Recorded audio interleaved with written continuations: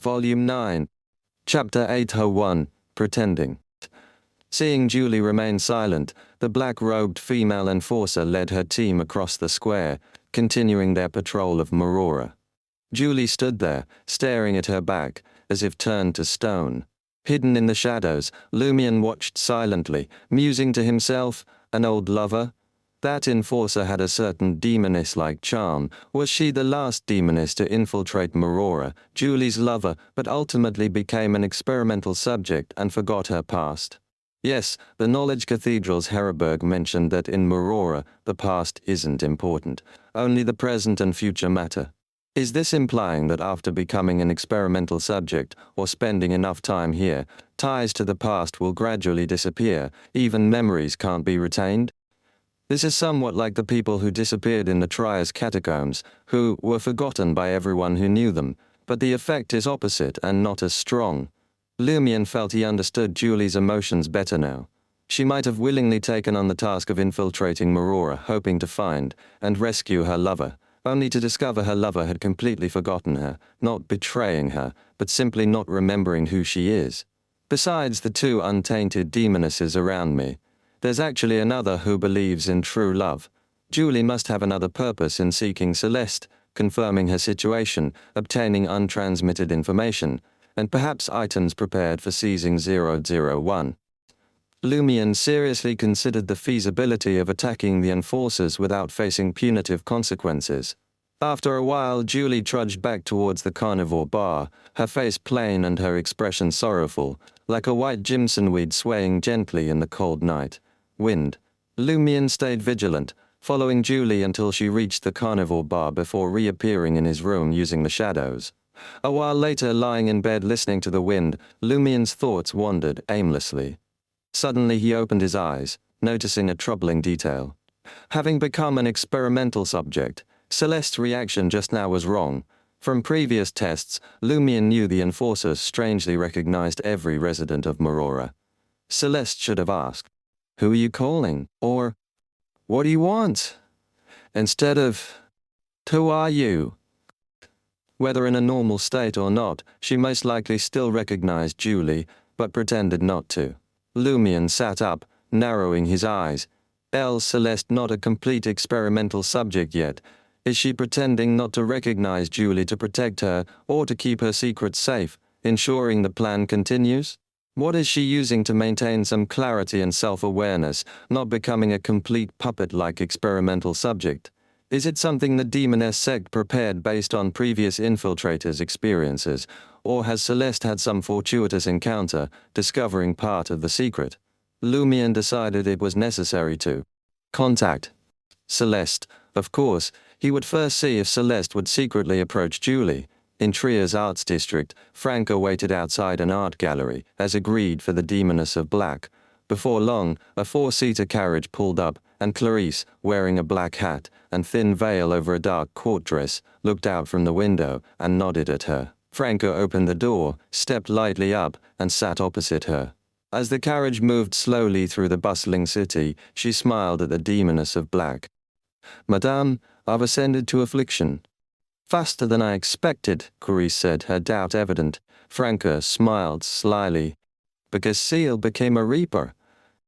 "He's Sequence 5 too? His advancement seems even quicker than yours." Clarice slightly raised her head, her eyes seeming to shift. "After Gardner Martin's death, he should have left the Iron and Blood Cross Order, right?" Franca spoke the absolute truth. "Yes. He used Gardner Martin's Beyonder characteristics to concoct the potion, so he owes him for the quick advancement." The demoness of black smiled in understanding, her demeanor much warmer than usual.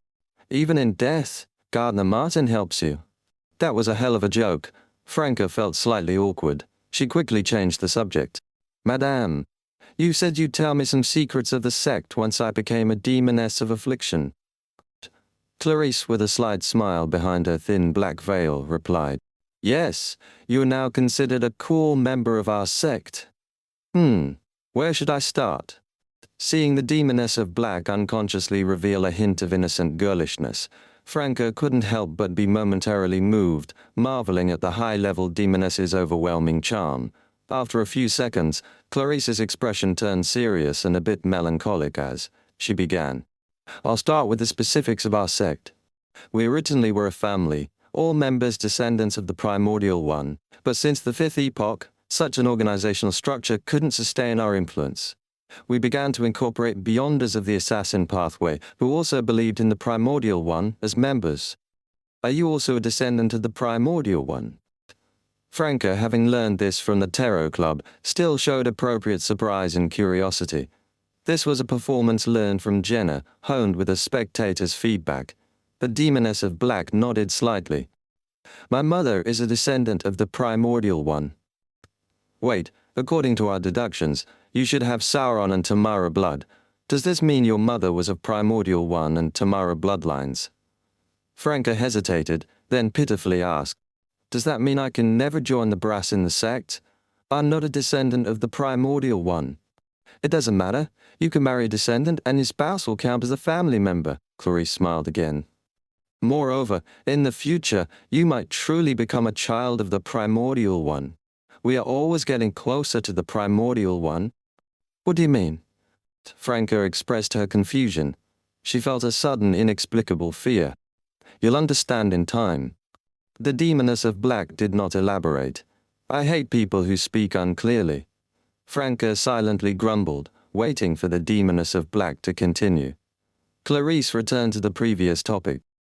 After the Pale White War, the primordial one fell into slumber, occasionally waking. All sect affairs are handled by high-ranking demonesses titled by color.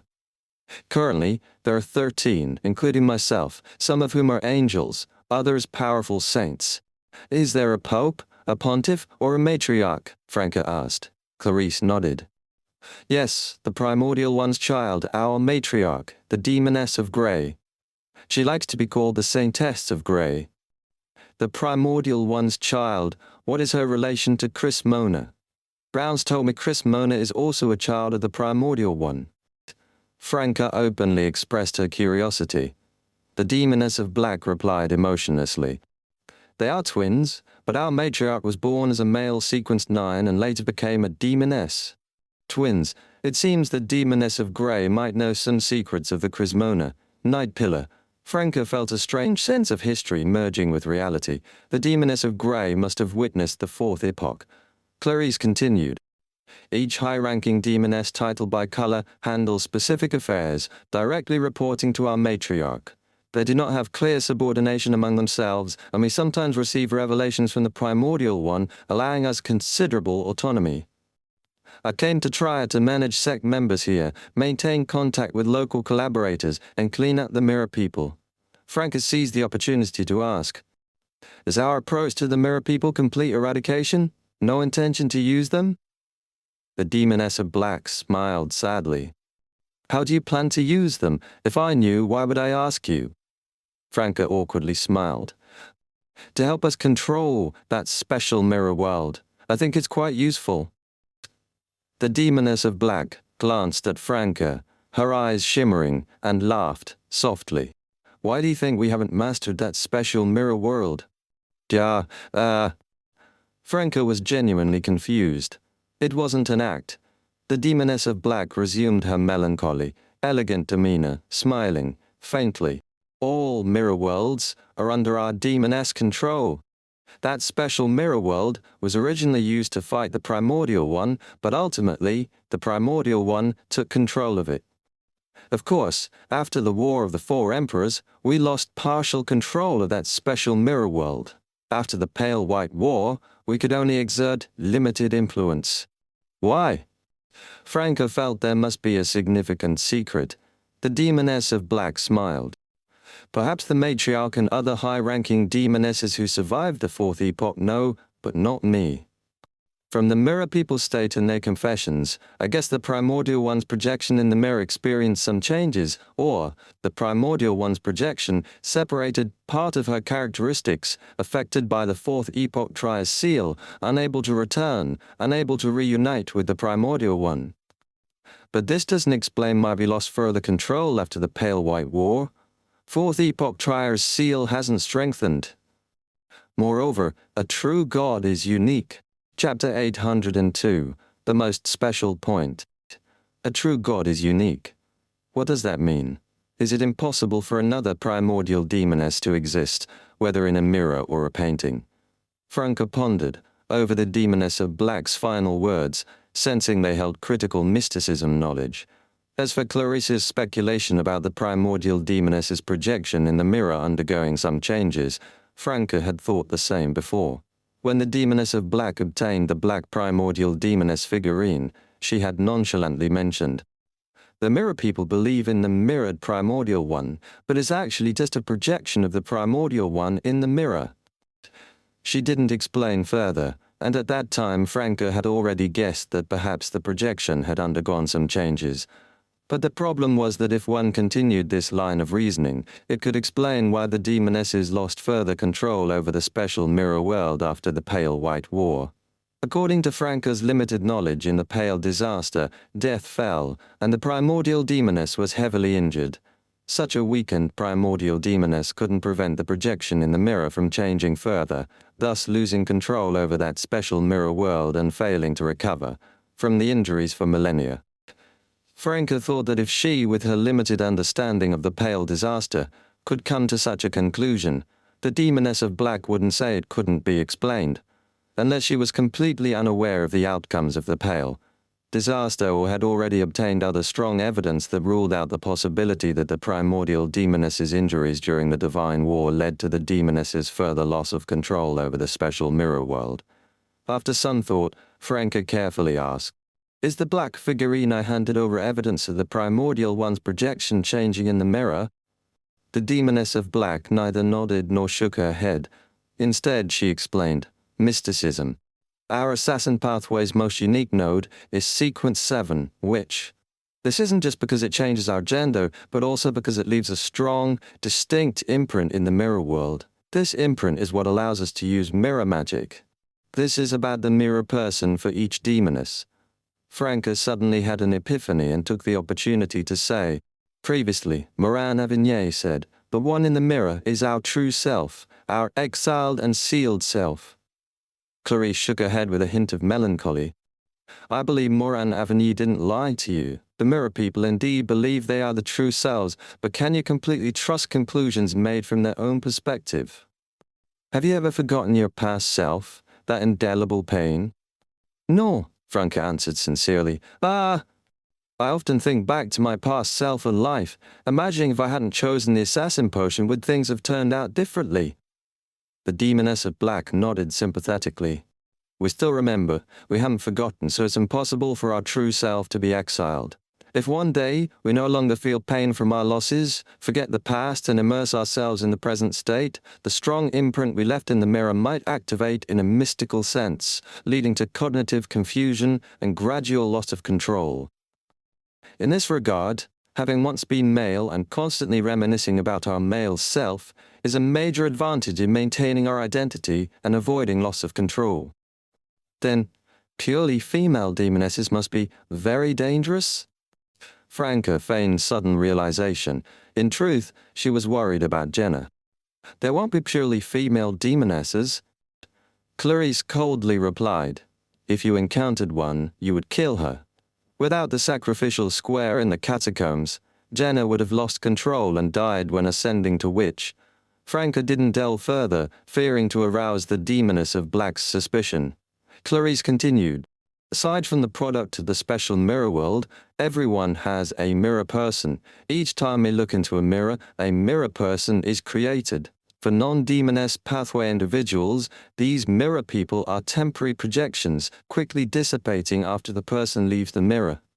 But we demonesses are different. A strong imprint creates a mirror person that always exists and grows stronger as we advance in sequence. At a divine stage, because a true god is unique, the imprint returns to the body, merging with the self. From then on, one exists both in reality and in the mirror, embodying both states."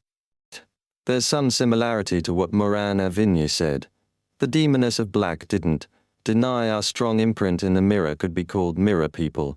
Both their words likely contain parts of the truth, but not the whole truth. Perhaps piecing them together could reveal some reliable facts. Franca nodded thoughtfully. So the appearance of the black figurine is abnormal. It should have merged with the self? That's why we suspect the primordial one lost part of her characteristics, causing changes in a mirror projection. Clarice confirmed Franca's statement, but according to this logic, the white figurines each sect member carries shouldn't exist either. The primordial demoness, also known as the chaos demoness, shouldn't be purely black or white. Unless the white and black figurines represent something other than the real and mirror selves, Franca didn't dare voice these emerging thoughts. The demoness of black further explained, black figurines are rare. Not every special mirror person has one, not even someone as significant as Moran Avignier. Which specific ones possess it is currently unknown. That's right, Franca felt a pang of regret for not asking Moran Avignier about the black primordial demoness figurine back then. She and Lumion had previously thought it didn't warrant further investigation. Wasn't it just a special entity the mirror people worshipped? Asking directly for the deity's honorific name and related information seemed enough, with no need to focus on the figurine's origin. Franca showed her frustration, then tentatively asked, shouldn't we be trying to destroy the Fourth Epoch Trias seal to lift the restrictions on that special mirror world, letting the primordial one regain control and complete the fusion? Why are we still cleaning up mirror people? The demoness of black replied seriously. Opening it ourselves and them opening it are completely different. Which one dominates the white or black figurines? Franca, a voracious reader and imaginative transmigrator, had a vivid imagination. The demoness of black didn't give her a chance to ask further. What we need to do now is clean up the mirror people in Triad, disrupt their plans and, if possible, collect vital information from the deepest darts of the special mirror world. Yes, madam, Franca seized the moment to request. I'm tracking a mirror person and need items that can traverse the mirror world and send messages through mirrors. My mirror cufflink is running out of uses. Demoness of black Clarice nodded lightly. All right, I'll prepare for you. She paused for a moment before adding, remember, the mirror world is both mysterious and dangerous. It is also a source of our strength as demonesses. Don't resist approaching it, but don't underestimate it either. Compared to the hunter pathway, the mirror world is our most unique feature. The most unique feature. Franca suddenly felt that the demoness of black was hinting at the mirror world's importance far beyond what she imagined.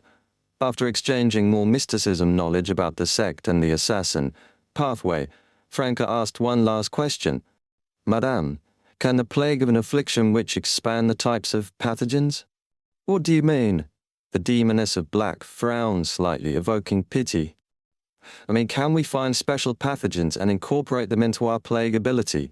Simple illnesses like pneumonia, strokes, and heart attacks are powerful but lack imagination.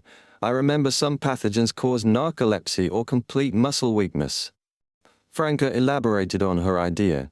The demoness of black was silent for several seconds before saying, when you become a demoness of despair, you can create mystical pathogens with different effects. For now, the range of plague is fixed by the beyonder characteristics, unless... Unless what? Franca asked curiously. The demoness of black spoke with longing and admiration. Unless the primordial one modifies the scope of plague as a true god of the demoness pathway. So that's possible? This is what being a deity means, influencing one's pathway. Franca was genuinely shocked, realizing the true meaning of the word. True God. But even Kampau's have. Marora, in the carnivore bar. Lumion lay on the bed, eyes closed, appearing asleep, but actually closely, monitoring Julie's movements. He suspected that Celeste, the seemingly fully converted experimental subject, might secretly visit Julie at night to share vital information about Marora. As the night deepened, Lumion felt a sudden restlessness, as if the air was filled with amorous energy. His mind couldn't help but recall scenes of temptation he'd witnessed before. Chapter 803, Transmitting Information. Similar experiences were not new to Lumion. He had felt this way before. Whenever Franca prayed to the primordial demoness figurine made of bone, Lumion would sometimes be nearby. Even through doors and walls, through the wall of spirituality, he couldn't help but feel sensations. Is Julie praying to the primordial demoness figurine? Lumion, still with his eyes closed, made a guess about the current situation. It wasn't necessarily due to Julie's extreme piety, it was a daily ritual for members of the demoness sect. Even a believer of Mr. Fool, like Franca, had to do it regularly. Before long, the amorous energy in the air dissipated and Lumien's state returned to normal. Suddenly he remembered something. Where did Julie get a primordial demoness figurine? During the exile to Marora, Lumien noticed that neither Les nor Julie seemed to carry personal belongings. This meant that, except for Lumien, who had special treatment and wasn't searched, all other exiles were handled by the standard procedure. So, Julie shouldn't have a standard-issue figurine from the demoness sect. Even if she wanted to make one herself, she would need to buy materials and set up a ritual, and Lumien's tracking today showed she hadn't done any preparations. So, where did her primordial demoness figurine come from? Or did she directly use the language that can invoke natural forces to recite the primordial demoness's honorific name? But if that were the case, the influence of the power overflow on me would be too weak. Even if it was not as strong as the residual divine power Franca experienced, it shouldn't be just a bit of restlessness. Lumien became extremely alert. He quickly had a hypothesis. Celeste had visited. It must have been this demoness, who had become an experimental subject, who gave Julie the primordial demoness figurine or something similar. Why didn't I notice? Or I was monitoring the room Julie was in all along. With that thought, Lumien suddenly sat up and looked at the full-length mirror in his bedroom. Yes, Celeste must have come through the mirror world. She must have communicated with Julie through the mirror, which is why I didn't detect anything unusual until Julie started praying. It's normal for the demoness sect to have items like the mirror cufflink. Silently, Lumien got out of bed and walked to the full-length mirror in his room. He felt it was time to use the mirror cufflink. He put on the glass-like cufflink and pressed his hand against the mirror surface. The button-like accessory lit up with a faint glow, and Lumien's figure immediately penetrated the mirror's surface, entering the deep, dark mirror world. Before the dark, web-like tunnels spread out before him, Lumien clearly sensed the 3 mirror imprints he had left in the outside world and the few he had set up in Julie's and Les's rooms. He didn't rush to the mirror in Julie's room. Instead, he took out an unfinished letter from the traveler's bag. It was a letter to Franca, Jenna, and Anthony. Lumien then activated the black mark on his right shoulder, attempting to teleport to the full-length mirror in Franca and Jenna's apartment. It felt distant and had an invisible barrier. Even if he penetrated the barrier, there was a vast silent void of darkness that Lumien instinctively believed contained indescribable danger and terror. Does this represent that special mirror world? To leave Marora and return to the outside world, I must pass through it. Even angels would find it dangerous. With these thoughts, Lumien stretched out his right hand, holding the letter, using the already activated mirror cufflink to give the paper a reflective glass-like hue, and sent it out. The light stuck to the invisible barrier's surface, slowly permeating it, falling into the dead silence, and heading toward the distant target mirror. It works. Lumien breathed a sigh of relief, and used the contracted ability of spirit world traversal to shift to the mirror in Julie's room. The mirror was pitch black with no traces left. Lumien sniffed slightly, catching a lingering scent. It smelled like a human hormone, coupled with the influence of mystical power, faintly sweet, amorous, and warm. Not Julie's scent. Lumien nodded slightly. Celeste indeed visited.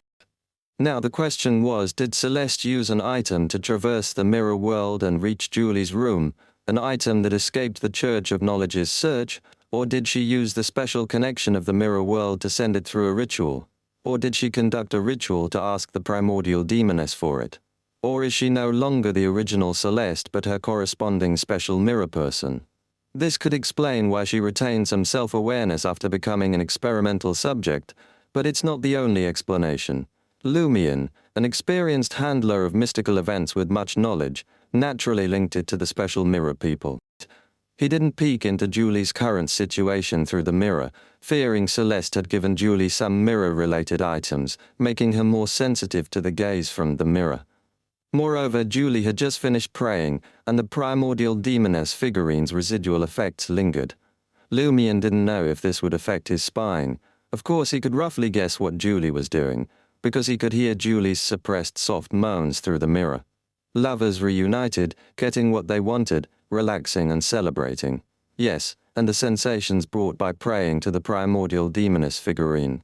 She hasn't gone out to add to her collection, which is already quite restrained. Lumion silently chuckled. He teleported back to his bedroom mirror, stepped out of the glass surface, and lay back on the bed. Trier, lonely, empty, cold. Franca used to go early to bed and early to rise, sighed, lying in bed unable to sleep. She felt she needed a few more days to adapt. At this moment she sensed something, sat up, walked out of the room, and went to the living room. She looked at the full-length mirror in the living room and saw a water-like light wave on the glass surface, reflecting a neatly folded letter. Is it from Lumion, or the Demoness of Black? Franca walked over and pressed her hand against the mirror's surface. Her right hand felt slightly cold, as if penetrating a lake mixed with ice, touching the now ethereal, intangible paper. The paper quickly dispersed, forming lines of incision words on the mirror's surface. I've read in Aurora. Lumion briefly described his experiences and the results of the experiment, but didn't mention the specific situation in Aurora. It was a kind of corruption, a corruption Franca and the others might not withstand. At the end of the letter, Lumion reminded, I've already told my messenger, Madame Heller, that if anyone writes to me but can't find me, they should send it to you to handle. Yes, I'm talking about you, Franca. Now you temporarily have a messenger. Damn it, he still has to mock me in the end. Franca cursed in a mix of anger and amusement, grinding her teeth. She thought for a moment and began writing a reply. Nothing much to say, just a reminder. The Demoness of Black told me that demonesses with color titles occasionally receive revelations from the primordial one and have strong autonomy. If they are like this, won't the demonesses of affliction sent to Aurora for important tasks also receive revelations, or even some divine power from the figurine? You should take this issue seriously. Also, it's time to test your ascetic endurance. If you get bewitched and lose your manhood, even if it grows back every morning, I'll laugh at you for the rest of your life. After finishing, Franca folded the paper and took out a rectangular amulet from the traveler's bag that looked like it was made of ice. The amulet was entirely transparent, with patterns and motifs like bubbles inside, flowing and gathering continuously.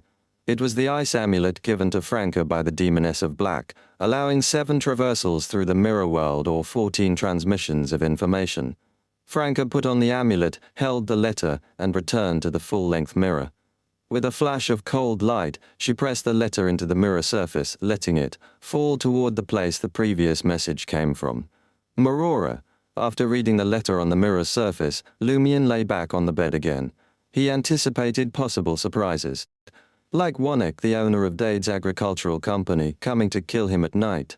This most dangerous criminal in Aurora should soon figure out who the exile he confronted in the afternoon was.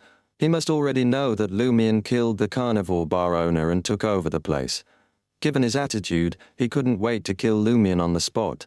Now that he had identified his target and locked in his whereabouts, he would act quickly. Lumion hadn't slept all night, only pretending to, not just to monitor Julie, but also for this reason. Now he hoped Warlock would come soon. Then he would teleport away, leaving Julie, the demoness, for Warlock, letting them have an intense duel. That way, he could see what cards Julie had, what items she got from Celeste, and whether Warlock could further use the power of 001. To Lumion's disappointment, Warlock didn't show up all night. Is there a need to be this cautious? Just come straight here, Lumion muttered, getting out of bed and heading downstairs. Chef Les was already up, preparing breakfast with the kitchen ingredients. We can resume operations by noon today, Les said, glancing at Lumion. But we don't have any beef, lamb, or pork in stock. I'll give you some startup funds, Lumion replied, just about to leave the kitchen, when he suddenly heard Julie's footsteps coming down the stairs. An idea crossed his mind, and he casually said to Les, By the way, let me tell you about a few people you need to be cautious of. Whatever you do, don't provoke them. First, there's Warlock, the owner of Dade's agricultural company. Lumion relayed all of Goussain's warnings to Les and then added, and another one, named Albus Medici. As soon as he mentioned the name, Lumion heard Julie's footsteps pause, momentarily. Chapter 804, Consultation. He might not use that name in Marora. I knew him before and saw him again yesterday when he came to the bar to duel with the owner. He has red hair. In Marora, anyone with red hair, no matter the shade, is trouble. Lumion described Albus Medici's appearance in detail. Chef Les nodded. I'll keep that in mind. Are you sure? Do you need me to sketch them for you? Lumion asked earnestly. He wasn't just asking Les but also Julie, who was coming down the stairs slowly. He wanted to give the demoness something to focus on, hoping she'd be aware of Warlocks and Albus Medici soon enough, letting trouble collide with trouble to see who was the bigger problem. Les shook his head slowly. No need. I'll remember them like different ingredients with distinct features. Different ingredients, like a turkey? Lumion imagined Albus Medici looking like a turkey and laughed. He then handed Les 200 sas and gold coins to restock the bar with meat and drinks. As he turned to leave the kitchen, he saw Julie reaching the bottom of the stairs.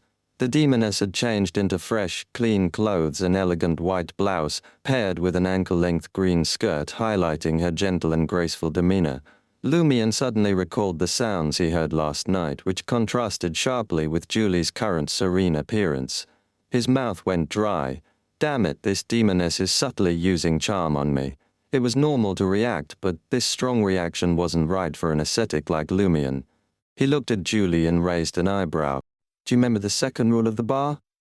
Julie, looking more radiant than yesterday, seemed to glow with inner joy. Lumion felt an urge to rub his forehead. Hey gal, are you really not worried about exposing that Celeste visited you last night? Although you don't know that I witnessed you sprinting to Celeste yesterday and suffered a huge blow. Julie smiled gently. Don't harass the boss. You were charming me just now, Lumion stated flatly. Julie shrank back, feigning fear. What are you going to do to punish me? She acted scared, but her eyes sparkled with amusement, as if she was teasing. Lumion. Lumion sighed, half genuine, half deliberate. First-time offense can be forgiven, but don't let it happen again, or else. He didn't finish the sentence, leaving an ominous silence. Yes, boss, Julie beamed. She glanced to the door. The bar won't open until noon. Can I go out for a bit? Sure, Lumion teased. Planning to add to your collection? Do you have a morning exercise routine? No! Julie shook her head lightly. Just want to explore the city more. As she left the bar, Lumion immediately teleported ahead, transforming into a shadow creature to follow her. But Julie vanished. Invisibility then wiped her tracks, and did anti-divination. Lumion emerged from the shadows, frowning slightly. This meant what Julie was doing this morning was very important.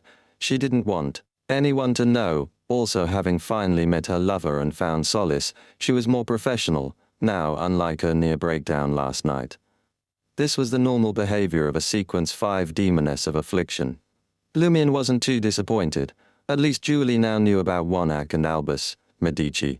Following the nearest path, he walked towards the cemetery but didn't dig any graves or sneak underground. Instead, he went straight into the library-like Knowledge Cathedral. Today, he was not merely tracking Julie. His main goal was to visit Archbishop Heriberg of Marora. The title of Marora's Archbishop was Lumion's creation.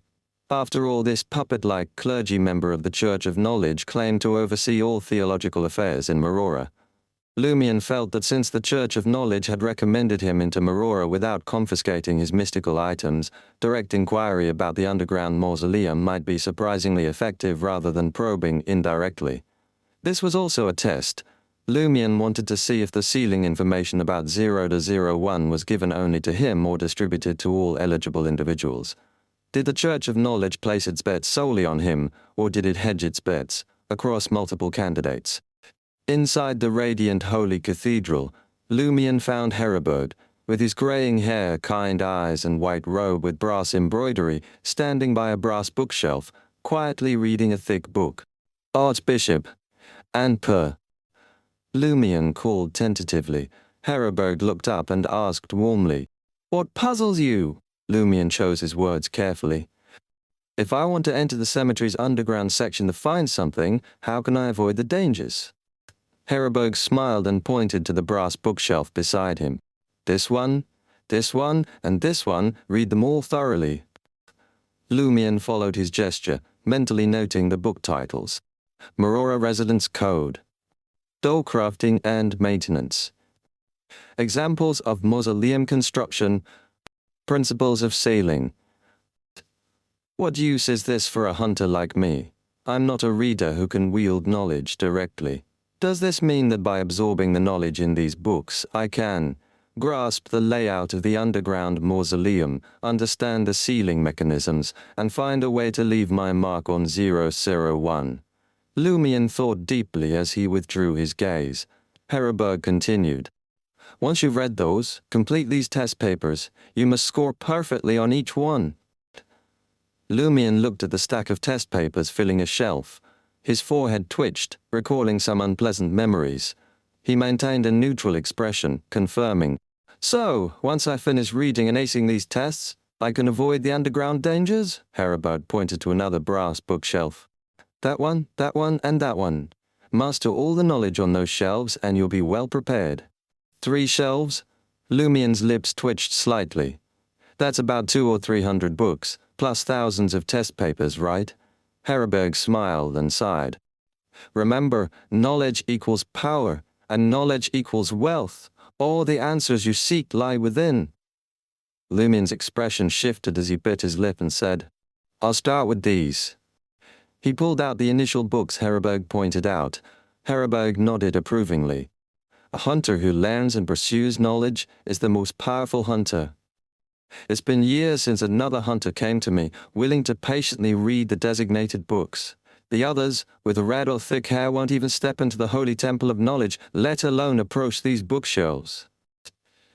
It's because Aurora instilled a reading habit in me from a young age, Lumion thought, feeling a pang of sadness. He placed the books into his traveler's bag, bid farewell to Heraberg, and walked towards the Knowledge Cathedral's entrance. Along the way, he saw a familiar figure Gay, who had been exiled to Marora with him. The scholarly-looking Gay, now dressed in thick cotton clothing, stood by a brass bookshelf, engrossed in a book by the light of the stained glass window. After a few seconds, Lumion walked over, smiling. What a coincidence! Why are you here reading? Gay smiled faintly. Didn't I tell you yesterday? I regret not knowing enough. Now, with such a vast library, how could I pass up the chance to learn? What brings you here? To ask if it's too late to convert to the God of knowledge and wisdom, Lumion joked, then changed the topic. Have you found a job yet? Not yet, Gay shook his head. Joe, I don't want to work on a farm or in a factory as some exile slave. I'm planning to study for a while. Fortunately, I had some luck yesterday and earned some money, so I don't have to worry about going hungry. Lumion chatted with Guy for a bit before waving goodbye to the secretive serial killer and returning to the carnivore bar. He found a spot by the window and began reading the borrowed books in a comfortable position. Marora's sunlight alternated between bright and hidden by storm clouds, but it didn't affect Lumion's reading as he had his radiant fireball lamp.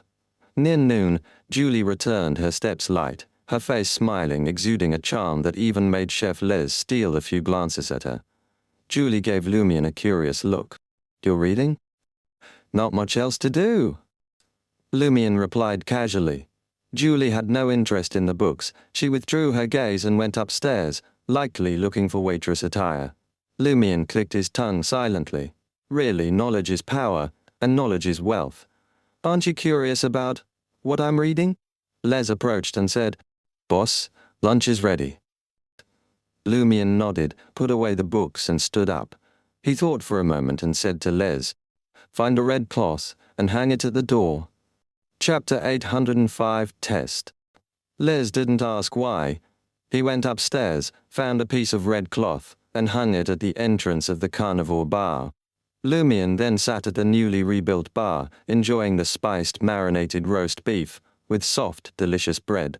As time passed, more and more customers entered the carnivore bar. Les had put up a wooden stand outside with a new menu and corresponding prices. Of course, this wasn't the main reason for the influx of customers.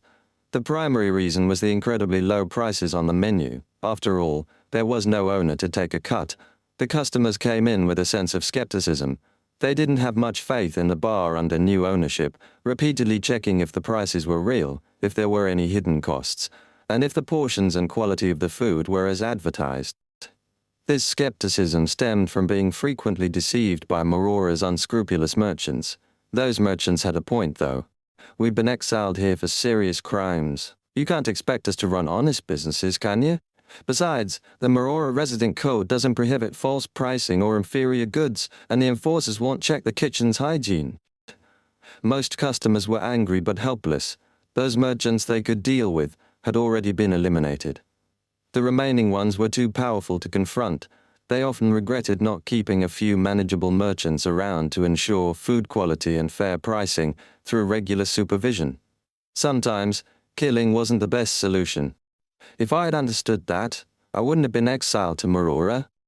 A man in his 40s voiced his opinion while holding a beer with white foam. His gaze kept shifting to Julie, temporarily acting as the bartender, hoping to catch her attention with his words and demeanor. Low prices drew them in, but the pretty bartender made them stay for another drink. Lumion forked a piece of perfectly roasted beef, savoring the combination of Les's secret spices and the tender meat. He wondered if, after leaving Marora, he should have Ludwig become a head chef. Can't waste a chef's talent. After finishing lunch, Lumion took a glass of strong liquor and walked around the hall as the bar owner, piecing together the current situation in Marora from different customers. Not long after the establishment of this city of exiles, a class division emerged, mainly based on power. Today, the Beyonders firmly controlled all key positions in Marora, holding the resources like food, meat, vegetables, dairy products, various minerals, factory, goods, sales channels, and street shops. Ordinary criminals without supernatural powers could only serve them, working on farms, in mines, ranches, factories, etc. The better off were employees, the worse off were nearly slaves. For these ordinary criminals, the ultimate dream was to gain the trust of a powerful Beyonder and receive unwanted Beyonder characteristics as rewards after a duel. This is exactly what the Iron and Blood Cross Order dreamed of, Lumion mused, with a chuckle after returning to his seat at the bar. As a former member of the Iron and Blood Cross Order, he often mocked the awkward preaching and rituals. But it helped him grasp the core ideology of the Iron and Blood Cross Order. They wanted to establish a world where Beyonders no longer hid but gained status through power.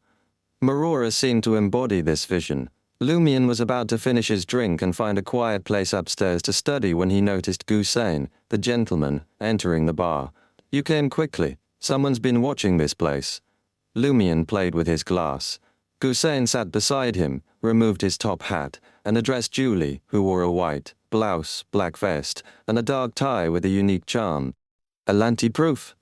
In Marora, the most popular drinks were rye beer, Lanti-proof, and red wine. Lumion took out paper and pen from his traveler's bag and started sketching on the bar counter.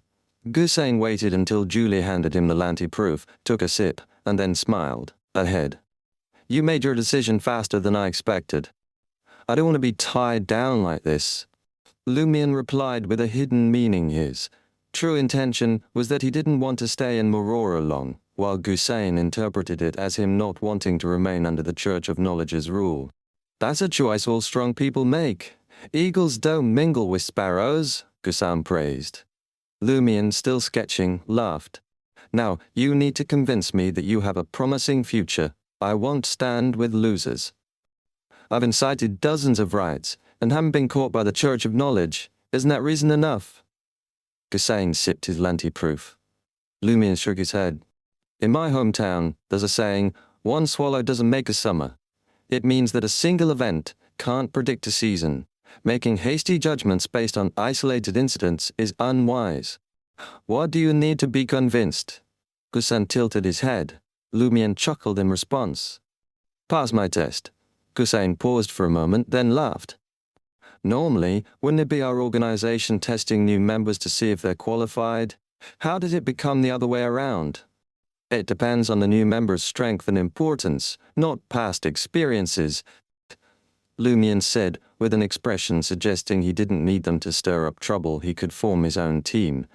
Gusain drank his Lunti proof, then said, "What do you want us to do?" Lumion remained silent until he finished his sketch, then pushed the paper toward Gusain. "Find this person." The drawing was of Albus Medici. Although Lumion's drawing skills weren't high, his precise control as a hunter, his deep memory of the subject, and mental reconstruction made Albus Medici's likeness vivid, capturing his aggressive, unpleasant aura. "Him?" Gusain asked, confirming as he held the drawing. Lumion nodded slightly. "His real name is Albus Medici. I don't know if he's using an alias in Marora." "Medici?" Gusain repeated the last name softly. He folded the drawing, tucked it into his pocket, then picked up his drink. "You can test us, but we need to test you too. You must prove your capabilities. Killing the original owner of this bar isn't enough," Lumion smiled. "Or, do you want to duel me?" Gusain, maintaining his gentlemanly demeanor, shook his head. "We acknowledge your strength. Now we need to test other aspects." Lumion, holding his glass, turned to Gusain, waiting for him to elaborate. Gusain glanced around, his eyes resting on the irresistibly charming Julie for a moment. Lowering his voice, he said, "The Church of Knowledge's control over Marora relies on something in the underground mausoleum of the cemetery. Our ultimate goal is to break in and take control of it. It's very dangerous. We found a similar place to train our members. Your test is to enter that fog-covered underground area, overcome the challenges, and reach the marked location." "The goal is still 0 to 01? Lumion thought for a few seconds and said, "All right, when do we start?" "Tonight?" Gusain finished his Lanti proof, paid, and left the carnival bar.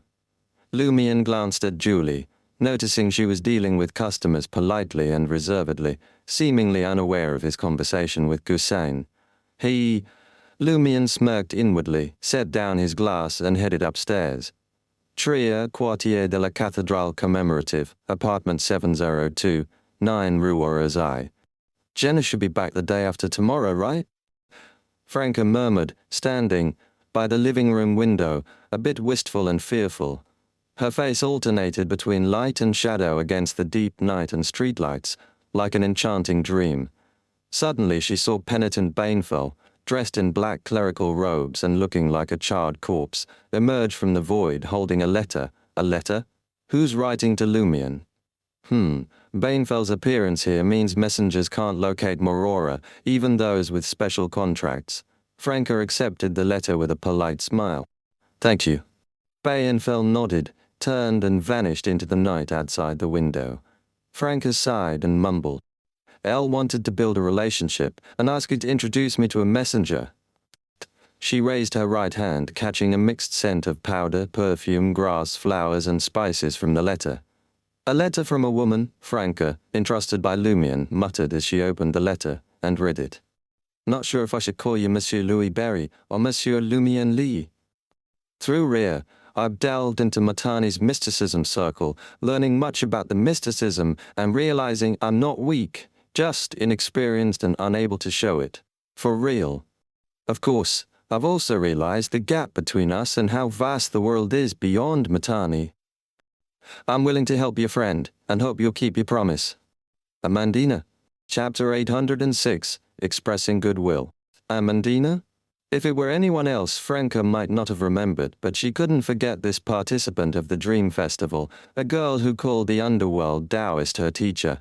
Franca later summoned the Armored Shadow, Chen too, for more information, and she might even need Amandina's help.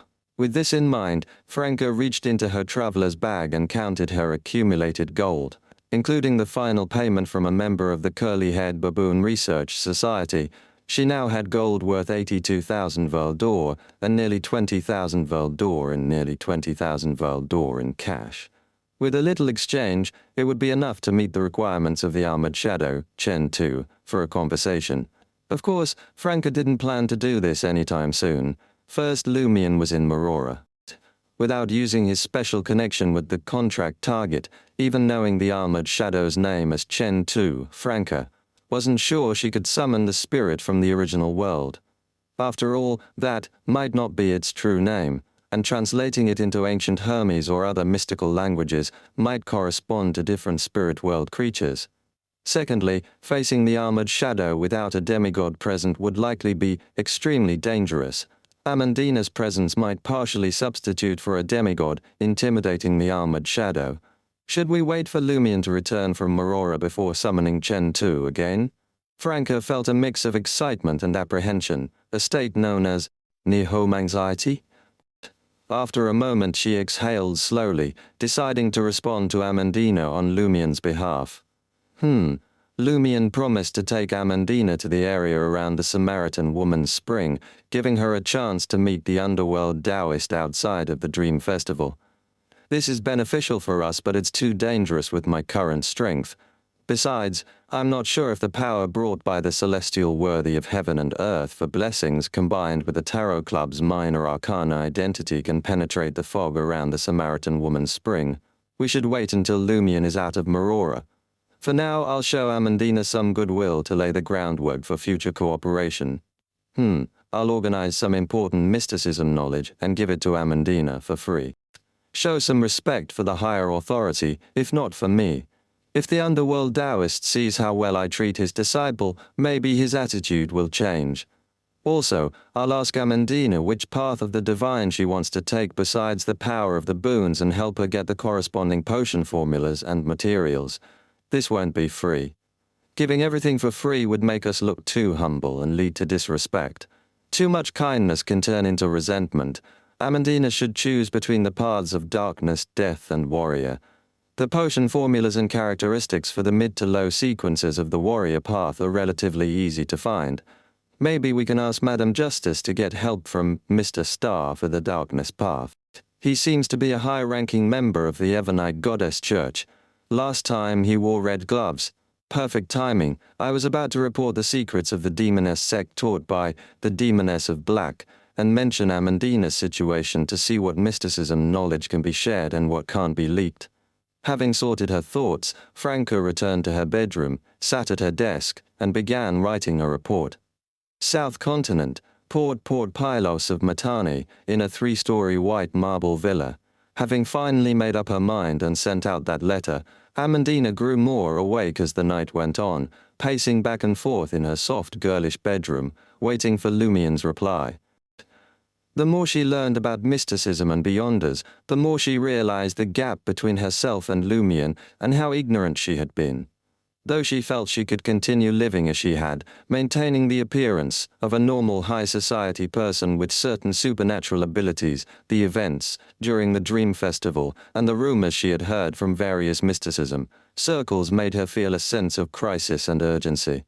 Living in the South Continent in an era of increasing disasters, her Sequence 7, nightmare powers and current situation of facing everything alone made her truly afraid that one day her entire family would become sacrifices in a Rose School of Thought blood ritual, or that the hidden problems of the Dream Festival would suddenly erupt and engulf her.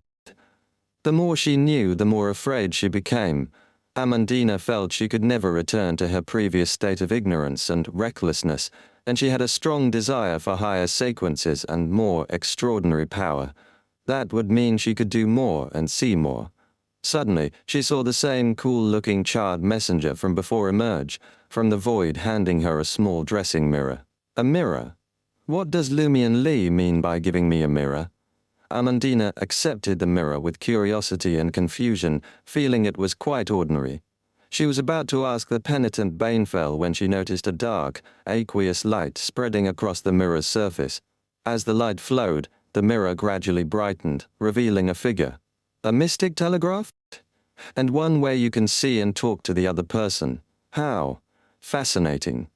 Amandina didn't notice the messenger leaving, her attention entirely captivated by the mirror. She soon realized that the figure in the mirror wasn't Lumion Lee but a stranger, a woman. The woman had lake-colored eyes, both bright and deep, as if hiding countless words that made one want to explore them. Her nose was delicate and straight, her lips a tempting combination of red and tender white skin, and her eyebrows extended to her temples, with her flaxen hair tied into a ponytail, giving her an air of elegance. So beautiful. Amandina stared blankly, instinctively admiring the woman in her mind. She herself was a girl of outstanding appearance and had always been proud of it, but this time she felt no sense of competition, entirely immersed in a beauty she had never seen before. Her gaze naturally lowered, seeing the smooth, slender neck and the lace flowers around the shirt collar. For some reason, Amandina felt an urge to see the entire body of the woman in the mirror, to see how beautiful she would look naked. She felt this wasn't her own problem. Even Padre Calli, who only liked men, would surely have a similar urge. Using a bit of charm to enhance goodwill for easier communication, Franca also observed Amandina. This girl had a waterfall of black hair and blue eyes, exuding a youthful energy of free self-expression. All of Lumien's female acquaintances are quite beautiful. Is this a hunter's talent? Franca smiled sweetly through the glass mirror. Lumien is busy right now and can't leave, so he asked me to communicate with you.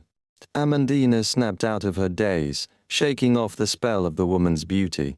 She looked at Franca in the mirror, curiosity and a desire to explore igniting within her. You're Lumien, eh, Monsieur Lumiere? Lee's friend? The one who might need my help in the future? Yes. Franca smiled and nodded. And you say you're not lovers. Such a beautiful woman makes even me, who likes men, want to sleep with her. How much more for a man who doesn't like men? Amandina felt she had seen through Lumien's lie. She straightened her waterfall-like hair and asked brightly, I'm willing to help you. Can you keep your promise? That might have to wait until Lumien finishes his current tasks, and you're not strong enough yet, Franca said succinctly. Do you want to advance through potions besides the power of boons? Which path do you want? Death, darkness, or warrior? Franca spoke quickly because the power of the ice amulet was limited in time. After posing the question, she suddenly thought of something. It is said that the warrior path's potions has a significant height-enhancing effect, even turning the drinker into a giant at higher levels.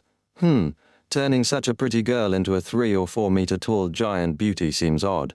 Franca wasn't sure if she was worried or looking forward to it. Amandina had discussed with Lumien which paths she could take and had thought seriously about it, so she quickly made her decision. Darkness. As a girl who had always been good at understanding her parents' thoughts and was adored by her elders, Amandina felt that since the figure during the Dream Festival had only given her the power of darkness and not the death power given to Robert or the warrior power given to some gravekeepers, it might mean that he wanted her to be pure and focus on the path of darkness. She also planned to go to the ancient tomb during the next Dream Festival to receive more gifts, naturally not wanting to disappoint that figure.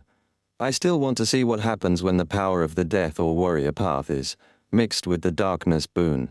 Franca said seriously, I will inquire and gather the necessary things for you, but you need to pay for it, or complete tasks I assign.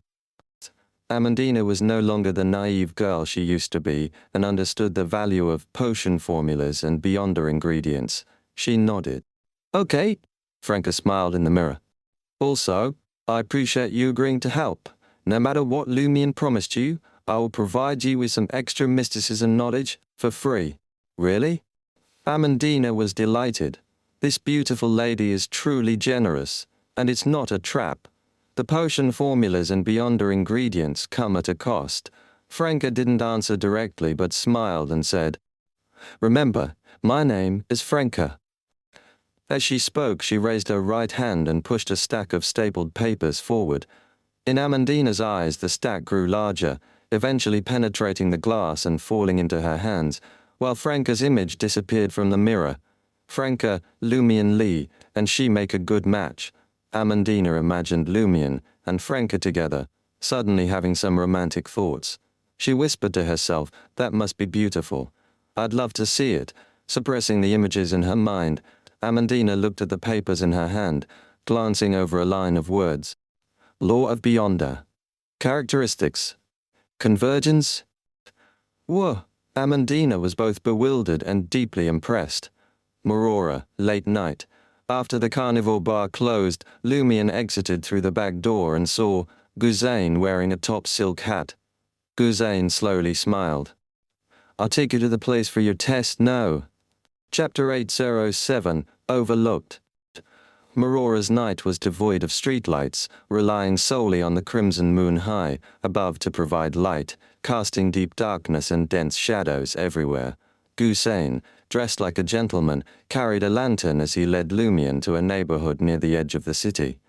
The area had been completely abandoned due to a small volcano that had erupted, swallowing several houses and leaving a charred wasteland in its wake. The place you mentioned isn't at the base of the volcano, is it?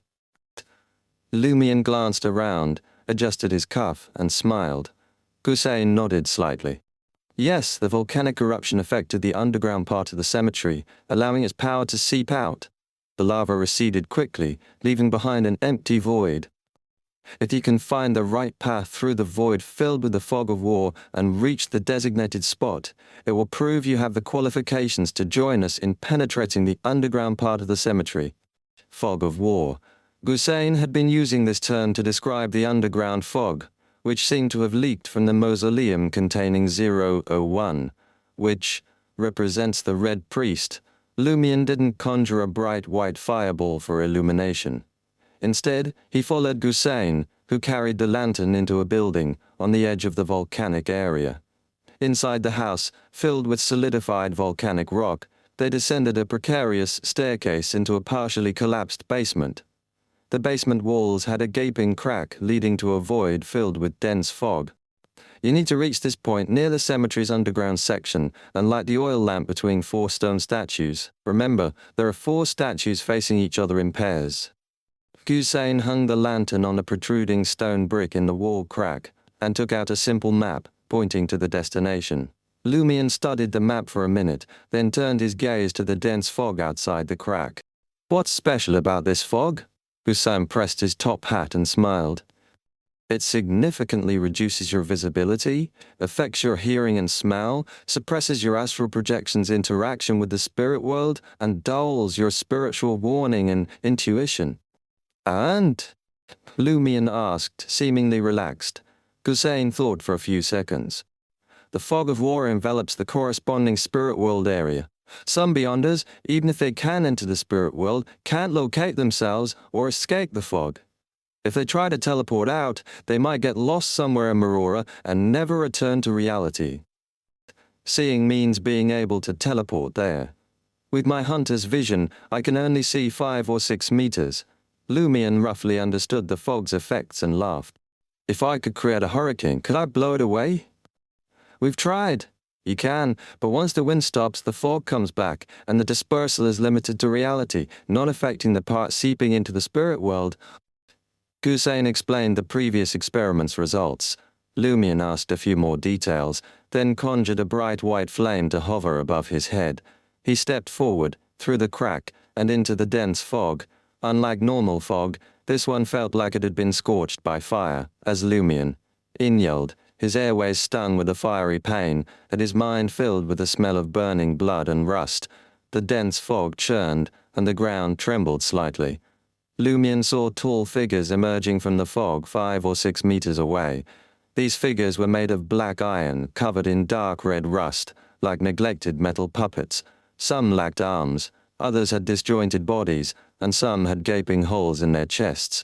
They staggered towards Lumion, wielding giant swords that gleamed coldly. Lumion chuckled. Who dug you out of the trash heap? Recycling, huh?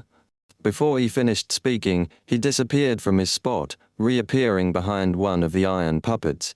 His eyes turned iron black, and his right fist ignited with bright white flames, crashing down on the puppet's waist. Suddenly, a bright white flame spear shot from the crack in the wall, hurtling towards Lumion. Lumion couldn't dodge or use spirit world traversal in time. He could only fall to the ground, following the momentum of his right punch. At the same time, he prepared to swap places with his shadow. Bang!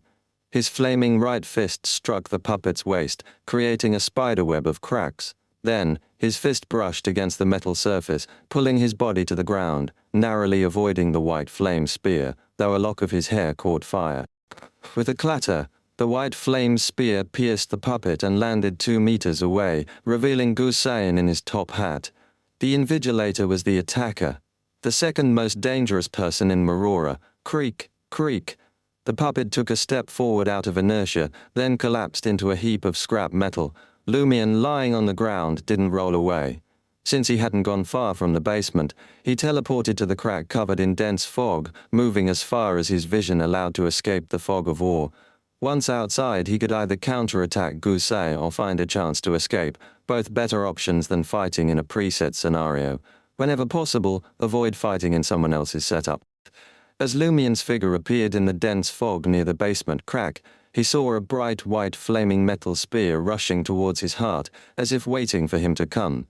Besides Gusei, there was another ambusher. Gusein's attack seemed to lure Lumien to teleport towards the exit, stepping into a trap. At this moment, Lumien in Morora, far from Franca and Jenna, couldn't use their mirror substitution. He could only swap places with his shadow in a flash of light. Pff. The bright white flaming spear pierced Lumien's chest, setting him ablaze. But Lumien's figure turned thin and black, dissolving like a shadow in the firelight. The spear-wielding man stepped through the crack into the fog of war. His hair was tinged with blood, his features aggressive, and he wore a black and white jacket. He was Albus Medici. Albus Medici, whom Gusei was supposed to be looking for, was here. Lumien's figure reappeared in another direction, but due to the fog of war, he was still within 6 meters of Albus, Gusei, and the remaining iron puppets. He saw Gusei's forehead glow red, something about to emerge. Albus's hair was covered in red flames, lengthening as it spread. "Traitor," Gusei whispered, sentencing him. He then created several bright white fireballs, hurling them at Lumien to cover every corner. He seemed unafraid of affecting himself or Albus, though they were only 5 or 6 meters apart, and the fireballs could flatten the carnivore bar. Hearing Gusei's words and seeing Albus's stance, Lumien understood why he was attacked. He had overlooked the Iron and Blood Cross Order. This secret organization, primarily following the Hunter path, was also searching for 001. Over the years, someone had likely infiltrated Morora. One of them was Gusei. With the core members of the Iron and Blood Cross Order's strange connection to 4th Epoch Trier, they could maintain some self-awareness in Morora. Using 001 to sense the approaching enforcement team made sense, fitting Gusei's behavior. Now it seemed Albus Medici was still cooperating with the Ron and Blood Cross Order, using the secret organization. Lumien's attempt to use Gusei's power to find Albus had been turned into a trap. Seeing the incoming bright white fireballs and Albus blocking the exit, Lumien didn't hesitate. His sleeve flashed and he disappeared again. This time he left behind a make-up mirror. The mirror fell through the dense fog, cracking as it hit the ground. Rumble. Gusei's fireballs exploded, only affecting a 6-meter range, unable to disperse the dense fog of war confined to a small area. The mirror shattered into countless pieces, some turning to dust, others melting and reforming. Albus, feeling the impact and heat, muttered in confusion, "Using the mirror world?" Behind the dark void of the mirror, Lumien used a mirror cufflink again, quickly looking forward and finding the fog of war hadn't invaded the dark web-like tunnels. Indeed, in Morora, the mirror world is special. Lumien dared to trust Gusei and enter the fog of war for the test because he had the mirror cufflink. Of course, with items like the Sword of Courage, he wasn't without fighting strength, but he didn't want to risk it in an enemy's prepared battlefield without knowing Albus's full capabilities. Lumien chose a mirror mark in Morora and used Spirit World Traversal to leave. As he vanished, the dark void behind the mirror silently collapsed with its shattering. Lumien's destination was Julie's room mirror. Upon arrival, he looked through the glass, finding Julie the demoness nowhere to be seen, not even asleep in bed. Lumien's lips curled into a smile. Chapter 808. Return. Not far from the abandoned neighborhood, Albus Medici, who had parted ways with Gusei, walked along the shadows by the roadside toward the cemetery. Suddenly he stopped, as if sensing an undercurrent in the nearby darkness. Albus chuckled, and a dense fog immediately surged out, covering his figure and half the street. After several seconds, the fog gradually dispersed, but Albus was no longer there. He had vanished. From the shadow that had just been enveloped by the fog, Julie, with her hair tied up and wearing a slit dress, emerged, staring at the spot where Albus had stood for several seconds. A golden ring with a blue gemstone adorned her left middle finger. Julie looked away, her expression somewhat grim, and headed toward the few blocks where the exiles gathered. Sometime later, in the deep darkness of the night, the sharp, painful screams of a man echoed from a room. Lumion returned to the full-length mirror in his room and stepped out, lying down on the bed. After discovering that Julie had quietly left the carnivore bar, he knew the demoness had been secretly following him and Gussain. This was one of his intended outcomes. Otherwise he wouldn't have discussed searching for Albus Medici and accepting the corresponding test with Gussain at the bar. He had done it to ensure that Julie, temporarily acting as a bartender, would hear it. Although he and Gussain had lowered their voices, the demoness was close enough to catch the crucial information with her enhanced hearing. Of course, Lumion hadn't initially considered Julie as a contingency plan because Gussain had witnessed the demoness castrate Vijapan and had clearly noticed her beauty and charm when she became a bartender. In such a situation, Gussain would likely guess Julie's identity as a demoness and remain cautious, knowing she might have overheard their conversation. Lumion's primary goal was to gauge the progress of the demoness sect regarding 01 based on Julie's reaction. If the demoness sect, through the long-term investigation of Celeste and other demonesses, had completed preparations and was only waiting for the final opportunity to act, Julie would avoid creating extra trouble and patiently maintain the status quo. In that case, Lumion would have to closely monitor Julie and Celeste to prevent them from taking the lead. If the demoness sect wasn't confident and still lacked information, Julie would likely use this opportunity to gather more intelligence from Gussain and the rebels, connected to him, making her actions more comprehensive. Lumion wouldn't need to be as urgent and could allocate time and effort to other investigations. In this regard, he had perfectly achieved his goal. Now, Lumion was more curious about Julie's reaction after discovering Albus Medici while following him and Gussain. What would she try to do? Will she attempt an assassination on the spot, wait patiently to challenge Albus alone after he and Gussain part ways, or go find Celeste to discuss it first? It's a pity. I don't know where they'll encounter each other, so I can't observe the battle and see what cards they hold. If I'm lucky, I might even eliminate them both if they end up badly injured. Lumion sighed regretfully on the bed. After a while, he sensed some movement from Julie's room. The demoness had returned. Lumion sniffed the air and detected a faint smell of blood. He chuckled inwardly and mocked. "Albus, did you lose your prized possession? I wonder if you can regrow it as an iron-blooded knight." There wasn't much commotion in Marora just now, not like there was a fierce battle. So, did Julie fail to locate Albus and vent her frustration on some random guy? Lumion waited patiently, ensuring the city of exiles, Marora, fell into a deep slumber, then transformed into a shadow creature and blended into the darkness of the room. He moved swiftly, returning to the abandoned neighborhood with the volcano, and arrived at the crack in the basement, once again gazing into the void filled with dense fog. He felt it was necessary to investigate this area thoroughly to better understand some details in the 001 ceiling information and gain further insight into the underground mausoleum. Neither Gussain nor Albus would expect him to return here, especially after the possibility of facing Julie's attack. The fog isn't as dense as before. The visibility range is about 13 or 14 meters. Was it Albus and Gussain enhancing the fog of war with their abilities or items earlier? Lumion observed the fog for a few seconds, making a preliminary judgment. He then conjured a bright white fireball for illumination and slowly walked into the fog of war. The fog felt similar to before, with no other changes. Lumion dripped a few drops of perfume on the ground every so often to mark his path for the return journey. He was heading to the area marked with statues on the map Gussain had shown. In the dead silence, only the faint sound of footsteps echoed in the fog as Lumion discerned the terrain, passing several iron puppets hidden in the fog. Finally, relying on his hunter abilities and the memorized map, he reached his destination. There, against the rock wall, stood 4 statues made of grey-white stone, each over 2 meters tall. These statues faced each other in pairs, their faces blurred, dressed in peculiar clothing, with square scarves wrapped around their heads. In the middle of the statues stood a half-height stone platform with an unlit oil lamp on it. Who made these statues? They weren't originally here. According to the 001 ceiling information, this place isn't part of the underground mausoleum, it's just normal underground. After the volcanic eruption, some of the mausoleum's power leaked out, and someone built these 4 statues and placed the oil lamp here. What's the purpose? Lumion mused silently, staring at the bright white fireball. Judging by the style of the statues and the overall arrangement, he doubted the Church of Knowledge had set them up to reinforce the seal. It was more likely the work of the Iron and Blood Cross Order, which explained Gusain's familiarity with the area.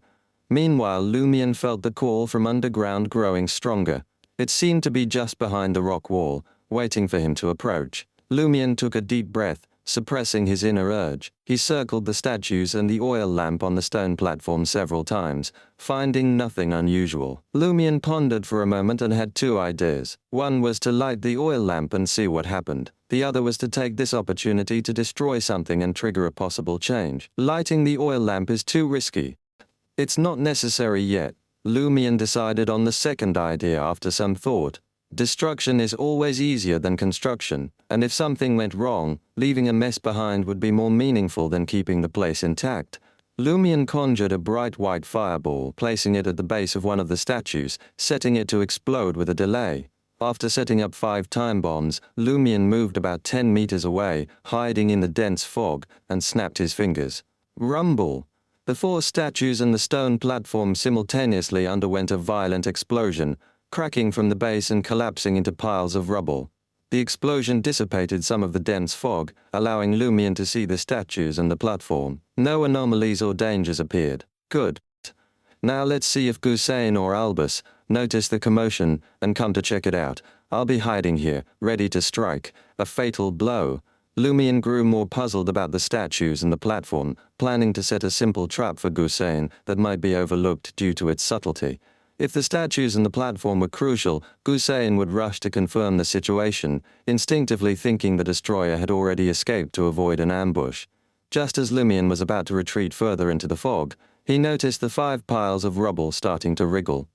They collided and quickly reformed, rising back into their original statue and platform shapes. Identical to before, Lumion's eyes froze. The stone statues and the platform can restore themselves. No wonder the Iron and Blood Cross Order didn't station guards here. They aren't afraid of these things being destroyed. Lumion quickly recovered and tried a new approach.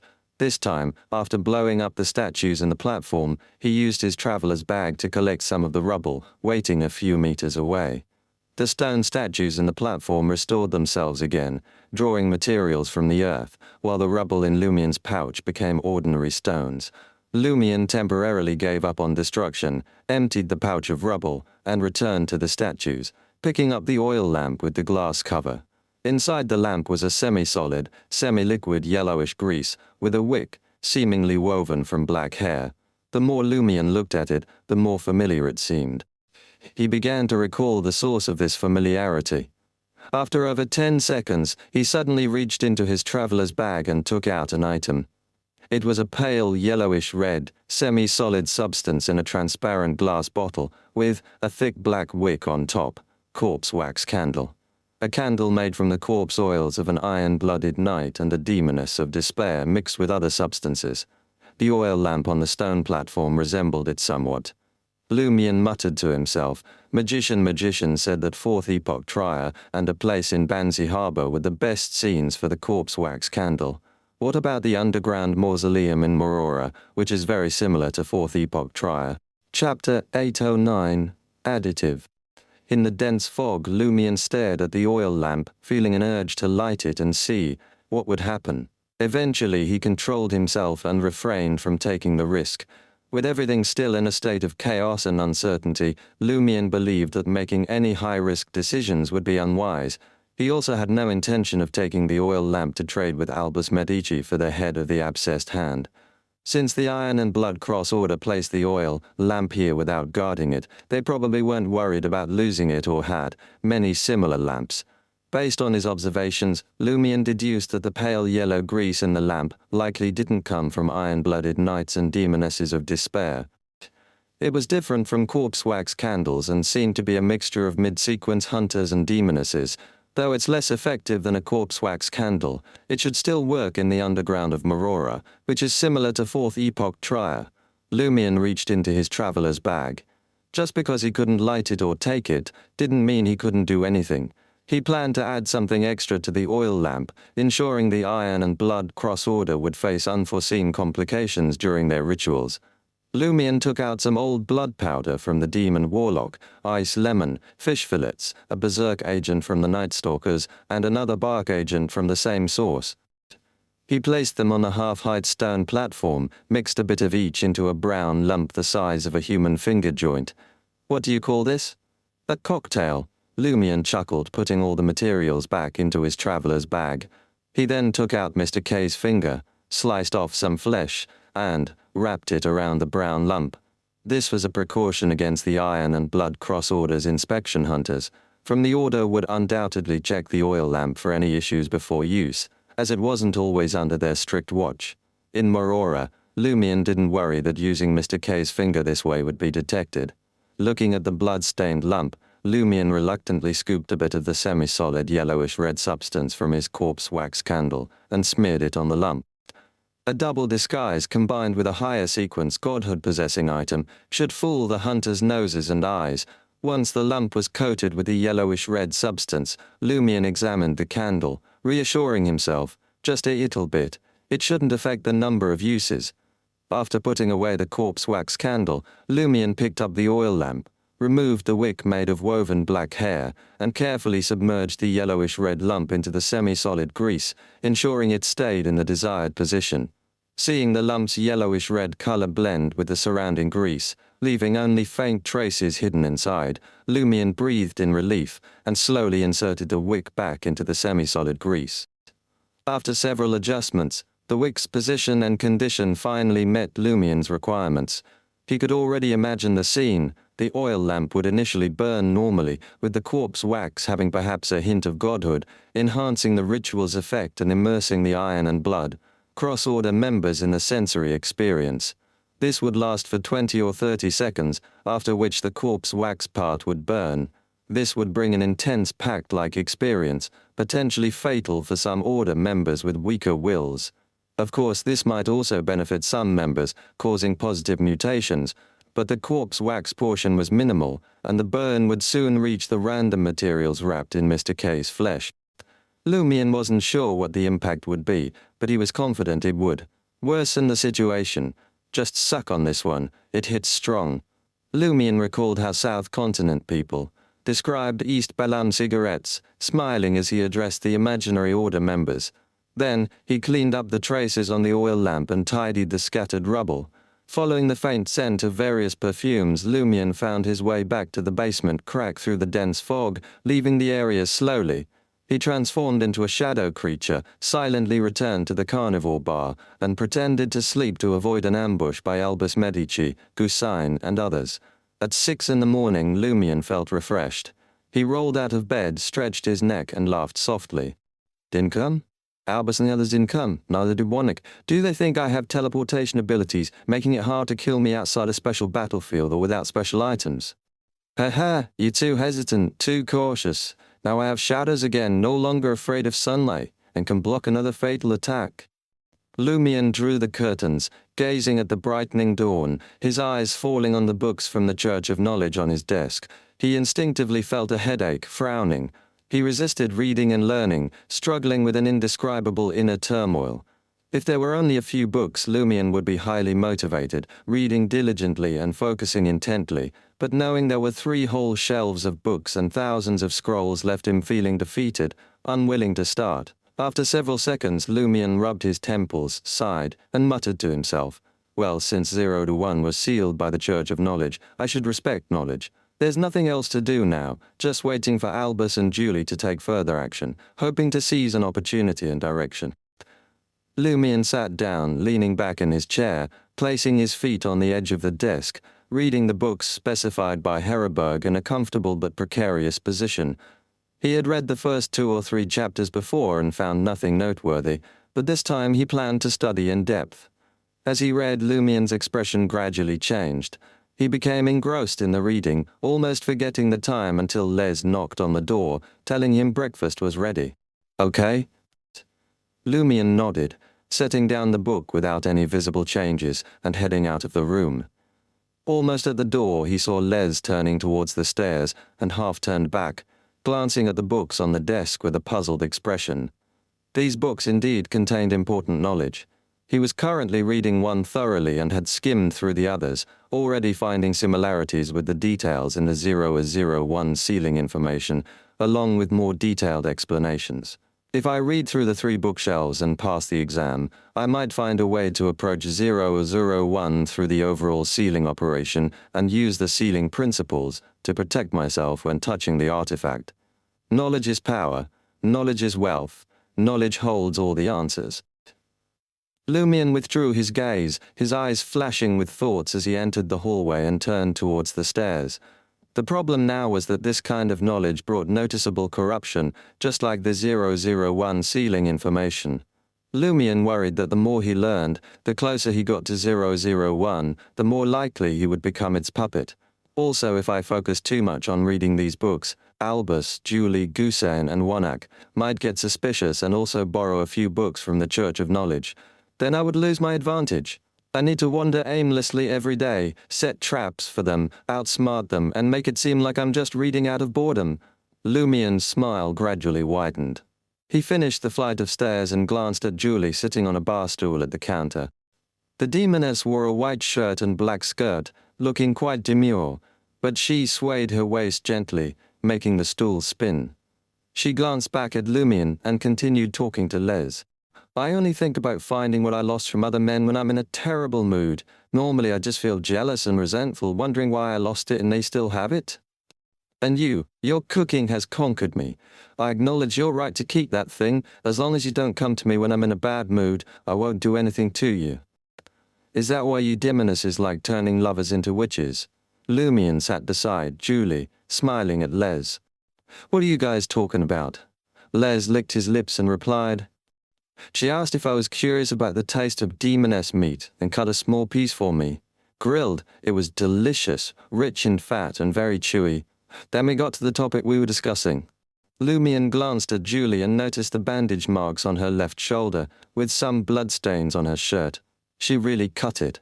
One daring to cut and the other daring to cook, your mental states and inner worlds are beyond me. Lumion snorted and directly asked Julie, "What are you up to?" Julie smiled, showing 2 shallow dimples. I want to learn cooking from Les. Her face was full of longing and expectation. To cook for Celeste? You demonesses. Lumion shook his head and focused on his breakfast. Tria Quartier de la Cathédrale Commémorative, apartment 702, 9 Rue Orazai. Franca received a reply from Madame Judgment. The letter began. Mr. Starr agrees to provide potion formulas and beyonder ingredients and stages for Amandina's matter, but he doesn't need money or resources. He only hopes you can help with some matters. Me? What can I help Mr. Starr with? Franca pondered deeply. Chapter 810, Learning is my hobby. Thinking that if it were truly dangerous and beyond her ability to help, Madame Judgment would surely protect her. Franca pulled out a sheet of pure white paper and began her reply. Dear Madame Judgment, if Mr. Starr's requests are within reason, I have no problem with them. After writing this, Franca read the rest of Madame Judgment's letter. The Demoness of Black's description and speculation about the primordial demoness are a common view within the demoness sect. However, if it were that simple, things wouldn't be this complicated. Many high-ranking witches believe the mirror world is vital for the demoness pathway. This isn't entirely inaccurate, but as a collective concept of doors, the mirror world seems incapable of bearing such importance. These are things we need to understand further. 2 of Cups. I know this may be harsh, but you still need to continue infiltrating the demoness sect for a while. You are currently our highest ranked member within the sect. Due to the peculiarities of the demoness pathway, we cannot actively cultivate male assassins, and the existing demoness sect members are mentally twisted, longing to approach the primordial one. We can only passively wait and find people like you who inadvertently enter the assassin pathway. Suddenly feeling a heavy sense of responsibility, Franca muttered to herself, sighed, and continued writing her reply. She wasn't too disappointed, still hoping to obtain the main ingredients for the demoness of despair within the sect, provided she found a way to bypass the cruel requirements of the advancement ritual. After sending her reply, Franca leaned back in her chair, gazing idly out the window at the night sky. Suddenly the area in front of her grew extremely dark, and a silver skull emerged from the void, holding a letter in its mouth. Another letter? What's going on? Franca took it, thanked the messenger, and watched it leave before opening the letter, inhaling its subtle, enduring fragrance. Dear Muggle, do you remember the previous invitation? We're having an offline gathering in Trier this Saturday at 10 p.m. Are you still interested in attending? If so, please reply promptly, and I'll inform you of the location and participation details. Professor. An offline meeting of the Academy team. Lumien's life is so eventful. I've barely been his proxy for a few days, and I'm already swamped with tasks, one after another. Should he be called 007, even 07 needs sleep. He doesn't. Franca couldn't help but lampoon. She had already noticed that wherever Lumien went, hidden catastrophes erupted, one after another. But since she hadn't been directly involved in most of them, the impact hadn't been as apparent. Now, as his liaison, she felt it keenly. After a while, Franca sighed. She'd have to use the ice amulet to contact Lumien again. Since obtaining it from the Demoness of Black, she hadn't used it for investigating the Mirror people, spending it all on Lumien-related matters. She needed to ask Lumien if he wanted to attend the offline gathering of the Academy team, which might include members of the Moses Ascetic Order. If he did, he'd need to designate a substitute and try to send out the lie earrings. Franca quickly wrote a letter regarding the matter, wrapping a copper coin, some wraith dust, and her rarely used Beatrice's necklace in the paper. She had noticed that after passing through the seal of Marora, Lumien's letters lost their physical form, leaving only pure information. So, she planned to experiment seeing if ordinary items, highly spiritual items, and beyonder items could all pass through the seal, and in what state they would exist. The experiment's results would determine if the lie earrings could be sent out. If it weren't for the fact that each mystical item was precious and useful, Franca would have included items containing beyonder characteristics in this experiment. After preparing the small package, Franca walked to the full-length mirror in the living room, putting on the ice amulet. As it flashed with crystalline cold light, Franca pressed the package into the glass surface. Late at night in Marora, on the second floor of the carnivore bar, Lumien sat under a glowing white fireball focused on reading examples of underground mausoleum construction. Suddenly, he looked up, his eyes bloodshot, and glanced at the mirror in the room. The mirror's surface had turned dark, with ripples moving within it. Lumien reluctantly set down his book, approached the mirror, and placed his right hand on it. He saw Intisian words appearing on the mirror's surface, line after line, densely packed. Professor's invitation, Academy team's offline gathering, experiment with transferring items. Lumien's thoughts raced. Taking advantage of the ice amulet's active effect, he reached into the mirror and pulled out an item. It was a diamond necklace, Beatrice's necklace. The copper coin and wraith dust mentioned in Franca's letter were gone. Lumien looked back at the mirror, seeing an image of the coin and wraith dust around the densely packed words, with a ghostly presence. As the ice amulet's power waned and the words faded, the items gradually disappeared. Only pure information and items with beyonder power can pass through that special mirror world, through the seal, and reach here? Items with godhood shouldn't work either, only something made within Marora. Lumien played with Beatrice's necklace, using the ice amulet's remaining power to send Franca 2 words. Necklace. Okay. The aqueous glow within the mirror quickly receded, and the dark glass returned to normal. Soon the mirror showed another anomaly. This time Franca sent the ice amulet through. This helped Lumien conserve the use of the mirror cufflink, only 2 uses left. Holding the icy talisman, Lumien began writing his reply. He detailed the experiment results and his observations on the item transfer. Process then instructed Franca to attend the Academy team's offline gathering in Trier as Muggle on his behalf. After folding the letter and enclosing the lie earrings and ice amulet, Lumien activated the latter, pressing the package into the glass mirror, sending it to Franca's apartment mirror. Franca received the items, read Lumien's letter carefully, and murmured to herself, both expectant and anxious. Do I really have to pretend to be Muggle? Sigh, the LCE amulet can only transmit information 9 more times. Meanwhile, Lumion returned to his desk and resumed reading. Examples of underground mausoleum construction.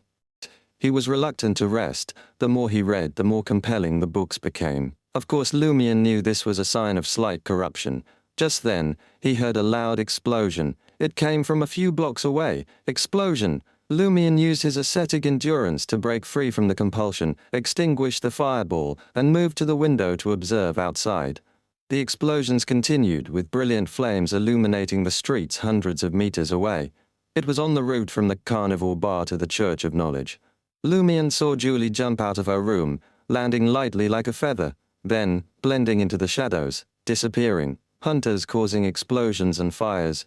Lumion rubbed his temples, looking reluctant. He grumbled to himself, "I really don't want to get involved in your schemes and fights. I just want to study peacefully." Since discovering the important knowledge in the books specified by Herberg, he had become increasingly focused, spending all his time reading except when acting. Outside. If not for the risk of exposing the book's importance, he would have used his special abilities to study all night. The more seriously he studied, the less he wanted to do anything else, often relying on sheer willpower and even his ascetic abilities to break free from that mental state. After a moment, Lumion's expression calmed, and he muttered to himself, "When I find the opportunity to eliminate you all, I can finally study in peace." Suppressing his abnormal emotions, Lumion transformed into a shadow creature, slipping into the darkness between buildings and heading toward the explosion site. Soon he reached the destination and saw a half-collapsed building. Dade's Agricultural Company. Warlocks. Dade's Agricultural Company? Someone attacked Warlock. Lumion snapped out of his study-induced haze, his mind suddenly alert. He saw two giant figures emerge from the building. They were 3 to 4 meters tall, with iron-like skin and blue paint depicting clothing, each holding a giant broadsword. Iron soldiers? Giant iron soldiers. Lumion immediately recalled the iron soldiers he had seen deep in the Sauron family's Red Swan Castle crypt. The next moment, one of the iron soldiers smashed through the collapsed wall and fixed its cold gaze on the shadow Lumion was hiding in. It charged at Lumion, raising its giant broadsword. Chapter 811. Combination. Discovered. How did it find me? I'm currently a real shadow creature, Lumion wondered as he emerged from the shadows. He instantly teleported to the side of the iron soldier. The iron soldier ran past him, realizing too late that its target had moved. It had to slow down forcefully, half turning to sweep its giant sword. Lumion, well prepared, leaped high into the air. His fist, blazing with white-hot flames, struck the iron soldier's neck. Clang! The sound echoed like a church bell. The tall, heavy and hard iron soldier was pushed back a step. A fist-sized dent appeared on its metal-covered neck, surrounded by spiderweb-like cracks. Lumion's strike was purely a cull, without probing for weaknesses. He didn't need to, having thoroughly studied doll crafting and maintenance. He knew exactly where the weak points of such iron soldiers were. Of course, he had also observed beforehand to confirm that this iron soldier was of the regular type and hadn't been modified. The iron soldier, enraged by the cull attack, swung its giant sword in a storm of slashes, cutting and chopping within a 5 to 6 meter radius. Lumion teleported several meters away, watched the iron soldier, and raised his right palm, still with one hand in his pocket. One after another, white-hot fireballs formed and flew towards the iron soldier. The dark red glow in the iron soldier's eyes brightened as it locked onto Lumion, and charged at him. Rumble. It cleaved through the fireballs in its path, enduring the rest as it advanced through the smoke and flames. Almost simultaneously, Lumion vanished from its sight again. Lumion reappeared on the soldier's shoulder, half-crouched, and delivered a powerful punch to the previous dent. Whoosh! White-hot flames erupted from his fist. Clang!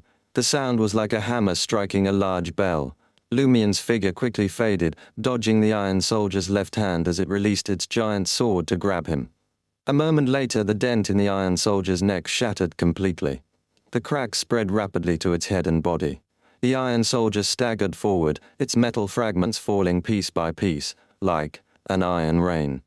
Lumion's figure swiftly outlined not far away. He scoffed and said, "Didn't you learn from the last time? Making the same mistake again? Oh, I forgot you don't have a brain." As Lumion finished speaking, the struggling iron soldier collapsed into a pile of metal debris. Lumion then turned his attention to the other side of the Dade's agricultural company. The remaining iron soldier was silently burning with pitch-black flames, moving slower and accumulating more rust. Clang! It fell to the ground, motionless, losing its oppressive aura. Julie, wearing a cotton nightgown with a hint of spring, stood leisurely beside it. She watched as the iron soldier quickly shrank back to the size of a children's toy. The metal fragments near Lumion were also shrinking, soon reduced to mere scraps. Julie looked at him, smiling gracefully. "Boss, you're even more impressive than I imagined. Compliment me all you want, but why stare at my crotch?" Lumion scoffed. "You're not bad yourself." Julie blinked and said, "But why don't you look at me when you speak?" "Because you don't have anything down there." Lumion replied, ignoring Julie and heading towards the Dade's agricultural company. Julie's expression turned dark, her face flickering in the firelight. After a few seconds, she muttered through gritted teeth, "Soon you won't have anything either." By then, Lumion had reached the half-collapsed building and started inspecting the battle traces. Explosions, high temperatures, fire, attacks directly hitting key structures. Definitely a battle between hunters. Multiple injuries, more than one, but all blood traces burnt to scorches. Lumion quickly circled the explosion site, discovering several corpses. Some were ordinary, like night shift employees caught in the blast, suffocated by smoke, burned by flames, or crushed by debris. Others were mangled, reduced to chunks of flesh, or dismembered as if violently torn apart. Lumion noticed one corpse with a somewhat intact head, a faint red mark on its forehead, with something wriggling under the skin, trying to emerge. I've seen a similar mark on Gusion's forehead. So, the Iron and Blood Cross Order is indeed trying to assassinate Warlock. With Albus Medici joining them, they've grown bold enough to eliminate potential rivals and disruptors. But it seems they failed. Warlock is formidable, facing an Iron and Blood Cross. Order assault, possibly with Albus and Gusion present, yet still managing to counterattack and escape. The Iron and Blood Cross Order is really cooperating with Albus Medici. Do they truly believe this Medici descendant? Does Gusion not know what the Medici name represents? They know but intend to use Albus Medici, a collaboration full of mutual conspiracies. As these thoughts raced through Lumion's mind, Julie approached and stopped, beside him. "Have you figured anything out?" Julie asked. Lumion chuckled. "Shouldn't I be asking you that? You demonesses are good at divination, unlike me." Julie's expression had returned to normal, her eyes bright as she said, "I tried but got nothing. Some of them might be carrying items with high rank." Before Lumion could respond, she glanced at her boss and said, "It seems that the Albus you're wary of has formed an alliance with Gusion's group." Lumion nodded, then added, "They're probably trying to eliminate Warlock. Next they'll try to eliminate me, you, and all the hunters and demonesses in Marora," Julie said with a slight smile. "Boss, I know you don't trust me, and I can't trust you either unless all that's left is a schlong, but against the threat of Albus and Gusion, can we temporarily cooperate?" "You? A demoness who doesn't like to study and only knows how to do twisted things, wanting to cooperate with me? I just want to study quietly and diligently." Lumion criticized, then chuckled and said, "Sure." His goal was the information accumulated by the demoness sect and their preparations. Cooperation would make it easier to access them. Julie was about to say more when she suddenly saw a group of black-robed enforcers running over from the direction of the Knowledge Cathedral. Her eyes flickered and she said to Lumion, "I have to leave now. Let's talk tomorrow morning." Lumion glanced at the leading enforcer and noticed it wasn't Celeste. He replied thoughtfully, "All right." Julie immediately stepped into the nearby shadows and vanished from his sight. Lumion stared at the corpses in the ruins for a few seconds before turning and leaving Dade's agricultural company, heading into the nearest alley. In the darkness, he walked at a steady pace, pondering a troubling question. Aren't there too many Iron and Blood Cross Order members infiltrating Marora? Just to deal with Warlock, 4 or 5 have already died. It's not just about whether they could infiltrate so many members or if the Church of Knowledge is being too lenient, but no secret organization would want to suffer such heavy losses among its members. Marora is the place where 001 is sealed. Every Beyonder sent here must be prepared for a high likelihood of sacrifice. The Demoness sect only sent one Sequence 5 Beyonder at a time. Unless the previous Demoness lost contact and no longer responded, they wouldn't send another. Does the Iron and Blood Cross Order really not care about mid-to-low level Beyonders, treating them as cannon fodder? For a war, that's not too strange, but a sensible commander would only sacrifice soldiers at critical moments, not let them die on the way. Or has Guzian developed a large number of new hunters in Marora? Lumion suddenly thought of Guzian, the bloody mark on that corpse's forehead, the stone statue, and the oil lamp in the depths of the underground fog. Or are the true Iron and Blood Cross Order members only Guzian and a few others, while the rest are mass-produced through a special secret ritual? As he pondered this, Lumion smiled. If that's true, when Guzian and the others hold their next ritual to create soldiers, something very interesting might happen. The oil lamp I tampered with should bring about a different outcome. I wonder what kind of soldiers will appear. Lumion's pace quickened, and soon he returned to the carnivore bar. He sat at his desk, forming a white-hot fireball to serve as a gas lamp. He wanted to finish reading examples of mausoleum construction, so he could take the exam at the Knowledge Cathedral tomorrow morning and borrow more books. Don't let anything interrupt my studying again, Lumion muttered as he buried himself in his reading. Amidst the occasional sound of flipping pages, he suddenly turned his head, his sharp gaze focusing on the mirror in the room. The surface of the mirror rippled, revealing a figure with iron-black eyes, bright hair, and a chiseled face. Warlock? The same Warlock who was attacked earlier? Lumion narrowed his eyes, slightly, waiting for the figure to speak. The figure of Warlock swayed lightly, as if affected by water waves. He asked in a deep voice, "Do you want to kill Guzian and Albus Medici?" Chapter 812, Strange Test Script. Hearing Warlock's question, Lumion, who was already a bit irritated from having his study interrupted, laughed out loud. "Can you find them?" "No," Warlock admitted frankly. Unlike Lumion and Warlock, who had fixed residences, Guzian and Medici moved around in secrecy, making it hard to pinpoint their exact locations. Warlock continued, "But I can use myself as bait to lure them out." "Lure them out? What kind of hunter path is this?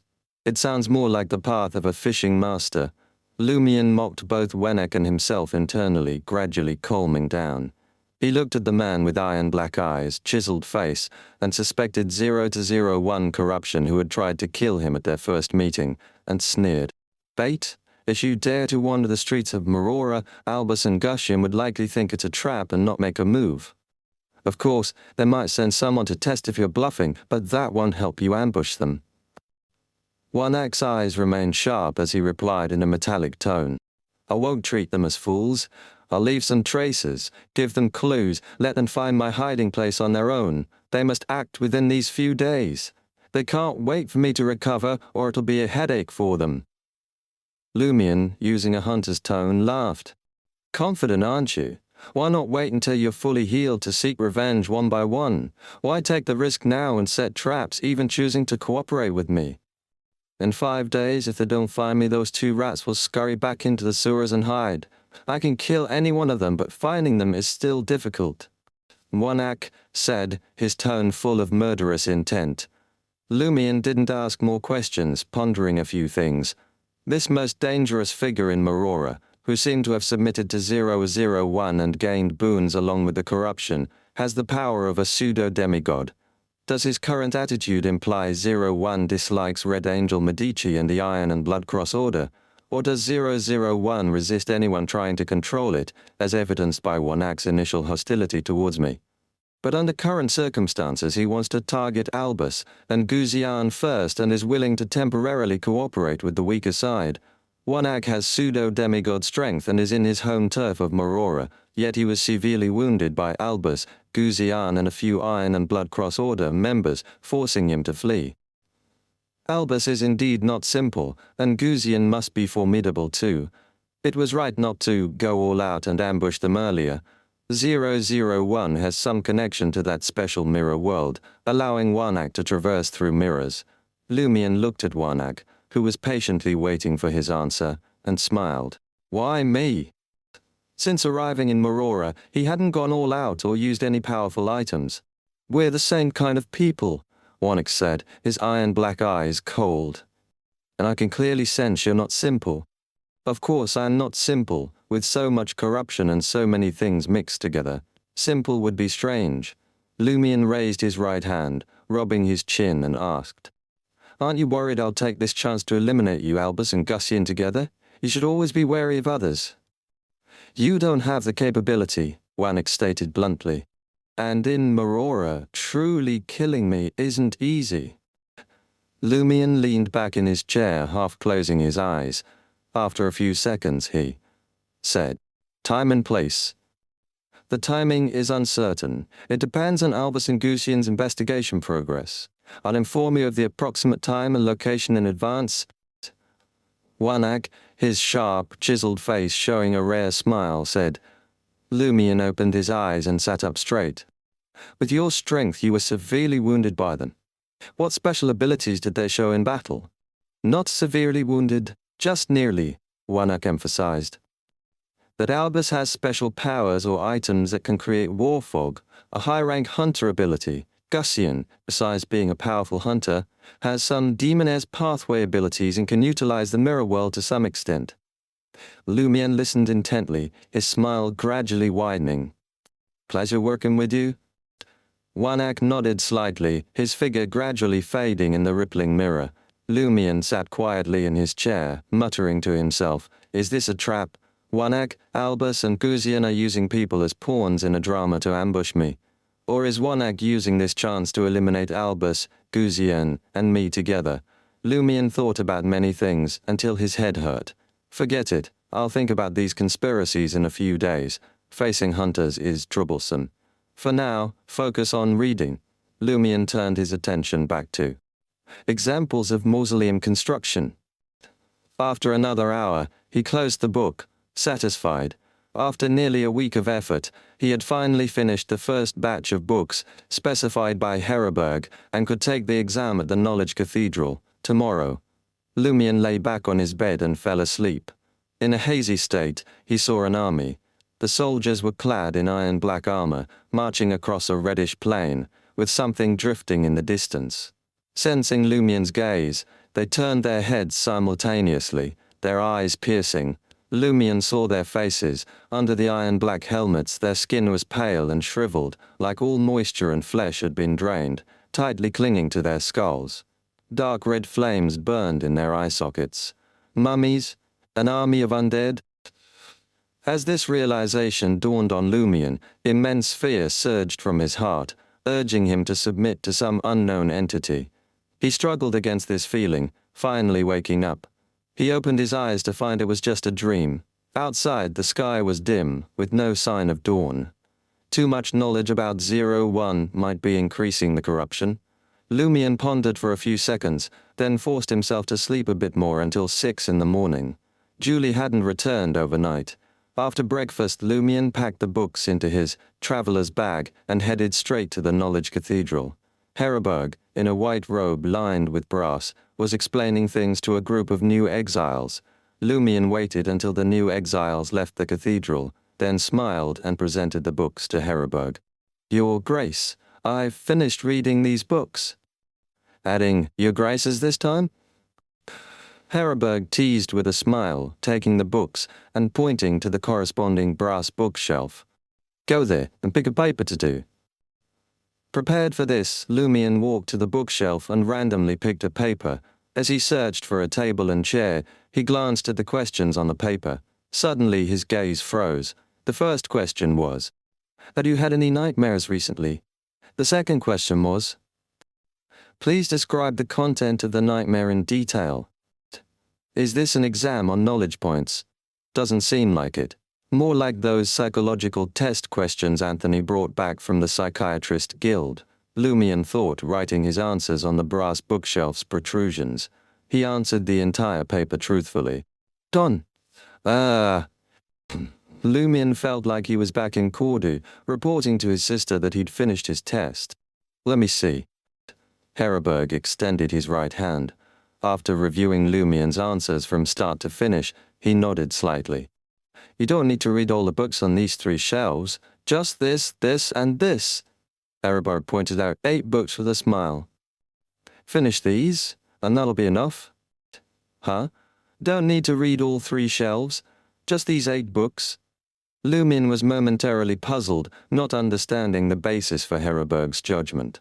Were the remaining books on those shelves suddenly unimportant? Thinking about the test paper's content, Lumion had some guesses. He thoughtfully responded to Herberg. All right, Your Grace. Your Grace? As he placed the books into the traveller's bag, Lumion roughly estimated the time needed. If he focused without any interruptions, he could finish 1 book a day, but that would be suspicious. About 2 weeks, maybe a bit more, but according to Herberg, finishing these is enough, much better than my initial plan of taking 6 months to read all 3 shelves. Lumion quietly breathed a sigh of relief, feeling much better. He mimicked his sister Aurora and Franca's occasional crazy talk, thinking with a smile. Albus, Julie, Guzian, and Waneg wait 2 weeks. Once I'm done studying, I'll kill you all. For now I'll take advantage of Waneg's invitation to find clues from Albus about Handbro's head, and gather intelligence on the demoness as well. Saturday night, Trier, Quartier de la Cathédrale commemorative. Franca looked at Jenna, who had naturally moved into the guest room after returning from Port Le Sueur, and didn't ask why. Feeling a bit upset, she said, You don't seem very happy. Is Julien insisting on returning to Trier? Yes, he's so stubborn. Jenna sighed deeply. Actually, so are you, and your mother too. Franca muttered internally, saying, Don't worry, there's still about a month to figure something out. Yeah. Jenna glanced at Franca, who had changed into a Warlock's cloak. Are you filling in for Lumion at that mysticism gathering? You ass. Franca tossed the silver lie earring into the air, and caught it again. Compared to her initial reluctance and anxiety, now she felt more anticipation. It's quite exciting, isn't it? Chapter 813, The Abnormality of Warlocks. Franca walked to the full-length mirror and put the silver lie earring on her left ear. Her skin immediately turned semi-transparent, and tiny meat tendrils seemed to grow beneath it. These meat tendrils squirmed and shifted, gathering together again. In just 20 to 30 seconds, Franca transformed into the appearance Lumion used to disguise as Aurora. After adjusting herself a bit, she smoothed down her blonde hair and looked at her reflection, saying, Aurora is really beautiful. Lie is amazing. It could do this much. You've never used lie before? Jenna, standing nearby, asked in confusion. She remembered Franca using it more than once. Franca chuckled and explained. It's been a while, just feeling nostalgic. Plus, after becoming a demoness of pleasure and using lie to tweak my appearance, I didn't dare do it again. Afraid I'd fall in love with myself and get lost in my own beauty. Now I just made a slight adjustment to Aurora's face, and she looks so beautiful. A natural beauty like her taking the demoness pathway, I can't imagine how stunning she'd become. Lie and the demoness, they're a perfect match, but it's too easy to lose oneself, preferring to live in lies than face the truth. Seeing Franca still able to joke around, Jenna quietly breathed a sigh of relief and nodded with a smile. For us demonesses, Lee is the most delicious poison. Franca murmured in agreement and turned back to the full-length mirror to adjust her height. Before leaving, she looked at Jenna and thoughtfully asked, You need a few more good acts to fully digest your witch potion, right? Yes, if I rely on similar performances as before, it will take time and repetition, Jenna replied, knowing what Franca was about to say. Just like she often did, Franca was about to impart some life, no digestion experience. With Aurora's enhanced beauty, Franca smiled. I think your acts have overlooked the black magic aspect of a witch. Think about it, isn't black magic an essential part of many witch legends? And many of those legends were likely left by real witches. You could try finding a scoundrel, someone who deserves to be hanged, collect their hair and flesh and, as a witch, predict their doom. Use black magic to torment them daily until they die. Jenna pondered for a moment. I can give it a shot. But I do hope you becoming a demoness of pleasure would change things. Franca sighed inwardly, but maintained her smile, pulled up her hood, walked out the door, and disappeared into the hallway shadows. The scheduled offline gathering was at 6 Rue Belfort on Avenue du Boulevard, a 4-story mansion with a garden, located in a luxurious area. Despite its opulence, it was always rented out for 15,000 Vel d'Or a year, having housed dukes, bankers, and diplomats. Now it had no long-term tenants, and was temporarily rented for a week by the gathering's organizer, Professor passing through the garden lit by gas lamps and circling a fountain with statues. Franca reached the mansion's entrance, where a table with a sign-in book was placed. This was the simplest form of identity verification to prevent some odd Trierians from wandering in. Franca recalled Aurore's notes, mimicked the handwriting, and signed Muggle with a deliberate slant. It felt like an unseen gaze lingered on the sign-in book for 2 seconds. Silently, the mansion door opened, and Franca stepped inside. She slowed her pace, seriously recalling the mannerisms of Muggle from the curly-haired baboons' research society gatherings. Franca, highly professional in her role-playing, had previously used dream divination to retrieve those buried memories. Now, she quickly captured Aurore's walking style. She shortened her steps and lightened her waist movements. The mansion's living room was homely, with red and yellow decorations bringing an indescribable warmth.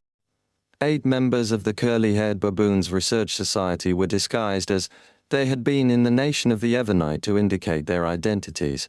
Some sat in the sofa area, drinking and chatting, while others played darts in a corner. Professor, wearing a black butterfly mask, left the sofa with an orange cocktail in hand and approached Franca.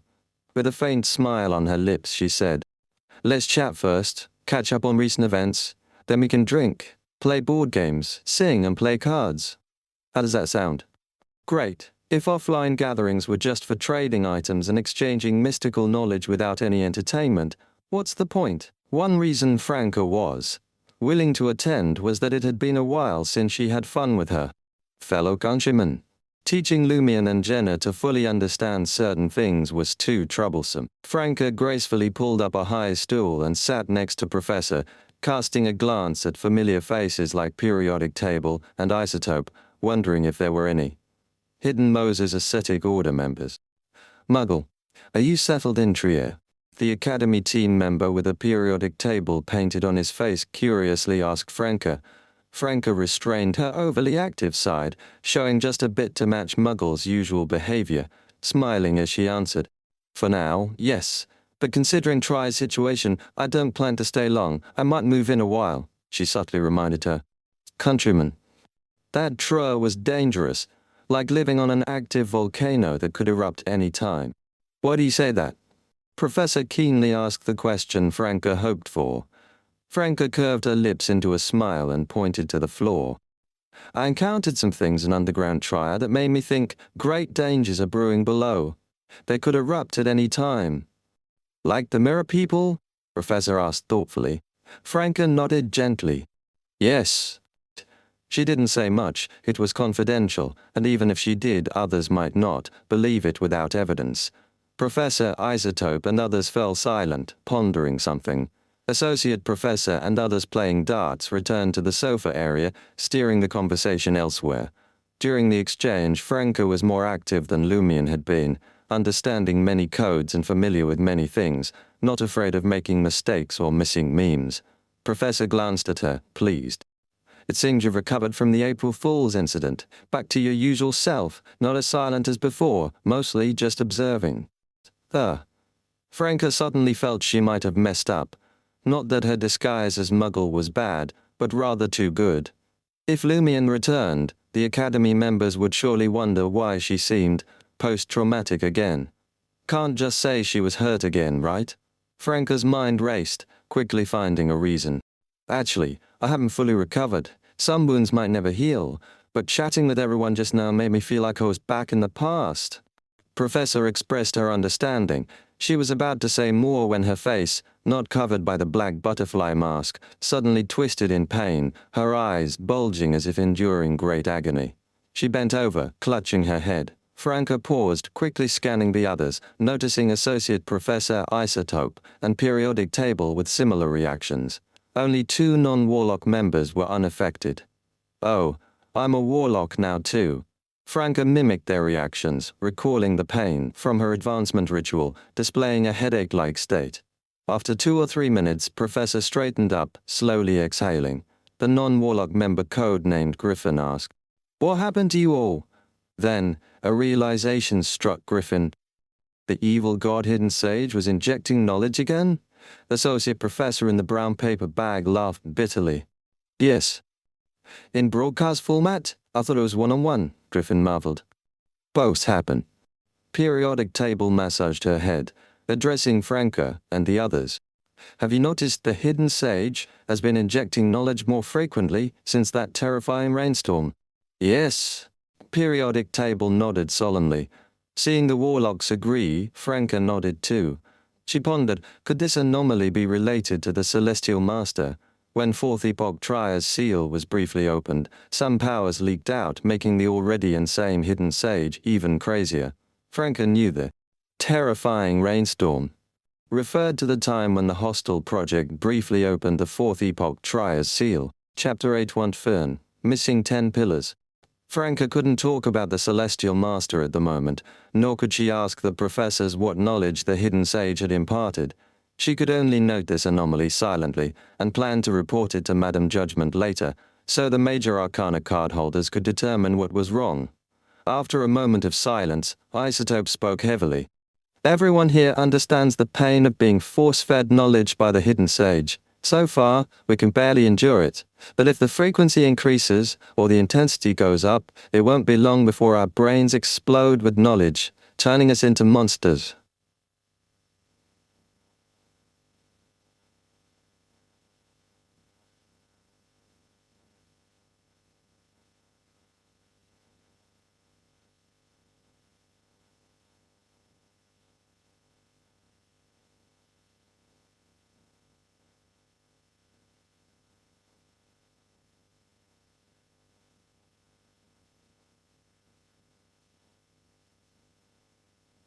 "I agree. We must have a sense of crisis. Periodic Table seemed a bit unstable." "I do feel a sense of crisis, but does it help? Can we unite and kill the hidden sage? I used to have such fantasy, but now... Franca could understand the last 2 sentences from Periodic Table. In the first 2 or 3 years after transmigrating into this world, as an atheist who had read many novels, she initially regarded the 7 gods as more powerful beyonders. She believed that as someone on the path of the divine, she might one day have a chance to slay deities and prove her way. But after witnessing more, gaining more knowledge in mysticism, she deeply understood the gap between low and mid-sequence beyonders and demigods. And that was just demigods, not true gods. According to the Demoness of Black, true gods could modify and adjust the sequence abilities within their pathways to some extent. Meanwhile, Franca recalled the past and noticed that during their gatherings in the nation of the Evernight, the Warlocks rarely expressed such intense negative emotions. Now, they were no longer hiding their pain and struggle, showing it very directly. The Academy group has too many non-Warlock members, and those here today are a small circle who know each other well, so they can be more genuine. But Muggle not part of your circle. Are these intense emotions partly an act? What's the purpose? Franca didn't know if Lumion had infected her with paranoia, or if her experiences with the Savoir mob and the Demoness sect had made her cautious. "Yeah, what can we do?" She echoed Periodic Table's sentiment, seemingly touched. "Professor, steady as usual," said gently. "At least we can look for items or methods to reduce the negative effects of the knowledge pursuer." Periodic Table was silent for a moment, then sighed deeply. "That's all we can do for now." The Warlocks, along with Griffin and Eagle, discussed this issue, proposing various ideas and rejecting most, leaving a few for further verification. Franca also used her imagination.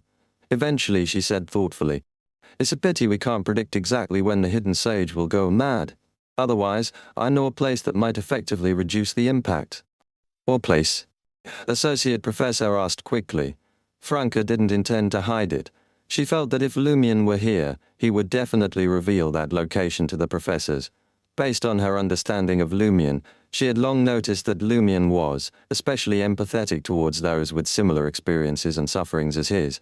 Although he spoke harshly, he couldn't help but provide some assistance. Similarly, he also empathized with those who had similar experiences to Aurora, often putting himself in his sister's shoes. Franca sighed slightly.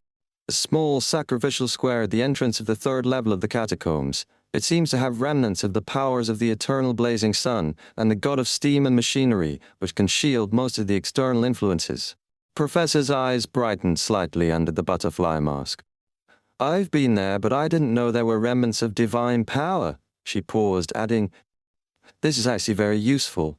When we're on the brink of breaking, I will take a box of white candles and enough food, stay at the sacrificial square until the accumulated effects dissipate and my body and soul recover, then come back up. Exactly. Franca was happy for these curly-haired baboons Research Society members. Professor continued to say to Periodic Table and the others, we can also seek help from Beyonders of the Apothecary pathway to produce medicine that quickly restores the body and soul. Temporary enhancement of brain capacity, learning ability, and soul strength would also work. Isotope and the others chimed in. Their spirits finally lifted a bit. After another half-hour of chatting, Professor and Associate Professor called a few people to fetch the board games from the study, while Franca stood up and went to the small bar in the opposite living room to get a drink. As she hesitated between fruit beer and soda, Periodic Table came to her side, looking over the drinks and lowering his voice. Muggle, weren't she looking for members of the Moses Ascetic Order? Seeing Muggle with her hood pulled up turning to him, Periodic Table's chemical symbols on his face shifted as he smiled. I am one. So, finally, you're admitting? Franca wasn't surprised at all. She even suspected all the Warlocks in this small circle were members, and Griffin and Eagle, who were not Warlocks, might be as well. You guessed it a long time ago? Periodic Table noticed Muggle had no emotional fluctuation. Franca chuckled softly. It's not strange. I'm also a member of another secret organization. Many in the Research Society should have backgrounds in secret organizations or Orthodox churches. It's not a problem as long as it doesn't violate our contract. Periodic Table smiled. That's true. You mentioned a mirror person named Griffith secretly replacing one of our members. I have a suspect now. Franca had been tracking the whereabouts of the Ore scholar Jasmine suspected to be mirror people Palia but had no leads. She didn't expect a clue about the more important mirror person, Griffith. Who is it? She asked directly. Period Table organized his thoughts. Normally, I should report this to the higher-ups of the Ascetic Order for confirmation and handling, but I can't contact my direct pillar lately. Pillar? Franca asked, puzzled. The brass of our Moses Ascetic Order consists of the 10 pillars, 10 powerful demigods, maybe more. The one responsible for the Triad Greater region and my direct superior is K. Merolo. After the terrifying rainstorm, his orders have lessened, and recently we've had no response from our attempts to contact him, Periodic Table explained heavily. After the hostile project, the brass of the Moses Ascetic Order in Trier had anomalies and then disappeared. This information is crucial and must be reported. Quickly. Franca looked at Periodic Table and asked, no emergency contact with other pillars? Period, Table sighed. No, normally we should pray to the hidden sage, report the anomaly, and he would give a revelation. But we tried, and there was no revelation, nor did any other pillar contact us. Because the hidden sage has gone crazier? Franca nodded. Go on. Periodic Table laughed bitterly. This situation isn't bad. Though lacking high-level guidance and resources, we also don't have dangerous tasks, unless Nikila is the mirror person Griffith. Nikila, Franca pressed. Periodic Table tersely acknowledged. He's Camerolo's deputy. Recently, his behavior makes me suspect he might be a mirror person. What behavior? Franca asked in confirmation. Periodic Table thought and said, he gets angry more easily, has more negative emotions, and I noticed he seems awkward using his right hand, though he's right-handed. What's his real identity? Franca's eyes lit up. Periodic Table hesitated. I can't be sure he's a mirror person. It's normal to have uncontrolled negative emotions after prolonged knowledge infusion. Before telling you his identity and possible residence, I hope to sign a notarized document with you, ensuring, if he's not the mirror person, you won't kill him and must let him go." As he spoke, he took out an expensive notarized document from a hidden pocket. Seeing Muggle's slightly surprised look, Periodic Table laughed self-deprecatingly. "Blame it on us following the maxim, do as you wish, but do no harm." "Sure, no problem." Franca agreed readily. She wasn't one to kill innocents. Late at night in Marora, Lumion put down his book, rubbed his aching head, and decided to rest by thinking of something else. As he considered if he had missed any enemies or competitors, the mirror in the room glowed with water. Warnock, with iron-black eyes and blood-red hair, appeared again, saying in a deep voice, "Gusane and Albus are about to step into the trap. I'll tell you my hiding place now. Is it starting?" Lumion's mind immediately focused. Chapter 815, Super Augmentation. As Warnock's figure faded from the mirror's surface, Lumion reluctantly stowed the books on his desk into his traveler's bag. He stood up, left the room, and walked to Julie's door, knocking lightly twice.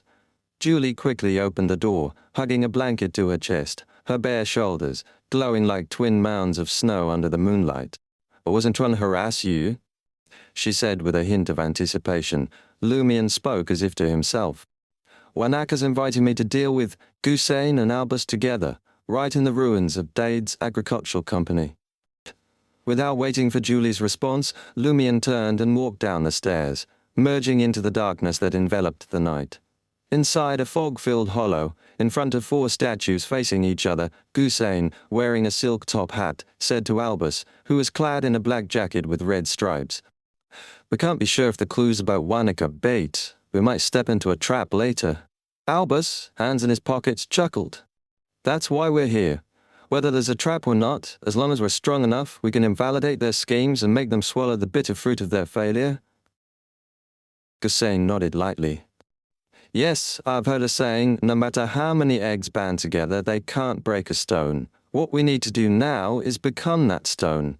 Last time, we weren't sure if we could pinpoint Wanak, so we didn't risk activating the altar's full power to avoid wasting it. Now, we could give Wanak a surprise." Albus chuckled. "Not using it last time was good. The illusion might have made Wanak gather all our targets together, allowing us to deal with them all at once." Looking around, Albus sneered. "I thought Lumion would return here these days, so I had you leave the Lamp of Calamity on the altar to lure him into using it. I didn't expect him to be such a coward." "He should have been here," Gusane said, showing detailed knowledge of the altar's surroundings. "He tried multiple times to destroy the statues but failed. This led the altar to draw some power from the earth to repair itself, causing slight changes in the details. I didn't expect him to resist the urge and call of the Lamp of Calamity and not light it on the spot. For the Hunter pathway, such self-control is rare." Albus lifted his chin. "You better perform the ritual now. And check the Lamp of Calamity to see if it's been tampered with or has had something added to it. A hunter not causing some damage would be unworthy of the pathway's name. Are you underestimating my caution?" Gusane laughed, approaching the pedestal and picking up the lamp containing a semi-solid, semi-liquid pale yellow grease.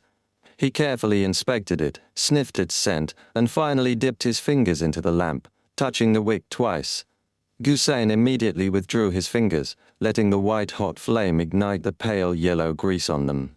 The scent of warmth, allure, dark fragrance, and rust quickly filled his nostrils. He half closed his eyes, nodding slightly. "No problem," Albus laughed. "Where did you learn the method to create the Lamp of Calamity and the corresponding secret ritual? It's quite fascinating." "You'll find out later. Once we finish this, we'll be true companions." Gusane replied with a smile. He turned facing the 4 statues and the Lamp of Calamity and took a small blue iron soldier from a hidden pocket, placing it on the pedestal. "Isn't it just the 4th Epoch Trier? What's so hard to guess? Still keeping secrets. Companions. Hey. Albus began to back away from Gusane, instinctively keeping a distance out of caution. Finally, Albus stopped about 15 meters away, watching through the thick fog, as Gusain lit the lamp, sat cross-legged on the ground, and entered cogitation to complete the secret ritual. In just over 10 seconds, Gusain, surrounded by a seductive dark fragrance, saw a dense fog. Unlike the war fog in the hollow, this fog was tinged with a ghostly black hue, covering a city with no visible boundaries, only faint outlines. Half dazed, half awake, Gusain floated to a familiar place. After some time he reached a tall shadow-like tower and descended rapidly, entering its eerie, sinister base. Here, it seemed there was a well, blending into the darkness. Gusain repeated the purpose of the ritual to fight off the increasing drowsiness. He neared the well, gazing into it. He then saw moss-covered stones and iron-black chains attached to the well's walls. The engravings on the chains were blurred, hard to discern. I can now see the inside of the well's walls. Never could before. The ritual's effectiveness is due to my proximity to the great existence. Gusain felt a surge of joy. He excitedly looked at the dark water in the well. The water rippled lightly, gradually forming a figure. Gusain strained to see, suddenly spotting patches of brown bark. The bark was embedded in a face, bringing an indescribable horror. Bark. Gusain was simultaneously frightened and puzzled. Why would bark appear here? Shouldn't it be steel and blood?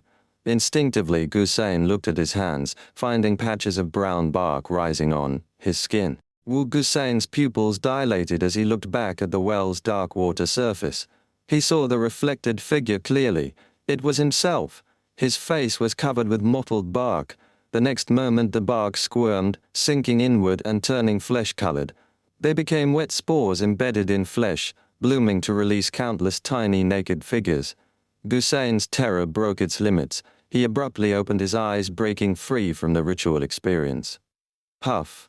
Panting heavily, he saw the iron soldier on the pedestal rapidly expanding to 3 or 4 meters tall, its eyes iron black instead of the burning dark red. The iron soldier's spear was quickly covered in white-blue flames. Success! Gusain steadied himself, no longer tense. He thought the anomaly was due to his proximity to the great existence, deepening the ritual experience, thus showing more details. I'm stronger now. Gusain stood up, extinguishing the lamp of calamity. This is a soldier puppet with some of the iron-blooded knight's power and status? Albus walked back from a distance. Yes, treat it as a weakened iron-blooded knight. It's not something one can compare to. Gusain answered confidently. He hadn't yet examined the benefits and knowledge gained from the ritual. Albus took a few steps, and then stopped, looking at Gusain with a playful smile. Your hair has grown. My hair has grown? Gusain turned his head, seeing his brown hair had grown to his cheeks from above his ears. He suddenly had a guess. Did this ritual bring me closer to the demoness pathway? With this suspicion, he lowered his head. Sure enough, his chest was slowly bulging, stretching his shirt, sweater, and coat. At the same time, Gusain smelled a faint milky scent. Milky scent. Gusain was stunned. Does the demoness mutation cause this? He was about to ask Albus about his changes when he saw his collaborator, backing away. Immediately, Gusain felt the iron soldier behind him bending over, its head lowering to his ear with the sound of metal clashing and rubbing. The iron soldier spoke with a metallic voice, softly calling, Mother. Mother, me?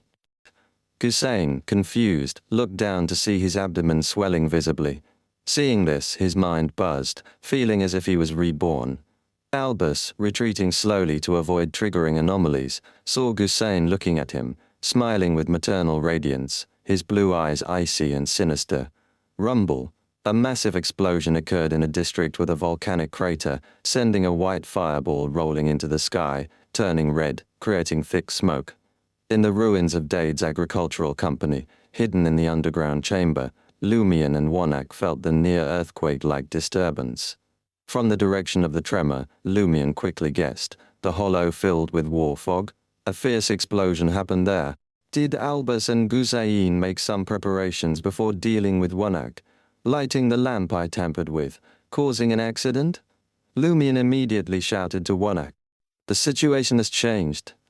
Then he left the shadow state, teleporting to the corresponding district. He didn't choose the hollow entrance with War Fog as his destination, fearing the explosion was a bait by Albus and Gussain. Only a hunter knew how treacherous a hunter could be. Chapter 816, Dark Forest. On the edge of the district destroyed by the volcanic eruption, Lumien's figure swiftly emerged, his gaze fixed on the site of the violent explosion. The ground had collapsed into a massive crater, thin wisps of fog rising from it, though not yet dense. Albus Medici leaped out of the crater, followed closely by a 3 to 4 meter tall iron soldier wielding a white-blue flaming spear. Lumien transformed into a shadowy creature again, blending into the darkness untouched by the firelight. He decided to observe the scene before taking action.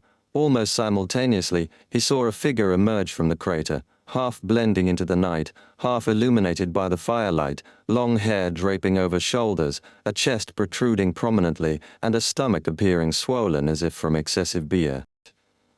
At a glance, Lumien recognized the figure from its now feminine, motherly face. Gussain.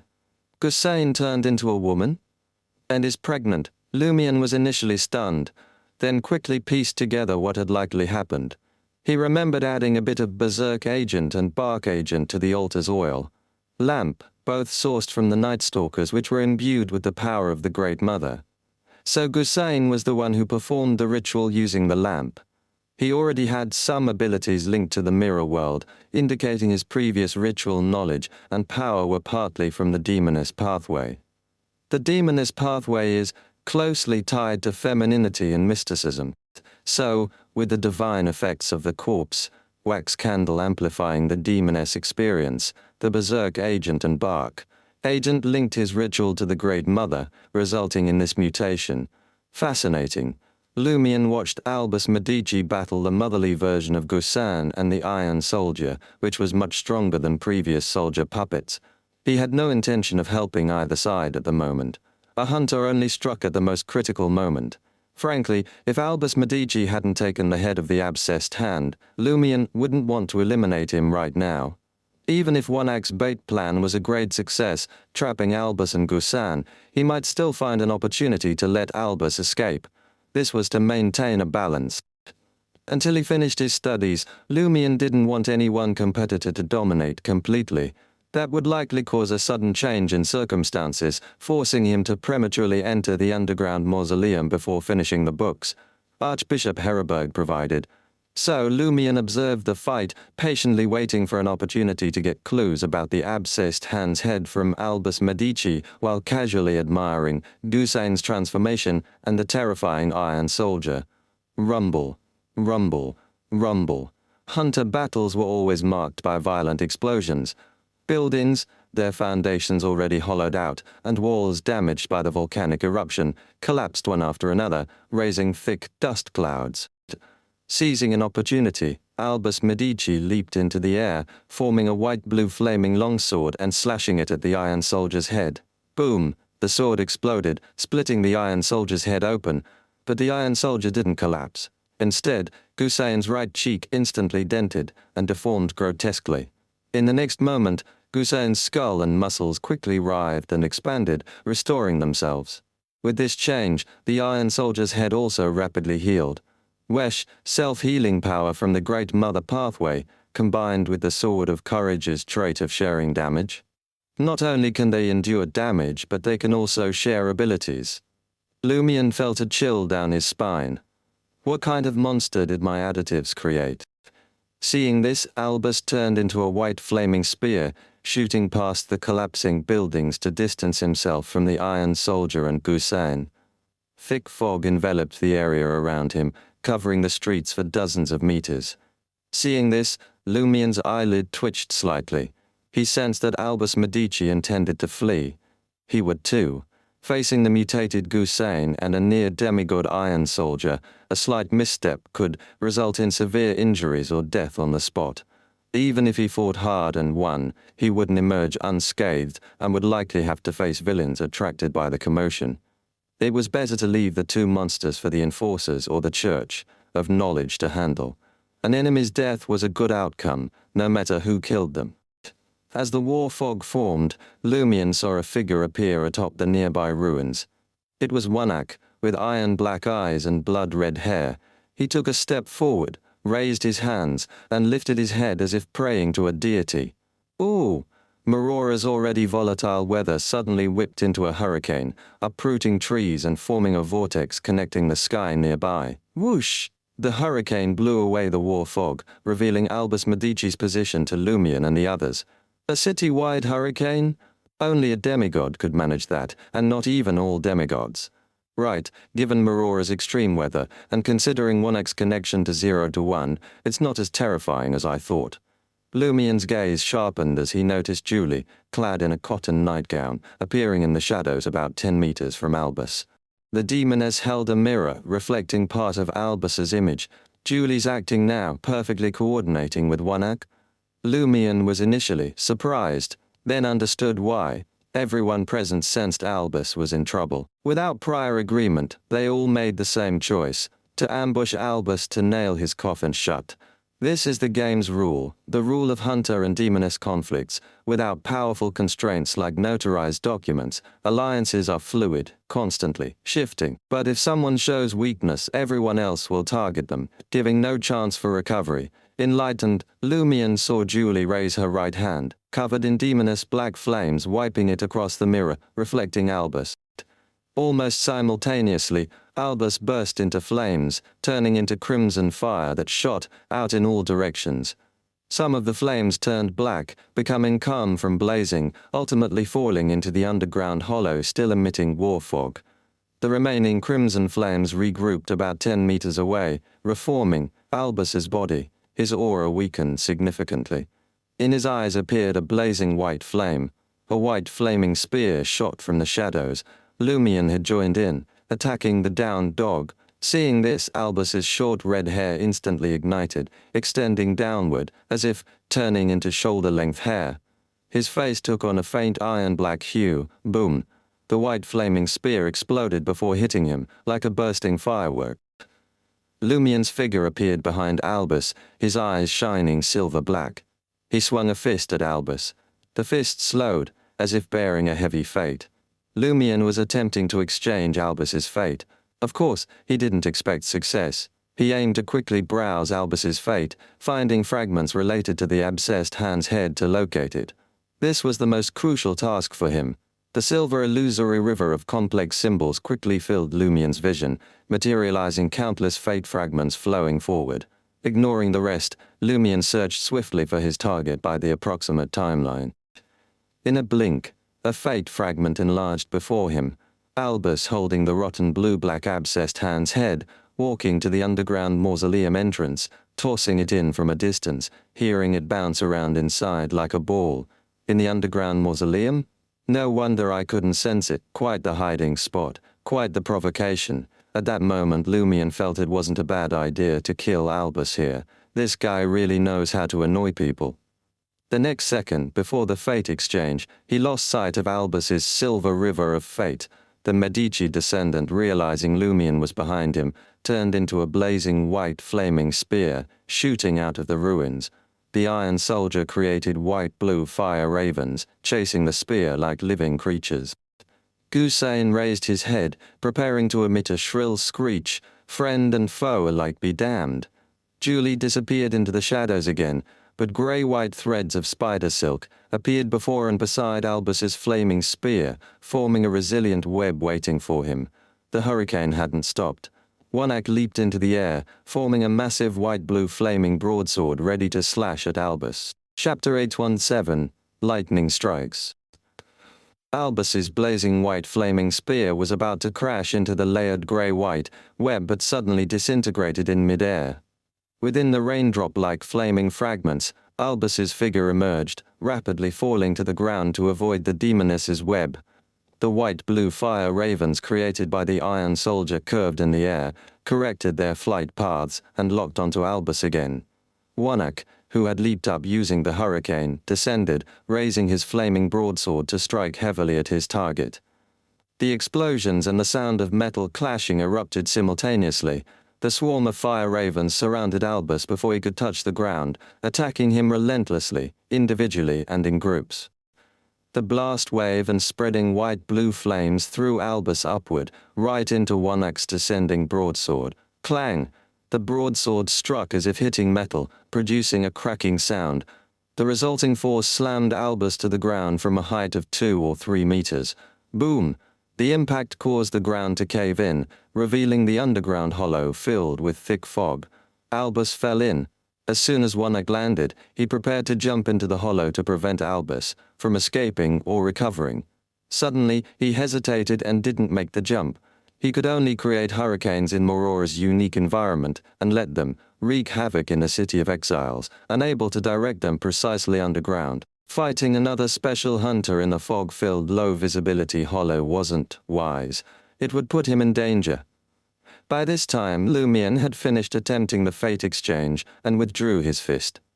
He deeply suspected that Albus's intended escape destination was either outside the ruins or the underground hollow covered in war fog. The Medici descendant had never planned to easily break through the obstacles set by the hunters, demoness, and monster. Instead, he deliberately showed this tendency, using their obstruction to forcefully break through the already unstable ground during the previous battle and fall into his real destination. That way, he could rely on the environment to escape the encirclement, try to hide, and find other possible exits. Disguising his true intentions to confuse his enemies. No wonder he's a Medici. Lumion nodded thoughtfully. Meanwhile, he also noticed Albus's astounding defense. Not only had he withstood the Fire Raven's bombardment, but he had also blocked Warlock's cull strike, emerging with only minor injuries. Simply metallizing his body to some extent couldn't achieve this. Lumion suspected Albus had an item or companion similar to the Sword of Courage that shared at least half the damage. Considering Albus's abilities surpassing Sequence 5 and some beyond Sequence 5's capabilities, Lumion reasonably deduced a special connection with the Red Angel, allowing him to share some of the latter's power and endure some of the damage and ability hunters gained and deepened starting at the demigod level. If not for being in Marora, the land ceiling 0 to 01, Lumion believed Albus could have borrowed true demigod power, not facing so many limitations. As the Iron Soldier prepared to jump into the fog-filled hollow to chase Albus, the motherly Gusain raised his head and let out a sharp, piercing howl. Lumion and Warlock's minds buzzed simultaneously, their thoughts shattered, life force rapidly draining, causing weakness in the very depths of their souls. Crack. In the darkness at the edge of the district, a mirror shattered on the ground, revealing Julie's figure. In the next second, Gusain fixed his gaze on Lumion, completely ignoring Warlock and Julie. He caressed his increasingly swollen belly, his blue eyes turning vicious. Under his will, the near-sequence 4 Iron Soldier abandoned the pursuit of Albus, turning to target Lumion. Seeing this, Lumion, enduring the throbbing headache and buzzing in his ears, smiled and waved at Gusain and the Iron Soldier, to Warlock and Julie. Bye-bye.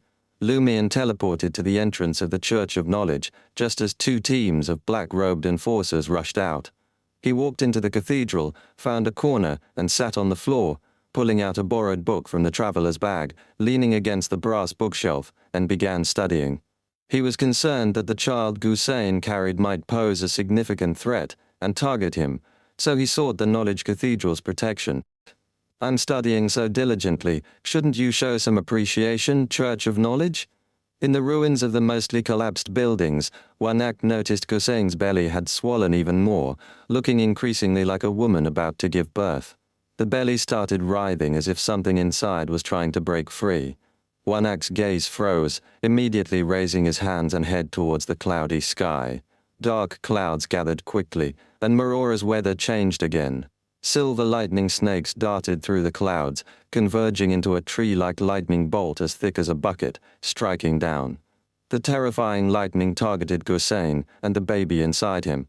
Gusain vanished, hiding in a ghostly wasteland. But the silver, giant python pursued him relentlessly, piercing through the void, striking his belly with unavoidable speed. Bang! The thunderclap woke the city's exiles.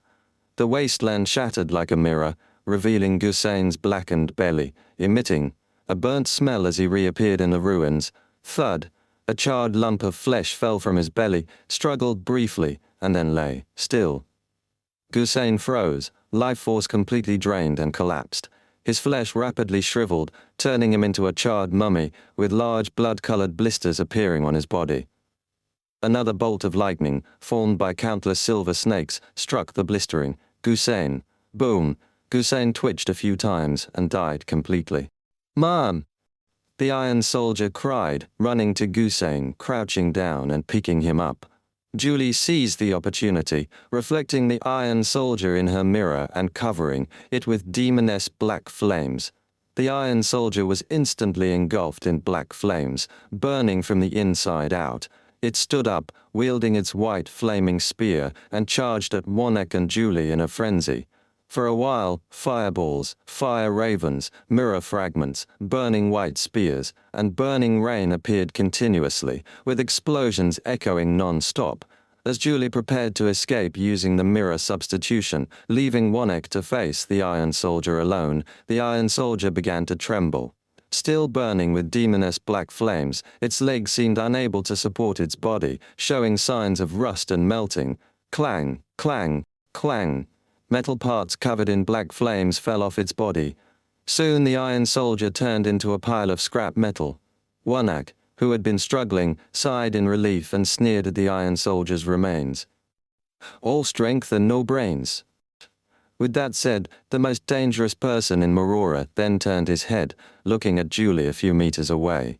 Julie's gaze first fell on his face, then moved down to his crotch. The demoness shook her head in disappointment, regretting adding the black flame curse to the Iron Soldier too early, missing the chance to see Warnock weakened. Warnock squinted slightly as Julie smiled and retreated into the shadows.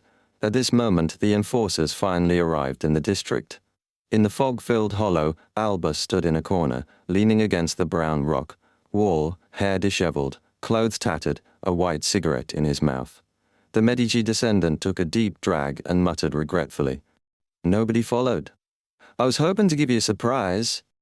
After the explosion subsided and the enforcers returned to the Church of Knowledge, Lumion left and headed for the Carnival Bar.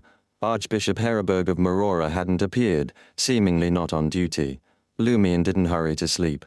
He conjured a white flaming ball and continued reading the books related to 0 to 1 at a desk. Soon Julie returned and knocked on his door. Lumion, suspending the white flaming ball, opened the shabby wooden door, seeing the neighboring demoness with moist eyes and flushed cheeks, as if she had just finished some R21 activity. She held the blood-colored object frozen in ice. "Warlocks?" Lumion asked with a smile. Julie sighed and shook her head. "No, I didn't get the chance." She then accused Lumion, which was her reason for knocking in the middle of the night. "Why did you leave early? Together we could have cut off Warnock's thing." "If I hadn't left, something you wouldn't want to see might have happened." Lumion chuckled. "I'm in a partnership with Warnock." "Boy!" Julie scoffed in disbelief. She turned and walked towards her room. After a few steps, she turned back, smiling slyly at Lumion. "Hope you don't regret today's choice." Chapter 818, Instigation. Don't regret today's choice. Lumion watched Julie's back as she entered her room, and he could guess what she meant by her earlier words. "You'll regret not killing Warnock today." Julie must really place a lot of weight on Warnock. Does she think he'll affect the outcome of the underground mausoleum raid? Lumion muttered to himself, closing the door and returning to his desk. He understood Julie's concern about Warnock. Earlier, Warnock had demonstrated his unique ability to manipulate Marora's weather, creating a hurricane powerful enough to disperse the war fog covering the entire district. From Lumion's later observations, Warnock had even summoned terrifying lightning strikes. Although Lumion wasn't sure if these abilities had limitations, possibly relying on the current weather and only being able to guide it to similar conditions without causing drastic changes, Warnock's display still proved he was, in some ways, akin to a demigod. Most importantly, with Lumion's understanding of 001's sealing information, if Warnock had truly submitted to 001, he should have exhibited some special abilities yet to be seen. I remember the night Warnock was ambushed by Albus and Gusain. The weather was clear, while tonight it's very cloudy, suitable for wind, rain, thunder, and lightning. Lumion held a book borrowed from the Church of Knowledge, but didn't read it as attentively as before. Instead, he thought carefully about the hidden details in Warnock's behavior. After a while, Lumion silently laughed at Julie. In the demoness's eyes, tonight was indeed the best chance to hunt Warlock. He was severely injured. The Iron Soldier had near demigod strength to engage in direct combat. Gusayan had undergone a terrifying mutation with unknown abilities, and, with Julie, the demoness of affliction, and Lumion himself, they had a good chance to permanently take Warlock down in the ruins. But the problem was, if Lumion hadn't teleported away, he might have become the primary target of Gusayan and the Iron Soldier. In that case, Julie would likely see it as a great opportunity to kill her boss and choose to collaborate with Warlock, assisting Gusayan and the Iron Soldier. Do you really think I'm that foolish? If Warlock is killed with Medici heavily wounded and Gusayan and the Iron Soldier destined to be cleaned up by the Enforcers or the Church of Knowledge, wouldn't the demonesses become the sole dominant force? Then, facing their coercion or attacks, I wouldn't be able to find any temporary allies. Such a situation that could drastically change the power dynamics should wait until I finish reading the remaining books. Lumion muttered, adjusting the white flaming ball above his head so it wouldn't cast shadows on the pages. After determining the whereabouts of the abscessed hand, he could focus more on his studies. Before that, he thought about what Albus Medici and Julie intended to achieve in Marora. With backing from gods or a king of angels, they likely weren't just aiming to leave a mark on the terrifying sealed artifact, 001. Internal and external coordination to directly steal 01. The Church of Knowledge is one of the 7 major Orthodox churches. It shouldn't be so easy to take their most important Grade 0 sealed artifact unless they intend to let it happen. Relying solely on violent means is probably not feasible, or the primordial demoness and the Red Angel would have acted already. Do they need 001 to undergo some change? And while I have some clues on how to get close to 001, I have no idea how to leave a mark and gain its favor. Do I need to rely on the remnants of Alester, Tudor's aura? Or is it related to one of my previous speculations? Lumion ended his thoughts and read for nearly another hour before lying down to sleep. In Marora, he slept lightly, always on guard against potential attacks and the neighboring demonesses. Plague. If he experienced symptoms like fever or cough, he would wake immediately and teleport to the Knowledge Cathedral to check his condition. If it weren't for the accumulated negative effects of not sleeping for several days, he would rely on the automatic fatigue removal and spirituality restoration at 6 in the morning to stay up all night. At the same time, this misled Julie and others. If they discovered he could stay energized without sleep, they might infer the changes occurring at 6 in the morning, preventing Lumion from utilizing this special refresh state to turn the tide at critical moments. The next morning, Lumion deliberately lingered in bed for half an hour before waking up, brushing his teeth, washing up, and heading downstairs to enjoy the breakfast prepared by Les. 7 or 8 minutes later, Julie returned from outside the bar. Went out again last night? The demoness is really good at hiding her movements and whereabouts. It's impossible to track her or even know when she leaves her room. Lumion shifted his gaze back and sipped his milk. Julie lightly went over to a high stool 2 seats away from Lumion and remained silent. Les glanced at her face, took out a small cake, and added some cream. Sweet food can help improve your mood, the chef said, simply pushing the cream cake towards Julie.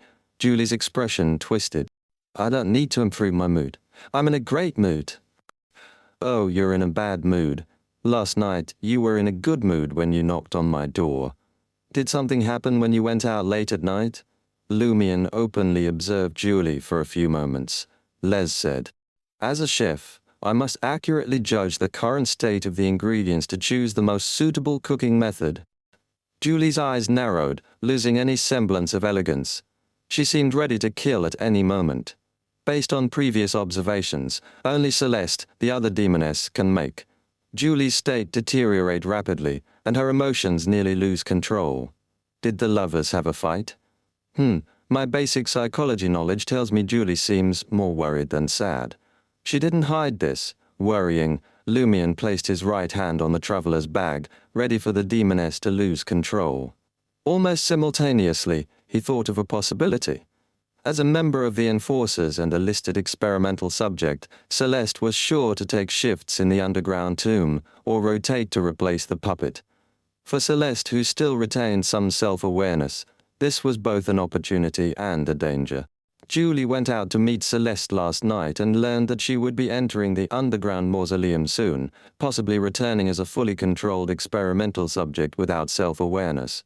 No wonder Julie is so worried, her mood deteriorating. Lumion chuckled with understanding. "What are you laughing at?" Julie glared at him coldly. Lumion smiled and sighed.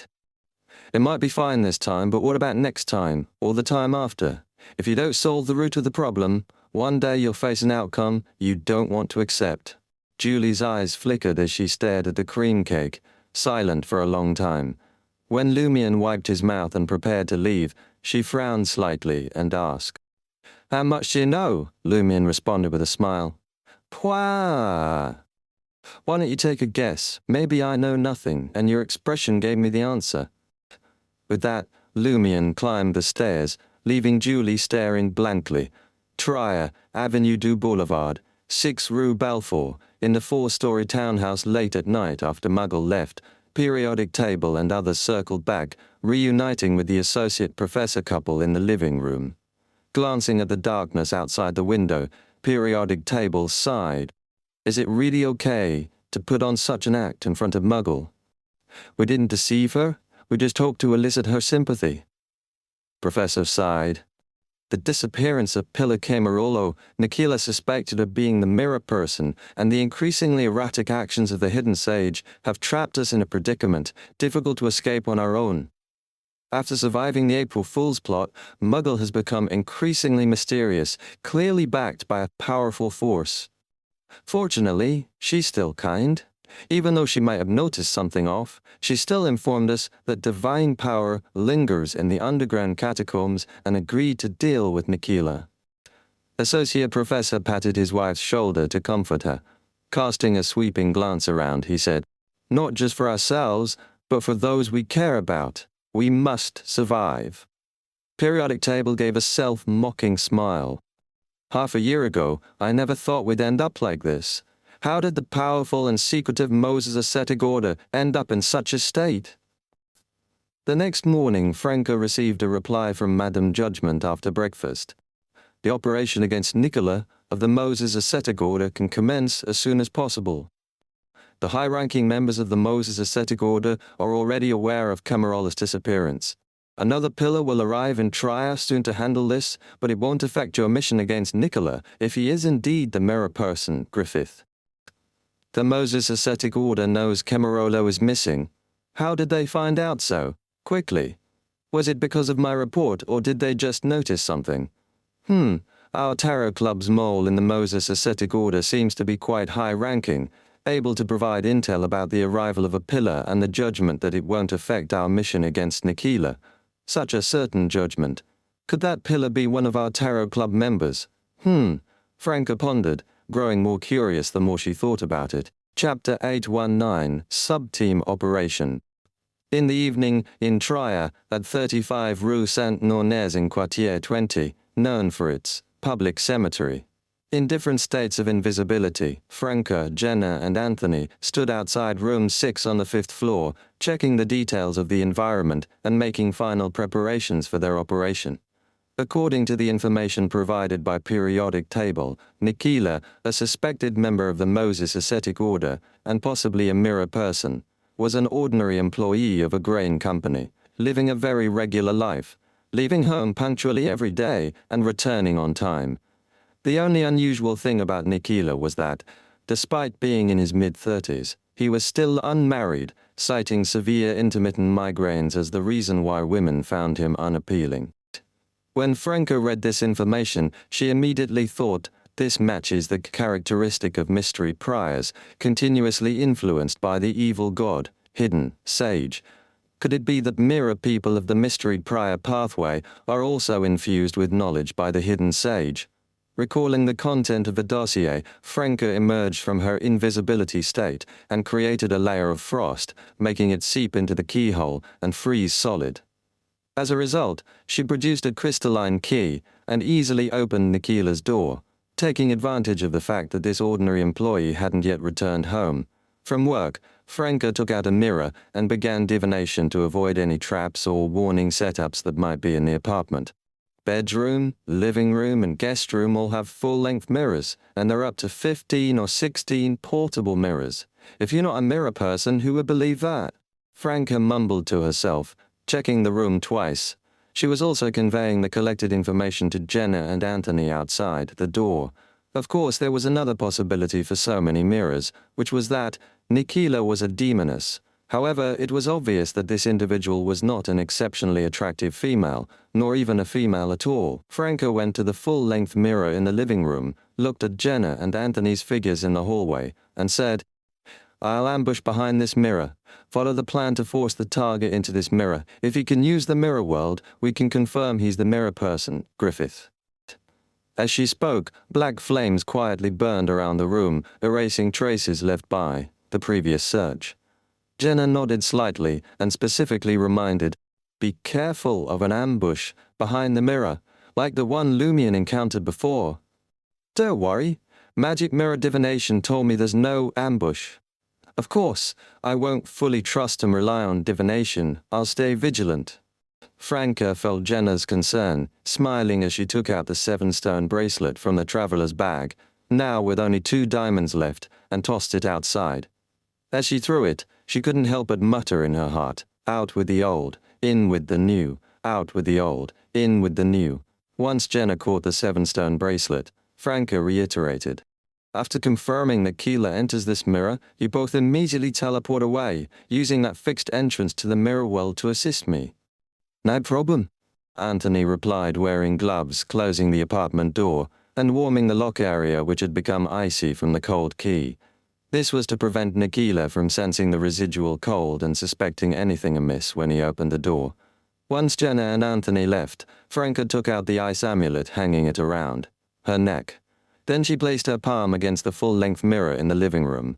With a flash of cold light, she silently passed through the glass. Behind the mirror was void. A spider web-like deep dark tunnel filled Franca's vision. Keeping a close watch on the surroundings, Franca breathed a sigh of relief and murmured, "No ambush." Confirming this, she leaned closer to the mirror, peering through the glass into the apartment's living room. Nikila had not yet returned, and outside, the dusk was eerily quiet. Franca's nerves instinctively tightened. She raised her right hand, rubbed her temples, and sighed. It would be great if Lumion were here. This operation was proposed and perfected by her, killing many of her brain cells, and making her responsible for achieving the goal without severely harming Jenna and Anthony. She couldn't relax at all. In the past, Lumion bore these burdens and responsibilities. She only needed to question and use her imagination to complete her part of the task. Sigh, being a team leader is exhausting, no chance to slack off. Franca composed herself and patiently waited. In the cafe diagonally across from 35 Rue Saint-Nonez, Jenna, now a girl in a black dress with her hood removed, sat by the window, chatting with Anthony about various Tria anecdotes. Suddenly, she propped her left elbow on the table, using her palm to press down her original flaxen hair, her voice dropping slightly. "The target is back." Anthony, while acting attracted to the beautiful woman opposite, glanced with his peripheral vision at the apartment building. A double-decker public carriage had stopped by the roadside, and a man in his 30s wearing a black wool coat and a half-high silk top hat got off. The man was nearly 6 feet tall, walked steadily, had a thin face with distinct features, and rare deep black eyes. "It's definitely Nikila." Anthony nodded slightly to Jenna, confirming she hadn't mistaken the target. Jenna then straightened her head, withdrew her left hand, and glanced at the cuckoo clock on the cafe wall. She smiled lightly at Anthony and said, 3 minutes to go." She meant that in 3 minutes the operation would officially start. The reason for waiting 3 more minutes in the cafe was to avoid Nikila's instinctual investigation as a mystery prior after returning home. This was a detail discussed and decided by Franca, Jenna, and Anthony. Nikila, wearing a half-high silk top hat, walked step by step up to the 5th floor and stopped outside room 6. He didn't open the door immediately, but raised his right hand and rubbed his temples. Then he closed his eyes briefly and reopened them, his pupils now a deep purple with a mysterious aura. Eye of mystery prying, Usually, Nikila used special Warlock spells to weaken the effect of the Eye of Mystery Prying to avoid sudden death, but it couldn't be completely sealed. Now, he was using it to its full potential to observe the surroundings inside and outside the room. Bugs on the ceiling, hairs in the cracks, the neighbor cooking in front of the coal stove, dust floating in the air, children running up and down the stairs, rats hiding. In the shadows, pedestrians passing by on the streets. All these scenes overlapped in Nikila's deep purple eyes. At the same time, he saw shadowy curtains around him and dark aqueous light on the surfaces of all mirrors. Before the gaze behind the shadowy curtain could become more pronounced, Nikila ended his observation abruptly, closing his eyes. He knew if he continued looking, something unpredictable might happen, filling him with fear. Phew. The Eye of Mystery Prying is truly dangerous. Listeners on the Secrets, Supply and Pathway hear things, we see things, and both are equally likely to encounter the forbidden and die mysteriously. Nikila muttered, pulling out a brown leather scroll from an inner pocket of his black wool coat, softly chanting a word in Hermes. Myopia. The scroll immediately ignited with black flames, quickly turning to ash. The mysterious deep purple in Nikila's eyes faded into the black depths of his pupils. After doing this, Nikila took out his key and opened the door. He had confirmed there were no suspicious individuals or enemies hiding in the shadows, nor were there any signs of abnormalities around the apartment or the street. Entering the living room, closing the door behind him, Nikila unbuttoned the top of his wool coat and white shirt, relaxing on the sofa with his arms stretched out. Franca, watching from behind the full-length mirror, took advantage of Nikila's forward movement to grab a beer from the coffee table, extending her right hand slightly through the mirror, pressing it tightly against the glass. When Nikila sat back on the sofa, Franca immediately withdrew her hand. Gulping beer, Nikila read the newspapers he had brought back, behaving like any ordinary employee. Time passed slowly, and as 3 minutes elapsed, Jenna and Anthony left the cafe, turning into a nearby secluded alley, preparing both their shadow hiding and psychological invisibility techniques. They quickly returned to the target apartment and hid in their pre-arranged positions. At this time, Nikila was still reading the newspapers, considering whether to go out for dinner or cook something simple. Suddenly, Nikila's throat felt dry and itchy, as if he hadn't drunk water for a long time. He coughed once and thought, I drank half a bottle of beer, why is my throat so dry? As this thought crossed his mind, he couldn't help but cough again. Immediately, a strong sense of unease washed over him. Something's wrong. Just as Nikila became alert, Jenna, hearing 2 consecutive coughs from the target, through the wall, emerged from the shadows without hesitation. With her hood still on, she inserted the arrow of the bloodthirsty into her own heart. Her flaxen hair seemed to lengthen slightly, her contours became more refined, and her facial features more stunning. Previously, Jenna's beauty highlighted her feminine charm, an expression of femininity. Now, her beauty seemed to become a more independent concept, alluring by sheer virtue of its existence. Through the door, she made the shadows beneath Nikila's feet and the surrounding darkness coalesce into illusory yet solid black chains, wrapping around the target. Chapter 820, Walking into a Trap. As Jenna used the Abyss Shackles spell from the arrow of the bloodthirsty shadows and darkness came to life beside the coughing Nikila. Under the yellowish light of a gas wall lamp, they coalesced into black chains that wrapped around the Moses Ascetic Order member, binding him firmly in place, even sealing his mouth. Nikila, experienced in combat, immediately formed a slowly rotating mass of stardust in his right palm. The light in the room dimmed as if night had fallen outside. In the dimness, numerous bright stars appeared, not densely packed but numerous enough. They cast beams of light that converged into a thick column, illuminating the entire room and enveloping Nikila. The black chains formed by the Abyss Shackles disintegrated like shadows, meeting sunlight, and Nikila dissolved rapidly in the light column, shattering into countless glass shards. Mirror substitution. Using his unique abilities, Nikila escaped the Abyss Shackles by attacking himself. As a mystery prior pathway beyonder, many of his spells required incantations. With his mouth sealed, his abilities were significantly limited. As a result, Jenna confirmed that Nikila was a mirror person. Black fog emanated from her back, growing into a pair of large, illusory bat wings.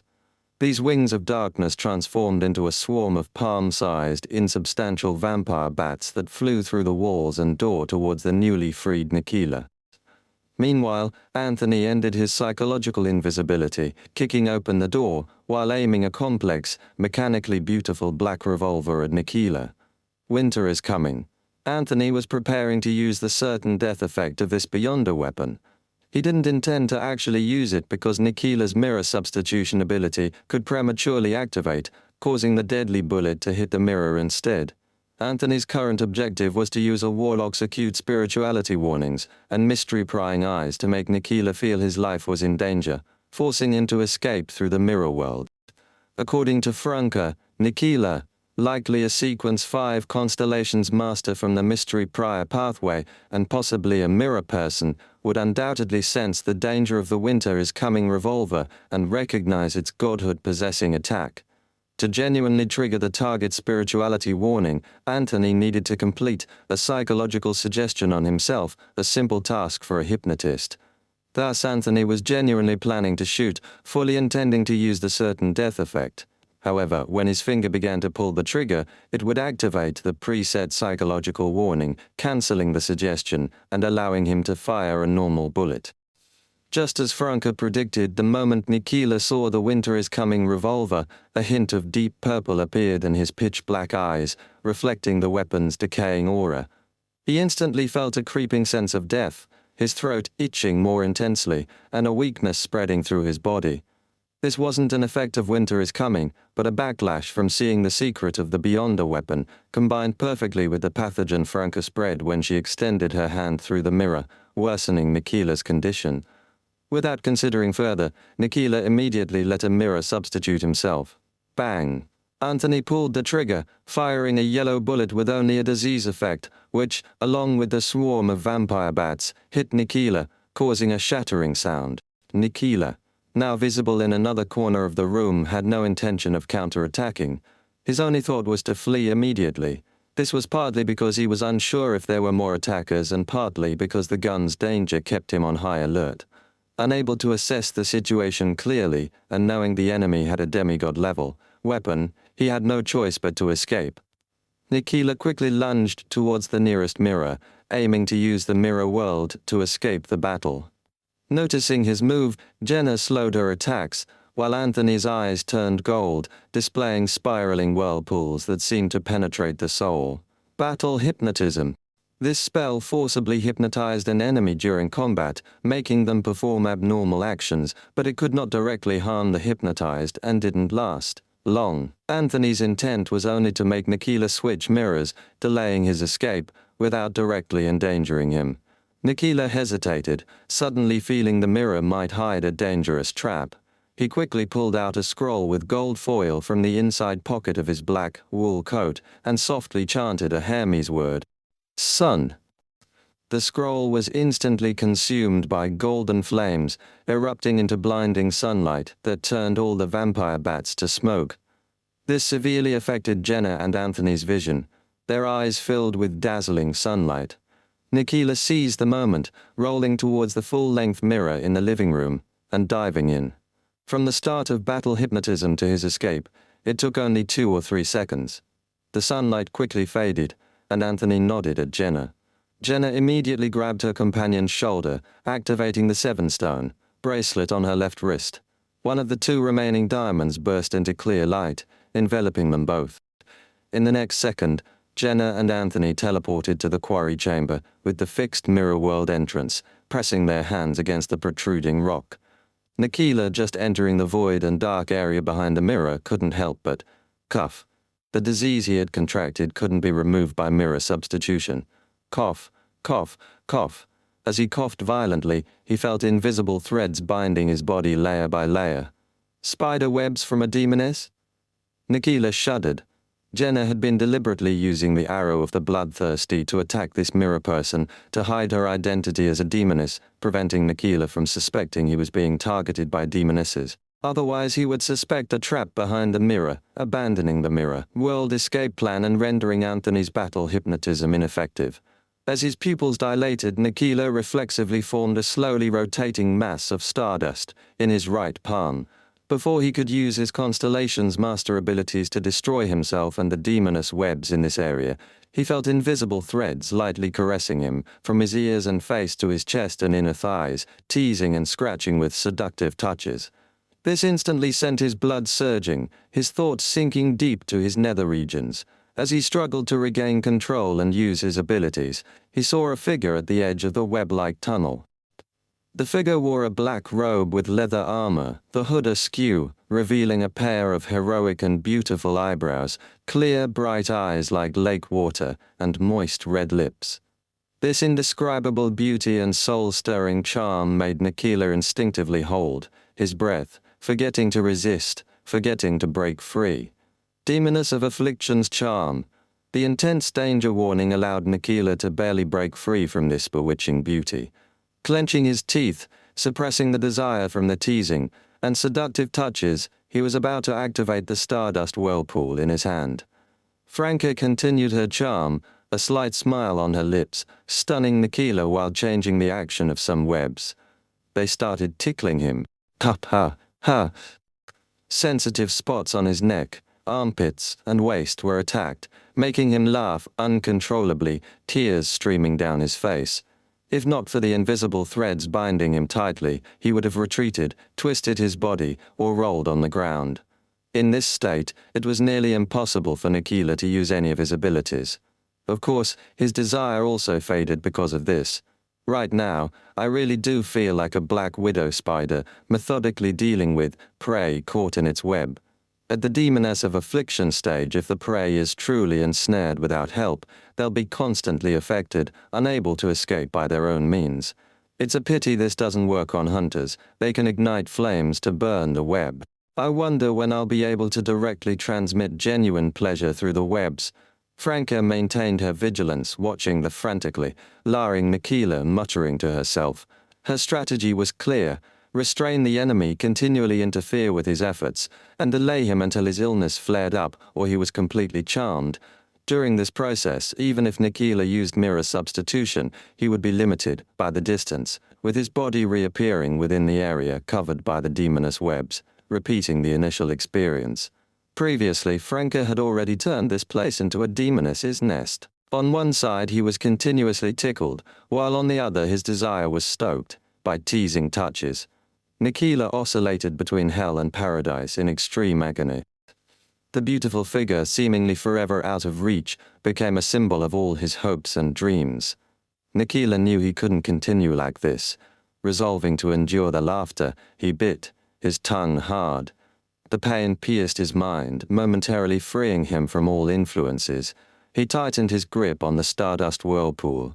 In the void and darkness behind the mirror, one brilliant star after another lit up. Chapter 821, Infatuation. Above the dark and low void of the mirror world, numerous brilliant stars shed beams of clear light.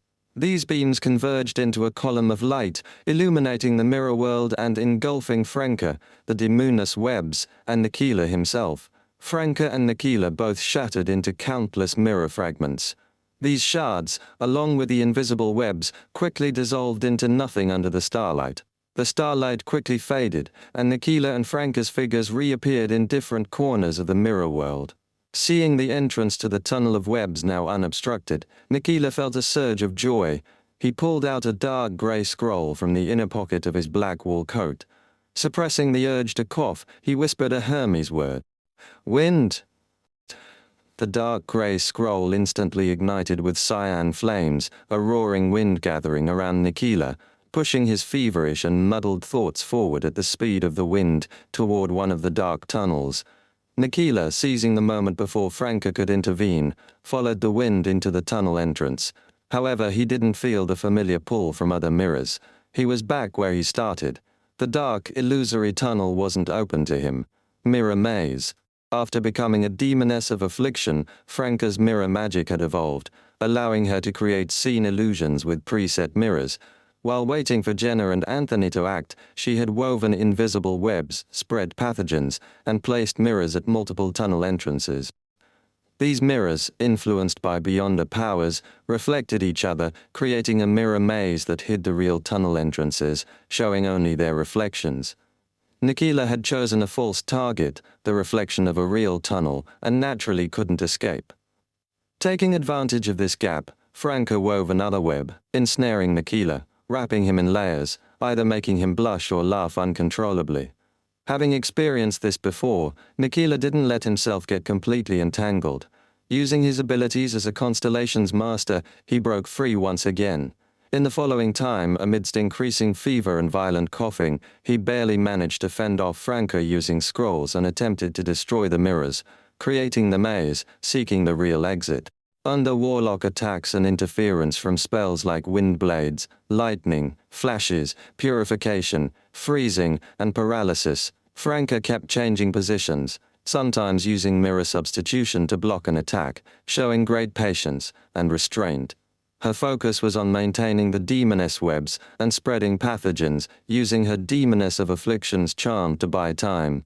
Gradually, Nikila felt he shouldn't resist or harm the beautiful lady. His breath grew hot, his heart racing either from the pathogens or her every move, pounding as if to leap from his chest. The immense pressure made him suspect he might suffer a heart attack any second. Without hesitation, he pulled out a scroll etched with lightning patterns from his coat's inner pocket. It was a powerful item he bought from a broker. Storm. Just as he finished chanting, Nikila started coughing violently, and the scroll erupted into a dazzling silver light. The silver light expanded, filling the mirror world with a thunderstorm, the accompanying wind pushing lightning into the tunnel entrances, shattering the mirrors Franca had placed. With the sound of breaking glass, Franca's figure shattered, the mirror maze collapsed, revealing the true dark tunnels. Nikila had no time to celebrate. Aided by the scroll's spell, dragging his sick body, he dashed toward the nearest tunnel entrance. He had scrolls with some healing effects but didn't want to miss the chance to escape. Seeing the tunnel entrance within reach, and the attacking demoness reappearing. In another corner, Nikila's heart surged with hope. At that moment, he saw two figures in the tunnel entrance out of the corner of his eye. Jenna and Anthony, who had teleported using the last diamond of the Seven Stone bracelet, had arrived and been lying in wait. During the brief and weakened storm, both had been struck by lightning but evaded the worst damage using mirror substitution, one from her own ability, the other from the mirror substitution created by the two demonesses. Seizing this chance, Anthony's eyes turned gold, radiating a dragon-like aura. Awe. Fear and panic surged in Nikila's heart, leaving him disoriented, as if facing an unbeatable predator. Seeing the target pause and turn in circles, Jenna threw a handful of black powder and chanted a few Hermes words. It was one of a witch's black magic spells. Due to their need for materials and incantations, Jenna rarely used these in combat, opting for the convenience of frost and black flames. The black powder ignited, and a cold wind rose, surrounding Nikila with ghostly figures pressing against him, covering his mouth and nose. With this dual interference, Franca's demoness webs wove again, sticking Nikila in place. Franca smiled sincerely at the mirror person. With a buzz, Nikila felt his blood split, half surging upward, half downward, his heart seeming to stop. Under repeated charms and his severe illness, he could no longer resist Franca's allure. In a daze, Nikila saw the woman whose every detail fit his aesthetic beckon to him and offer a transparent, triangular spike symbolizing goodwill and control. I wholeheartedly accept. With this thought, Nikila didn't question why the webs no longer restricted him. He reached out and grasped the triangular spike, feeling a slight sting. His thoughts froze completely, becoming as sluggish and stiff as rusted machine parts. Wintry blade. With Nikila under control, Franca glanced at Jenna, signaling her to find and destroy the remaining mirrors on him. Then Franca could form an ice spike and perform a lobotomy on Nikila. With Lumion absent, there was no one to use the ritual leather for the animal creation spell to turn Nikila into a large hound. Jenna nodded slightly, cutting off the lower half of Nikila's right sleeve, and quickly took off his black wool coat. She swiftly found the remaining 5 mirrors and smashed them one by one. During this process, Nikila did not resist. He looked at Franca with a mixture of obsession and pain, coughing intermittently. He still held the wintry blade, blood trickling from his hand. Franca's left hand formed a long, thin ice spike. Suddenly, Nikila's expression twisted. Knowledge infusion from the hidden sage? Damn it, why now? Franca was first stunned, then understood the reason. In his severely ill and dying state, Nikila was unlikely to withstand this. He might lose control on the spot. In a flash, Franca discarded the ice spike and the wintry blade, taking out a mirror that reflected Nikila's image. She then wiped the glass surface with her right hand, covered in eerie black flames. Nikila's exposed skin was marked with numerous blood-red cracks, with strange things forming inside them. At that moment, pitch-black flames erupted from his body, burning his soul. Using the blood dripping from Nikila's hand, Jenna began a curse, while Anthony aimed the Winter is Coming revolver at Nikila, ready to use the certain death effect at any moment. Soon, the two demonesses acted before Nikila could lose control, ending his life completely. Silently, Nikila fell to the void and dark ground of the mirror world, becoming a corpse. The eye-like objects hidden within his flesh stopped moving, unable to emerge. Franca quickly set up a ritual, completing the magic mirror divination. In her make-up mirror, Nikila's eerie pale figure appeared, showing only slight signs of losing control. The ghost's eyes still held a trace of obsession with Franca, but now included the pain and despair of being killed by her.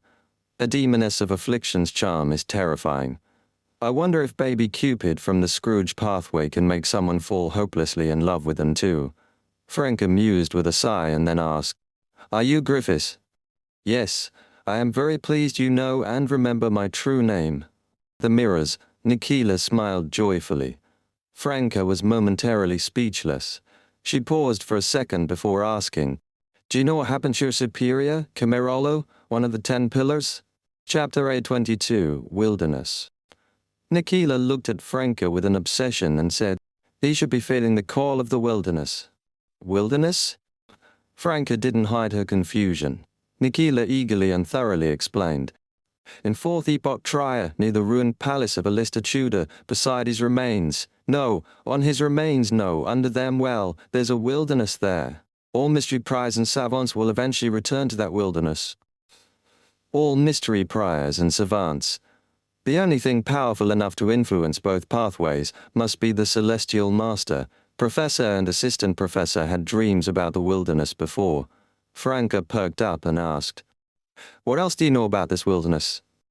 Nikila shook his head slightly, looking a bit annoyed but very honest.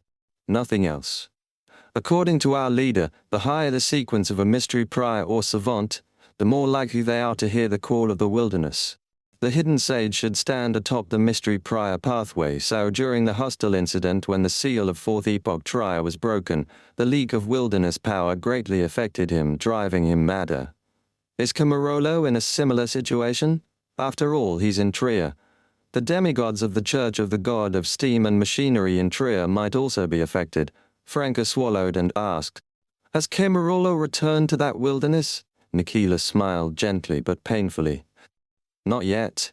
He's probably just deteriorating, unable to maintain himself well, and resisting the call in some extreme way. If he were to return, he'd have to pass through our mirror world.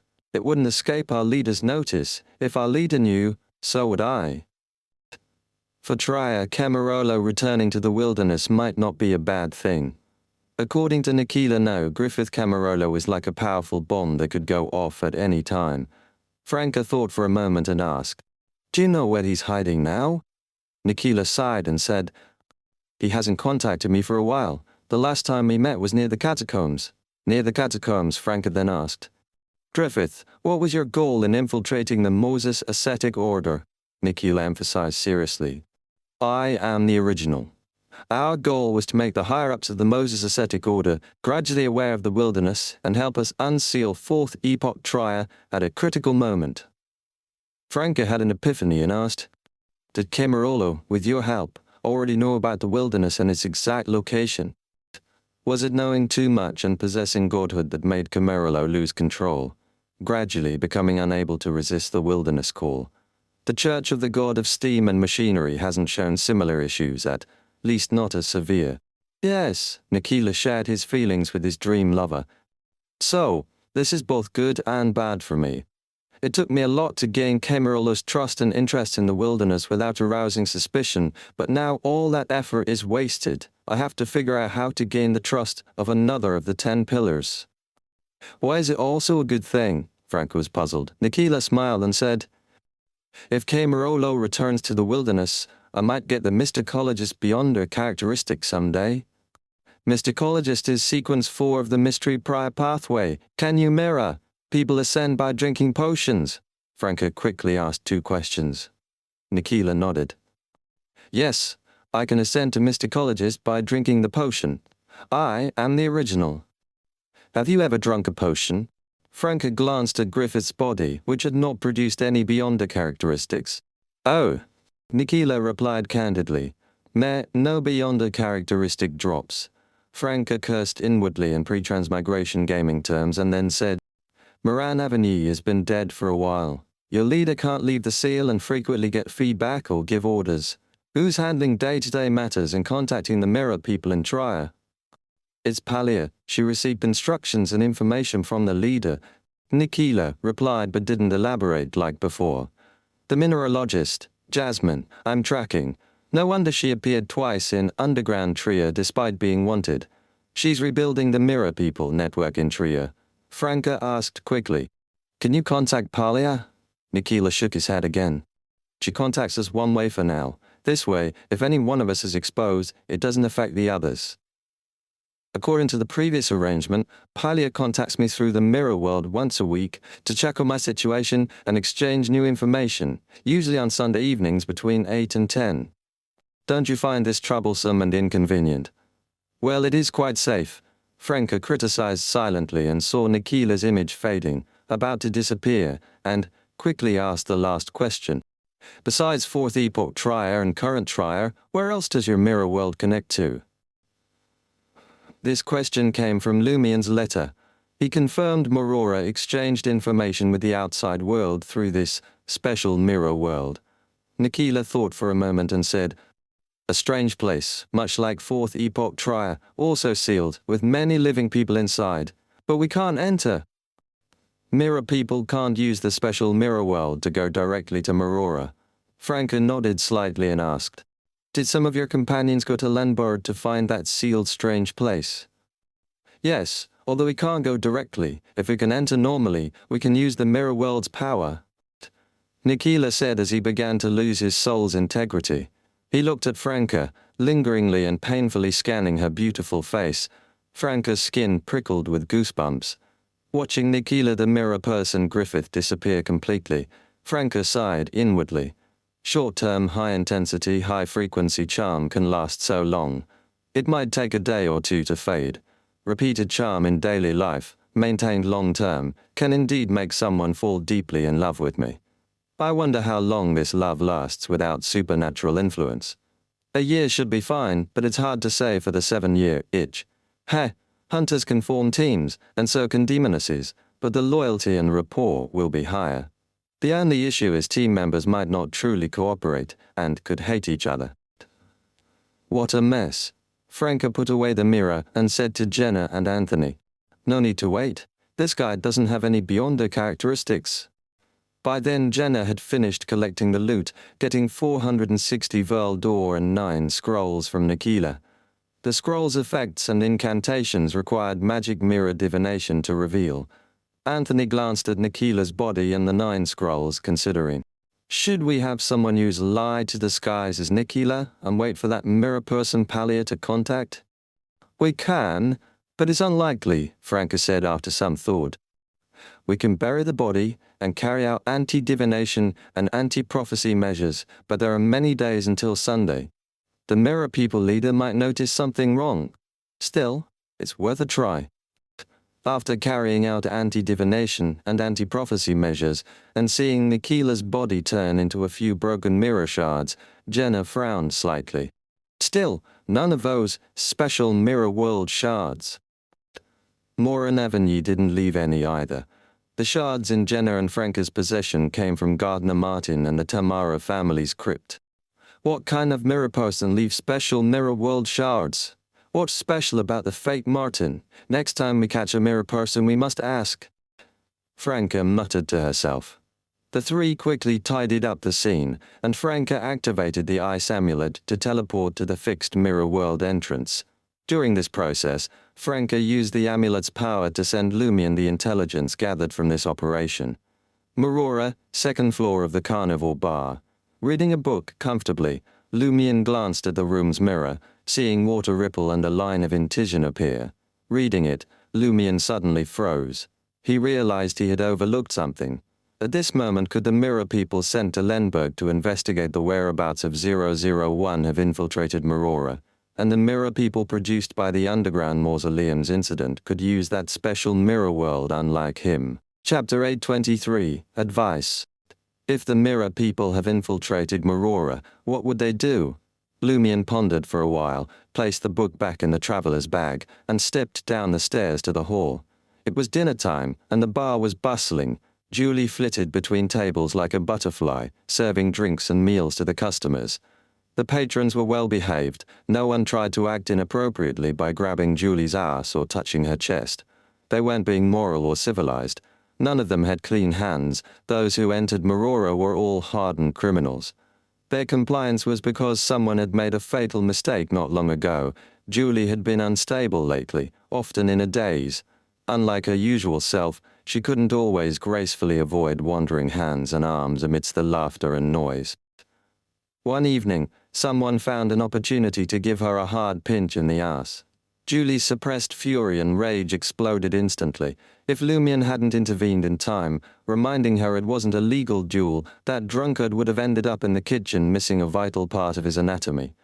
In the end, since the drunkard refused Julie's duel challenge after much negotiation, he voluntarily chopped off his hand as an apology. Otherwise, he might have lost control and attacked the repugnant bar owner, forcing him into self-defense. Lumion glanced at Julie, whose face was devoid of smiles, and walked into the kitchen, where Les was finally taking a break, enjoying his dinner. He picked up a caramelized finger, put it in his mouth, and chewed noisily. Lumion sighed quietly and said, "I need to step out for a bit. Keep an eye on Julie." "No problem," Les replied, pointing to the plate of now missing fingers. "Boss, want some? I found a new cooking method. First deep fry, then steam in a seasoned broth for 20 minutes. "No, thanks." Lumion turned and left the carnivore bar, walking through the dark, unlit streets to the Knowledge Cathedral. He found a corner where he could see the graveyard and the entrance to the underground mausoleum through a window. Pulling over a wooden chair, he sighed and patted the backrest. The Church of Knowledge is getting more considerate. There hadn't been chairs by the brass bookshelves before. Too bad there's nowhere to rest my feet. Lumion sat down, gazing at the graveyard, through the stained glass, using the crimson moonlight to observe the entrance to the underground mausoleum. According to his information, Celeste, who had been on duty in the underground mausoleum for 2 days, would return to the surface at 9 tonight. Lumion's goal was to make others believe he was at the Knowledge Cathedral to study while actually observing the mausoleum's entrance and the experimental subject's activities. His true purpose was simple: to mask his love of studying with the guise of observing the mausoleum and experimental subjects. With this excuse, he wouldn't have to waste time idling around the bar, drinking and boasting. He could finish the remaining books sooner. By the cathedral's bright candlelight, Lumion read for a while, then forced himself to lift his head and observe the mausoleum's entrance for a couple of minutes. After repeating this several times, he suddenly thought of his sister. Back then, Aurora always urged him to study but would occasionally drag him from his desk, forcing him to look at the trees outside the window and the distant mountain pastures. Now, he had to rely on himself. Time passed, and the cathedral's clock chimed loudly. A group of black-robed enforcers left the Knowledge Cathedral, crossed the graveyard, and reached the mausoleum's entrance. Soon, the previous group of enforcers emerged from the grey-white stone steps, leading to the mausoleum, moving in an orderly fashion. With his hunter's vision and the crimson moonlight, Lumion saw that the leader was Celeste, wearing a black robe and a blindfold. The demoness emerged from the entrance area slowly and expressionlessly, removing her blindfold. The line behind her was long, each person carrying a lantern. At that moment, Lumion felt a sudden eerie sensation as if the deep darkness at the mausoleum's entrance had come to life. The darkness instantly swallowed the last experimental subject in line. Lumion blinked, seeing no movement in the darkness. The anomaly seemed like an illusion. Frowning slightly, he counted Celeste team members again. Quickly, he concluded, one person is missing, and one lantern. Lumion watched Celeste's team until they returned to the Knowledge Cathedral. Near the stairs, Celeste turned her head slightly, glancing in Lumion's direction. Lumion crossed his right leg over his left knee, leaning back in the chair calmly, meeting her gaze.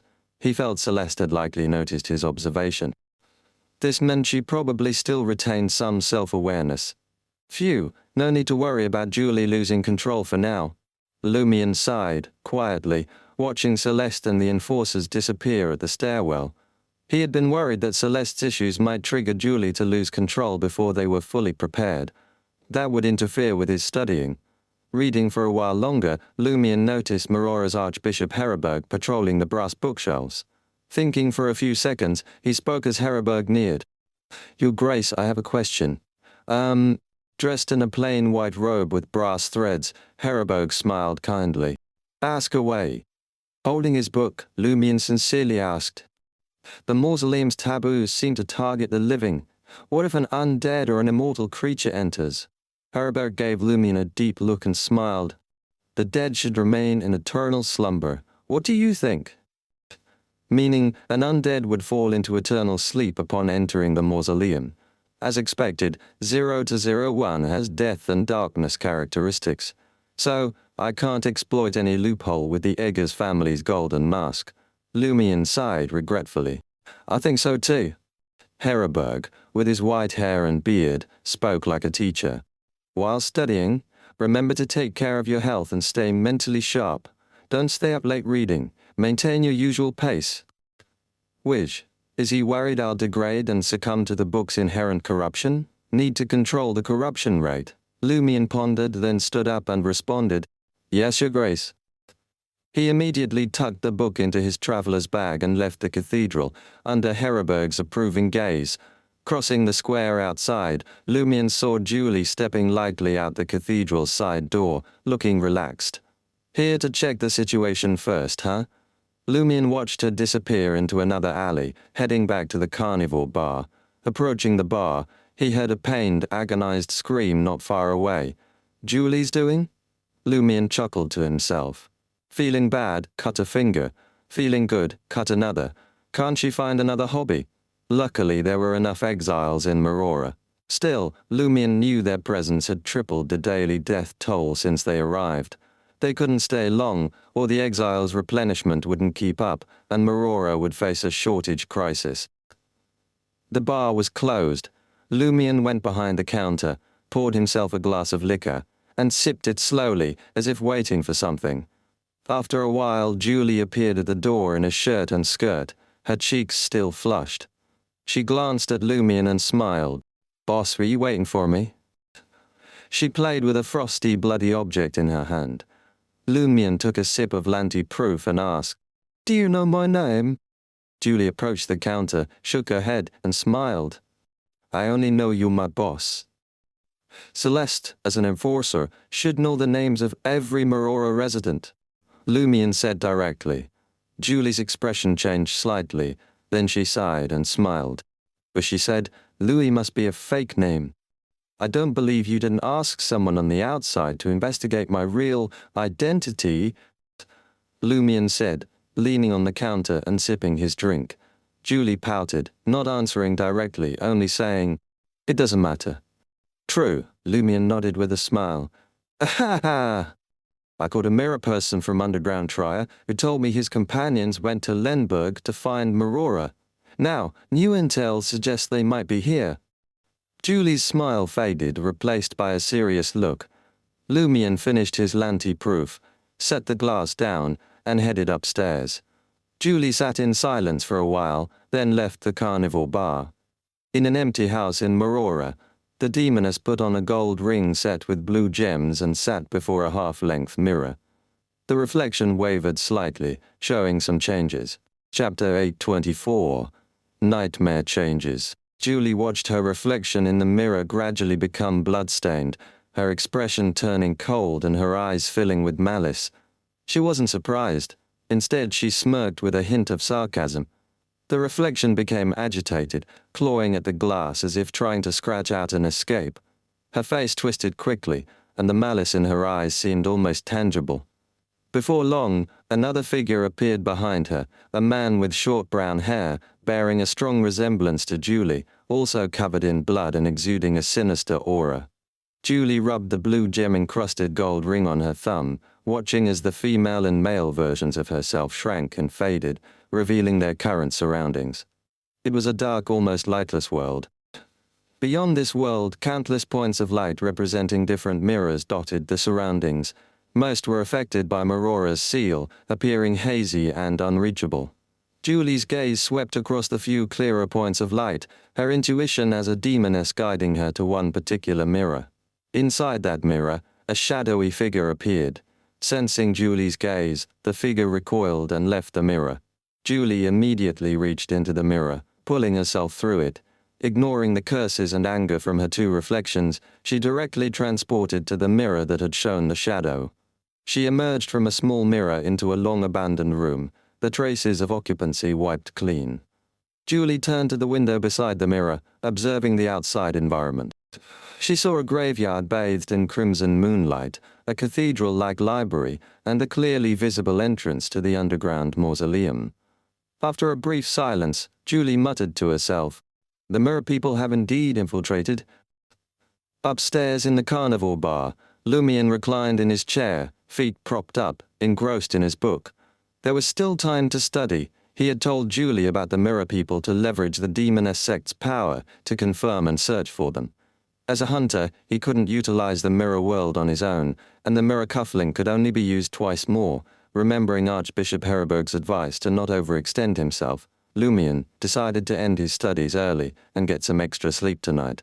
Just as he was about to close his book, someone knocked on his door. It was Julie. She nodded slightly at Lumion, saying, "I found a mirror person spying on the mausoleum but couldn't catch them." "Only one?" Lumion asked for confirmation. Julie tersely acknowledged his words. "Only one." She turned and headed to her room. Lumion chuckled and said, "Not only did you not catch them, but you didn't even see what they looked like." His voice was low, almost to himself, but loud enough for Julie to hear. Julie turned around and sneered. "At least I've found traces of the mirror people. Better than someone who needs me to confirm it." Lumion pretended to be stunned, retorting, "I was just letting you fulfill your pitiful, insignificant purpose." Julie ignored him and went into her room. Lumion smirked to himself and closed the wooden door. Now Julie should be less wary about him being capable of using the mirror world, right? In a daze, Lumion saw a blood-stained land, collapsed grand structures, and towering iron-black pillars, many of which were broken. Driven by instinct, he walked forward, passing through burning palaces, torrential rain, and a forest of lightning striking the ground. He stopped before a corpse. The body was charred black, the face flayed to reveal a scorched skull. Behind it lay a mountain of bodies and bones, piled hundreds of meters high. Lumion's gaze followed the corpses upward, sometimes meeting their eye sockets, which burned with pale or dark red flames. Finally, he was about to see the top of the mountain. Suddenly, intense fear and a compulsion to stop thinking and follow orders overwhelmed him. He jerked awake, gasping for breath. Another nightmare. The nightmares are becoming clearer and more frequent. Lumion glanced towards the ground, instinctively reaching out as if to touch something. He grasped only air. Quickly calming himself, he murmured, "At this rate, when I finish reading the remaining books, these nightmares caused by the corruption might transform drastically. What will that bring? If the nightmares get clearer and the feeling stronger, I might lose control in my sleep. Then Albus, Julie, and Wanak would have the chance to challenge an angel. No, the Church of Knowledge would eliminate the problem first. Having sealed Ludwig, they wouldn't hesitate to seal another." Lumion rubbed his temples, agreeing more with Archbishop Heriberg's advice. Don't rush. Maintain physical health and mental clarity. Even if corrupted, proceed gradually. Sighing, Lumion believed that in 5 or 6 days, when he finished the borrowed books, the situation would change significantly in his favor. "But can the situation remain stable until I finish studying?" Since the last injury, Albus hasn't appeared for days, secretly plotting. Warnock regained control of Dade's agricultural company, but no longer has fixed offices or residences. Celeste's duty in the mausoleum is both a risk and an opportunity. She might have advanced the demoness sect's plans, and Julie's opportunity could be coming. Soon. Will they let me study until I finish the books? Probably not. Lumion mused that Albus Warnock or the demoness sect would likely make a big move involving the mausoleum soon. They might not know the importance of studying or that Lumion was diligently studying, but they must sense that delaying further would worsen their situation. Never underestimate the intuition of demonesses or the instincts of those backing Albus and Warnock. Tria Quartier de la Cathédrale Commemorative, Apartment 702, 9 Rue Orozai. Franca was smug about successfully planning and executing an ambush on a powerful mirror person. This felt more rewarding than leading a team raid in her pre-transmigration games. She pointed to the cash and scrolls on the coffee table, saying, "Let's split the spoils. You two go first." Using magic mirror divination, the two demonesses had identified the effects and incantations for the scrolls. There was a sun scroll, a healing scroll, and one each of lightning, burning, flash, wind, freezing, paralysis, and secret voice. Anthony gestured for Jenna to pick first. Jenna, not wasting time with politeness, took the sun, lightning, and flash scrolls after a few seconds of thought. Anthony chose healing, paralysis, and freezing, leaving 460 Veldor and the remaining 3 scrolls for Franca. Franca picked up the secret voice scroll, smiling. "This is perfect for coordinating operations. Surprised you didn't want it." The secret voice scroll created a secret channel linking 3 to 5 people within 50 meters, allowing them to communicate without being overheard or blocked by obstacles. You could leave it for Lumion, Jenna thought but didn't say, not wanting to dampen Franca's spirits. As they chatted, a messenger from Madame Judgment delivered a reply. "The Moses Ascetic Order will handle the abnormality in Camarolo. You don't need to follow up." In Trier, in a room with overturned furniture and papers scattered everywhere, the Hermit, a major arcana card from the Tarot Club whom Franca and her team had met before, stood before a wall covered in meaningless lines. She wore black-framed glasses and a deep black robe adorned with eye-shaped purple patterns, examining faint traces of dried blackened blood, tears, and saliva. A nearly transparent, eyelashless, and indifferent eye hovered before her, silently, observing. Its gaze seemed to contain countless stars and various scenes. After a while, the Hermit ignored the blackened blood, taking a small amount of the powder stained with tears and saliva. A dreamlike pumpkin carriage appeared before her, altering her appearance, aura, and physique. The Hermit calmly sat in the carriage. A group of mice pulled the pumpkin carriage into a tunnel outside the Trier catacombs. Still seated in the pumpkin carriage, the Hermit conjured a vibrant, slightly unreal ball of yarn. She infused the powder from before into the yarn and threw it into the tunnel's depths, leaving a bright thread on the ground, pointing the way forward. Chapter 825, The Final Seduction. The Hermit followed the vibrant thread of yarn through the dark tunnel in her pumpkin carriage.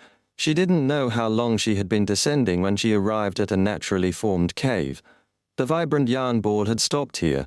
The swarm of mice and the pumpkin carriage vanished, and the Hermit floated down, her feet touching the ground.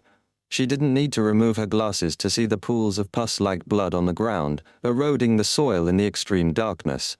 For a moment the Hermit seemed to see a scene from the past. A blurry figure staggered towards the cave, each step leaving a splatter of pus-like blood that sizzled as it corroded the rocks and soil.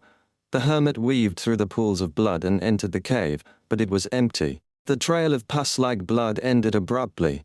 It was as if the figure had exhausted all its flesh and blood, leaving no trace, or had evaporated entirely. He had vanished. Has Camarilla disappeared like this?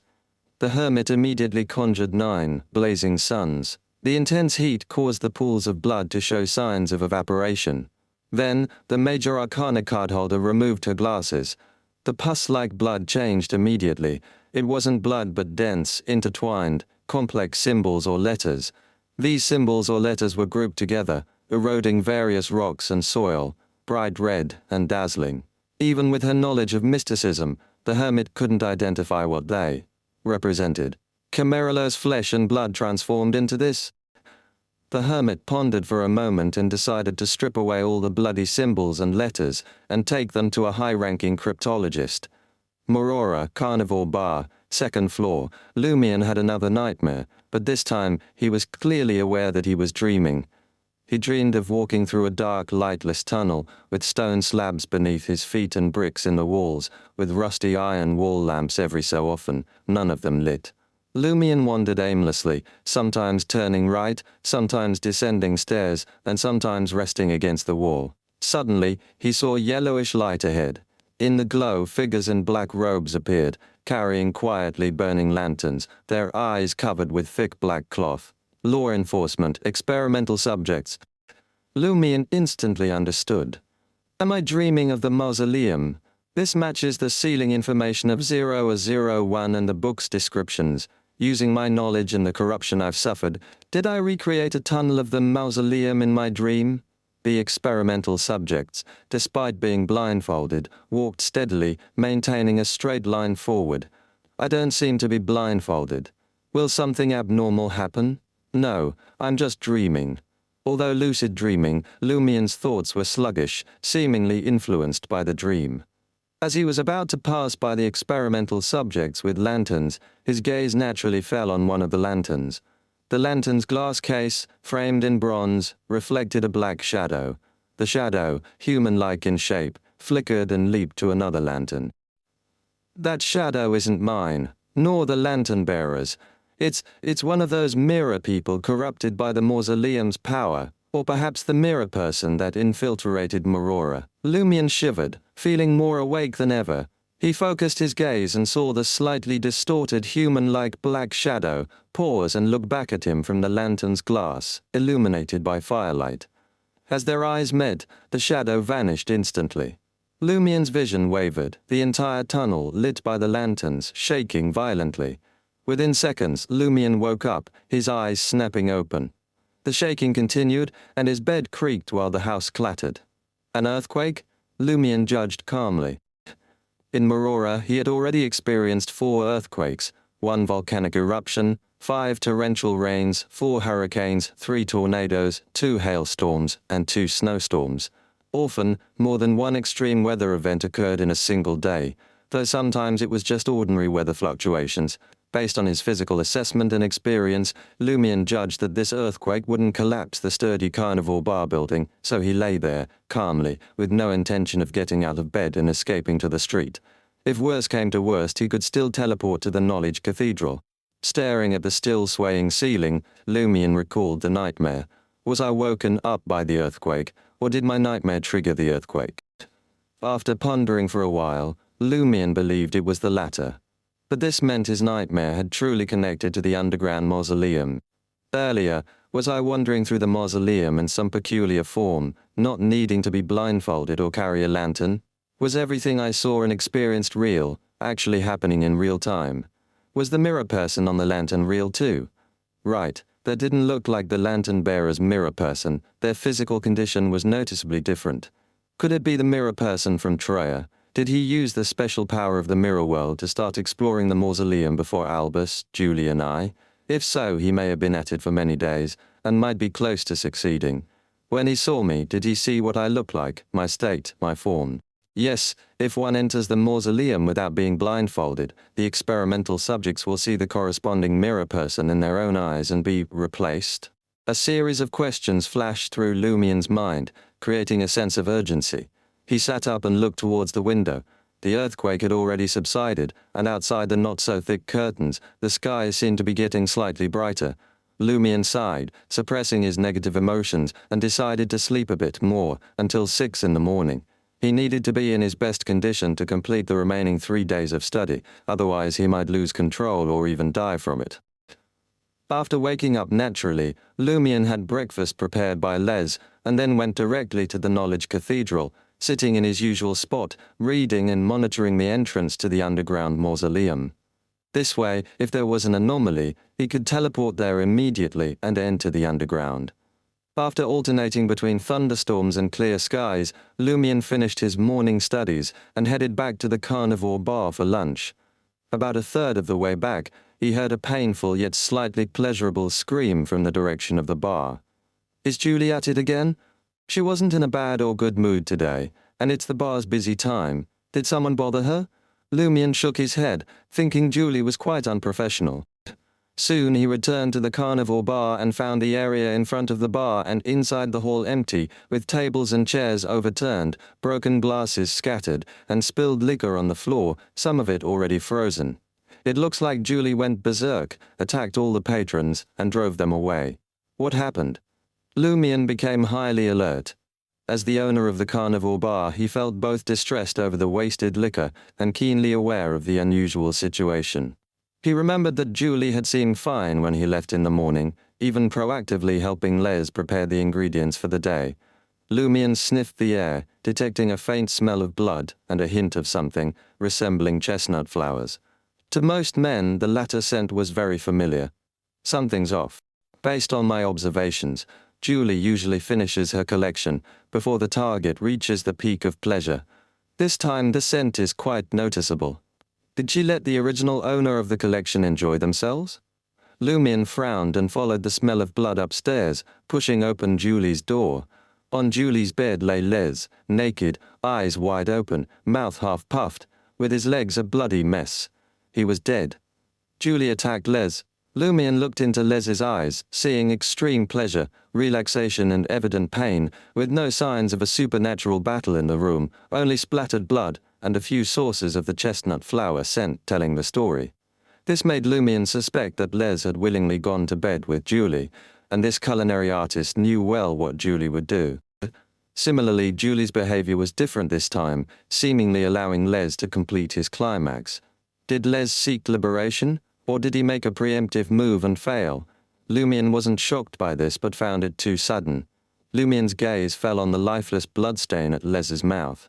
After a few seconds, he suddenly recalled something Julie had once said to Les. "I've decided to seduce you last." Last? Lumion's eyes narrowed sharply. To Julie now was the final moment. Was she about to take her last action?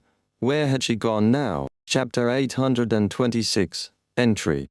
Lumion directly activated the black mark on his right shoulder and teleported to the edge of the boundless cemetery, right at the entrance to the underground mausoleum.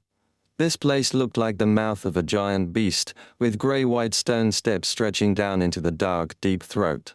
Lumion suspected Julie had already entered the mausoleum. Whatever the demoness sect's plan was, it ultimately had to involve the sealed 01 deep within the mausoleum. Lumion sniffed around the entrance, detecting only the scents of grass, trees, and the earthy smell after rain.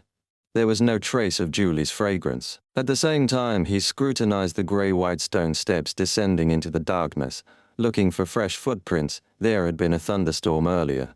No signs of Julie. Lumion turned and transformed into a blazing white spear, shooting across hundreds of meters and landing beside the Knowledge Cathedral.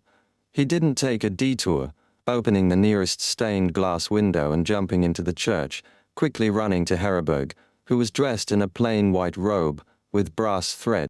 "Your Grace, do you know which room Celeste is staying in?" Lumion's breath was steady, but he spoke quickly. Heraberg, the Archbishop of Marora, smiled and replied, "The third floor, the room closest to the cemetery, with a view of the mausoleum entrance." Lumion was taken aback. "You knew all along?" He didn't waste time asking further, igniting white flames on his body and darting like a javelin towards the staircase. After a few turns, Lumion reached Celeste's room. He grasped the brass handle, gently twisted it, and pushed open the wooden door. The room was tidy, with minimal furnishings, a single bed, a desk, a chair, and a shelf for books and miscellaneous items, giving off a monastic austerity. Indeed, Celeste is gone as well. Lumion confirmed his suspicion. He didn't immediately enter the room, sensing it was filled with invisible pathogen-laden webs, like a poisonous spider's nest. While preparing to burn the unseen webs, he observed further. He noticed Celeste might have been playing the part of a corrupted experiment subject, as the room lacked any unnecessary items. With her disappearance even, the spare black robes were gone, leaving the room empty, save for a mirror on the desk by the window. The mirror was a common dressing mirror, not unusual in a demoness's room. But it sparked a thought in Lumion. Did Celeste leave through the mirror world? The law enforcers usually entered and exited together. She couldn't have bet on the Knowledge Cathedral turning a blind eye and walked out alone. Is she meeting Julie somewhere in the mirror world? Did Julie and Celeste use the mirror world to enter the mausoleum, leaving no traces at the entrance? With this in mind, Lumion's thoughts raced, forming a web of connections from various bits of information and ideas. He quickly made a guess. Did Celeste patrol the mausoleum as an experiment, subject several times to place mirrors at key points or obtain coordinates of similar, reflective items? When I used the mirror cufflink before, I couldn't identify which mirrors were in the mausoleum or if they were dangerous. This was the demoness sect's preparation, and now Celeste has control over the mirrors in the mausoleum and can start the operation. Why not act immediately after her last patrol? Were a few days needed for other preparations? As his thoughts raced, Lumion whispered, "Tell me, Boris, do you think I should enter the mausoleum now or continue my studies, hoping Julie and Celeste fail?" Before Tammy Boris could respond, Lumion laughed and said, "I won't rely on others to fail." He had made his decision. He would enter the mausoleum to disrupt and stop the demoness sect's actions, buying a few more days. The only issue was that in the mausoleum, he had to be blindfolded and couldn't read or study during the downtime. Is there a way to convert text to sound? Aurora's grimoires mentioned related ideas and preliminary results, but I am not a warlock. Lumion sighed internally, then heard Termiboras's layered, majestic voice. "It's very dangerous." "You're actually answering. Is this a genuine warning or a hidden plot?" He only mentioned the danger without strongly dissuading me. No matter whether Termiboros opposes or tempts me, I'm going. Lumion quickly calmed himself, chuckled, and said, "Maybe we'll both become 0 or 1's puppets." "Not including me." Termiboros responded in a powerful voice. "Is that so?" Lumion once again transformed into a flaming spear and swiftly returned to the cathedral hall. He approached Heraberg, holding 3 books, and smiled. "Your Grace, I still have 2.5 books left to read. Do you have a way to convert the remaining knowledge into sound so I can study while exploring the mausoleum?" Heraberg's wrinkles smoothed out, and his expression became even gentler. Good, this is the attitude needed for study." He took out a brass sheet and accepted the books from Lumion. In Heraberg's amber eyes, countless symbols and words swirled and spun. Lumion saw tiny glimmers rising from the books, converging into a river that flowed into the brass sheet. What kind of mystic art is this? Lumion was mesmerized. Before coming to Lemberg, he had gathered detailed information about the Church of Knowledge, including some details about the Reader Pathway. He knew the sequence 5 of the Reader Pathway was called Mysticism Magister, capable of inventing and creating unique spells. Soon, the glimmers vanished, and the brass sheet became more lustrous, with its symbols and patterns gaining more depth. With 2 snaps, Heraberg broke off 2 corners from the brass sheet and molded them into cylindrical shapes. Lumion watched, jaw-dropping. Without the aid of fire, breaking off 2 pieces of brass with just my hands is quite difficult, let alone molding them like clay with my fingers. Your Grace, are all readers this strong, or is it unique to you as a puppet? Your fingers could probably crush my bones to dust, or is this a side effect of the mystic art? Insert them into your ears. The activation spell is, "Listen in ancient Hermes, as I know you only speak this language and haven't mastered Jotun or Elvish yet. The deactivation spell is, "Stop." Heraberg handed the brass sheet and the 2 cylindrical brass earplugs to Lumion. Lumion instinctively argued, "I know Hermes too." He understood Heraberg was referring to languages capable of invoking supernatural powers. "Hermes?" Heraberg laughed. Lumion sensed contempt for the Hermes language in his laughter and expression. With time running out, Lumion didn't ask further, inserting 1 brass earplug and pocketing the rest. He then transformed into a blazing white spear and flew from the open stained glass window to the mausoleum entrance. Lumion calmed his breathing, took a carbide lamp and white bandages from the traveler's bag. After lighting the carbide lamp, he wrapped the bandages around his head, covering his eyes. Lumion's vision gradually turned pitch black. For a hunter who relied heavily on sight, this was far from a pleasant experience. Feeling his way, he picked up the carbide lamp and cautiously descended the grey-white stone steps. He focused on maintaining his balance, worried about stepping wrong and tumbling down like a wheel into the mausoleum. He wasn't afraid of getting hurt but feared extinguishing the lamp. Being blind is no fun. Lumion muttered, constructing a mental map. Most of the map's content came from the 0 to 01 ceiling information and the book examples of mausoleum construction, with some from his nightmares over the past few days. Using the mental map, his heightened senses, and his control over his body, Lumion gradually adapted to the darkness, descending more steadily.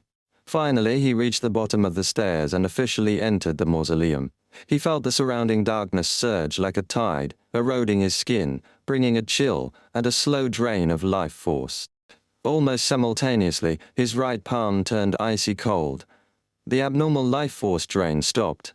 The underworld Taoist's mark activated. Lumion silently mused, in this situation, even without a lit carbide lamp, I shouldn't encounter any issues in the mausoleum's darkness. When I find Julie and Celeste, I could use my hunter ability to extinguish their lamps directly. But Julie is special, and Celeste likely is too. It might not be easy to have the darkness engulf them. Blindfolded, Lumion turned and sensed the abscessed hand's head location, using the semi-activated black mark on his right shoulder. He planned to find this thing first, then stop Julie and Celeste. Then, he could toss the separated abscessed hand parts together and see what mutation occurs, giving the enemies a surprise. Surprise! Perhaps because they were in the same mausoleum, Lumion quickly sensed the summoning and special connection from Hand Bro. It was not far. Chapter 827, Blind Battle. Marora, 5th floor of the Knowledge Cathedral. A law enforcer in a black robe stood at the window looking at the entrance to the underground mausoleum, which resembled the mouth of a giant beast. In his eyes, Lumion's figure could be seen descending the grey-white stone steps one by one. Elsewhere in Marora, Albus Medici stood by another window. However, his gaze was not on the nearby buildings but on the cemetery and Lumion, neither of which could be seen from this street. Is it starting? The descendant of the Red Angel chuckled. Blindfolded, Lumion moved steadily through the darkness, guided by the mental map in his mind, approaching the location of the abscessed hand's head. This is the end. I need to turn left. It's exactly like the diagram in the book. Lumion reached out his right hand, not holding the carbide lamp, and touched something cold and hard. It was likely a wall. He then turned left, walked a bit further, and stopped. He sensed the abscessed hand's head was just a few meters to his right, while the surroundings were eerily silent. Lumion turned, extending his right hand in that direction, but he only felt an equally cold, hard wall. Behind the wall, according to the diagram, there should be a room behind here, and the door is about 5 meters ahead. Even though he couldn't see, the importance of knowledge became evident in this situation. Counting his steps, he reached what should be the door and felt around, finding the wooden board. He fumbled for the handle, gently twisted it, and pushed open the slightly ajar door. Meanwhile, he mused internally. Albus casually threw it, and the handbro's head ended up here? Even if it bounced around, it shouldn't have gotten this far, even though it's not very far from the entrance. There were 2 turns, and the door is even closed. Did the door close afterward? Growing more cautious, Lumion listened for any sounds beyond the door. It was completely silent. He slowly entered the room, moving towards the corner from which the rotten stench emanated, his connection to the abscessed hand growing clearer. His right hand was ready to draw the sword of courage from the traveler's bag at any moment, while his left, holding the carbide lamp, reached for abscessed hand's head. The head was higher than he expected, placed on a shelf rather than the ground. Suddenly his fist brushed against something slimy and damp which wriggled, slightly. 5 cold finger-like things instantly grabbed Lumion's left fist. A chill ran down his spine.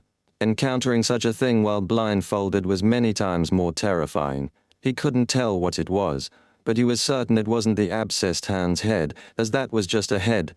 In a flash, Lumion's left fist ignited with blazing white flames. His fist moved forward, accelerating suddenly, snapping sharply between the finger-like things. Boom! The explosion scattered the slimy fingers, and Lumion used the semi-activated black mark on his right shoulder to teleport behind what he presumed was the abscessed hand's head. B. Lumion exhaled 2 beams of white light from his nostrils. He felt he had hit his target.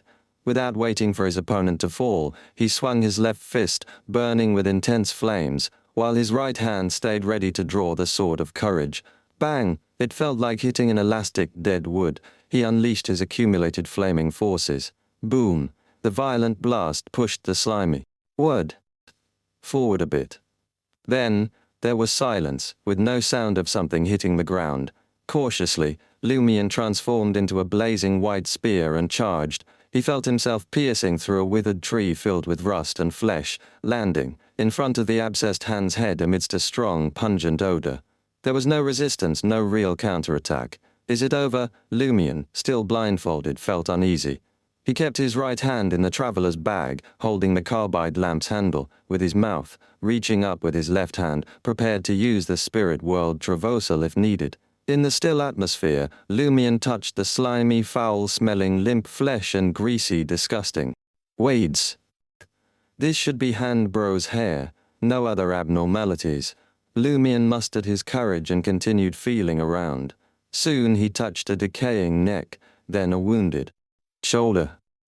A shoulder. Despite being mentally prepared, Lumion was still startled. The abscessed hand's head couldn't have grown a body, right? After waiting a few seconds with no sudden attack, Lumion grabbed the greasy weeds that were likely the hair and pulled. As he applied force, there was a reluctant cork-popping plop sound. His center of gravity wavered as if he had pulled something free. He had torn off the head. Almost simultaneously, Lumion sensed the abscessed hand's body parts inside the traveler's bag moving, but they couldn't breach the spatial barrier, only wriggling closer, pushing away other items. This is Handbro's head. Then who tried to shake hands with me? Scenes flashed through Lumion's mind, a head dragging a bloody spine flying through the air, a headless body chasing it. In the mausoleum ceiling 001 there must be similar headless bodies, and one of them took Handbro's head, attaching it to its neck. No wonder Albus's casual toss brought Handbro's head all the way here. Lumion quickly guessed, finding the situation both amusing and horrifying. If the headless body and the abscessed hand's head stayed together for months, something terrifying might happen. Lumion didn't dare put the head in the traveler's bag, which would inevitably cause the body parts to reunite, summoning the abscessed hand. He wanted to wait until he encountered Julie, Celeste, Albus or Wanak. Holding the head and the lamp, Lumion prepared to leave the room. Suddenly, Lumion felt something and flinched his right shoulder. He sensed that something was trying to pat him. But when he moved away, everything returned to normal, silent and still. Lumion's body ignited with blazing white flames that expanded outward in a spherical shape, pushing in all directions. The flames only ignited the object that had originally held the abscessed hand's head. Unable to see, Lumion didn't dwell on what had tried to pat his shoulder. Recalling the earlier battle, he quickly determined his position and direction. Then, he walked steadily back to the door and exited, acting as if he could see every detail around him. Finally obtaining the abscessed hand's head gave Lumion a bit of confidence. Using the mental map he had formed, he made his way to the lowest level of the underground mausoleum, filled with puppet soldiers. Blindfolded with layers of white bandages, he occasionally turned right, walked forward, descended stairs, and fumbled to open heavy or simple doors. He didn't forget to activate the brass amulet in ancient Hermes, listening with one ear and monitoring his surroundings with the other. As he walked, Lumion suddenly conjured a flame in his right palm and flung it ahead, forming a burning straight sword. It seemed to hit something, but it could have just been an illusion. Lumion didn't maintain the flaming sword, letting it extinguish. He didn't investigate whether he had encountered something real, or if it was just a reaction from his tense, sightless state. Though his knowledge didn't explicitly cover it, his past experiences hinted at a key point. In the underground mausoleum, if you believe something is real, it likely becomes real. As long as it doesn't pose a direct threat, it's best to ignore potential dangers. After descending another staircase, Lumion suddenly felt like he was being watched by numerous eyes. At that moment he had the urge to tear off his bandages and see what was happening. Plop! A cold drop of liquid fell on the back of his left hand. It felt sticky, but there was no smell of blood. Plop, plop, plop, the cold droplets increased, falling faster and faster like a sudden downpour. Inside the mausoleum, 20 to 30 meters underground, it started to rain. What the hell is going on? What's around me? The book only mentioned a hall here, straight ahead to the exit, but it didn't provide a detailed layout or mention anything special inside. Lumion endured the soaking rain, and under countless watching eyes, stepped forward with his right foot. Thud! A drumbeat suddenly sounded, as if striking Lumion's heart, making him feel like he wanted to spit out blood. Thud! Thud! Thud! The drumming grew clearer and more intense. Lumion also faintly heard a soft scratching chuckle. Chapter 828. Same kind. Drumming echoed continuously, each beat resonating with Lumion's heartbeat, making him feel like he was about to vomit blood. Enduring the discomfort, Lumion pushed through the cold liquid like a sudden downpour, under countless watching eyes and strange soft chuckles, steadfastly moving forward. 1 step, 2 steps, 3 steps, suddenly a blood-red color lit up his bandage-wrapped vision. It was a reddish plain, with an army of undead in iron-black armor advancing. My first nightmare after I started studying. The thought flashed through Lumion's mind.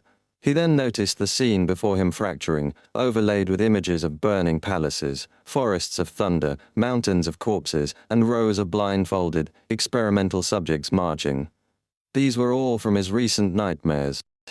Lumion realized it wasn't the bandages losing their effect but a powerful hallucination induced by something, blending reality and illusion. Meanwhile, the monotone voice in his left ear stopped reciting knowledge from books and became sharp and raspy, shouting something unintelligible. Lumion's right palm suddenly felt hot, with a slight burning sensation. The residual aura of Blood Emperor Alistair Tudor had been triggered. Simultaneously, the mark from the underworld Taoist grew colder, suppressing the emerging violence and madness, while a slight burning sensation appeared on Lumion's left chest. Is this a mishmash of everything? Lumion mentally mocked himself. With these changes, the cold liquid droplets softened like cold wet hands, brushing against his body. The war drum beats no longer synchronized with his heartbeat, the mysterious gazes lost their unnerving power, and the scratching chuckles turned into soft, alluring singing. Lumion paused, guessing at what was happening. He maintained a steady pace, heading deeper into the hall marked on his mental map. The raindrops, drumming, gazes, and singing remained unchanged, allowing him to proceed smoothly. This must be the corruption from the 0 to 01 sealing information and knowledge I've learned, triggering hallucinations and making the dangers here see me as one of their own, similarly corrupted. This also triggered the Blood Emperor's residual aura, causing a chain reaction with the Underworld Taoist's mark and Mr. Fool's seal. Without these, I might have truly become a puppet like the others here, a real experimental subject. Did Mr. Fool's seal also passively confuse perceptions? Deciding based on similar levels of corruption could be a mysticism principle or an exploit. As his thoughts cleared, Lumion raised his right hand, pressing it to his left chest, silently muttering and joking with himself. Praise Mr. Fool, thanks to Archbishop Heribog, thanks to the power of knowledge, learning brings me joy.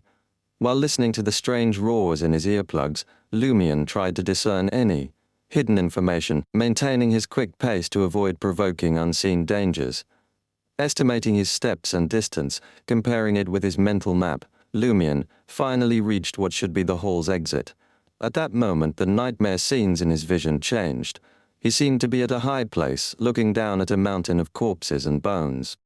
His gaze moved down, past the burning pale flames and dark red lights in the eye sockets of the skeletons, past the rotting flesh and pale bones, to the dark red near-black ground and the iron-black armor. The metallic surface of the armor reflected a single black figure. Lumion saw it clearly. It was the bespectacled, scholarly-looking serial killer, Goodwill. This exile, sent to Marora with Lumion, Julie and Les, had vanished after spending some time in the Knowledge Cathedral. The reflections of Goodwill on the armor seemed to sense Lumion's gaze, suddenly looking up, but quickly lowering his head again, as if realizing it was a mistake. The fragmented scenes vanished. Guay? His reflection on the iron black armor, like mirrors. Is he the mirror person who infiltrated Marora? Lumian's eyes widened behind the white bandages. He quickly compared Guay's figure with the mirror person from his nightmares. Highly likely the same. So it's him. And he even knows to study in the Knowledge Cathedral. He's now around that mountain of corpses. Lumian suddenly felt that Guay might be as troublesome and dangerous as Albus Medici, Julie, Celeste, or Wanak. Recalling the recent scene, Lumian thought his perspective was odd, at the top of the mountain of corpses, overlooking everything. Did I share the perspective of 0 to 1, right? Being heavily corrupted means becoming its puppet, and it seems high level. Hunters can share power, damage, vision, hearing, and feelings with their team. 0 to 1 just considered me one of its own? It didn't give me power like Wanak, probably not fully accepted. If I read all the remaining books and mastered the knowledge, would the corruption reach a critical point, making 001 see me as a fully submissive puppet, while I am not? In such a case, I could approach it and find a way to leave a mark. This matches my earlier guess. The purpose of the test is to gauge the level of corruption, my body's endurance, and the balance of the various corruptions within me. I really needed to ace it. If I hid anything and colored Archbishop Heraberg's judgment, I'd have been the one suffering. I would either become a true puppet of 001 or die here due to insufficient corruption. Knowledge is indeed power, knowledge indeed holds wealth. Lumian couldn't help but curse Julie and Celeste. Those two demonesses raised by pigs had prevented him from completing his studies. Since it had already happened, he could only keep cursing while passing through the hall's exit. After walking a few dozen meters along the marked passage, Lumian suddenly felt a disturbance to the side, hearing the sound of something heavy moving through the air. Holding his carbide lamp in the head of the abscessed hand, he lunged forward and rolled away. Thud. The sound of something heavy hitting the ground echoed. Using the sound, Lumian quickly sketched an image of the enemy. In his mind, a giant sword. In the underground mausoleum, the only beings carrying giant swords without feeling alive that Lumian could think of were the puppet soldiers. Am I being attacked by a puppet soldier in this passage? Hey, we're on the same side. We're both 001 soldiers. Surprised, Lumian heard a whooshing sound as the giant sword swung down again. Completely blind, Lumian activated the black mark on his right shoulder, teleporting behind the suspected puppet soldier attacker. Simultaneously, knowledge from the doll crafting and maintenance book flashed in his mind. The puppet soldiers used in the underground tomb are uniformly 2 meters tall, made of iron. Their weapons come in 4 types: giant swords, hammers, spears, and bows. The weakest point of the puppet soldiers is their neck, due to mechanical structure issues and the inevitable development brought by the mausoleum's corrupting forces. As this knowledge flashed by, Lumian leaped, tensed his chest muscles, spread his arms, raised his right fist, and aimed at the back of the puppet soldier's neck, as constructed in his mind. His fist ignited with layers of compressed white-hot flames, finally striking something hard and cold. With a clang, the compressed flames were injected into the puppet soldier's neck. Using the force, Lumian flipped back in midair, while an explosive sound echoed from within the puppet soldier. A cull completed with fire and fusion. The sound of heavy metal fragments hitting the ground followed. As Lumian steadied himself, he heard Albus's voice in his ear. "You can see?" This member of the Medici family had a peculiar metallic quality in his voice. "Albus is here too. Did he witness me precisely dismantling the puppet soldier?" Lumian's right hand stealthily reached into the traveler's bag as he responded. With a smile, "Can you see too?" Albus's metallic voice came from another direction.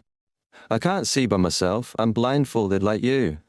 But I can share the vision of the puppet soldiers here. This is an example of the power of high-level hunters. A gift from the Red Angel. This gift can even piggyback on 0-01's puppets, according to Madame Magician. That King of Angels once held 01 Lumian deliberately harumphed and said, "Did you make the puppet soldier attack me?" Albus switched locations again, seemingly using different puppet soldiers to speak. "This was a test. Only those who pass the test are qualified to cooperate with me." "You think you're worthy of cooperating with me? Why would you think I want to work with you?" Lumian said disdainfully. Albus laughed. That demoness has a very dangerous item. If we don't work together, she could take us out one by one. Chapter 829, Deception and Betrayal. Cooperate? You just want to use me as cannon fodder, right? Well, let's see if I can find out what item Julie has. With his eyes covered by white bandages, Lumion wore an expression of skepticism. How dangerous could it be? Albus, also blindfolded and holding a lantern, leaned against the wall of a burial chamber, watching Lumion through the eyes of the iron puppet soldiers 20 meters away. He chuckled inwardly. You didn't put that ragged head in your bag but carried it in your hand. Not afraid of trouble, or are you planning something? And your right hand has been in that bag made by a high-level apprentice. The half-body should already be inside. You don't want to reunite the head and body now, fearing unforeseen consequences. You plan to use it as an indiscriminate weapon at a crucial moment, don't you? Perfect for surprising Julie and the others. I won't try it myself to avoid unnecessary consumption. Cooperation is great. It gathers the dangers together, letting them cancel each other out. Albus made an iron puppet's mouth move, its metallic voice saying, "The item on the demoness is one of 5 created by the primordial demoness before her slumber after the pale disaster of the 4th epoch. It can make the bearer a vessel for the primordial demoness's descent." A vessel for a deity's descent? Lumion repeated. The demoness sect plays high-stake games, don't they? He had thought Julie's item could only temporarily grant her the power of a Sequence 4 demoness of despair, not that she could briefly become the primordial demoness herself. Even a fraction of a true god's power was immense. Albus's laughter echoed in the metal cavity. Yes, a vessel. Fortunately, Julie isn't sturdy enough as a vessel. If she were an angel-level demoness, she could sustain the descent for a minute or two without dying. A saint-level demoness could hold it for a few seconds, but her soul and body would collapse. Julie, as a demoness of affliction, can't maintain the state for more than 3 seconds, and that's at the cost of complete annihilation. Even without invoking the descent, the item grants her various special abilities, temporarily allowing her to use Sequence 4 powers. If we don't cooperate, facing Julie's normal state alone is tough, but not hopeless. But if she's pushed to the brink and tries the descent, we won't last 3 seconds. By working together and using all our trump cards, we might last until her descent ends. Then, we rely on our skills. Last 3 seconds in front of a demoness. Such ambiguous words would be a field day for the scandal reporters on Triers Avenue du Boulevard. They'd twist your words into questioning your prowess. Influenced by vulgar jokes from Triers' Ghostface and other tabloids and Franca's quips, Lumion mentally criticized. He didn't believe in Albus's sincere cooperation. He thought this Red Angel's descendant would throw him out as a shield at the critical moment to endure Julie's deity's descent. This might be Albus's ultimate plan to survive. Like Emperor Roselle's parable, in a forest, you don't need to outrun a bear, just your companion. Franca often joked that in adventures, companions were the best shields. But Julie and Celeste likely know my true identity, that I'm a lover of one of their peers, and that I was once an Iron and Blood Cross Order member. They wouldn't place as much importance on me as much as they'd be wary of a Medici. So it's still a question who's the primary target and who's the shield. In a hesitant, distrustful tone, Lumion said, I can sense Julie's danger but didn't expect it to be this severe. Of course, I still don't trust you. Cooperation and mutual vigilance are not contradictory. I can't truly trust you either, Albus replied with a hint of amusement. When there's a common interest, even enemies who killed one's parents can temporarily cooperate. How much more so for us?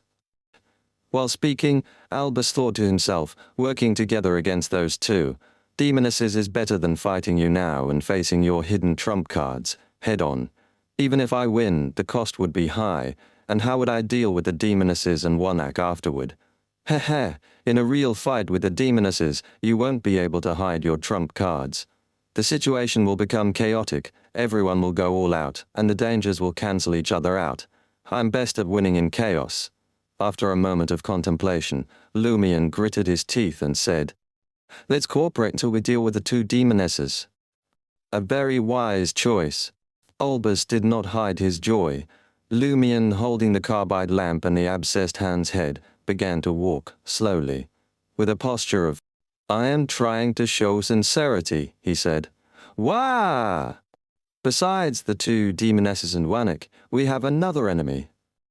That's the mirror person, from the special mirror world, from Fourth Epoch Trier. His name in Marora is Guille." "Mirror person," the iron puppet head repeated the term, then laughed. "Am I surprised? It's a problem left by that lunatic Alistair Tudor." "What do you mean?"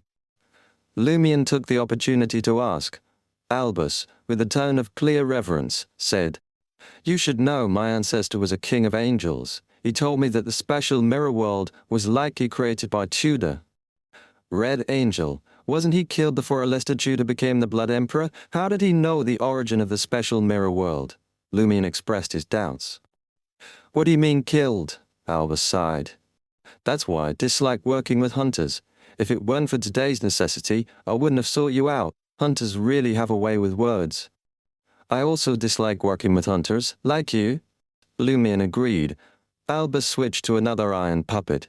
"My ancestor entered the Fourth Epoch Trier and confirmed its various problems. He said the special mirror world might not be a product of those problems but the cause of them. The Red Angel meant that the special mirror world wasn't created by the fall of the Blood Emperor and the destruction of Fourth Epoch Trier, but existed before and led to the need for a new Trier to seal it after Fourth Epoch Trier's fall. Could the Red Angel be deliberately spreading false information for some cons original? But this matches what I found in the Blue Avengers treasure vault. The Blood Emperor might have been using the mirror world for his resurrection, arrangements before his fall. Similarly, the Tamara family's connection with the special mirror world was also before the War of the Four Emperors." Lumion stopped, thought for a few seconds and said, "Alistair Tudor left too many problems behind, didn't he? Though the Knight of Swords said that among the crazy ancient gods of the Second Epoch, the undying phoenix ancestor Gregrace was the most troublesome, causing many issues, and was quite similar to the Fourth Epoch's Blood Emperor Alistair Tudor, Lumion had only encountered problems related to the underworld from the phoenix ancestor. In contrast, he encountered troubles from the Blood Emperor frequently. So, in his mind, the Blood Emperor was the most troublesome, much more so than the phoenix ancestor." Albus seemed to share a similar sentiment. Using the iron puppet's mouth, he said, "Because he is the symbol of calamity."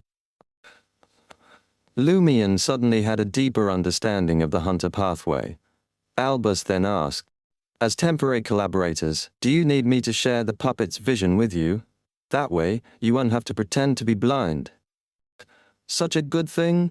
Lumion instantly became wary, thinking about how Warlocks had to fully submit to 01 to share a bit of power, and considering that all the puppets here were 0 to 01's minions, Lumion pondered for a few seconds and said, "No need." In a situation where he was not truly part of Albus's team, he worried that sharing vision might gradually turn him into a puppet. Sometimes, being too cautious isn't good. Albus Medici said without further persuasion, his tone containing a hint of undisguised regret. For the next while, Lumion followed his mental map, winding through the underground tombs. Albus occasionally used the iron puppets scattered around the area to remind him he wasn't left behind. After a while, Lumion slowed his steps, mumbling to himself in the examples of mausoleum construction. "There is nothing marked ahead. This is where Albus comes in, isn't it?"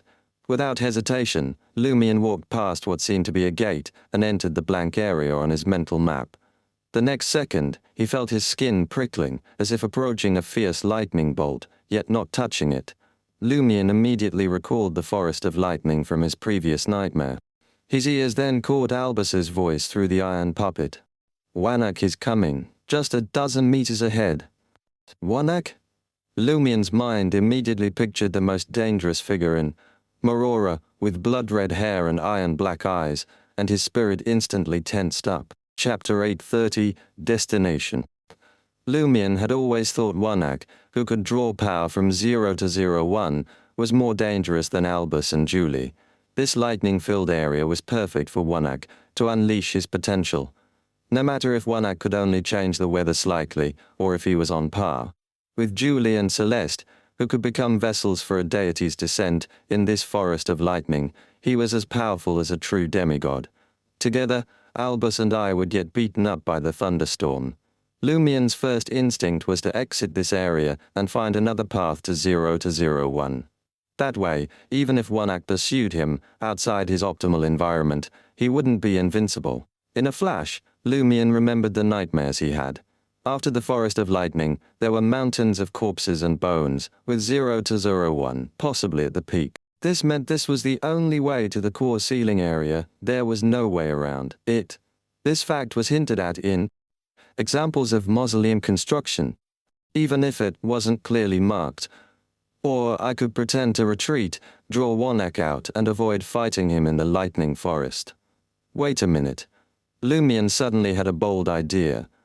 Since previous dangers saw him as one of their own, would Warlock, a puppet of 001, make the same judgment? Warlock wasn't a fully intelligent human but more like a sentient puppet. Such a target could likely be deceived. When I first arrived in Marora, I had little corruption from 001 with a mix of other influences, so it made sense for Warlock to see me as an enemy. But now, after much learning, the corruption is approaching a critical point. Should try. If it fails, I'll use shadow animation to withstand the lightning attack and seize the chance to teleport out of the forest, avoiding a direct fight with Warlock. Lumien made his decision and stepped forward. As he walked, he recalled the nightmares he had since arriving in Marora, listening to the brass earplugs recounting knowledge to align himself with the corruption. At the same time, he thought aimlessly about various significant and insignificant questions to relax and prevent his body from being too tense. This could prevent Warlock from noticing anything unusual. Why did I end up in the Forest of Lightning? According to the nightmare, there should be burning palaces and waterfall-like downpours ahead. Are they on a different route? Lumien endured the increasing prickling sensation, mentally calculating his distance. 3 or 4 more steps to meet Warlock. As soon as this thought crossed Lumien's mind, he heard slow but steady breathing, masked by the rolling thunder just a few meters away. Lumien's back tensed involuntarily, and his right hand reached into the traveler's bag, ready to pull out the headless corpse of the abscessed hand. After its previous writhing approach, they had fused together but were temporarily unable to break through the traveler's bag's seal and reunite with the head. As he got closer to Warlock, Lumien, unable to see his expression, instinctively wanted to hold his breath. He quickly adjusted, forcing himself to remain calm. The next second he felt a gaze fall upon him, making the skin on his face break, out in barely noticeable bumps. It was Warlock's gaze. At this moment Lumien wished he were a hypnotist, but he could only keep telling himself, I am an experimental subject, I am an experimental subject. He maintained the same pace as the black-robed experimental subjects, walking straight ahead. 2 steps, 1 step. Lumien tried to clear his mind. He walked past the imagined figure of Warlock. 1 step, 2 steps, 3 steps. Lumien didn't dare relax, feeling cold sweat on his back. Outside the lightning forest, Albus Medici, through a guardian puppet's eyes, watched Lumien holding the carbide lamp and the ragged head, step by step, approaching Warlock, who had unbuttoned 2 buttons of his shirt. He saw Warlock's gaze fall on Lumien, follow him for 7 or 8 seconds, then slowly shift away, watching Lumien pass the most dangerous person in Marora and head towards the end of the lightning forest. Wee Albus squinted his eyes, then laughed. So that's how he gets through dangerous areas. No wonder he's been reading and studying these past weeks. When we reach the destination, I'll have to guard against him using this trick. Lumien walked a bit further, feeling the prickling sensation fade as faint echoes of sound from the brass earplugs leaked out, indicating he had left the lightning forest and entered a narrow corridor. After this corridor, I should reach the area around the mountain of corpses. Should I wait for Albus to catch up, or go face Julie and the others alone? Hey, I wonder how Albus will get past Warlock. Lumien stopped and listened for sounds from the direction of the lightning forest. Thud, thud, thud. He heard slow, steady footsteps. Why did you stop? Warlock's sharp voice suddenly rang in his ears. A chill ran up Lumien's spine to the back of his head, making him almost pull out the headless corpse of the abscessed hand. He stiffly wanted to explain. But after a moment's thought, he chose to remain silent and continued walking. In the nearly frozen air, Lumien heard the thudding footsteps pass him and head towards the end of the corridor. Phew, he quietly exhaled. He didn't stop again but slowed his pace, moving like a snail. Soon he felt countless eyes on him. Seeing Warlock rush towards 01, Albus Medici laughed at Lumien's pointless risk-taking as he leisurely passed through the lightning forest. Using the guardian puppets in the corridor, Albus saw the walls made of square, iron plates with surfaces as smooth as mirrors. At this moment, twisted, pale faces appeared in these mirrors. These faces belonged to the residents of Marora, silently staring at Lumien. Occasionally, someone would cautiously extend a hand from the metal surface, quietly reaching for Lumien's body. Lumien merely swung a fireball in that direction, not making any aggressive moves. Seeing the pale hand retract into the iron wall, Albus made a puppet speak. "I see Warlock didn't blindfold himself. Do you want to try it too?" In the underground mausoleum, puppets of Warlock's level don't need to blindfold themselves, not fearing replacement by a mirror person. Theoretically, I should be able to do the same, given I'm almost like him now. Albus must have noticed Warlock didn't attack me and is suspecting my condition. Lumien calmly responded to Albus. "Don't want to die yet." He then asked, "Should we wait here for a while, let Warlock and the two demonesses fight it out, and then take advantage?" Warlock rushing to the mountain of corpses must be to stop Julie and Celeste from doing something to 0-01. Albus replied through a puppet, "I haven't seen the two demonesses ahead. Julie and Celeste haven't arrived yet. Did you two demonesses get lost? You were the first to enter the underground mausoleum? Or have you arrived but are hiding, waiting for the right moment?" Lumien's thoughts raced, and he resumed his normal pace. As he walked, he smiled at Albus. "You must have noticed Warlock won't attack me. So, will you let me go ahead unimpeded, join me, or rush ahead of me?" Lumien worried Albus might lag behind, letting him face any unexpected dangers around the mountain of corpses alone. So he pointed out his unusual condition, making Albus cautious. The next dangers, of course, should be faced together. No one should think of hanging back to reap the benefits after the fact. Albus's laugh came from Lumien's side. "Says we've agreed to cooperate. We'll go in together. That colors you in a different light." Lumien responded insincerely. After several more steps, Lumien suddenly stopped, feeling he was about to reach the mountain of corpses. "Why did you stop?" Albus asked to a puppet at the entrance. "Why did you stop?" Lumien retorted. "You still don't trust me," Albus sighed. Lumien chuckled in amusement and replied, "Aren't you the same?" Suddenly, he sped up, as if trying to leave Albus behind, and rushed to the foot of the mountain of corpses. Moments later, he heard a swooshing sound, the noise of a flaming spear piercing the air. Lumien scoffed and left the corridor completely. But next second, he felt an intense sense of danger. This wasn't a premonition, but a hunter's instinct to dodge an attack aimed at his head. "Are you here to die too?" Julie's cold, indifferent voice echoed in Lumien's ears. Lumien quickly activated the black mark on his right shoulder and withdrew his hand from the traveler's bag. He pulled out a bluish-black swollen, headless corpse, Tria, in the apartment Franca and Jenna rented. Jenna said to Franca, "Your suggestion worked. I've digested the witch potion. Turns out, getting close to mystical dangers was the key." Franca's face lit up with joy. "Are you going to take a couple of days to adjust before going to the sacrificial square in the underground catacombs for the advancement, or do it now?" Jenna pursed her lips and said, "My spiritual intuition tells me it's best to do it now." Chapter 831, Something's Wrong. When Lumien withdrew the headless corpse of the abscessed hand and activated the black mark on his right shoulder, he heard Julie's voice along with the sharp, exaggerated sound of a heavy object falling rapidly. Instinctively, he chose the farthest place he could sense as his teleportation destination. Just as Lumien's figure vanished, Albus entered the area with two iron puppets. He hadn't been influenced by Lumien's feigned attempt to rush towards the mountain of corpses. Instead, he took advantage of Lumien's blindness, conjuring a blazing white flame spear and manually hurling it forward to drive Lumien out of the corridor, forcing him to face potential dangers and possible concentrated attacks. Albus himself lagged 2 to 3 meters behind, allowing him ample time to react. If Lumion were to be surrounded or controlled, Albus could avoid the dangerous zone and approach the mountain of corpses from the side. Of course, Albus couldn't afford to fall too far behind. Lumion had just proven he could prevent Warlock from attacking him, potentially reaching the destination quickly and unhindered. If Albus delayed for more than 10 to 20 seconds before entering the area, Lumion might have already made direct contact with 01. In war, acting too quickly or too slowly can both lead to failure.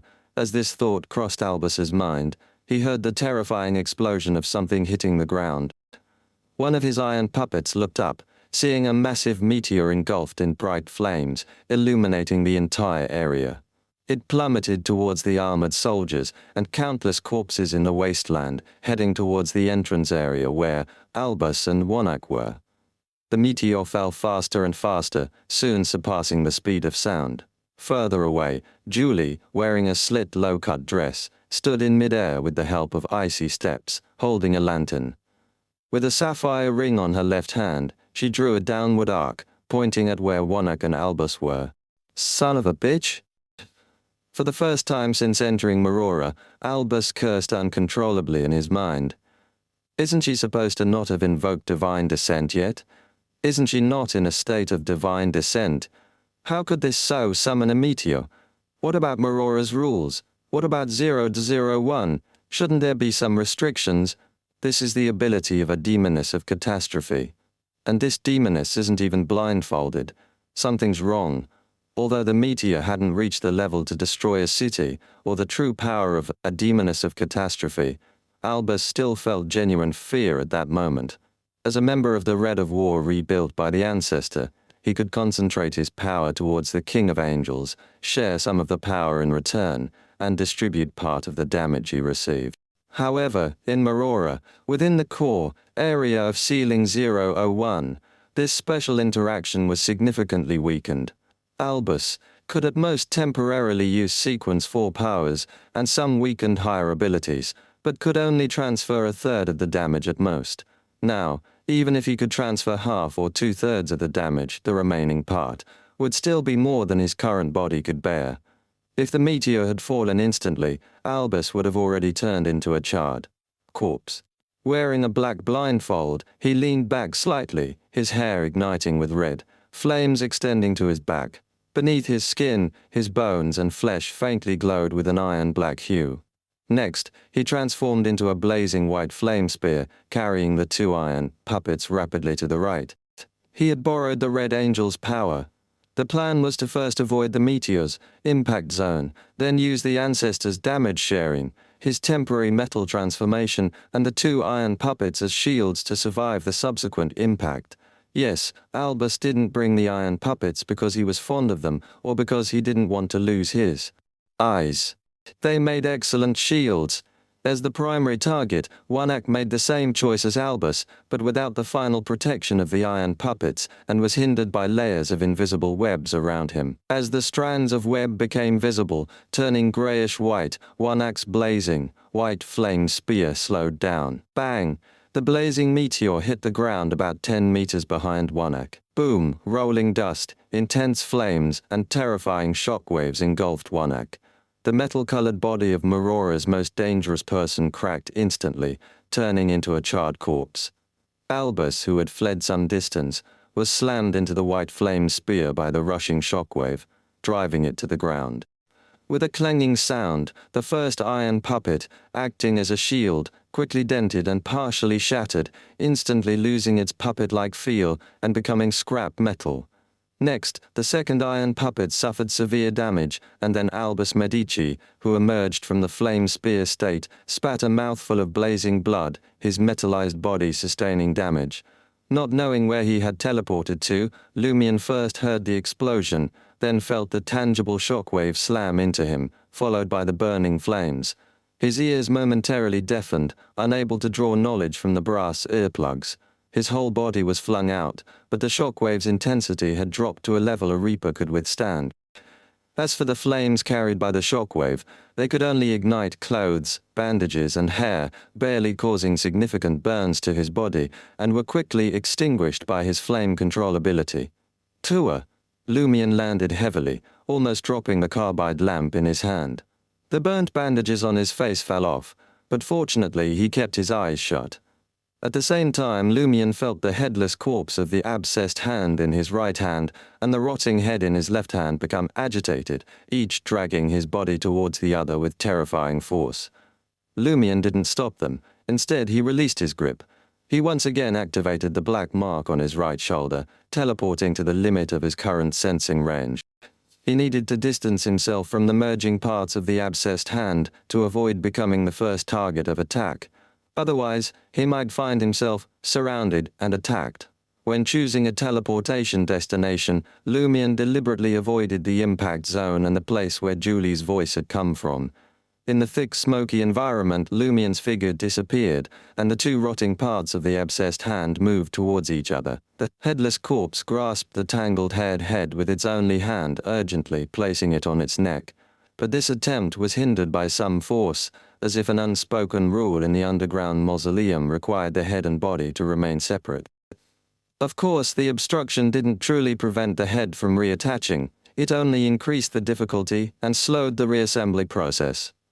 On the other side, the rolling flames and scattered dust calmed down a bit. Julie, standing on the icy steps, saw that Warlock had lost his life force, lying on the ground with deep cracks and charred marks all over his body. She quietly sighed in relief. Warlock had always been her most dreaded opponent.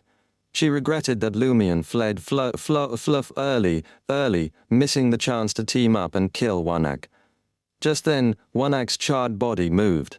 The most dangerous person in Marora leaped up, with two dark red flames burning in his eye sockets. He had become an undead creature.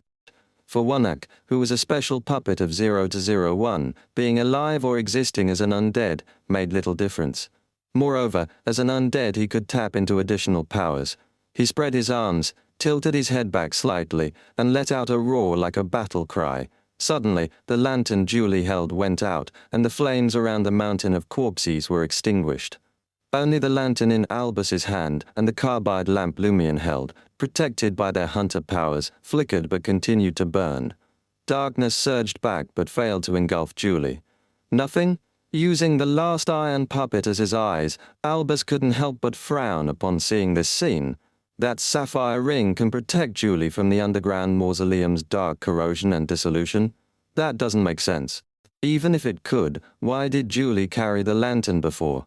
To mislead us. And there shouldn't be a demoness of catastrophe's ability, even if it's a weakened version. Something's definitely wrong. At this moment, Julie let out a low, soul-scratching laugh and pointed her left hand skyward again. In the darkness above, faint light appeared as sharp icicles formed, raining down like a storm towards the wasteland, targeting Warlock, Albus, and Lumion. Warlock roared again. It was like a battle drum, striking Julie's heart and causing her to stiffen, momentarily. Next, a tornado connecting heaven and earth formed, sweeping all the icicles and reversing towards Julie.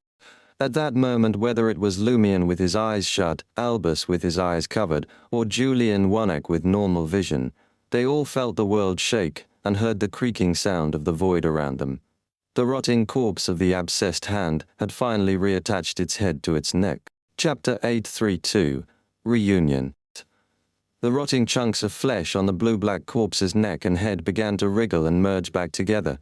It felt as if the whole world started to shake, with the void around them creaking. Bang, bang, bang. It was as if something outside the void was pounding forcefully, trying to get in.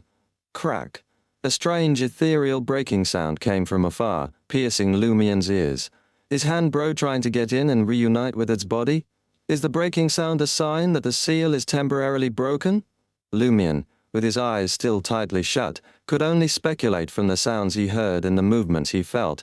Just as these thoughts crossed his mind, he heard the metallic, scraping voice of an iron puppet several meters away.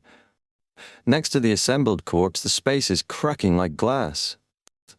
This was Albus, relaying to Lumion what he saw through the iron puppet, and the detail he thought was most important. Unable to see, Lumion had teleported near Albus. He had to avoid the impact zone, and Julie's location while staying away from the abscessed hand's corpse. The choices were limited, making an encounter with Albus likely, cracking like glass. Hearing Albus's description, Lumion suddenly had a realization. He had been puzzled by Julie's display of confidence and the terrifying commotion she created. He felt that if he hadn't teleported away in time, he would surely have died from such an attack. This exceeded his assessment of Julie's strength, making him suspect she was in a state of divine descent, though it clearly didn't seem that way. Now, Lumion had a vague guess. Amid the intense shaking of the ground, Albus stopped using the iron puppet's voice and spoke directly. "Do you think it looks like a mirror shattering?" A mirror, yes. Lumion instantly understood the situation. This is the mirror world. This is an extension or projection of that special mirror world around 01. After Julie and Celeste reached their destination, they set a trap, creating an entrance to the mirror world at the Corpse Mountains entrance. So, whether it was Wanak, Albus or himself, none of them saw the two demonesses when they peered into the corridor, but were attacked after entering. The Demoness of Black had told Franca that the Demoness sect once controlled that special mirror world, losing some control after the War of the Four Emperors, and further diminishing after the Pale Disaster. At this moment, Julie must have already worn the divine artifact left by the primordial Demoness, possessing various special powers. One of these might be the limited use of the special mirror world's power. With the special mirror world's support, she could launch such a terrifying attack. If my guess is correct, and this really is the mirror world. Lumion felt the worlds shaking, listened to the sounds of the void breaking, and the commotion caused by Julie and Wanak attacking the abscessed hand's corpse. He suddenly turned his head towards Albus. He asked in a deep voice, "Is Julie blindfolded?" "No," Albus replied firmly. As expected, Lumion decisively opened his eyes. If this truly was the mirror world, there was no need to worry about 01's power, leaking out and creating a corresponding mirror person through the eyes, the mystical window of the soul. In the next second, scenes filled Lumion's vision, fallen soldiers in iron-black armor like stalks of straw, the corpse mountain several hundred meters to the side, Julie standing on icy steps with an unlit lantern by her feet, and Wanak with dark red flames burning in his eye sockets. At this moment, Julie and Wanak both saw the bluish-black corpse of the abscessed hand as the primary target, launching rounds of attacks. To them, it seemed more dangerous than each other, Lumion or Albus. Indeed. Albus's voice carried a hint of laughter. He even sighed in relief without hiding it when Lumion looked over. Lumion's thoughts raced, quickly understanding what Albus meant by "indeed." This guy was also guessing this is the mirror world but couldn't be sure. So he encouraged me to open my eyes to verify. Damn it, that's so sneaky. Good thing I was certain before I opened my eyes. In Lumion's sight, Albus, in his black jacket with red patterns and hair like burning flames, removed the burned blindfold and laughed. No wonder the Demoness kept carrying a lit lantern to mislead us into not thinking this was the mirror world. No wonder nothing happened when her lantern went out. Truly insidious. Are you any less insidious? Lumion replied just as the abscessed hand's corpse experienced a sudden change. The surrounding void cracked like glass struck by a fist, dense white cracks spreading outward, becoming sparse and transparent. Crack. The cluster of dense white cracks shattered, and a rotting, pus-dripping, bluish-black swollen hand flew in. The abscessed hand finally broke through the barriers and arrived here. As soon as it appeared, it used spirit world traversal to place itself directly at the severed wrist. Seeing this, Julie had a strong sense of foreboding. She immediately let the sapphire ring on her left hand emit a faint light. Next, she let her hands fall and then lifted them from below. The ground shook violently, and a small volcano quickly formed under the bluish-black corpse of the abscessed hand, spewing out red-white lava and clouds of dust. This immediately engulfed the bluish-black rotting corpse, melting its flesh and attempting to solidify it within the volcanic rock. Wanak, with dark red flames in his eye sockets, had blood slowly oozing from his brow, twisting into a strange pattern. As this change occurred, Wanak raised his right hand. The dead soldiers in iron-black armor lying on the ground stood up again, their eye sockets rekindling with pale or dark red flames. Wanak then formed an almost entirely green flame spear with a hint of blazing white, hurling it at the bluish-black corpse struggling in the fierce lava. The undead soldiers followed suit, creating blazing white flame spears, mimicking Warlocks' action, and throwing them at the target. Swoosh, swoosh, swoosh! The flame spears nearly obscured half the sky. Seeing this, Albus moved towards the entrance, with Lumion silently following. Soon, the flame spears covered the bluish-black corpse of the abscessed hand, tearing it into countless small chunks of rotting flesh. These pieces ignited, falling into the red-white lava. Suddenly, a part of the lava unexpectedly caved in, and the flaming, rotting flesh seemed to be drawn by an invisible force, gathering together.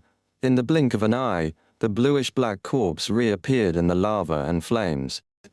The rotting flesh on its surface peeled off in pieces with flames, revealing fresh, vibrant flesh and pale skin as healthy as if it hadn't seen sunlight for a long time. Julie and Warlocks' attacks continued, with hailstones like cannonballs, black flames, lightning strikes, and flying fireballs. But the damage couldn't keep up with the reassembly and healing speed of the abscessed hand's complete body.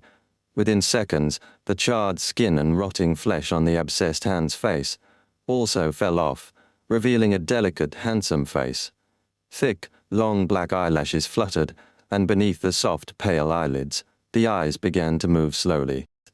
Whether living in the demoness's circle like Julie, frequently dealing with demonesses like Lumion, or the deeply rooted Albus Medici, as well as the uniquely conditioned Warlock, they all held their breath at this moment, briefly, entranced by the indescribable beauty.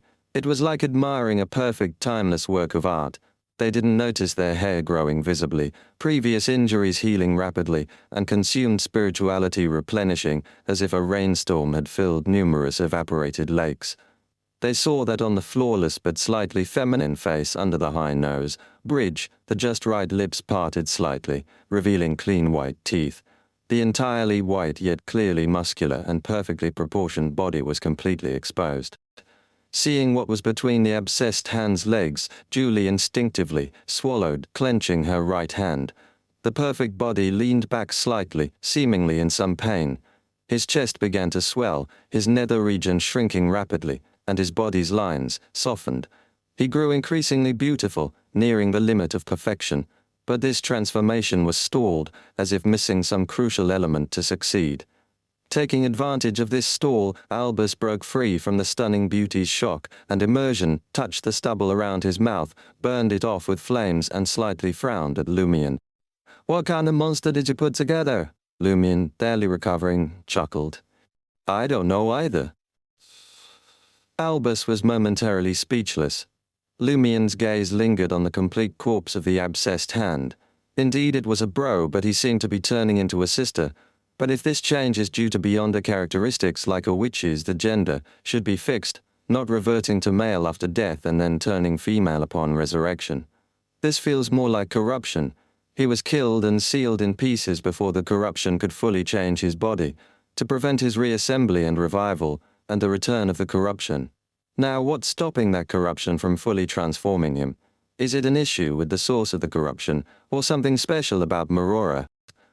Just as Lumion made some guesses based on his limited mystical knowledge, he saw the white eyelids of the abscessed hand twitch and slowly open.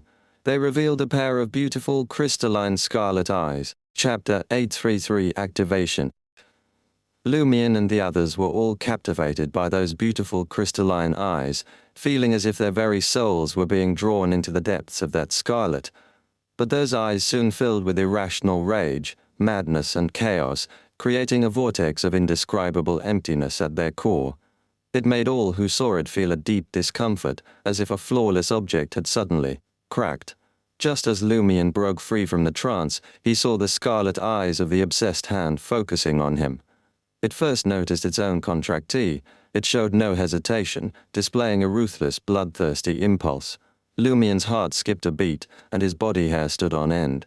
Damn, it's going to attack me first. Lumion immediately prepared to teleport to the side of the corpse mountain in the mirror world to avoid the impending attack from the abscessed hand. He felt it was unfair he had only been watching and hadn't tried to interfere with the reassembly of Handbro, yet he was being targeted. The real culprits were Julie and Warlock, and I went through all that trouble to gather your body. I don't expect you to thank me, but at least don't kill me first. Lumion grumbled internally while activating the black mark on his right shoulder, following his hunter instincts and personality. At this moment, both Julie and Warlock sensed that the body, which had transformed from a rotting mess to near perfection, had become even more dangerous. Taking advantage of the abscessed hand's focus on Lumion, they each prepared their most powerful and effective attacks. Julie raised her left hand and pointed to the sky. High above, dark clouds swirled into a massive vortex, driven by a violent wind. At the center of the vortex, an iron-black meteor began to take shape, heavy and ominous. The abscessed hand's gaze shifted from Lumion's disappearing figure to Julie. In those crystalline scarlet eyes, Julie's figure in her slit dress was reflected, followed by the image of the abscessed hand raising its white palm. That hand clenched into a fist. Julie's neck made a cracking sound, visibly indenting inward. Crack, crack. The mirrors on her body shattered, but she couldn't escape her predicament. She floated upward slowly, her face contorted in pain as if someone were lifting her by the neck. Her hands instinctively pulled back, trying to pry open the invisible hand, strangling her. The forming iron-black meteor disintegrated, the wind stopped, and the clouds dispersed. Lumion, who had just appeared at the side of the corpse mountain, saw this and genuinely marveled at the terror of the abscessed hand. If this had happened outside, carrying out the contract without having Madame Magician as a safeguard would be suicide. At this moment, Lumion felt a strange sense of relief, as if an invisible shackle within him had been broken. He had completed the pact and was no longer barred from acquiring godhood. Lumion's gaze swept over Julie, whose mouth was opening and her face turning a darker shade of blue and purple. He frowned in confusion. Where is Celeste? Julie is responsible for blocking and interfering with intruders in the mirror world. Is Celeste targeting 001? His thoughts raced as he looked towards Albus Medici, now several hundred meters away.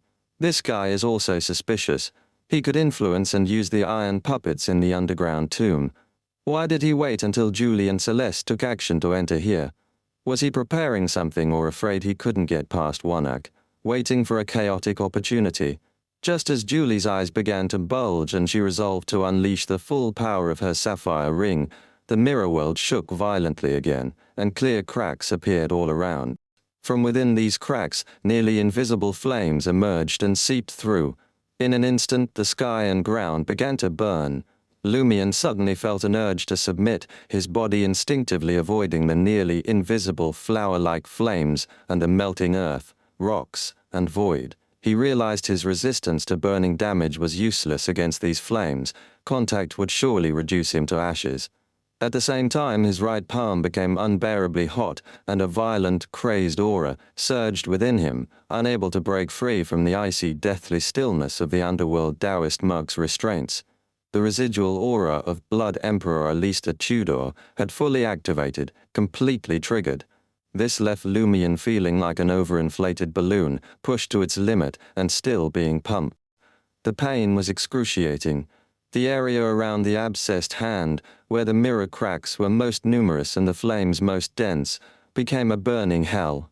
Its head lowered, and the hand squeezing Julie's neck loosened. Witnessing this change and feeling an indescribable pain, Lumion recalled a passage from the 001 sealing information. Beyonders with strength surpassing sequence 5 are forbidden from approaching. Warning, Beyonders with strength surpassing sequence 5 are forbidden from approaching. Now the reassembled and revived abscessed hand clearly possessed strong godhood. 0-01 has detected the presence of a demigod-level Beyonder, and is forcibly breaking the mirror world's barrier. My Blood Emperor mark was stimulated by 01's aura and triggered. Uncontrollably? Lumion thought painfully, his thoughts disjointed. Albus Medici also lowered his head, his flaming hair growing another inch. Julie fell to the top of the frosty steps, finally escaping a near-death state. Her long pale neck was swollen and bruised, marked by deep blood-embedded finger imprints. Julie exhaled, raising her left hand once more. She intended to seize this chance while the enemy who nearly killed her was restrained by 01's power and eradicated completely. On the other side, Warlock ignited nearly blue flames. He stretched out his right palm, directing the flames forward to form a giant fireball. The fireball attracted the nearly invisible flames around it, drawing them in layer by layer. Behind Warlock, his undead army was ignited by the flames seeping through the cracks, but instead of turning to ash, they merged with these flames, one by one, flying into Warlock's fireball. The fireball grew larger, its color gradually turning purple. Warlock, his eye sockets burning with dark red flames, bit his lips tightly, reaching his limit. He then pushed the enormous pale purple fireball towards the abscessed hand. As the fireball touched the abscessed hand's perfect body, a meteor ignited by air, friction fell from the sky. The meteor fell faster and faster, hitting the immobilized target directly. Struggling against the residual aura of the Blood Emperor, Lumion first saw the explosion of light, then the rising dust, and finally heard the deafening boom, feeling the earth shake wildly. The world turned colorless and dark. Did it work? Julie eagerly looked towards the area where the meteor had fallen. Though it was filled with dust, smoke, and invisible wind, Julie used her connection with the mirror world to make her eyes like mirrors, reflecting the scene at the explosion's core. The perfect body had been blown to pieces, its flesh either charred or vaporized, leaving only a broken black skeleton standing. But on that skeleton, new tender flesh was growing, and the bone was slowly shedding its charred appearance. It's still not dead? The weakened Julie felt an immense heaviness in her heart. In the next second, Julie's forehead throbbed with pain, as if the flesh there had a will of its own, trying to break free from her skin. Her ears buzzed, and her mind was filled with images of lofty, gently floating, scarlet flags. Her face twisted in pain. She thought with difficulty, H-001 noticed me. I can't hold on any longer. I'm going to become its puppet. Julie's body bent forward under the invisible weight, her eyes turning black with visible veins. She looked at Warlock on the wasteland, at the rising dust, her gaze growing crazed, resembling her state when first entering Morora. Clenching her teeth, she whispered, I will take everyone here with me. Celeste, the rest is up to you. Remember the famous line from Eternal Love? Stupid, live well. Live well, Julie silently screamed, and her sapphire ring burst into blinding light. She was invoking the Primordial One's divine descent. In the light, the bloody mark on Julie's forehead faded quickly. Her hair floated and grew longer and thicker. Grey-white quickly spread around her, turning the entire wasteland grey-white. Lumion stiffened as if turned to stone, the residual aura of the Blood Emperor in his right palm causing endless burning pain. Then he saw Julie, transformed by the grey-white, suddenly turn towards him. Tria, in the sacrificial square at the entrance to the third level of the underground, catacombs, Franca had finished checking the surroundings, ensuring no one else was present, and had set up a mirror maze. You can drink the potion now. She nodded at Jenna. Jenna took out the necessary materials from her traveler's bag and mixed the pleasure potion in a crystal glass. Without hesitation, she raised the glass and gulped it down. She felt herself float as if walking on clouds, her body pricked by tiny needle-like pains. Her hair, influenced by an unseen force, defied gravity, extending away.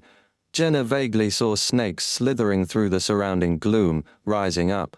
Each snake had a strange eye on its head, giving Jenna a strong sense of danger, as if she would be torn apart any second.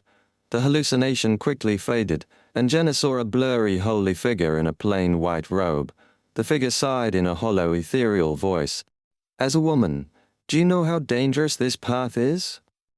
I have no choice, Jenna replied, half awake and dazed. The holy figure was silent for a moment and then said, Make peace with your mirror self, for you are always one. Any other questions?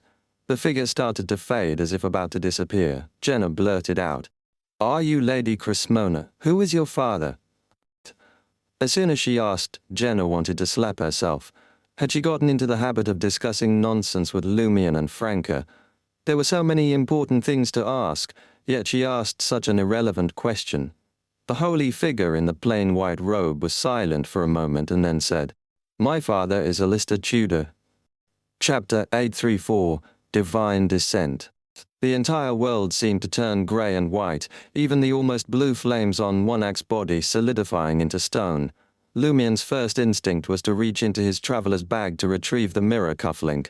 He intended to use the opportunity created by 01 breaking through the mirror world's barrier and Julie being too preoccupied to intervene, to escape the mirror world and return to the real Corpse Mountain, avoiding the impending divine battle.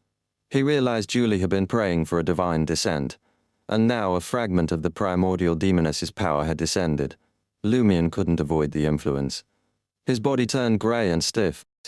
The burning pain from the residual aura of the Blood Emperor in his right palm was the only thing keeping him moving, allowing him to slowly reach into his bag and grab the glass-like cufflink. Just as he withdrew his hand before he could activate the mirror cufflink, Julie, with her hair floating in the air, turned to look at him. Her hair had turned raven black like thick, long serpents, and her eyes were now a brilliant, crystalline blue. In that brief moment of eye contact, Lumien lost control of his body. He saw the greyness spreading around him, climbing from his feet. Every inch of skin and flesh it touched turned to real stone. Why am I the first target? Warlock and Albus are far more dangerous, and the abscessed hand isn't completely dead. Why target the weakest one first? Shouldn't I be caught in a broad attack instead? Then I'd have a chance to escape the mirror world and wait out the divine descent. Facing this hopeless situation, Lumien, as an ascetic, couldn't help but feel intense anger and frustration. Despite his limbs turning to stone, he tried to channel his spirituality to activate the mirror cufflink and other contract marks on his body. But as his spirituality approached the greyness, it solidified, turning to stone and falling like rain to the ground. His neck turned to stone, then his face and brain began to grey. His last effort was to look toward Albus Medici's position. The wasteland was empty. The descendant of the Red Angel was gone. He had disappeared or escaped somehow. Son of a sow. Lumien couldn't help but curse. In the next moment his thoughts seemed to turn to stone. His grey eyes saw Julie, transformed and radiating charm even to stone, floating in mid-air, engulfed in black flames. The demoness descended like a giant bird, trailing black flames that twisted and branched like countless serpents, their long tails gently swaying. Silently, the mirror world began to collapse, dark voids mingling with black, flames swallowing the still skeletal abscessed hand, the immovable Warlock, and the petrified Lumien. The end of this world had come. Silent darkness filled every void. After an indeterminate time, a violent invisible flame flickered to life, illuminating Lumien's mind. He felt the burning pain and icy rot in his right palm, the heat in his left chest. He snapped his eyes open and saw a 100-meter-high mountain of corpses and bones. I'm alive? Lumien was bewildered. His last memory was turning to stone and the destruction of the mirror world by Julie. He instinctively looked down, seeing the greyness rapidly recede from his body. This confirmed it wasn't a nightmare or hallucination. How did I survive? Did someone help me?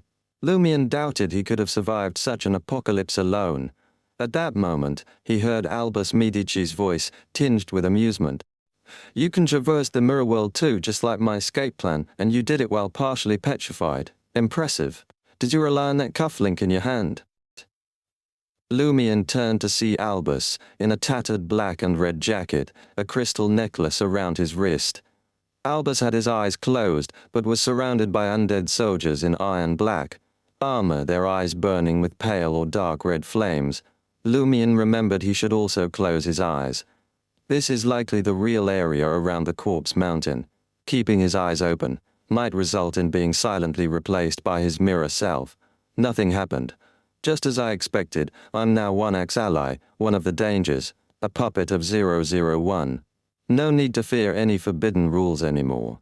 If only I'd realized it earlier. Instead of being stunned and confused by my survival, I could have closed my eyes before Albus looked over, taking advantage of the situation to trick him. Lumien regretted this missed opportunity, but also started to understand how Albus avoided the divine descent of the primordial demoness. Like him, he took advantage of 001 breaking through the mirror world's barrier, and Julie being too preoccupied with her prayer to notice them. He used an item that allowed him to traverse the mirror world and escape back to the real mausoleum. The only difference was, Julie, who hadn't fully completed her divine descent, targeted Lumien instead of Albus, allowing him to escape while he couldn't. Why were you watching me? You should have focused on sealing the entire world. Then no one could have escaped. Lumion mentally cursed Julie, realizing that he must have activated the mirror cufflink just before his thoughts completely turned to stone, which saved him. But as he checked, he realized something was wrong. The mirror cufflink still had 2 uses left. He hadn't used the Beyonder item at all. What could Archbishop Heraberg secretly have helped me? After all gods need, special arrangements to descend a fraction of their power into Maroller's underground mausoleum. It's unlikely an external entity intervened suddenly. It couldn't be Julie, who suddenly felt how kind I was as a boss and pushed me out of the mirror world at the last moment, could it? Lumion decided to put these thoughts aside for now. Now wasn't the time to seek the truth. There were still many dangers ahead. He glanced at Albus, noticing the Red Angel's descendant studying him through the eyes of the surrounding undead soldiers. Indeed, Albus didn't attack me just now, not because he didn't want to, but because he had concerns. My actions exceeded his expectations, and my escape was full of mysteries. He feared acting rashly might trigger a trap. Lumion's thoughts were interrupted by a sudden change in the sky. Julie, wearing a long slit dress, appeared in the dimly lit sky. Lumion's scalp tingled. She's still alive and in the divine descent state. He quickly noticed Julie's figure was unusually transparent, and the sapphire ring on her left hand was gone. Phew! He heard Albus Medici sigh in relief. Julie lowered her head and gazed at the top of the corpse mountain. Following her gaze, Lumion saw a 2 to 3 meter tall iron black metal pole with a charred banner at the top. The banner was covered in dark red and black stains. Just a glance made Lumion feel dizzy, his neck inexplicably stinging, and the smell of blood seeped from various parts of his face and forehead. 001? Salinger's blood banner? My corruption has deepened. It seems I don't need to finish reading all the remaining books. Mastering the current one should be enough. I can't rely on such direct corruption to save time. It's easy to surpass the critical point. Lumion quickly averted his gaze, noticing Celeste standing not far from the banner. The demoness, wearing a black robe, was looking down at the spot where the iron black metal pole was embedded in the top of the corpse mountain. The next second she sensed something, raised her head and looked at Julie in the sky. Julie's lips curled into a beautiful and radiant smile. She parted her moist lips as if to say, "I'll leave it to you." In an instant, Lumion saw Julie's figure rapidly fade and shrink, turning into a puddle of filthy blood. The blood, only palm-sized, fell straight down. Its target was the charred banner of 0 to 01, seemingly to become one of the many bloodstains on it. Celeste finally snapped out of her daze and shouted in pain, "Julie!" At that moment, Albus's expression changed slightly. He transformed into a long spear of blazing white with a hint of blue flames shooting towards the banner in mid-air. He seemed unwilling to let Julie's remaining blood stain the charred banner. "You're finally putting in some effort," Lumion muttered, not rushing to follow Albus to the top of the corpse mountain to leave a mark or stop him and Celeste. He planned to join after Albus and Celeste had fought for a while. Of course, Lumion could see that Albus valued Julie's blood and didn't want it to become a mark on the 001 banner. If Albus didn't perform well and failed to stop the blood from reaching its intended spot, Lumion would teleport to help in time. Seizing this rare opportunity, Lumion took an item from his traveler's bag. It wasn't the Sword of Courage but the Devil's Whispers bone ring from Hisoka. Chapter 835, Source of Corruption. As soon as Lumion's fingers touched the glossy black bone ring, he felt searing. Pain spread from the point of contact throughout his entire body. He looked down to see thin wisps of purple-blue sulfur flames emerging from every pore, charring the surrounding skin bit by bit and giving off a pungent odor. This pain was so familiar to Lumion that he merely furrowed his brow slightly, gritted his teeth, his expression barely changing.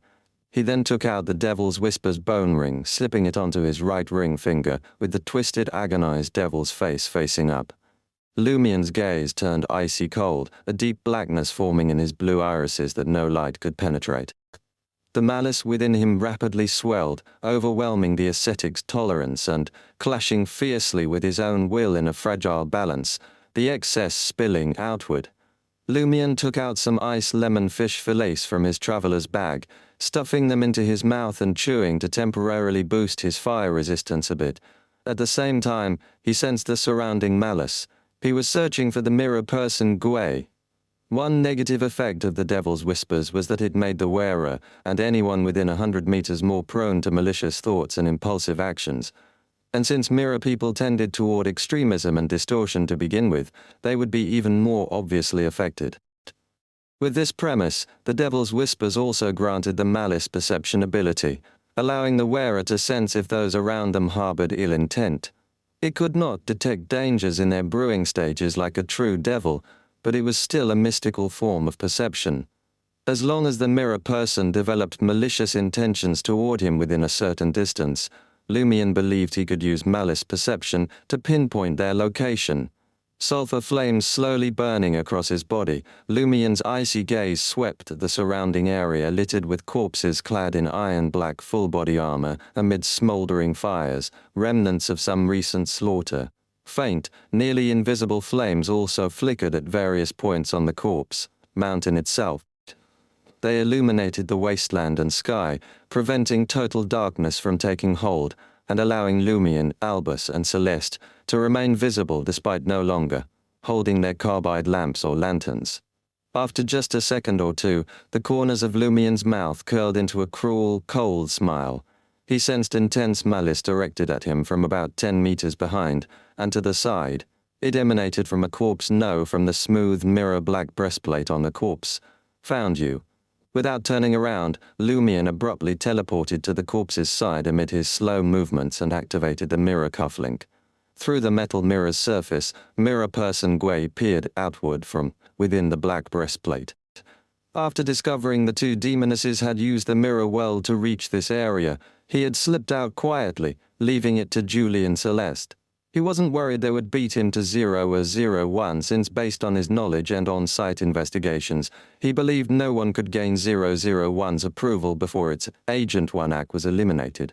Brute force or exploiting loopholes would achieve nothing until the throne was vacant and chaos ensued, giving others an opportunity. Gui felt relieved he had made this wise choice, having directly experienced the mirror world projection's destruction just now. The mere aftershock of that apocalyptic scene could have vaporized him instantly. Confirming One-Act's death, he then slipped back through an ordinary mirror world to the Corpse Mountain's vicinity, seeking a chance to gain 01's approval and take it for himself. He saw Julie turning to filthy blood and fall, Albus Medici transforming into a fiery spear to stop it, Celeste screaming Albus's name in anguish, and Lumion Lee calmly putting on the ring, preparing to make his entrance and reap the spoils of victory. An intense malice welled up within Gui. "You're all obstructing me from completing my mission."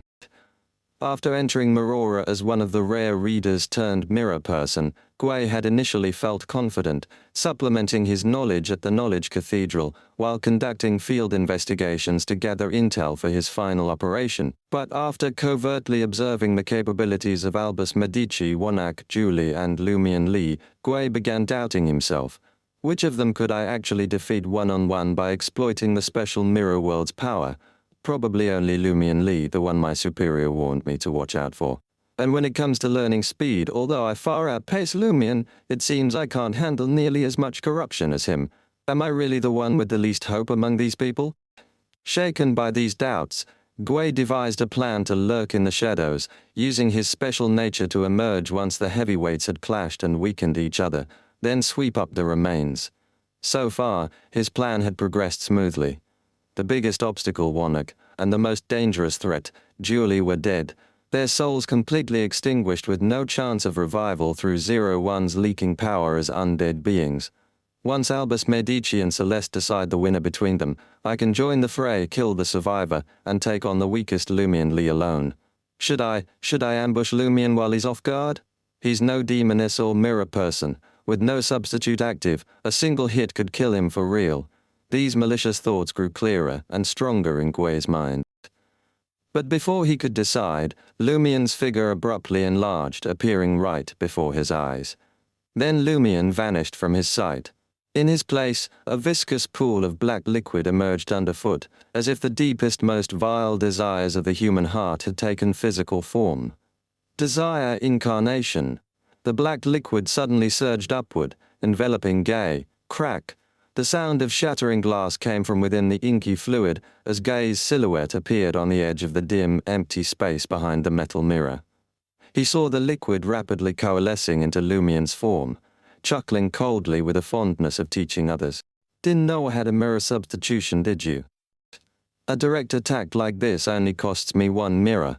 Before the words had left his mouth, an exceptionally violent emotion welled up. Within Gay, he instinctively reached for his neck, feeling warm blood. Pain immediately lanced into his mind. Crack. Gay deliberately triggered his own mirror substitution, shattering countless shards of glass that rained to the ground. His silhouette now flickered in another corner behind the mirror, but a thin, deep, bloody gash remained on his neck. His emotions had become completely frenzied, vicious, and insane. His facial skin rapidly aged and withered like patches of brown tree bark. The words, my child," echoed in his ears as flesh rippled on either shoulder, seeming to sprout additional heads. His abdomen slowly swelled while his eyes took on a silvery white with streaks of black. His aura rapidly dissipated as his body visibly decayed, chunks of flesh slowing off and wriggling like maggots. Lumien saw the various corruptions afflicting him directly manifested in this stark way. It was a veritable smorgasbord. When he used desire incarnation, that inky black pool didn't just contain his own emotions and desires, but also those from the corruptive emotions and desires, deeply influencing him. These higher-level corruptions would be difficult for any non-godhood being to resist. Even saints would suffer serious effects. Facing such potent corruption, failure to proactively trigger one's mirror, substitution immediately would be too late once the viscous fluid made contact. By then it would already have tainted the target. Now Gui was a horrifically corrupted monstrosity. Seeing the mirror person degenerating toward an unspeakable form, Lumien had the intuition that continuing to observe might catalyze a similar transformation within himself. He immediately stepped back, leaving the metal mirror surface to return to the corpse and surrounding wasteland at the base of the corpse mountain. He then saw the smooth mirror-like surface of his chest plate, with tendrils of black mist seeping out, like illusory shadows seeming to try and grasp him.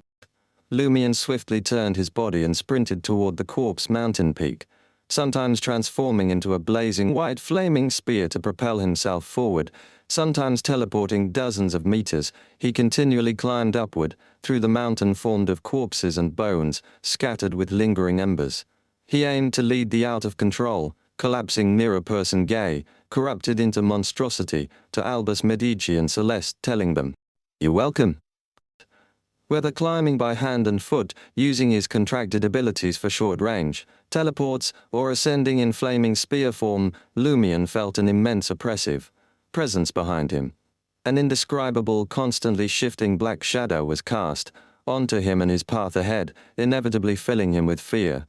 He now had no way to know what horrific form the pursuing monster had taken or what state it was in. He only knew for certain it was not something a normal human should observe or discern. Suddenly, Gui's deep voice rang in his ears. "Mommy." Mommy. Lumien's mouth twitched, realizing that even with all the strange corruptions on himself, the one from the Great Mother from the Oma Bella still stood out as the most exceptional after all. Mr. Fool had left behind a seal, not a corruption. Lumien fled even faster. Finally he saw the summit of the corpse mountain peak, Celeste and Albus Medici. Chapter 836, Unorthodox Feint. Albus transformed into a blazing white blue-tinged flaming spear, flying to the peak of the corpse mountain, toward Julie's filthy blood descending onto the charred 001 banner. But in the blink of an eye, he lost his target, reverting from his fiery state to land, beside the corpse where 001 should have been embedded. At the peak, opening his eyes no longer seemed an issue, but Albus Medici's vision no longer contained the charred banner, Julie's filthy blood, or Celeste. With his past experience, Albus quickly understood what was happening. This was the mirror world, or a mirror maze. After waiting so long at the peak, Celeste must have made some preparations. As Albus guessed, this was a mirror maze created by multiple mirrors reflecting each other. Celeste stood outside, her gaze pained and distant as she watched the filthy blood race towards the charred flag. For some reason the filthy blood slowed its descent, as if repelled by 0 to 1, but it still sank inexorably, just at a reduced pace. Albus tried using the crystal necklace coiled around his wrist but found no mirror world to traverse or escape through, confirming he was trapped in the mirror maze. He immediately condensed blazing white blue-tinged fireballs, sending them in all directions to blast the hidden mirrors forming the maze. As its name implied, the mirror maze was just a maze, not a true barrier with deep defenses. Thunderous explosions erupted almost simultaneously, yet Albus still could not break through the mirror maze. Not a single mirror had been damaged. With a slight narrowing of his eyes, Albus decisively abandoned any further such attempts. Outside the mirror maze, Celeste felt the explosive winds and inwardly scoffed. In other locations, widespread bombardment might overwhelm a mirror maze, meant to trap hunters, but here at the Corpse Mountain's peak, the heart of 0 to 01's seal, it would not be so easy. As a demoness of affliction corrupted by 0 to 01 to some degree like Julie, Celeste could wield traces of that special mirror world's power. The mirror maze's mirrors were not at the peak itself, but scattered among the corpses and bones below, their reflections then projected around 0 to 01's vicinity, through that special mirror world, forming the mirror maze. Seeing Julie's filthy blood nearing the charred banner, Celeste felt a mix of elation and confusion, underlaid by anguish. From somewhere she produced a black teardrop-like ornament and affixed it between her brows. Inside the mirror maze, Albus calmly lowered his head and half-closed his eyes, preparing to do what would inevitably be required. He murmured in ancient Hermes, "The great god of war, the symbol of iron and blood, the ruler of chaos and strife." With this three-passage invocation of the honorific name, the iron-black metal flagpole suspending the charred banner shuddered slightly, its drooping flag fully, unfurling with a rattling sound despite the stillness, each bloody stain growing vivid. Julie's filthy bloody halted, hovering a couple meters from 0 to 1, as if grasped by an unseen hand. High above, clouds rapidly swirled into an immense vortex tinged with faint purple firelight, larger than the mountain itself, its far end suggesting some vast entity straining against an invisible barrier. Cracks spread from the Salinger's blood banner with snapping sounds, the special mirror world over the peak shattering.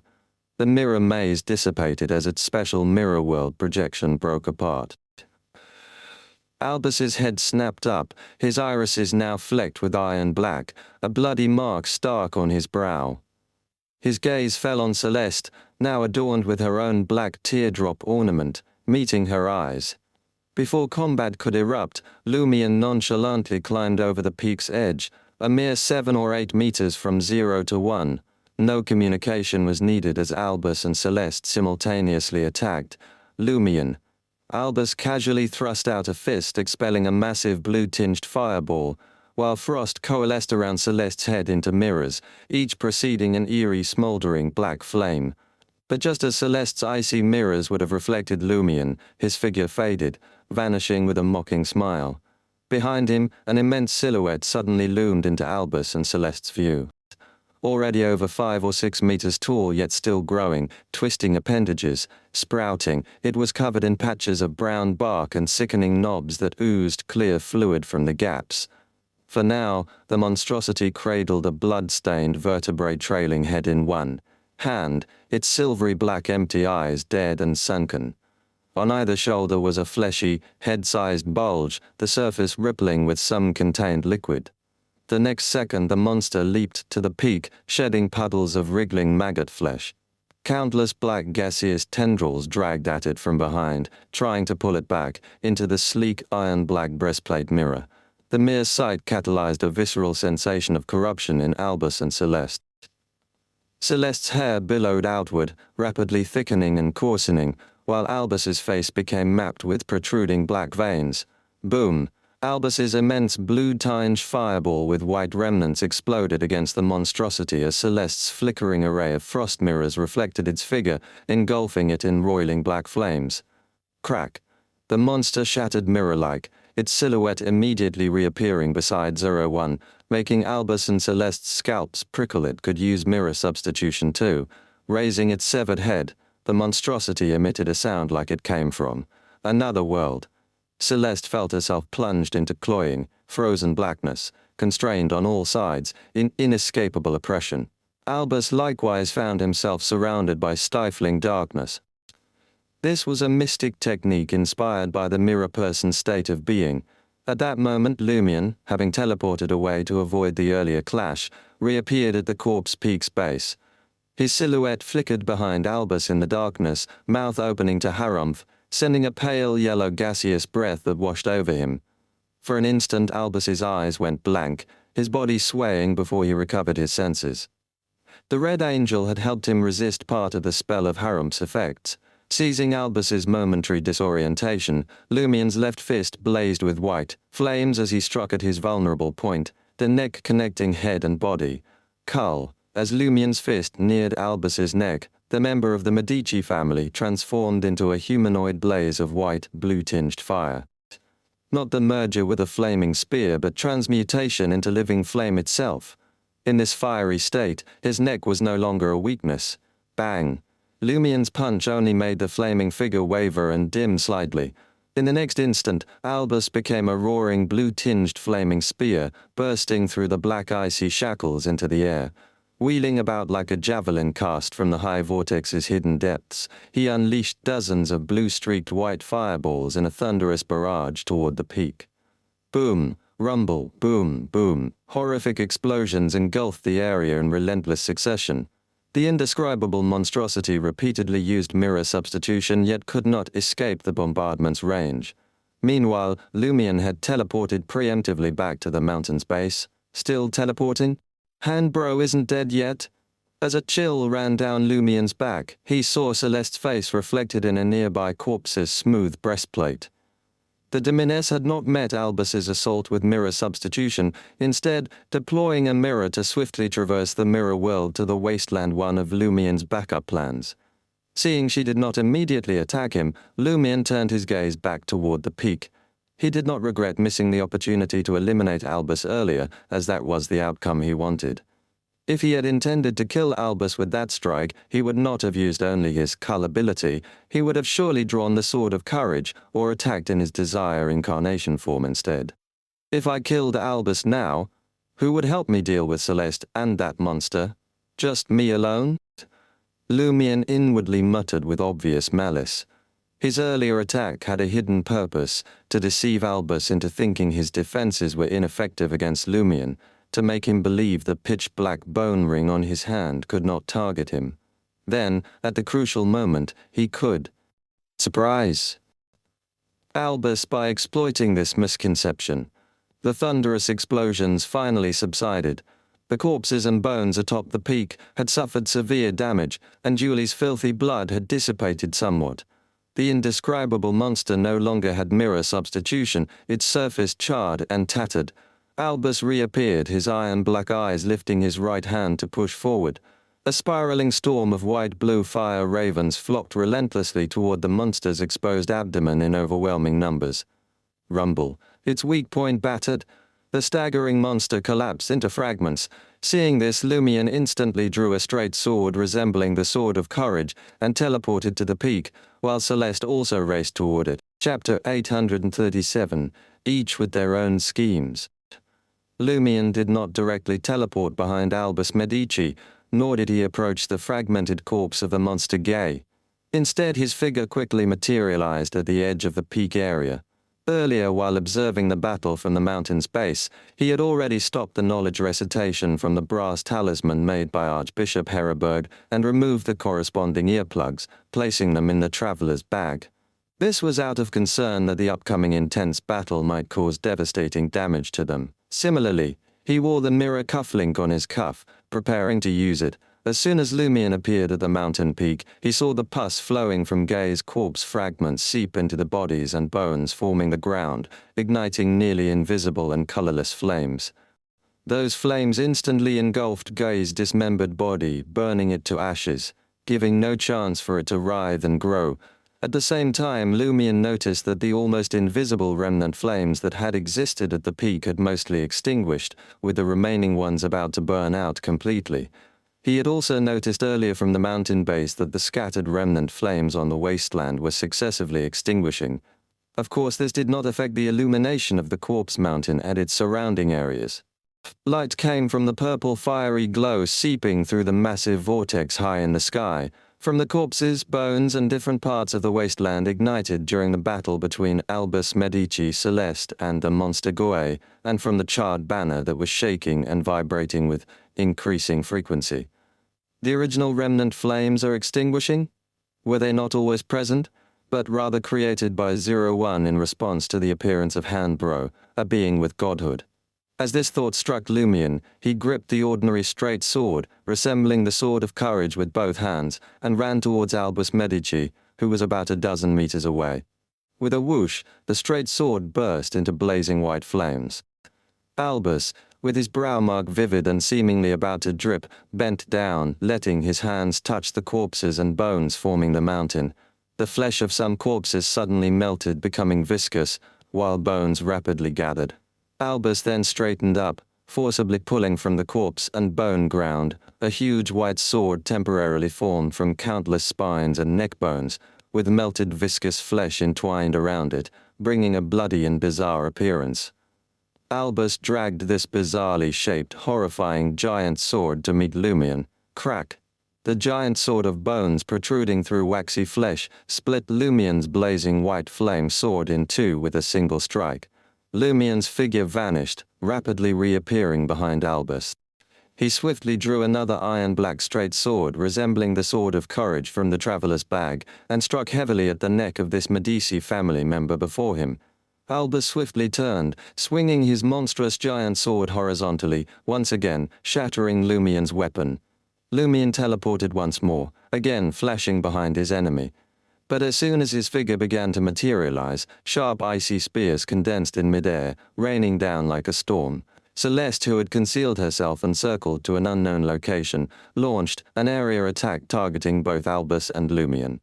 Lumion then saw dense fog. It surged out from around Albus, instantly enveloping the area, reducing visibility to 10 meters and preventing Lumion from sensing spirit world coordinates beyond the fog, making it difficult to directly teleport out. Fog of war. Immediately after, Albus, now out of Lumion and Celeste's sight, pressed a layered, compressed, yet still massive blue fireball towards the ground of the corpse mountain. Boom! A terrifying explosion that temporarily deafened swept across the area, dispersing the dense fog of war, vaporizing the falling icy spears, destroying part of the corpses and bones, and igniting others. Almost simultaneously, Lumion's figure was reflected in the black breastplate of a corpse on the wasteland. Earlier, when his teleportation was restricted, he had immediately taken out a mirror from the traveler's bag and activated the mirror cufflink on his left cuff. Using this Beyonder item, Lumion had entered the mirror world just before Albus created the indiscriminate explosion, and the dense icy spears fell, escaping from the peak of the corpse mountain. This was similar to his choice when escaping from Albus and Gusain's encirclement in that underground cavern filled with the fog of war. Lumion jumped out of the smooth black metal breastplate, and the glass-like ornament on his cuff instantly turned grayish-white, crumbling into dust that scattered to the ground. The mirror cufflink had been used for the last time. At the peak of the corpse mountain, Albus had already turned and was rushing towards the increasingly violently shaking 01. At this point, Julie's pool of filthy blood was only about a meter away from the surface of the charred banner. Since Albus's battle with the monster Gay began, the blood no longer felt as if it was being held up by an invisible hand and continued to fall, albeit at an increasingly slower pace. Seeing 01 within reach, a mirror of ice and snow, 2 to 3 people tall, suddenly rose in front of Albus. The mirror instantly reflected Albus's figure. Similar ice mirrors abruptly appeared to Albus's sides and behind him, reflecting different angles of this Red Angel descendant. As these giant ice mirrors formed, thick, snake-like strands of blackened hair emerged from the edge of the mountain, carrying the quiet and eerie Demonis's black flames, rapidly extending towards those mirrors.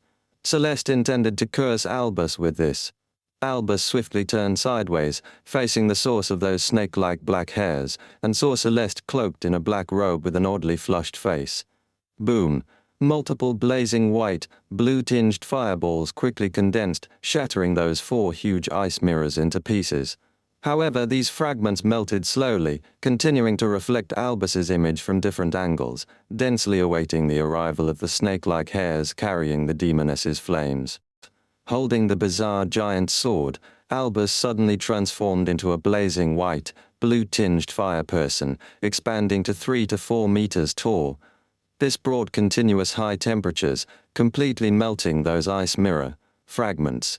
Silently, Celeste withdrew those long hairs covered in black flames, once again, concealing her form, moving to an unknown location. Lumion teleported over.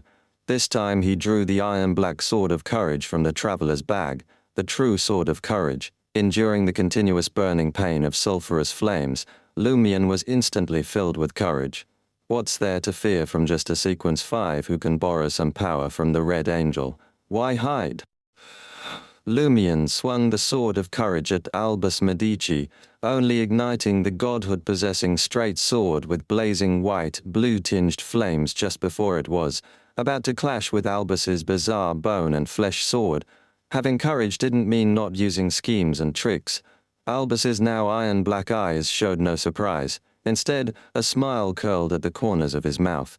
His bizarre bone and flesh sword suddenly burst into near-blue flames.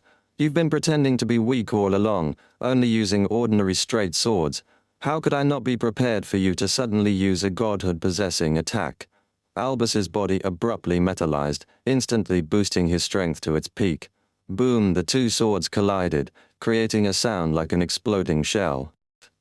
The blast of wind failed to shake Albus, whose skin now had an iron-black tinge, pushing Lumion and his sword of courage back. Suddenly, Lumion melted into a viscous black liquid that seemed to be formed from the most sinister desires deep within the human heart. He disintegrated on the ground, rapidly flowing to the bottom of Albus's feet, covering him like a shadow. Crack! The illusory, viscous, chilling black liquid suddenly dispersed, and a mirror tinged with silvery black fell onto the corpses and bones, shattering into pieces. Mirror substitution? Lumion was shocked. Albus has mirror substitution too? No, he hadn't used it in several dangerous situations before. Albus's figure emerged from a mirror near the peak of the corpse mountain, smiling as he transformed into a blazing white blue-tinged flame spear, flying. Back to the battlefield, that mirror was a remnant of Celeste's mirror maze. He didn't have mirror substitution, but he could still traverse the mirror world, using the crystal necklace coiled around his wrist. During Lumion's first attack, he had prepared a mirror in advance, hiding it at his waist under his tattered jacket. The indescribable monster appeared so abruptly and strangely, pursuing you. How could I not be prepared for you in this aspect? As for how to quickly escape combat without mirror substitution and avoid being affected, you've demonstrated it twice already. Seeing the flame spear flying towards him, Lumion, still in his viscous black liquid state, immediately seeped into the gaps between the corpses and bones, using this to leave the mountain peak. Filled with courage, he didn't intend to flee. To avoid being trapped by the fog of war again without the mirror cufflink, he planned to circle around to the other side, seeking new opportunities to corrupt Albus Medici. Fleeing was definitely not an option. At this moment, Lumion suddenly felt a rather intense weakness. Has my spirituality dried up prematurely? No, it's not just a matter of spirituality, Lumion thought as he reverted to human form and released his accumulated spirituality. Clang! His right hand inexplicably lost strength, making it difficult to hold on to the sword of courage. He could only watch helplessly as the iron-black straight sword fell to the ground, clanging against a stark white skeleton. Why didn't I teleport to create distance first? I seem to be sick. Lumion was suddenly alarmed and immediately activated the black mark on his right shoulder, disappearing from near the peak of the corpse mountain. He left the sword of courage there, not retrieving it for the moment. He was hoping the opponent would trigger one of its negative effects in about 10 minutes. If the sword of courage wasn't sealed away, it would indiscriminately attack nearby people. And now the people around the sword of courage were Albus Medici and Celeste. As soon as Lumion's figure materialized on the wasteland, Albus at the peak of the corpse mountain slightly furrowed his brow. This descendant of the Red Angel swayed slightly, noticeably weaker than before. He seemed to have fallen ill as well. Chapter 838, Bluffing. Albus's right hand holding the weapon drooped down, seemingly too weak to bear the weight of the bone and flesh sword. He planted it on the ground made of corpses and bones, but compared to Lumion directly dropping the sword of courage, he was clearly much better off. At the same time, Celeste's voice, filled with anticipation and cruel amusement, emanated from various mirrors and mirror-like objects scattered across the corpse, mountain and wasteland. "How are you feeling? Confused about when you got infected with the plague?" Sure enough, it's a demoness's plague. Standing on the wasteland, Lumion took advantage of the moment before his muscles completely lost strength, when he could still lift light objects, to quickly remove the Devil's Whisper's bone ring from his finger and stuff it back into the traveler's bag. Wearing this ring would cause Lumion to be constantly burned by sulphurous flames inside and out, continuously weakening his resistance and tolerance to plague. Although he was already poisoned by sulfur and had some degree of burns, stopping the damage in time was still very important. After putting away the Devil's Whisper's bone ring, Lumion took out the brass, talisman and matching earplugs given by Archbishop Heriberg, gripping one in his left palm and putting the other back into his left ear. "Listen." Lumion again uttered this ancient Hermes word, continuing his learning process. Meanwhile, Celeste's voice continued to emanate from various mirror surfaces and mirror-like objects. "We were certain that the operation targeting 01 would face interference and competition from beyonders of the Hunter pathway, and we would inevitably have to confront Warlock. So, we prepared a Grade 1 sealed artifact in advance. The mystical pathogen it produces has a very notable characteristic: it can survive in high-temperature flames for a period of time. And I can use the power of the special mirror world to let those pathogens spread quietly through different mirror surfaces, silently dispersing throughout this wasteland and corpse mountain. You've been setting fires all along, but I've also been continuously releasing frost, pretending to attack and curse. This actually freezes those mystical pathogens inside, allowing them to survive longer in high temperatures. Combined with their own special nature, it's enough for you to be contaminated partially, slowly seeping into your bodies." Celeste explained in great detail, as if wanting to bring pain and savor despair. This might be her hobby, or perhaps a negative influence brought by certain items.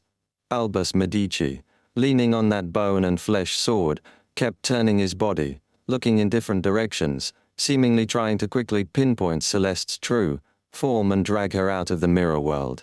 However, it was impossible to discern which mirror Celeste was in just from the source of the sound. She might have been constantly moving through the mirror world without stopping. Similarly, even if Albus recited those 3 passages of the honorific name again, he could only affect the special mirror world in this area at the peak of the corpse mountain. He couldn't damage the mirrors in the middle and lower parts of the corpse mountain and on the wasteland. Celeste's voice gradually became shrill, both painful and pleasurable. "This pathogen also has flaws. It's not the type that will have fatal effects in a short time. It can only make you quickly lose your physical strength, accelerate the dissipation of spirituality, and eventually make you lie on the ground, unable to move, desperately listening to your own heart gradually weakening and stop beating." Hearing this, Lumion teleported to change his position, avoiding being assassinated by Celeste taking advantage of the situation. Some thoughts flashed through his mind. Could I wear the Eggers family's golden mask to counteract the damage from this mystical pathogen? If I stop my heart from beating in advance, I won't have to worry about it losing strength. No, this mystical pathogen seems to affect the spirit body as well. Perhaps after physical death, the spirit body will gradually lose the power to maintain its own existence.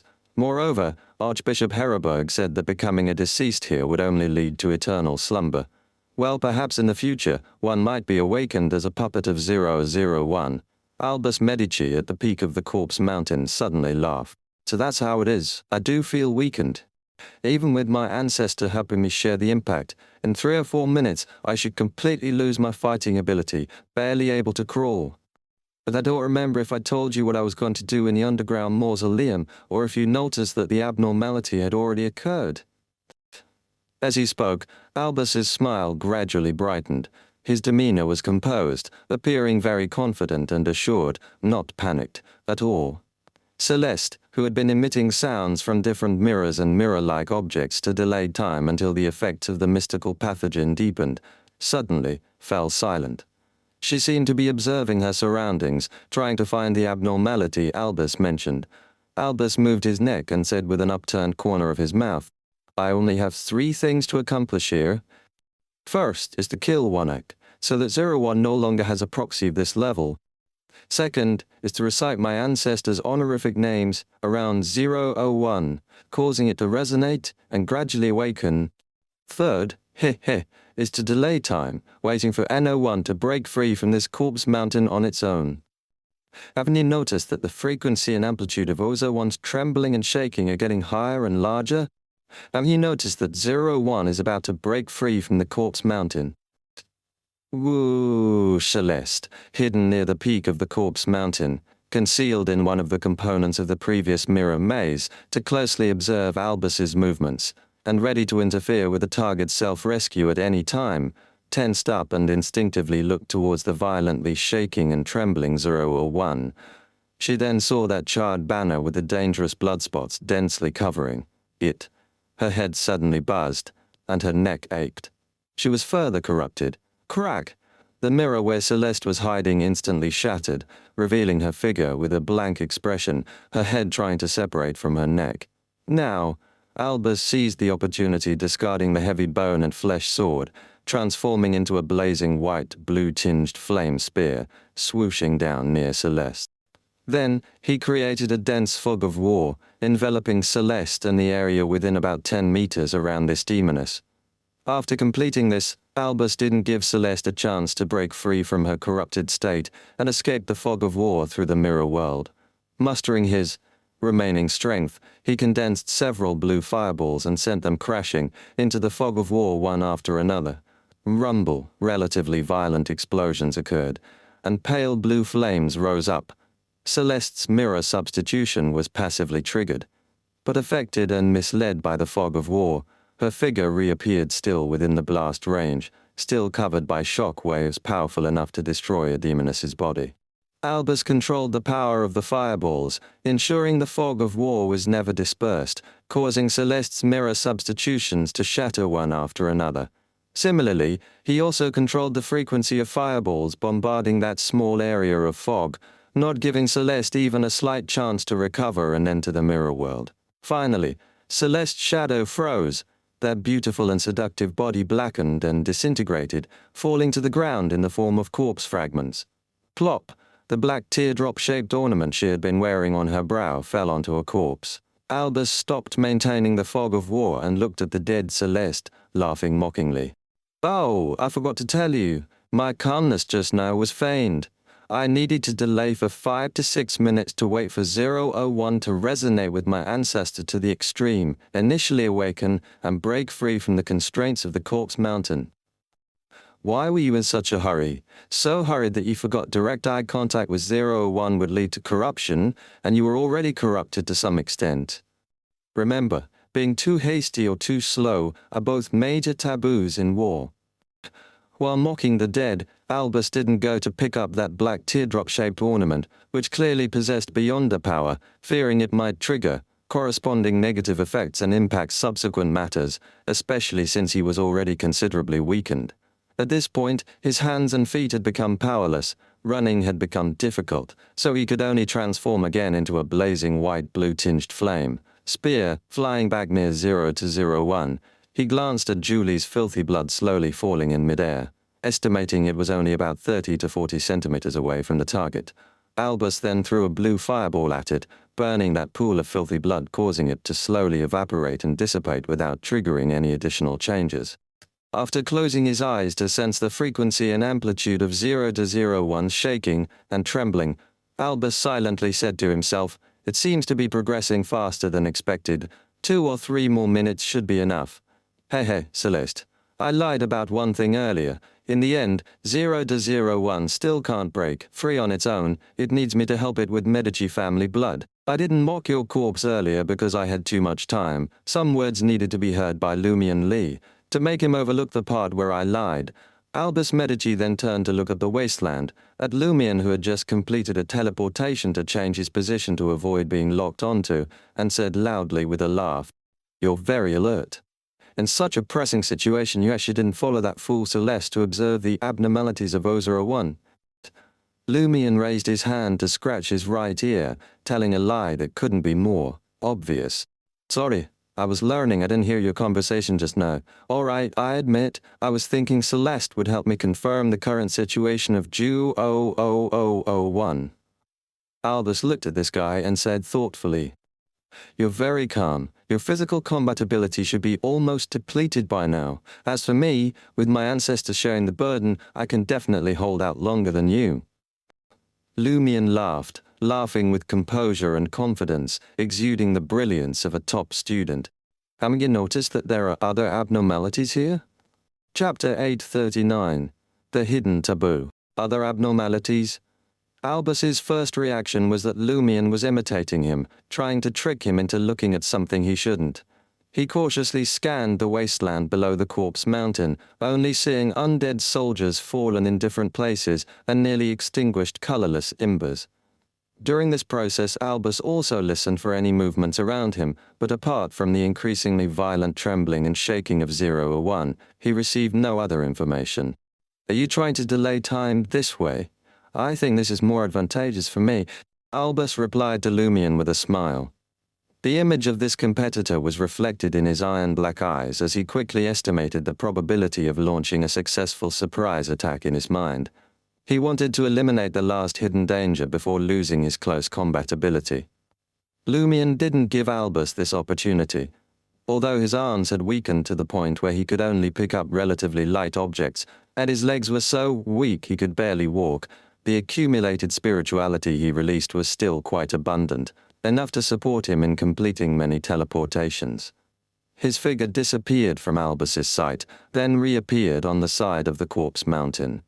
Before Albus could find him, Lumion said with a smile, "It's understandable that you didn't notice other abnormalities here. After all, you don't seem to be someone who enjoys studying, and your ancestor, that Red Angel, although having a very thorough understanding of 01, the current 01, is no longer the same as before. From the sealed artifact information, I know that after your ancestor was killed by the Blood Emperor, 01 changed hands twice, once to Alista Tudor, and once to death from the southern continent. Therefore, it has been corrupted by other, equally high-level corruptions." Seeing Albus's gaze turn towards him, seemingly listening and discerning the truth of his words without immediate intention to launch an attack, Lumion stayed in place and continued. "Of course, your ancestor visited Fourth Epoch Trier and understood the various details of the corresponding seal. Maurora's seal was modeled after Trier's, so you definitely wouldn't lack understanding of the situation here. But the seals on both sides are only mostly similar, with many details still having critical differences. The book, Principles of Sealing, tells me that this is because 001 and its corruption are purer compared to Fourth Epoch Trier. It's less complex, can form fewer balances and constraints, and many characteristic issues are more prominent. If your ancestor were to come in person, take a turn in the underground mausoleum, no, just take a few glances, he would definitely understand what abnormality I'm talking about. But unfortunately, he can't descend to Marora and probably can't see or hear directly through the seal using your eyes and ears. He can only give you power, help you share the damage, and listen to your reports periodically. Under these circumstances, hey, it's indeed understandable that you didn't notice other abnormalities here." Albus Medici stared down at Lumion, listening to his narrative with a smile on his face, while pondering where the problem actually lay. Rambling on and on about irrelevant things, it does seem like he's trying to buy time, but buying time is more beneficial to me. The resonance between 001 and my ancestor is getting stronger and stronger. In 2 or 3 more minutes, I'll be able to approach and drip some Medici family blood. His condition will only deteriorate faster than mine. The longer we delay, the weaker he'll become. Is he waiting for reinforcements? But unless the Archbishop of the Church of Knowledge personally intervenes, there should be no one in Marora who can participate in this struggle, and those outside Marora can't come in. The Church of Knowledge currently appears quite neutral, at most with a slight inclination in secret. They won't directly get involved. I need to be vigilant about this. Point, so-called scholars are more treacherous than us hunters. The more knowledge they have, the more treacherous they become. It's a pity. This trash can is very alert. He'll teleport away at the slightest sign of trouble, while I need to get close to release the fog of war. No wonder my ancestor said that before Alistair Tudor became a god, he found Bethel Abraham more troublesome, continuously feinting attacks, forcing him to use teleport repeatedly, draining his spirituality. That's one way. If we really go on according to his pace, by the time his spirituality is insufficient to support teleport, I'll also be almost unable to complete the battle. Even standing will be difficult, only able to rely on fire. Ravens scatter shots like a blind man shooting birds. But if feints are to be convincing, they need to consume a lot of spirituality, and if they're not convincing, they can't bluff anyone. Why does this dog shit-like pathogen target the physical body first, then affect the spirit body? If the rate of spirituality dissipation could be as fast as the loss of muscle strength, the problem would be simple. In that case, I wouldn't need to hold out for too long, just longer than this trash can. As Albus's thoughts raced, Lumion smiled and said, "Do you need me to give you a hint? I don't know if you've seen the ceiling information for 001, but you must be very familiar with the various taboos here. Haven't you noticed that 2 sections of the content, or rather 2 of the taboos, hide problems? 2 taboos hiding problems?" Albus suddenly had a dangerous intuition. He began to believe that some of what Lumion said might be true. Lumion said with a mocking tone, "Haven't figured it out yet? See, this is the consequence of not studying. I didn't notice it at first either, but after reading a large amount of related books and materials in Aurora, I gradually developed doubts. Let me give you another hint.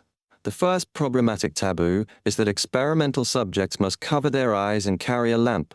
And if the lamp goes out, that experimental personnel will directly disappear, and everyone who knows him will simultaneously believe that he died long ago. What's wrong with that? I've already had people verify the authenticity of this taboo. It's only because there are many light sources here, otherwise we would have all disappeared by now." Albus quickly thought about the details he might have overlooked.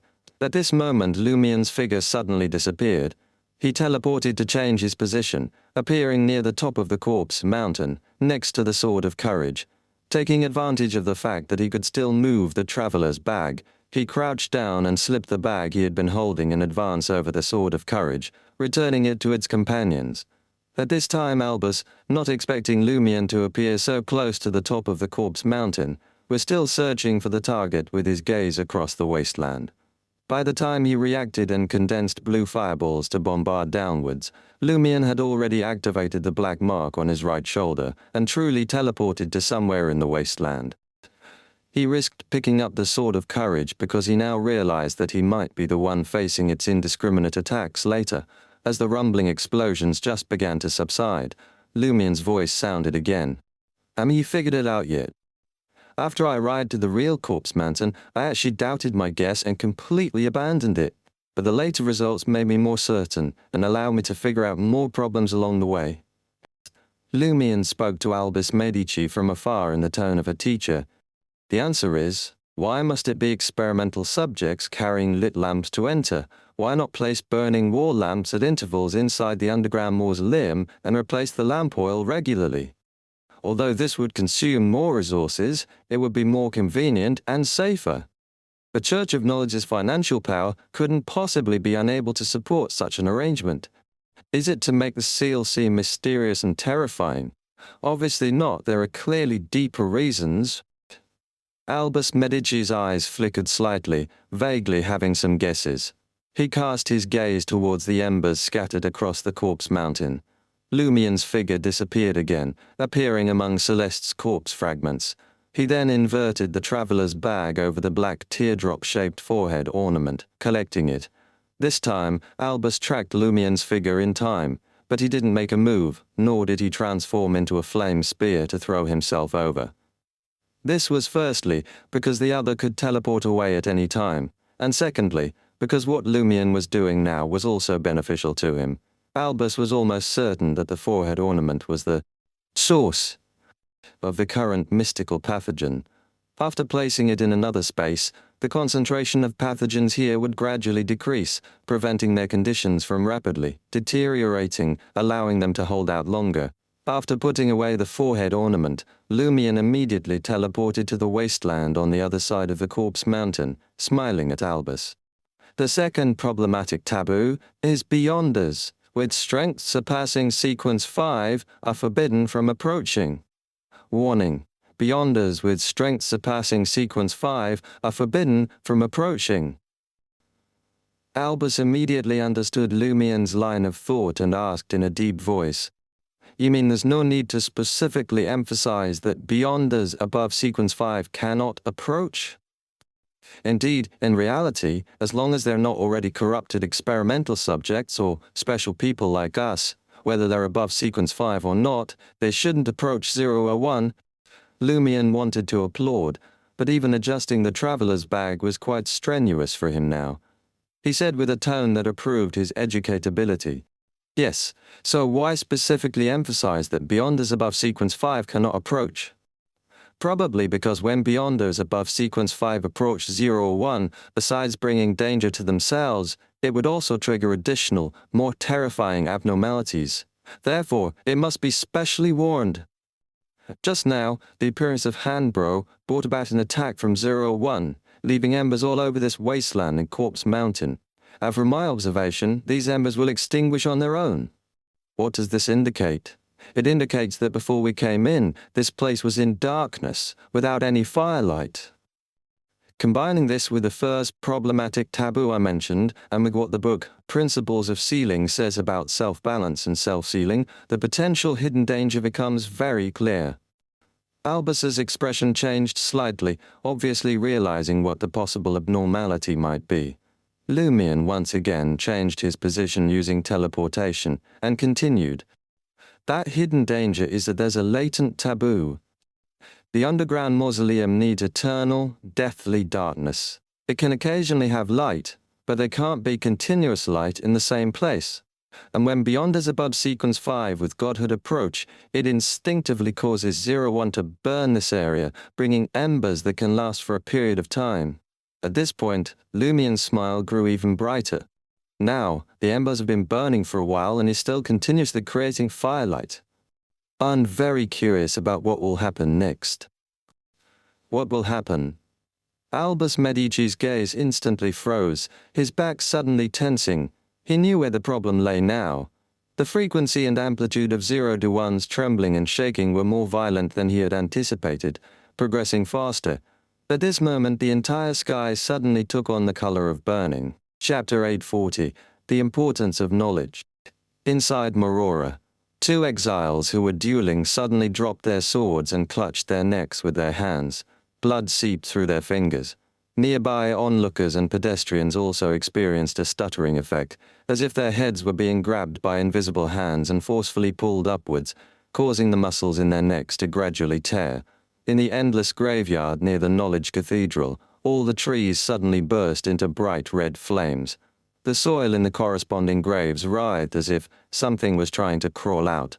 More and more clouds gathered in the sky, taking on the color of burning fire. At the top of the Corpse Mountain, Albus Medici's neck also stung with pain. He raised his hand with great difficulty and weakness, trying to press down on it. He already understood what was happening. He didn't hastily turn his head to look directly at 0-01, as that would not only result in considerable corruption but could also break his neck, causing his head to detach. Albus slowly turned his body to face 0-1, but closed his eyes.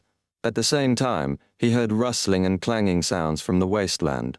Lumion saw those undead soldiers in iron-black full-body armor standing up one after another, the dark red or pale flames in their eye sockets clearly flickering. The huge cloud vortex in the sky tinged with purple firelight was being torn apart and smoothed by an invisible force. The abnormality had finally manifested. Albus didn't hesitate. He immediately let his skin take on an iron-black hue, his entire body seeming to transform into a metal-cast puppet. Keeping his eyes tightly shut, he approached 0-1 step by step. During this process, his neck was noticeably stretched, causing the iron membrane that made up his skin to be torn into countless tiny metal threads. Deep, chilling cut marks appeared on his iron-black flesh and bones, with bright red blood visibly oozing out. In just a few seconds, Albus Medici walked to 0-01's side. He released his right palm that had been weakly pressing on his neck, letting it extend towards the charred flag, carrying his own blood.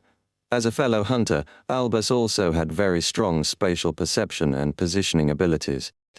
Moreover, 01's flag was violently shaking, fluttering loudly, with sounds entering Albus's ears, making it easy for him to determine the target's location. Of course, if he directly touched 01's main body, the corruption would truly occur. This couldn't be avoided just by not looking. But Albus now had no other choice. Just as he reached out towards that charred flag, Albus heard a snap sound, the sound of the iron skin on his metal neck being completely torn apart. He immediately changed his form, transforming from an iron-black metal cast puppet into a blue human-shaped flame. This caused the blood on his palm to evaporate rapidly. While guarding against a sudden attack from Lumion, Albus quickened his movements, continuously flicking the mostly evaporated bright red blood towards the front. On the wasteland, Lumion was mingling among the undead soldiers, his palm both scorching hot and ice-cold. He didn't dare to look towards 0-01, so he naturally didn't know Albus's current actions, but he could roughly guess that the other was making a final gamble. "It's useless. The situation has already spiraled out of your control," Lumion muttered, not moving to stop him. He was more worried that if he really teleported next to Salinger's blood banner to stop Albus Medici from dripping blood on it, he might step into a trap set by the other. Given the current situation, Albus could completely change his approach since he couldn't achieve his intended goal. He might as well eliminate all competitors, making his side the more advantageous camp, and then use this to reorganize. So, Albus was likely pretending to drip Medici family blood onto 0-1's flag, but actually trying to lure Lumion to stop him, thus seizing the opportunity to kill the last competitor. At the top of the corpse mountain, the human-shaped flame that Albus had transformed into was severely stretched, with the upper and lower parts seeming about to separate. At the same time, the flaming light he emitted dimmed considerably, like ordinary flames doused with a bucket of ice-cold fresh blood. Plop! Albus heard the tiny sound of liquid hitting the flag. After thousands of years, the Medici family's blood finally fell on 0-01's charred flag again. However, there was no additional change. This was also within Albus's expectations. After all, the degree of resonance had not yet reached its limit, and 0-1's awakening situation had significantly exceeded any threshold. Albus's desperate attempt to leave blood on the charred flag was more about reserving a chess piece for the future, making some preparations. The next second, Albus, existing in the form of a human-shaped flame, felt an intense pain between his eyebrows. Some strange force extended from 0-1, seeming to want to assimilate him, turning him into its own flame. Albus suddenly turned around, opened his eyes, and looked towards the wasteland. He wanted to kill Lumion before being absorbed by 0-1, eliminating the last competitor.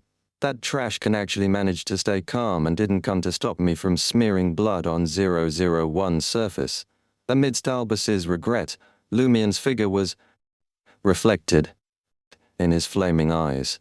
Lumion smiled at him, activated the black mark on his right shoulder, and disappeared from his spot.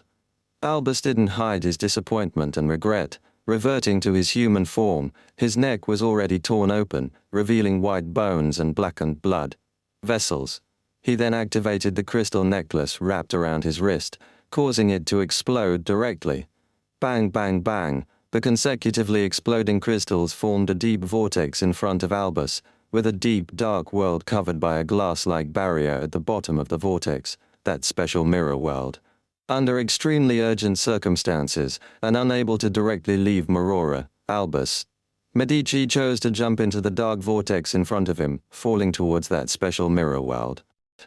At this moment his neck was about to break, with his cervical vertebrae exposed. He fell into that special mirror world, disappearing into the deep darkness. The dark vortex next to 001 was immediately ignited by invisible, colorless flames and dissipated completely. In mid-air, the blue flame that had lost Albus's maintenance quickly extinguished, with the remaining tiny bit of Julie's filthy blood continuing to fall, touching the charred flag. All over Marora, nearly 10,000 heads dragging white, blood-stained spines flew in the sky, while their headless bodies ran wildly through the streets. In the graveyard, countless skeletons crawled out from underground, with dark red or pale flames burning in their eye sockets. Red. Rainwater. B. is said. That could ignite buildings, and humans began to fall from the sky. Inside the Knowledge Cathedral, Archbishop Heraberg of Marora, wearing a plain white robe trimmed with brass wire, stood in front of the open stained glass window, feeling the walls faintly showing signs of melting. He sighed lightly and raised his palm. In the underground mausoleum on that anomalous wasteland, Lumion teleported to the side of the corpse mountain. Just as he was about to sit down against the corpses and skeletons, his legs already unable to support his body weight, he was suddenly pulled by an invisible force, slowly standing up again and walking towards the group of undead soldiers. This required no effort from him. He had no strength to use anyway. Lumion didn't resist or struggle, as if only his self-consciousness still belonged to him. The burning pain and icy rotting sensation in his right palm kept him basically alert. As long as my head isn't torn off my neck, everything else is fine. Lumion muttered to himself while listening to the knowledge narrated by the brass talisman, continuing to walk towards the gathering troops in the wasteland as 01's puppet with the help of the external force. The current situation was basically consistent with his expectations. If he had read even a little less earlier, his head and body would have already gone separate ways by now. Knowledge is power, knowledge is wealth. After about 10 seconds, the sky suddenly dimmed, and darkness surged back into this area. 001 seemed to be gripped by an invisible hand, with its trembling and shaking starting to calm down. The flames in this area extinguished one after another, and the deathly, silent, cold darkness once again ruled this place. The Church of Knowledge has finally suppressed 01's disturbance. If it kept up a while longer, I'd really have become a puppet. Lumion secretly breathed a sigh of relief, feeling the darkness invade his body like an invisible, eerie, cold flow of water. The underworld Taoist mark on his right palm emitted an even stronger sense of decay than before, helping him resist this invasion. Lumion teleported back to the position he had chosen earlier, weakly sitting down against the corpses and skeletons that made up the mountain.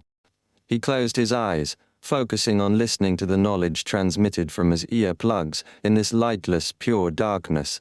In Trier, on the sacrificial square at the entrance of the third level of the underground catacombs. After answering Jenna's question, that blurry and holy female figure disappeared from Jenna's sight as if it was just part of an illusion. Jenna shook her head, her gaze returning to reality, seeing Franca's concerned face. During my advancement, I seemed to sense Lady Chrismona again, and even had a few words of dialogue with her. Jenna carefully told her companion about her recent experience. Hiss, do angel-level high-rank beings truly not die? Franca asked curiously. What did she say? Jenna suddenly felt a bit embarrassed. She said to reconcile with my mirror self, because we were originally one. Shh, she said. Her father was that Blood Emperor. Huh? Franca was both shocked and confused. Why did she tell you this? Jenna felt even more embarrassed. I asked without thinking. Is it really the Blood Emperor? Then it shouldn't be your hallucination. You couldn't have come up with such an answer even in a hallucination, Franca whispered, gradually getting excited. Damn it, what do you mean I couldn't have come up with it even in a hallucination? Well, indeed, who could have thought of that? Jenna reflexively retorted. Franca then clapped her hands together. That was a good question indeed. This information is extremely, extremely important. Her eyes sparkling, she said, Lumion previously suspected that the special mirror world was created by the Blood Emperor Alista Tudor to deal with the primordial demoness, and the Tamara family might have played a very important role in this matter. Now it seems this guess needs to be abandoned. Perhaps that special mirror world was jointly created by the Blood Emperor Alista Tudor and the primordial demoness. Otherwise, how could a true god of the hunter pathway without mirror magic create such a special mirror world?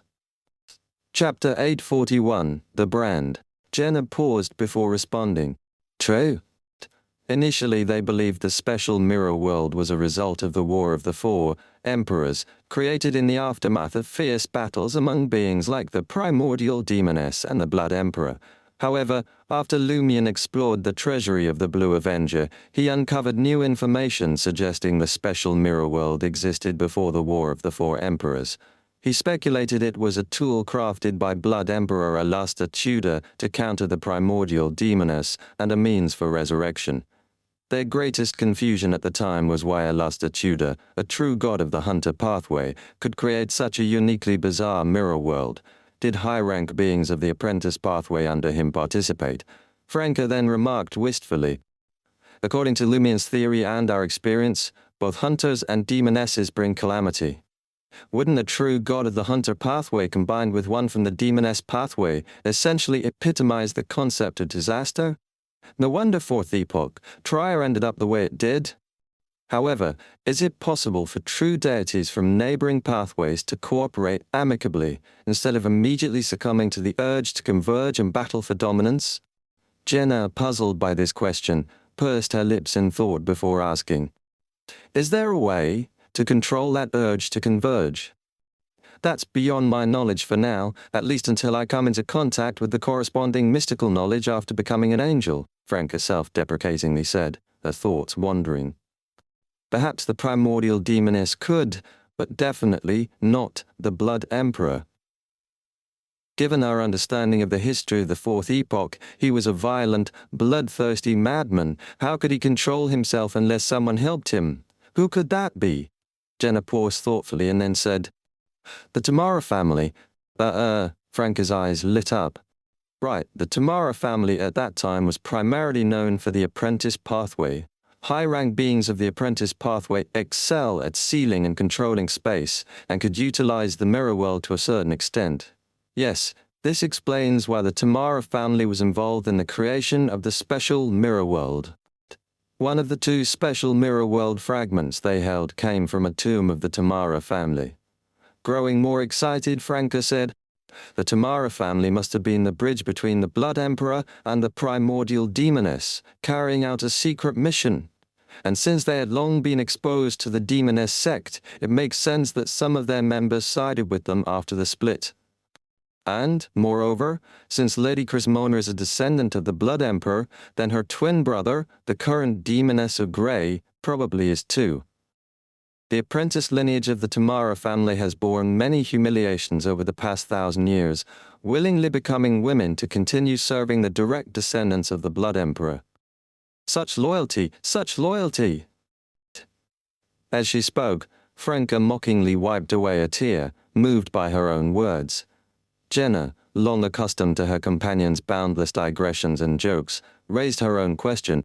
Could a Sequence 2 apprentice pathway angel from the Tamara family really seal the Blood Emperor's urge to converge? If the Tamara family can't, what about Mr. Dorr? Franca turned serious, pondering. Lumion said, he is the foremost noble of the Tudor Empire, and ranked behind him, Ammon, is a confirmed king of angels. Then it's likely he is one too. A king of angels of the apprentice pathway might be able to temporarily seal the Blood Emperor's urge to converge, right? Was Mr. Dorr also involved in the matter of the special mirror world? Possibly. Jenna agreed. The normal mirror world was essentially an embodiment of the concept of doors. Franca's thoughts suddenly took a playful turn, chuckling softly. There's also a possibility that the convergence behavior of the true deities of the hunter and demoness pathways differs from other pathways. First, they attract each other, dancing around each other, and only after reaching a certain climax do they start to devour each other, deciding the ultimate victor. Jenna couldn't help but roll her eyes. Franca was at it with her crude jokes again. Of course, for Jenna, who had once frequented bars and dance halls in the market district, living as a showy diva for a long period, such coarse humor was hardly adult-only material. Franca then composed herself. I can now truly understand what the demoness of black meant. No wonder she asked me why I thought the demoness sect didn't control the special mirror world. She said it had been under the Primordial One's control until the end of the War of the Four Emperors.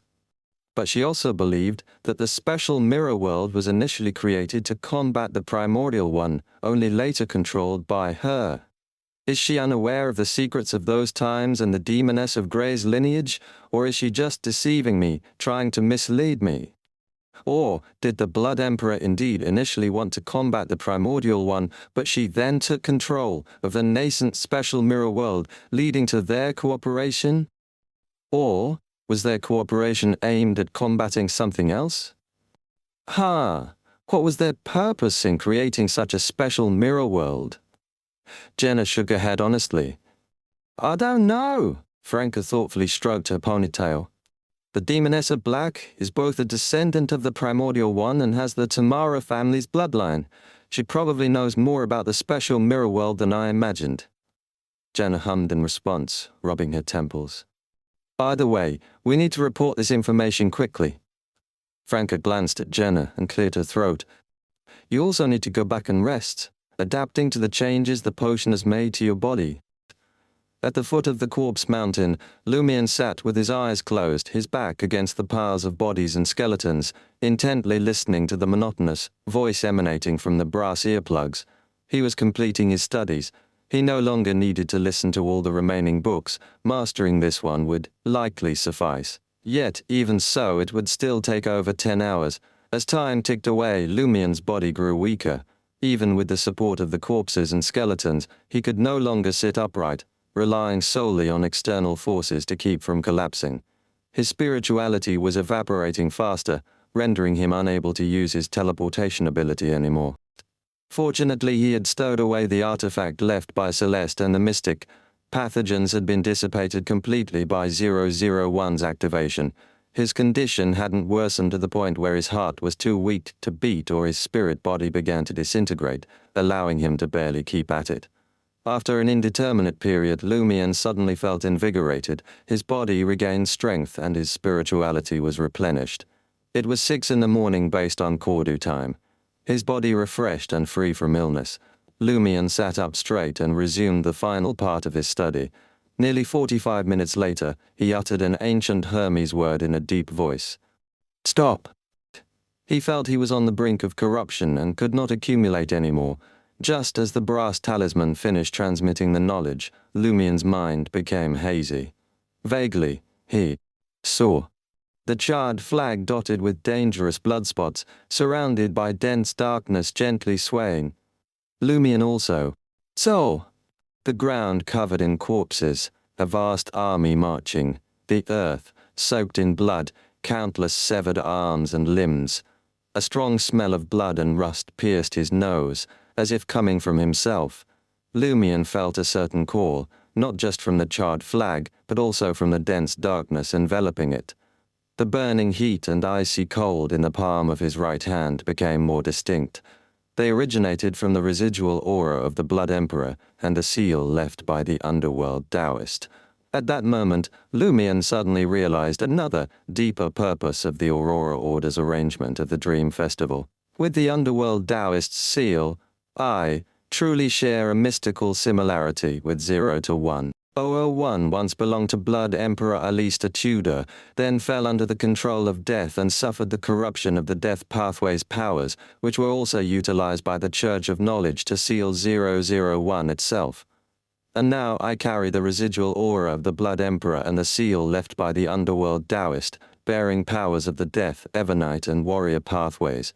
With these thoughts flashing through his mind, Lumion combined the knowledge he had learned with the behavior of Albus and Julie, and amidst the strange and dangerous summons, he stood up and teleported to the top of the corpse mountain.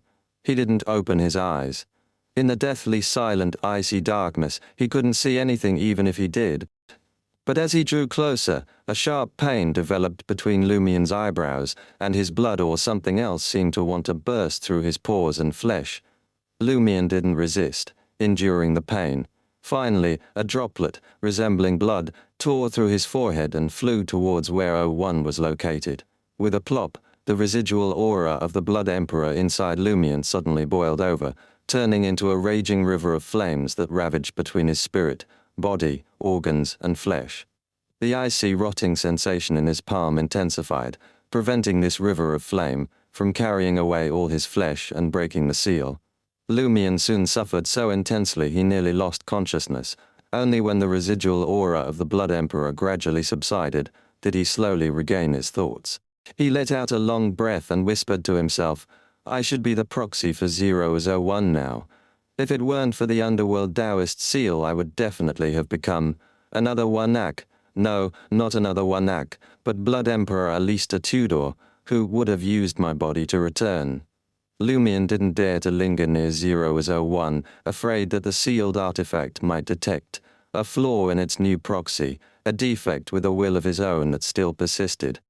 And Lumion knew that with his current status and power, it was impossible to take 01 out of Marora. Even if the Church of Knowledge agreed to let him do so, it would only lead to his own destruction. Leaving a mark and becoming a proxy is enough to complete this task. Unfortunately, 0 to 01 is tightly sealed, and a proxy's special abilities can only be fully manifested in Marora. Lumion muttered a few words and teleported back to the wasteland. He immediately sensed a team of undead soldiers and iron puppets patrolling silently in the darkness, seemingly eternal in their movements. Suddenly, Lumion felt a stir in his heart. The connection between contractors told him that the leader was the Abscessed Hand.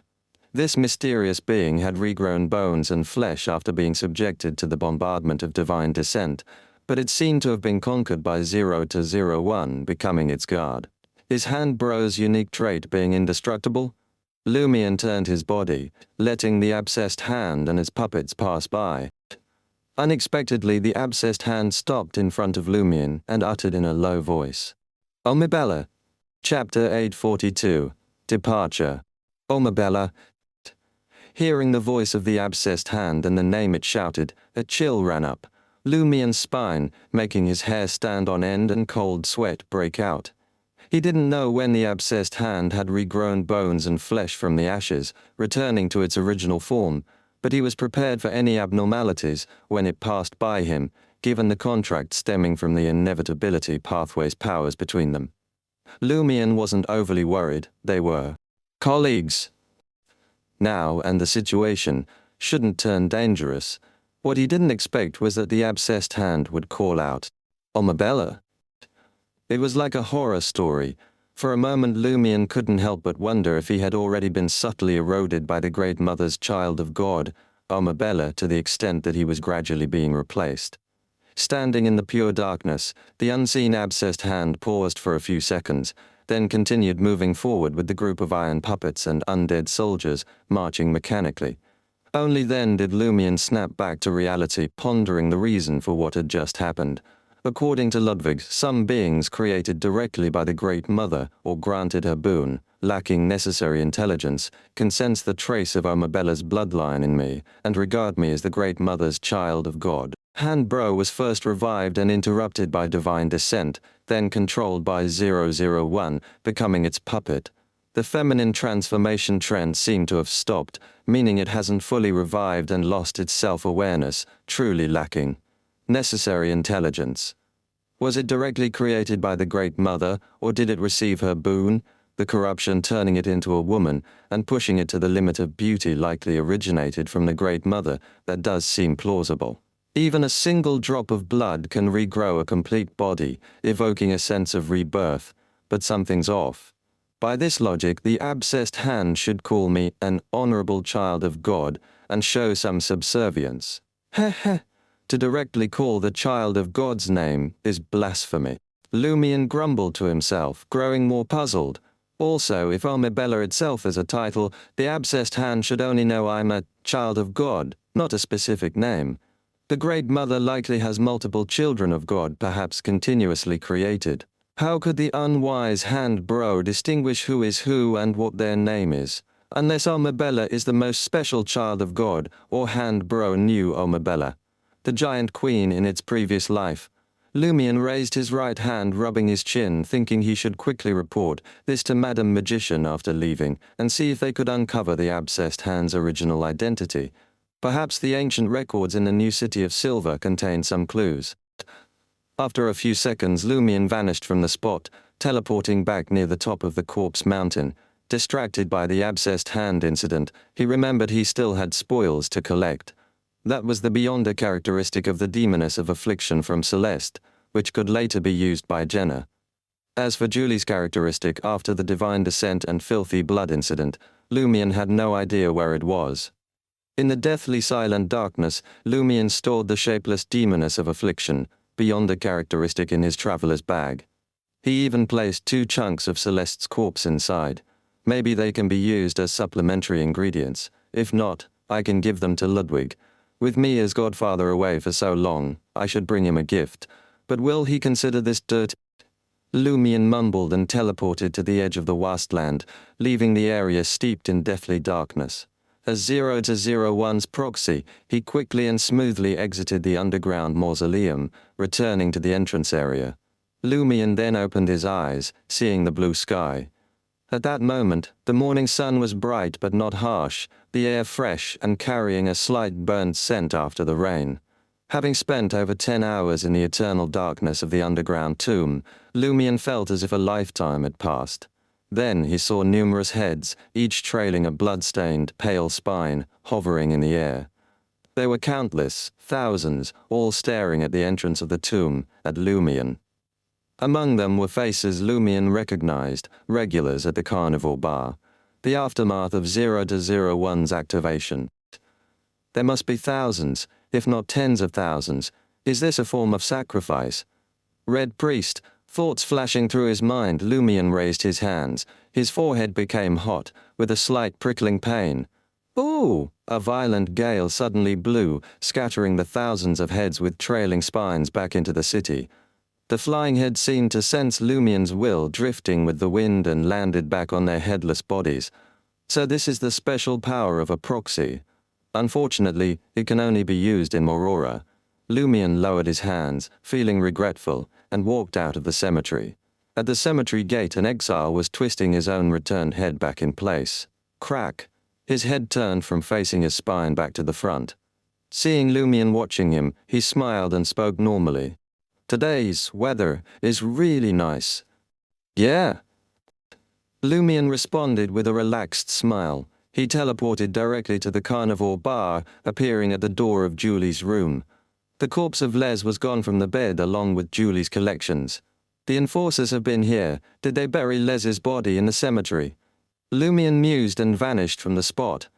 This time, he appeared at the door of the Knowledge Cathedral. He walked inside, up to Herreberg in his plain white robe with brass threads, and smiling, took out the books he had borrowed from the traveler's bag. Archbishop, I finished them all. As he spoke, Lumion felt Herreberg looked slightly older. Finished them all, really? Herreberg asked with a smile. Lumion made a sound and honestly replied. There are 2 books I didn't listen to, but I can't continue anymore. Herreberg nodded approvingly. If you know, you know. If you don't know, you don't know. There's no need to pretend. As he took the books, he said, There's indeed no need to read these anymore. I must remind you, these books are infected with a plague, as are the other items in your bag. You need to handle them properly, burn or purify them to prevent the plague from spreading. Celeste's Grade 1 sealed artifact is so potent. It continues to produce a plague even inside the traveler's bag, Lumion said sincerely. I'll be careful. Thank you, Archbishop. Archbishop, how do I seal an object that spreads a deadly plague? Herreberg looked at Lumion for a few seconds, then laughed. He pointed to another brass bookshelf.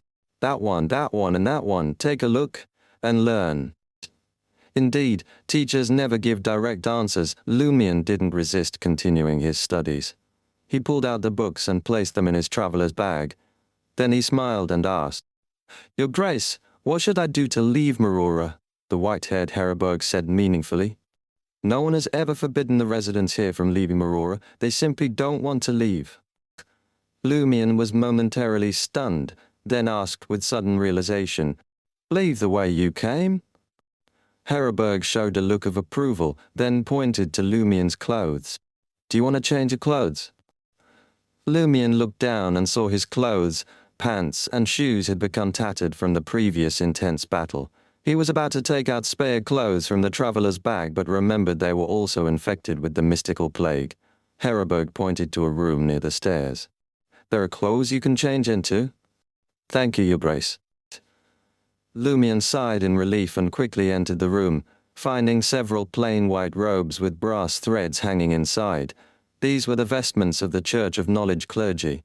Lumion glanced back thoughtfully at Heraberg, who had resumed reading, and swiftly changed into a robe that fit his size. He then opened the cathedral's heavy, ajar wooden door and descended the stone, steps layer by layer, deep into the underground. The passageway hadn't changed since he came. The glowing gems embedded in the walls still provided some illumination. That indescribable, terrifying sound echoed in Lumion's ears again. Lumion walked at a steady pace towards the exit. As 001's proxy, the more he walked, the more he felt this might indeed be a long esophagus. What kind of creature would have such an esophagus? Lumion pondered but couldn't find an answer.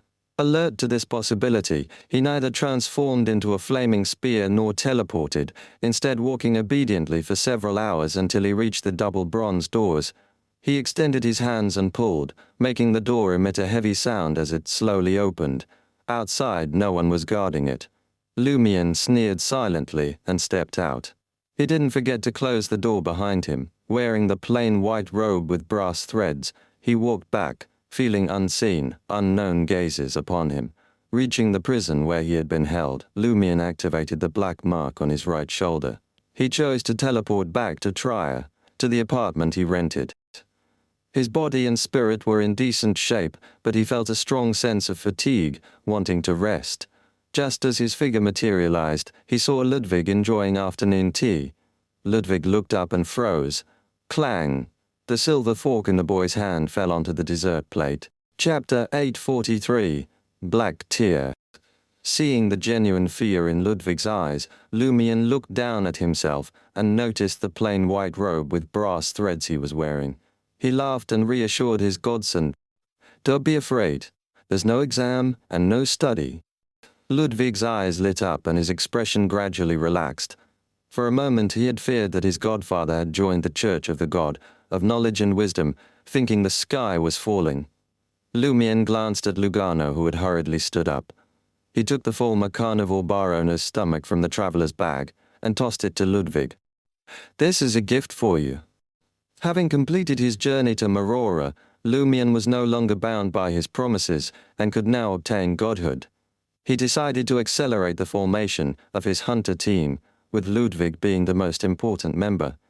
Taming this sealed angel involved granting favors. Ludwig's expression turned ecstatic, as if he had just ascended from the abyss to heaven. He eagerly prepared to devour the stomach of the depriver on the spot. Lumion rubbed his temples and cautioned, "That's infected with a mystical pathogen. You better handle it properly to prevent the disease from spreading." A mystical pathogen. Lugano exclaimed, instinctively distancing himself from Ludwig. As a professional doctor, Lugano activated his spirit vision, focusing on the stomach for 2 seconds before confirming the presence of the disease. Ludwig took a bite at the stomach's pylorus and mumbled, "Once it's in my stomach, the plague won't spread." "And what about you?" Lumion asked, amused. "At most, I'll have an upset stomach for a while." Ludwig answered nonchalantly, "Should I skip purifying the food in my traveler's bag, since it wouldn't hurt?" "You," Lumion mumbled and turned toward his bedroom. After taking a few more bites, Ludwig lifted his head and hesitantly said, thank you, godfather." Lumion smiled, nodding in satisfaction. "Not bad. Your manners have improved a lot." Ludwig shivered suddenly. His godfather's tone and expression now resembled those of his most feared people, his teachers. Lumion said nothing more, heading to his bedroom. He spread out a letter paper and wrote down the key points of his journey to Marora, detailing the problems he had encountered. Then he summoned the Dole messenger, handing over the letter along with the traveler's bag. The Dole messenger disdainfully picked up the traveler's bag with 2 fingers, complaining, "Don't put everything in here. It's too dirty. It's too dirty. It's a trash can now." Lumion smiled sheepishly. "I had no other choice." "I can't carry those sealed artifacts directly, right?" Their negative effects combined could kill me instantly after sending off the Dole messenger. Lumion collapsed onto his bed without cleaning up the makeshift altar on his desk. He closed his eyes, letting his body relax. In Marora he had stayed up late reading and couldn't sleep soundly with a mad demoness living next door and other enemies possibly ambushing him at any moment, keeping his mind on high alert. Now, he finally felt a long-lost sense of safety. Lumion quickly fell into a deep sleep. When he woke, it was already 6 in the morning of a new day. Ah, refreshing and comfortable. Lumion sat up, stretched, and saw his traveller's bag and a letter on his desk. The messenger came without me awakening. This means I trust her quite a bit. Lumion muttered as he walked to his desk and drew the curtains. In the morning light, he sat down and read Madam Magician's reply. For now, leaving a mark to become a proxy is enough. Other matters can be dealt with later. In short, regarding 01, you've at least gotten ahead of the Demoness sect and the Red Angel. However, no matter how beneficial something seems, it always has its drawbacks. This means you've officially stepped onto the stage vying for the Red Priest position. You will face more attention and danger. Previously, the Demoness sect might have seen you as a potential ally, and the Red Angel might have considered using you. Now, eliminating you to vacate the proxy position will be a practical option for them. You should also remind Two of Cups to be cautious to avoid being exploited by the Demoness sect. Of course, since both the Demoness sect and the Red Angel have gained something from this, each leaving a bit of blood on 01, their immediate urgency to target you is not very high. Regarding the Abscessed Hand, due to significant catastrophes in the 4th, 3rd, and 2nd epochs, many folklore and legends have not survived. The high-level corruption from the Great Mother on the Abscessed Hand prevents us from direct divination, requiring indirect methods, making it hard to obtain the most effective information. We haven't determined when the related legends first appeared, but can confirm their existence at the beginning of the 5th epoch. From your description of its appearance and state, we reasonably suspect that the Abscessed Hand was a vampire of angel rank before its death. According to information from the Sanguine, one of the 3 dukes, an ancient being born in the 2nd epoch, Round Moon Duke Ulmer, has no memory of such a kin. Note that a Sequence 2 angel is equivalent to a duke among the Sanguine. Even in the long history of the Sanguine, the number of dukes is very limited, and it's impossible for them not to recognize or remember each other. The New City of Silver is currently searching through historical texts related to Omabella for possible clues. I will inform you if they find anything. Handbro isn't a sanguine. No wonder Madam Magician calls him a vampire. High-level beings of the moon pathway are not equivalent to the sanguine, just like the followers of the primordial moon in the Rose School of Thought are not considered sanguine, but are referred to as artificial vampires or something. Lumion leaned back in his chair and continued reading. You can also try to get information from the Aurora Order. The secrets the one they believe in holds are among the top, even among true gods. According to my divination, Albus Medici is still alive. His ancestor, the Red Angel, reached some sort of tacit agreement with someone or something in the special mirror world after entering 4th Epoch Trier through the hostile plan. This had significantly reduced the danger for Albus to escape from Marora through the special mirror world. No need for regrets. This is good news. At least we know the Red Angel might be cooperating with powerful beings in the special mirror world. The Grade 1 sealed artifact is called Black Tear, created from the tear of a demoness of despair after her death, fusing with her beyond the characteristics. Black Tear continuously produces the mystical pathogen that infected you, spreading it around without stopping. Wearing Black Tear significantly enhances your charm with a slight feminine touch, but it won't change your gender. Black Tear can help you master some mirror magic, including passing messages through the mirror world, mirror traversal, and mirror illusions. It also makes your cull more lethal, allowing you to infuse all your power into a single cull. In places with a special mirror world, Black Tear can help you utilize its special characteristics and power. Those were the effects. The negative effects are: the wearer also gets infected with the mystical pathogen, with demonesses of affliction being less affected and more resistant. The wearer experiences intermittent pleasure every 45 to 90 seconds. Even just carrying it makes you more emotional, more easily moved and persuaded. Having black tear also increases the likelihood of unwanted romantic encounters, based on the curse from the demoness of despair before her death. Reading this, Lumion couldn't help but raise an eyebrow. This sealed artifact seems more suitable for a forbidden book like Monk's Chasing. Dog's pleasure every 45 to 90 seconds is a major problem in battle. Franca can't use it either, unless it's a quick fight. The mystical plague takes time. For now, I can only treat it as an unlimited mirror cufflink, using it briefly and then sealing it. Lumion pondered and continued reading Madame Magician's sealing methods. The most versatile solution is to find a sealed artifact of the sun pathway that continuously purifies the surrounding area, placing it with black tear. How to mitigate the sun pathway? Sealed artifacts' negative effects is another matter. The simplest but most demanding solution is to place black tear in a mirror, confining the pathogen to the area behind the mirror. Don't worry, the plague can't travel through the mirror. The issue is that without other items to interact with the mirror world, you can't retrieve black tear.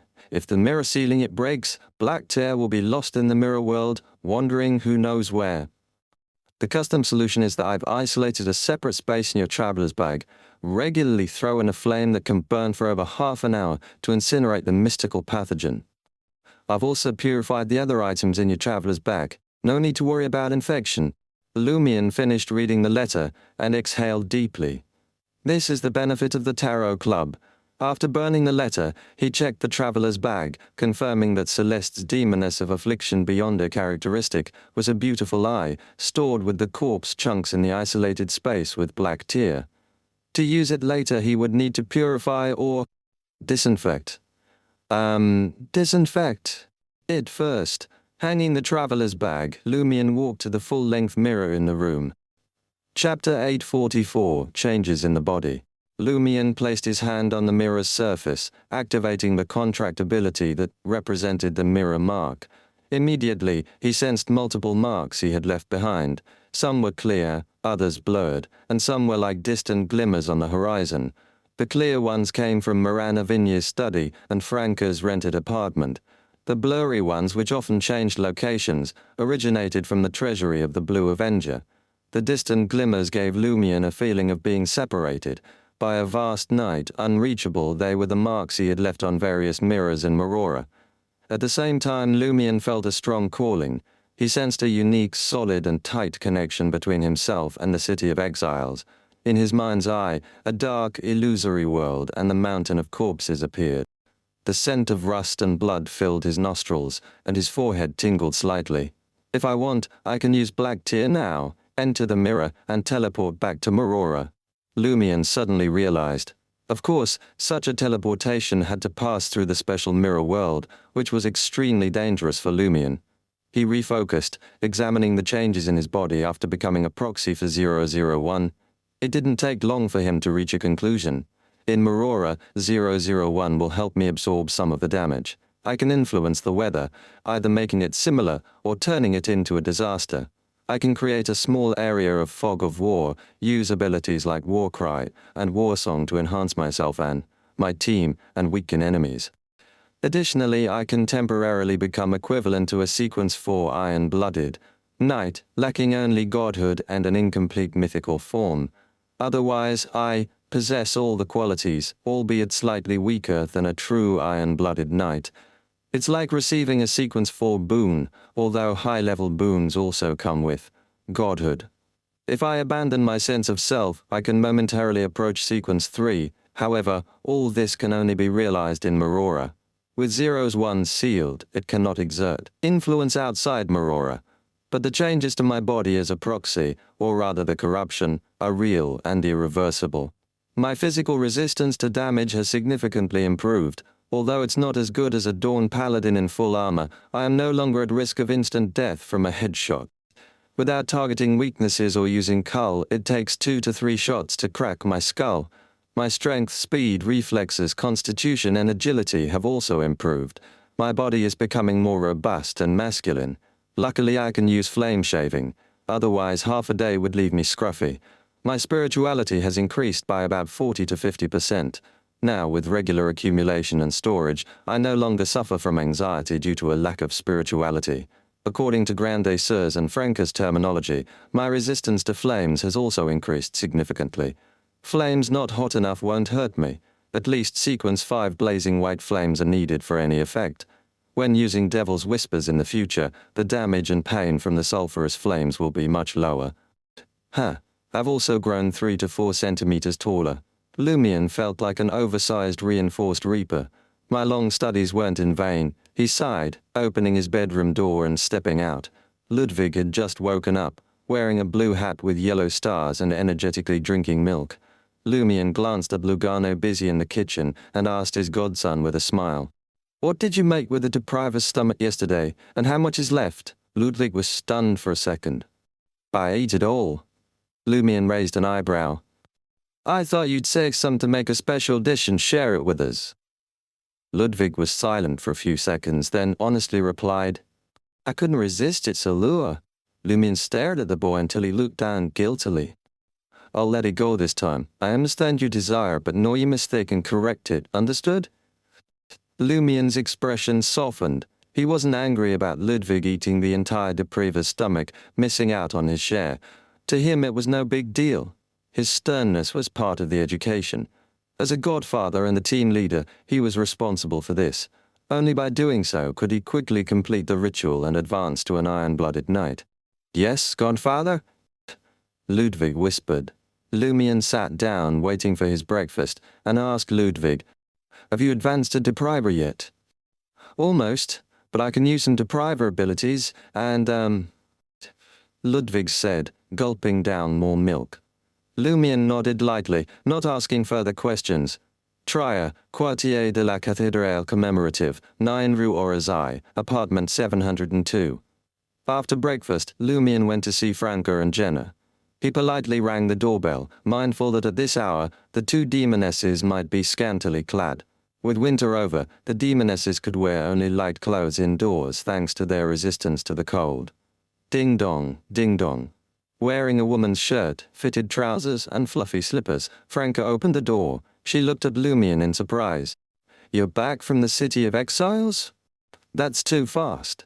Last time they contacted, he was still studying. Lumion walked past Franca, saying with a smile, "I used up your mirror cufflink." "That's fine." With her new ice amulet, Franca generously waved it off. Lumion was about to speak when he saw Jenna at the dining table. Her facial skin looked deeply cleansed, smooth and delicate. Her crystalline eyes were like autumn streams, hiding 1,000 emotions and words, inviting immersion. The simple, light-colored dress outlined a perfect but not exaggerated figure. Her exposed skin radiated indescribable charm. Lumion's throat tightened, and he felt an uncontrollable heat. After a few seconds, he averted his gaze and asked Jenna thoughtfully, "Did you advance to pleasure?" "Yes," Jenna replied with a mischievous smile. "Looks like that potion was a fake." Lumion let out a derisive snort. "Were you showcasing your charm just now?" "No," Jenna laughed softly. "Ha ha! Maybe the potion's power is still leaking after my recent advancement. But your self-control isn't as strong as I thought." Lumion thought his reaction was uncharacteristic of an ascetic. He suspected residual malice from using Devil's Whispers, needing time to dissipate. And the traveler's bag now held black tear, though isolated. The bag couldn't fully block the Grade 1 sealed artifact's influence. Some negative effects would always seep out. That's why he needed to burn the mystical pathogen in the isolated space regularly. Finding an excuse, Lumion scoffed. "That's because I'm still weak, with noticeable emotional and desire fluctuations." Watching their interaction, Franca felt a pang of jealousy for some reason. She quickly changed the subject, excitedly sharing, "When Jenna advanced, we got some crucial, unexpected intel. Guess what it is?" Lumion pulled up a chair and sat down, thinking, related to Crismona? Franca sat nearby and clicked her tongue. "Sharp! Guess who Crismona's father is?" Lumion wanted to observe Franca and Jenna's expressions, but their combined beauty made him instinctively look away. After some consideration, he guessed, With your tone and attitude, I'll go with the least likely option, Blood Emperor Alistair Tudor. Franca and Jenna's expressions froze. Lumion asked in slight disbelief. I got it right? Yes, congratulations. Franca nodded solemnly. That this isn't mystical? Lumion echoed their earlier doubts. The two demonesses then recounted their discussion. As Lumion listened, he frowned slightly. What's wrong? Jenna asked perceptively. Lumion stroked his chin. I remembered something from my time in Marora. What? Franca had been curious about Lumion's experiences in Marora. Considering the corruption from knowledge related to 001, Lumion focused on his conflicts with Albus, Julie, and Wanak, emphasizing the importance of books and knowledge. In short, I am now the proxy for 001, but this power only works in Marora, Lumion pondered. What puzzles me is why I escaped after being petrified by Julie's divine descent and didn't die. Franca clicked her tongue. You, hunters, always fighting with schemes and layers of plans not straightforward at all. She then laughed. I think the primordial one threw you out to save the Blood Emperor's last hope of resurrection during the divine descent. What's this? True love? Lumion didn't immediately refute her near-joking statement. After a few seconds, he thoughtfully said, maybe it's not true love, but a practical need. Maybe the purpose of the primordial demoness and Blood Emperor creating the special mirror world can only proceed after the Blood Emperor's resurrection. Chapter 845, Busy Franca. Jenna agreed with Lumion. Whether it's true love or not, there must be a specific purpose behind creating that special mirror world, and it seems that purpose hasn't been achieved yet. What could that purpose be? Franca pondered. Lumion thought for a few seconds, then pulled out the corpse wax candle he had obtained from the Blue Avenger from his traveler's bag, and mused aloud. That special mirror world might have been jointly created by a true god of the hunter pathway and a true god of the demoness pathway. This corpse wax candle was crafted from the corpse wax of demigods from both pathways, mixed with other substances. According to the law of similarity in mysticism, there might be a connection between the two. When I become a demigod, I'll visit Banzi, find the specific location mentioned by Madam Magician, light the corpse wax candle, and complete a secret deed ritual to see what I can discover. This might help us uncover the secrets of the special mirror world. As for Fourth Epoch Trier, entering the sealed area after the hostile plan would be a true god-level difficulty. At that time, apply for a major arcana card holder to watch over the matter. Franca had no objections, just reminding Lumion to be cautious. After exchanging experiences over the recent period, Franca relaxed, leaned back in her chair and said with bright eyes, You went to Marora and didn't gain much on the hunter side, only becoming the proxy for 001. But you got a lot from the demoness pathway, like the beyond a characteristic of a demoness of affliction, a grade 1 sealed artifact, equivalent to that of a demoness of despair. What are you implying? Lumion asked with a smile. Franca chuckled. I don't need it. I should be able to get what I need from the demoness sect. The only concern is how to complete the ritual. I wish I could go to Marora. It's perfect for the demoness of despair ritual. No guilt involved. Just hearing your examples, I know that place is full of talent, criminal talent, people exploring the limits of human evil. I mean, Jenna's beyond the characteristics up to sequence 4 in our full possession. You don't plan to sell them, do you? Jenna said instinctively. But I still haven't saved enough money for the demoness of affliction, beyond a characteristic. I'm still short by tens of thousands of Vril d'Or, Lumion chuckled. No need to worry. From now on, you two are officially part of my team. As the team leader, I'll reward you based on your contributions. It could be money or items. He made it clear these things were meant for Jenna. It's not like he could consume them himself. But since they were a team, there had to be clear rewards and punishments, not giving away things for free. Even giving Ludwig the Depriever's stomach was under the pretense of a godfather, returning from a trip and bringing a gift for his godson. Jenna's expression relaxed, and she teased with a smile in her eyes. Should we call you Captain now? No need. A good team can address each other by names or nicknames. Lumion turned his gaze to Franca, revisiting the old topic. I used up your mirror cufflink. What compensation do you want? No need to be so polite. With her ice amulet, Franca waved it off generously. If I need to use Black Tear or the Sword of Courage in the future, I'll borrow them from you. Don't worry, I'm thick-skinned and won't feel embarrassed. As she spoke, she took out the lie earring and tossed it back to Lumion. You should keep this. I'm afraid I'll be tempted to permanently alter my face and body, getting addicted to lie. Lumion knew Franca wasn't pretending to be generous. He caught lie and reminded her. Be extra careful when dealing with the Demoness of Black. She'll soon learn about my involvement in the Euro 1 battle in Marora and suspect I was the one who persisted till the end. Understood. Franca nodded solemnly. Jenna's eyes flickered and she thoughtfully said, Should I move out for a while? Seeing Franca's puzzled look and Lumion's approving nod, Jenna explained carefully. The Demoness of Black might secretly monitor you to gather information about Lumion. If I continue living with you, I'll inevitably attract her attention. Facing prolonged observation from a high-ranking demoness, I don't think I can keep my secrets. Think about it. I now have the charm of a demoness of pleasure, different from the beauty of a vampire. A few more glances from the Demoness of Black, and she'll notice something's wrong. If I live elsewhere, I can disguise this charm before visiting you with makeup or using lie. Lie couldn't be worn all the time, and maintaining makeup even while sleeping would also arouse suspicion from the Demoness of Black. All right. Franca was convinced by Jenna's reasoning. She glanced at Lumion with some resentment, thinking, You really do bring trouble. With the Demoness of Black watching me, how can I help Jenna digest the pleasure potion?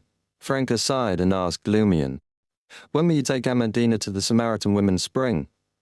You came back too quickly. I haven't had time to get to know her better yet, Franca complained. Lumion pondered for a few seconds. When my condition stabilizes. The rest of the time, Jenna packed her personal belongings and went out to find an apartment in the surrounding area that she could move into that day, while Lumion returned to his place to continue taming. Ludwig. Franca continued to track the whereabouts of the mirror person, Jasmine, until nightfall. Looking at the empty and cold apartment, she sighed inwardly and threw herself onto the long sofa. After a while, the surface of the full-length mirror in the living room suddenly shimmered with a dark light. The face of the Demoness of Black faintly appeared. Franca stood up abruptly and respectfully bowed. Good evening, Madame Clarice. At the same time, she mumbled in her heart, The Demoness of Black really knows where I live. The Demoness of Black. Clarice looked at Franca outside the mirror, her expression somewhat detached, and asked, Has your lover, CL, returned to Trier? He has. Franca had prepared for this and answered honestly. The Demoness of Black scrutinized Franca for a moment, then chuckled softly. You've been apart for several weeks. You must be thoroughly enjoying each other's company upon reuniting. Has he become more vigorous? You're asking me? Whom should I ask? How would I know? What's the point of this question? Franca silently grumbled. Such a question was entirely outside her and Lumion's expectations. At that moment, cold sweat appeared on Franca's back as her mind raced, pushing her thinking ability to its limits. Vigorous. The Demoness of Black once said that the taste of a hunter isn't bad either. The higher their sequence, the more vigorous they become. Is the Demoness of Black trying to confirm Lumion's current state from this detail, to see if he has become the proxy for 001? If Lumion and I were truly lovers, such a detail would be easily overlooked, and it's normal for demonesses to discuss such things. In that case, I would naturally reveal the answer the Demoness of Black is looking for. Should I hide it for Lumion? No, he's already highly suspicious. Hiding it would mean dragging myself into suspicion. Though I might already be suspected, Lumion said this morning not to lie about it, but not to be too clear. Within 2 or 3 seconds, Franca raised her right hand, covered her mouth, and let out a small yawn. Then, she said with a mix of shyness and pride, Although he hasn't advanced yet, and is quite far from it, he has indeed become much more vigorous. I almost feel conquered. As she spoke, Franca's words carried a bit of longing, as if dreaming of becoming equally vigorous. This was part of her acting training. From Jenna and Anthony performance needing layers, the Demoness of Black in the mirror nodded and said with a smile, Truly enviable. Franca's eyes moved slightly and she said, reminiscing, Whether it's due to the long separation or his many hidden secrets, I feel he's become a lot more unfamiliar. Sometimes when he looks at me, I think, who is he? And feel like I don't recognize him. The Demoness of Black nodded slightly. He might have undergone some kind of corruption, Kikakara relationship. If he shows any unusual behavior, let me know immediately. I might be able to help. Heh, this might also be one of your opportunities to digest the affliction potion. Yes, Madame Clarice. Franca displayed the sense of security that came from having a powerful backer. The Demoness of Black glanced around the mirror and asked with a smile, Where's your vampire lover? Her brother is returning to try soon, so she's embarrassed to continue living with me. Franca recited her lines. The Demoness of Black asked no more questions, gave some instructions regarding the mirror people, and disappeared into the dark light. Once the full-length mirror returned to normal, Franca quietly breathed a sigh of relief and prepared to date Lumion. She hadn't even had time to open the door when a soft light appeared before her. A transparent, crystalline ice blue jellyfish with many tentacles quickly materialized. One of the jellyfish's tentacles was wrapped around a letter. Franca recognized the jellyfish as Ongla, the messenger of Madame Judgment. Every time she saw Ongla, Franca instinctively felt a sense of fear, believing it to be very powerful. However, Ongla the jellyfish, unlike the intelligent puppet, messenger of Madame Magician, often acted purely on instinct. Receiving the letter, Franca silently grumbled, I'm feeling swarmed. I was already busy helping Lumion with his affairs, and even now that he's back, I'm still so busy. Thanking Ongla the jellyfish, Franca opened the letter. Mr. Starr has confirmed the first task that requires your help. Chapter 846, Negotiation. Upon reading the first line of the letter, Franca felt a sense that the moment had finally arrived. She had been waiting for Mr. Starr to make a request so she could exchange it for mid to low sequence potions from the Evernight pathway for Amandina. Franca read the rest with a mix of anticipation and nervousness. He hopes she can help him decipher the text in the attached materials. They are somewhat similar to those in Emperor Roselle's diary. He has a set a time limit so you can take your time. The information you provided about Chris Mona's father possibly being Blood Emperor Alistair Tudor is very useful and important. Now, we suspect that the entity in the deepest part of the special mirror world, the one worshipped by the mirror people, may not be the primordial demoness in the complete sense. Rather, it could be connected to the creation of the special mirror world by the Blood Emperor and the primordial demoness. It seems to have gone out of their control, and this might be why the primordial demoness is in a bad state. Your main task was 7 of Cups to find the mirror person, Jasmine, and probe the Demoness of Black to see if she has a deep understanding of the special mirror world. Of course, your safety must be ensured. If you encounter any anomalies, you can ask me for help.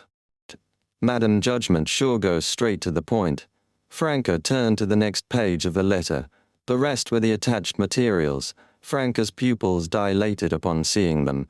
This wasn't anything like the text from Emperor Roselle's diary. It was either Oracle Bone script or Bronze script, one of the oldest forms of writing from her and Emperor Roselle's country pre-transmigration.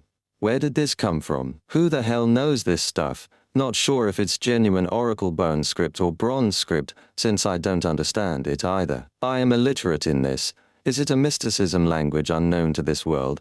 Just similar to Oracle Bone script. But it does look like hieroglyphics. Franca began to examine it carefully.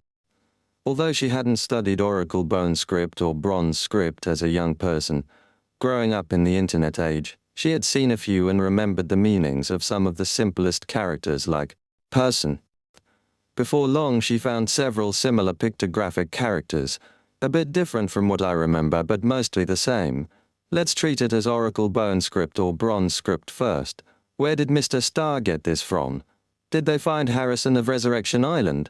No, if they did, they would have told me. Or when the Major Arcana cardholder of the Moses Ascetic Order was tracking the missing 10 pillars Camarolo, they encountered something related to the Celestial Master. Very possible. No wonder the preface of this material told me that the order of the text had been disrupted to prevent corruption during interpretation. As expected from the Celestial Master who oversees the Mystery Prior and Savant pathways. But without context, the difficulty of interpretation is more than doubled. Chen 2. Armored Shadow Chen 2 might know, but I can only ask 3 or 4 questions per summoning. Don't know if I can directly ask what the general meaning of this material is. Franca's mind raced, deciding to seek help from the curly-haired baboons research society first.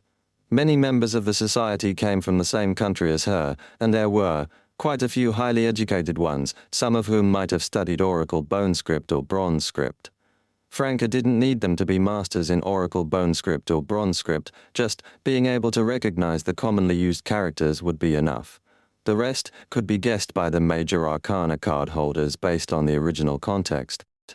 With this decision, Franca enthusiastically began writing a letter, planning to summon Madame Heller's messenger to request a gathering soon. She was too lazy to head out to go on a date with Lumion and discuss the demoness of black. After eating a cream bun, she sat at her desk and carefully selected the characters she barely recognized, studying them repeatedly.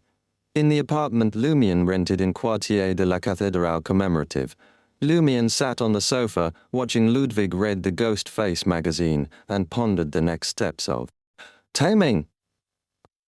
After a few minutes he smiled at Ludwig. "You've been pretty free lately, haven't you? Besides eating, you have nothing else to do. Let me give you an assignment. The key to taming was to make the other party follow orders, even forcing themselves to do things they didn't want to do. Of course, pure intimidation and suppression wouldn't work. Once or twice was fine, but more than that, Ludwig would definitely run away again." Ludwig's expression turned to horror, as if saying, "See, you have indeed been corrupted by the Church of Knowledge." Without giving him a chance to speak, Lumion continued, "This assignment is to taste Trier's famous meat pies, gather information yourself, plan the route yourself, and finally compile a food report."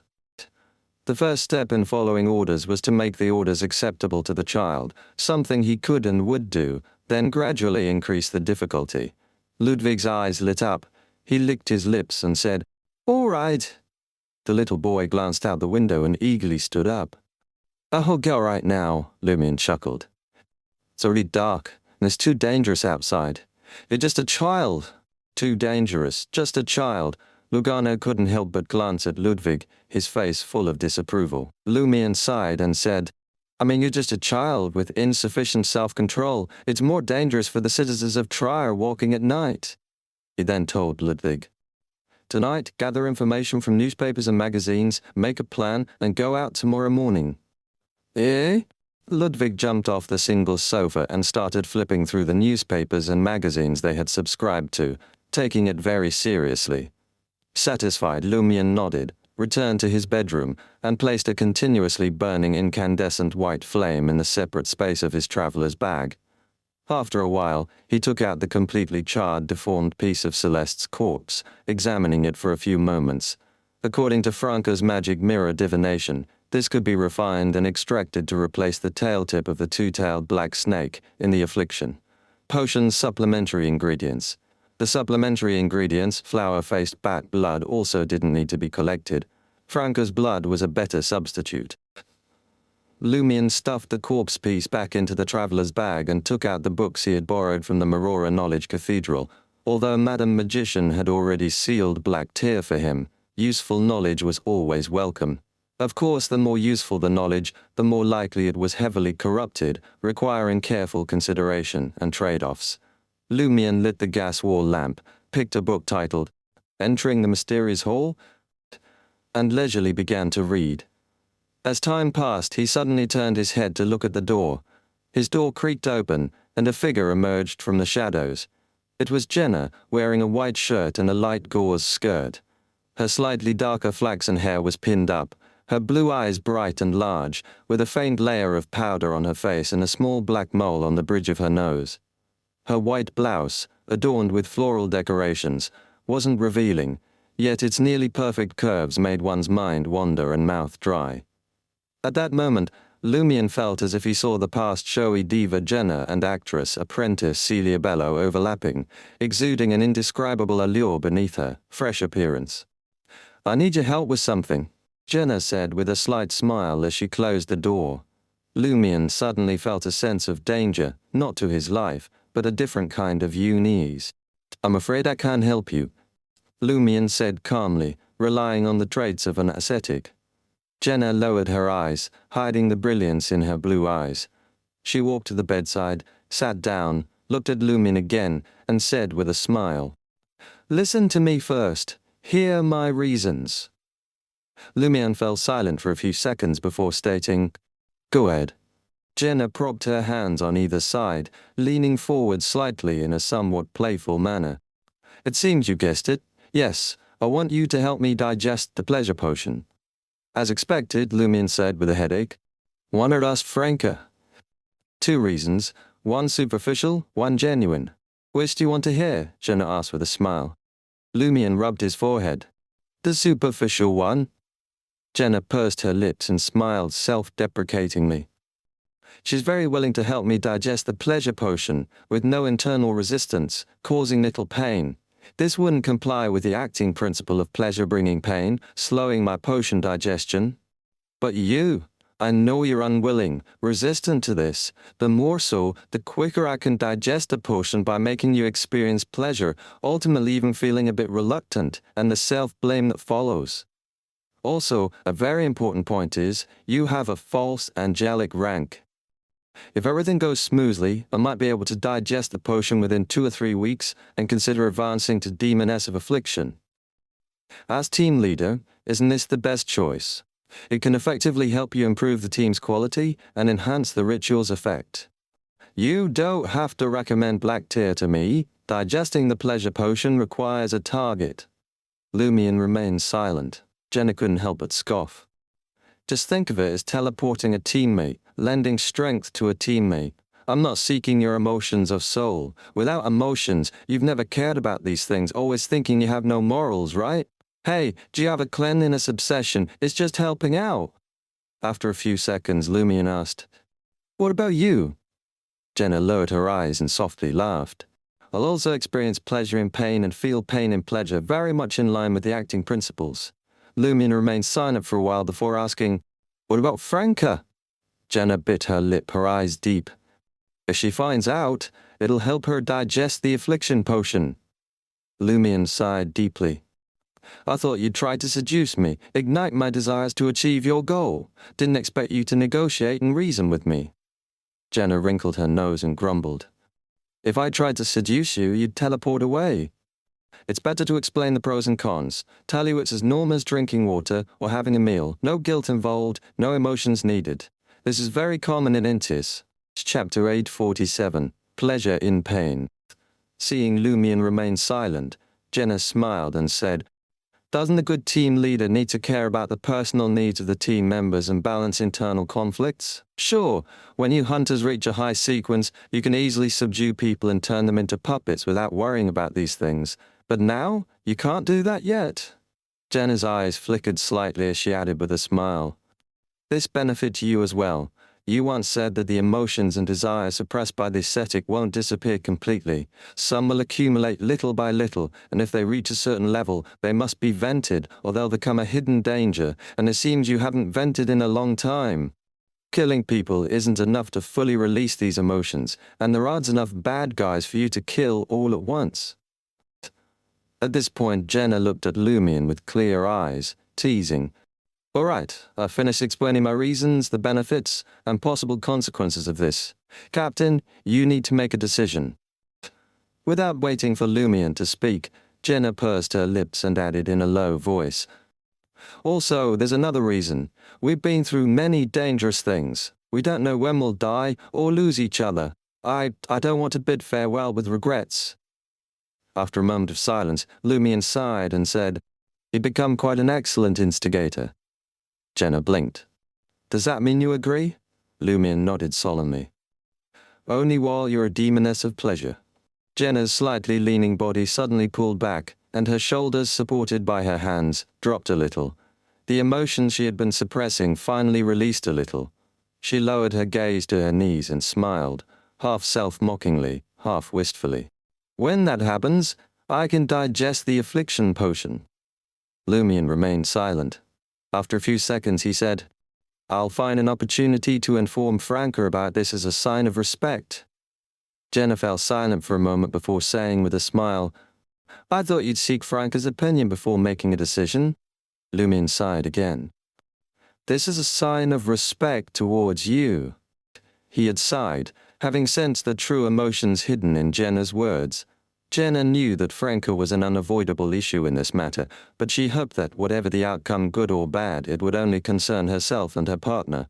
As for Franca, she would deal with that separately.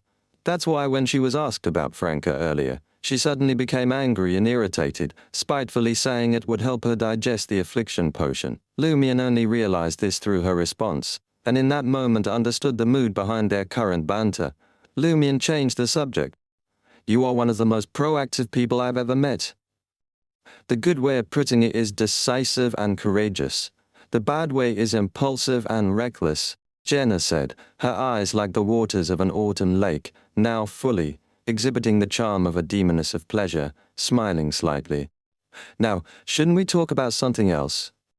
She removed the fake mole from the bridge of her nose and asked Lumion with a smile, "Do you remember what I told you about the different meanings of the fake mole when we first met?" Lumion smiled wryly. "That was our second meeting. I didn't see you the first time, so it doesn't count," Jenna said, her hand holding the fake mole slowly sliding down, past her beautifully curved jaw, her long white neck, and the floral decorations on her chest, stopping at the second button of her blouse. She smiled brightly and asked, "What does this mean?" Lumion's gaze involuntarily followed Jenna's hand. He closed his eyes and said, "It means secrets." "It means secrets." Jenna laughed. She stood up slowly and walked over to Lumion, who was sitting at the desk. Her voice turned low as if it was scratching Lumion's ear.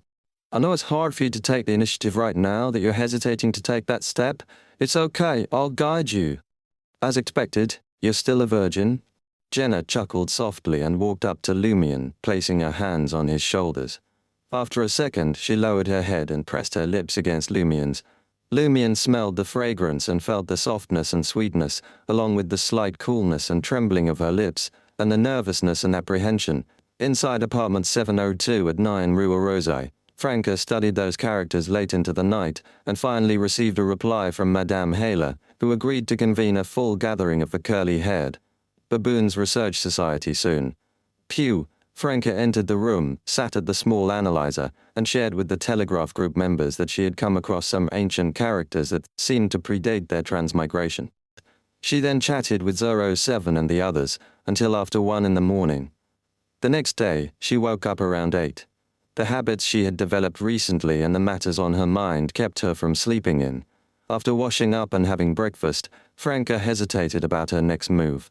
Should I find Lumion first to tell him about the Demoness of Black and the Oracle, Bone Script, or should I find Anthony to see if he's heard anything about the mineralogist, Jasmine, from the adventurers and smugglers who frequently enter Underground Tria?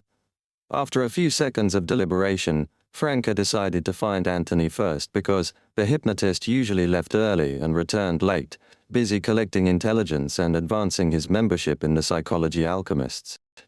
If she missed him now, she'd have to wait until the evening. Besides, proactively seeking out Lumion could expose his current residence to the Demoness of Black. She planned to wait until the evening when Lumion would come to her. With the curtains slightly parted, Lumion stood there shirtless, silently gazing at Ludwig, who was savoring a meat pie from the shop across the street.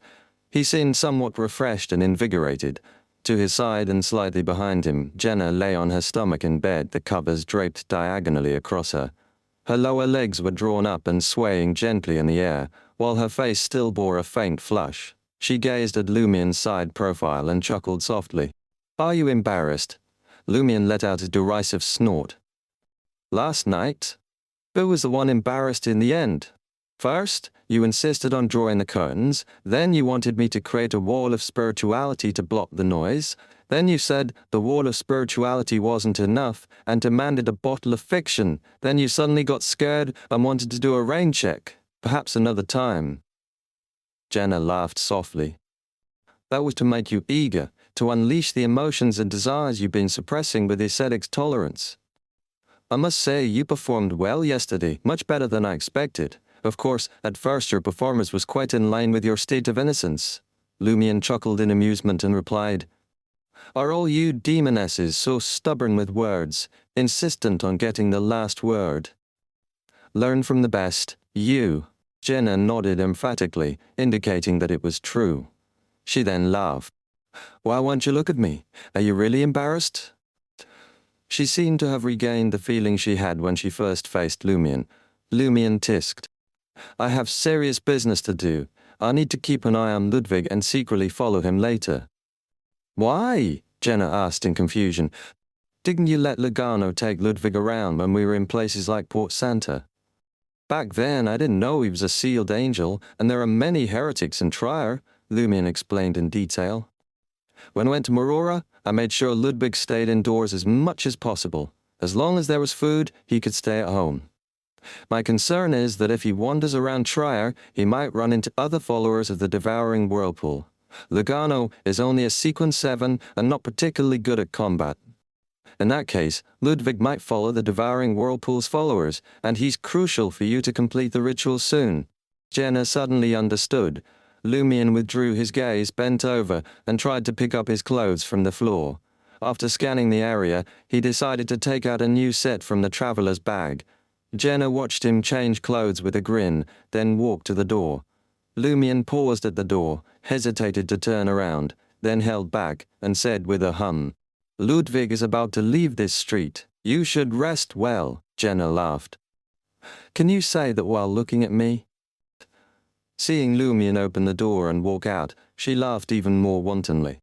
"Are you afraid to look at me because you can't resist, don't want to leave, and will be delayed?" Jenna laughed happily the entire time until Lumion transformed into a shadow and left the apartment when tears seemed to well up in the corners of her eyes. She looked at the full-length mirror in the room and saw a beautiful, enchanting woman with a smile on her lips and sadness in her eyes. Franca found Anthony in the cafe below his apartment. Anthony took a sip of strong black coffee, raised his head and said, "I was just about to find you." "Cos'emi?" Franca's eyes lit up as she sat down. She habitually glanced around and noticed many people looking her way, but no one dared approach to overhear her conversation with Anthony. "I might need to disguise myself and go out looking less attractive at times. Each sequence in the Demoness pathway significantly enhances feminine charm. Sequence 4 onwards, the greatest increase in charm is from Demoness of Pleasure." Franca withdrew her gaze and looked at Anthony thoughtfully. Anthony took out a stack of papers and said, "Based on the time and place you provided about mineralogist Jasmine's recent appearances in underground Trier, I've been searching for adventurers, smugglers, and students who passed through those areas during the corresponding times. In the past few days, I finally made some progress. There are 3 people who fit the conditions, but they didn't encounter Jasmine nearby. However, they did meet someone else. Based on their descriptions, I made corresponding sketches and found they all seem to have met the same person, who happens to be someone you're looking for." "Someone else I'm looking for? Another mirror person?" Franca was puzzled. Anthony unfolded 3 sheets of drawing paper and pushed them to Franca. Franca received it and turned it around, quickly glancing at them. Just one look, and her eyes froze. Although the sketches on the 3 sheets had differences, it was clear they depicted the same person. That person had short hair, soft facial contours, and features that weren't deep. They had a distinctive appearance, not resembling anyone from any northern continent country, nor the darker-skinned people of the southern continent. Franca recognized this person. It was indeed someone she was looking for. He was suspected to be Harrison from Resurrection Island. Chapter 848, Project Fishing. Harrison. He's still in Trier? 007, how come you haven't found him yet? Is your eternal blazing sun church even capable?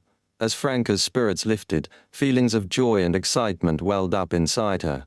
She had mobilized members of the Curly-Haired Baboons Research Society to keep an eye out for Harrison worldwide, but it turned out the target was still in Trier.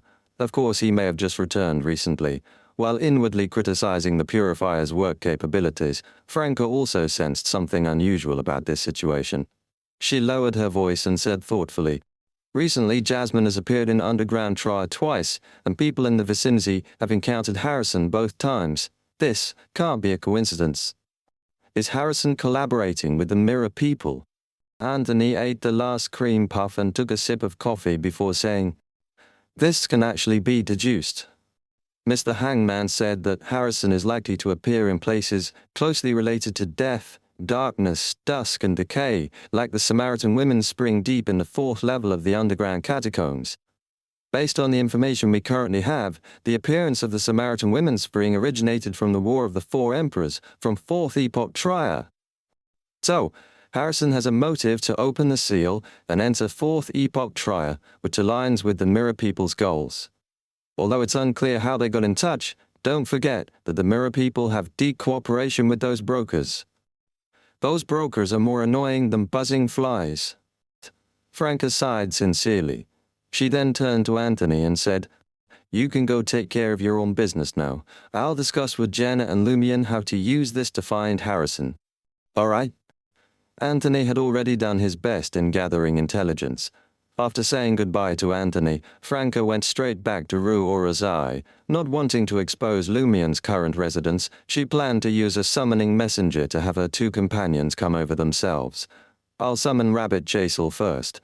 What reward should I give it this time? I can't let Jenna have her way. I feel like she's training Rabbit Chasel in a very dangerous direction." Franca thought for a few seconds, then turned her gaze to the coffee table. There lay a book after several months of delay. The 6th volume of Four's Walls, the Adventurer series, was finally out. This volume was titled, The Adventurer 6, The Future.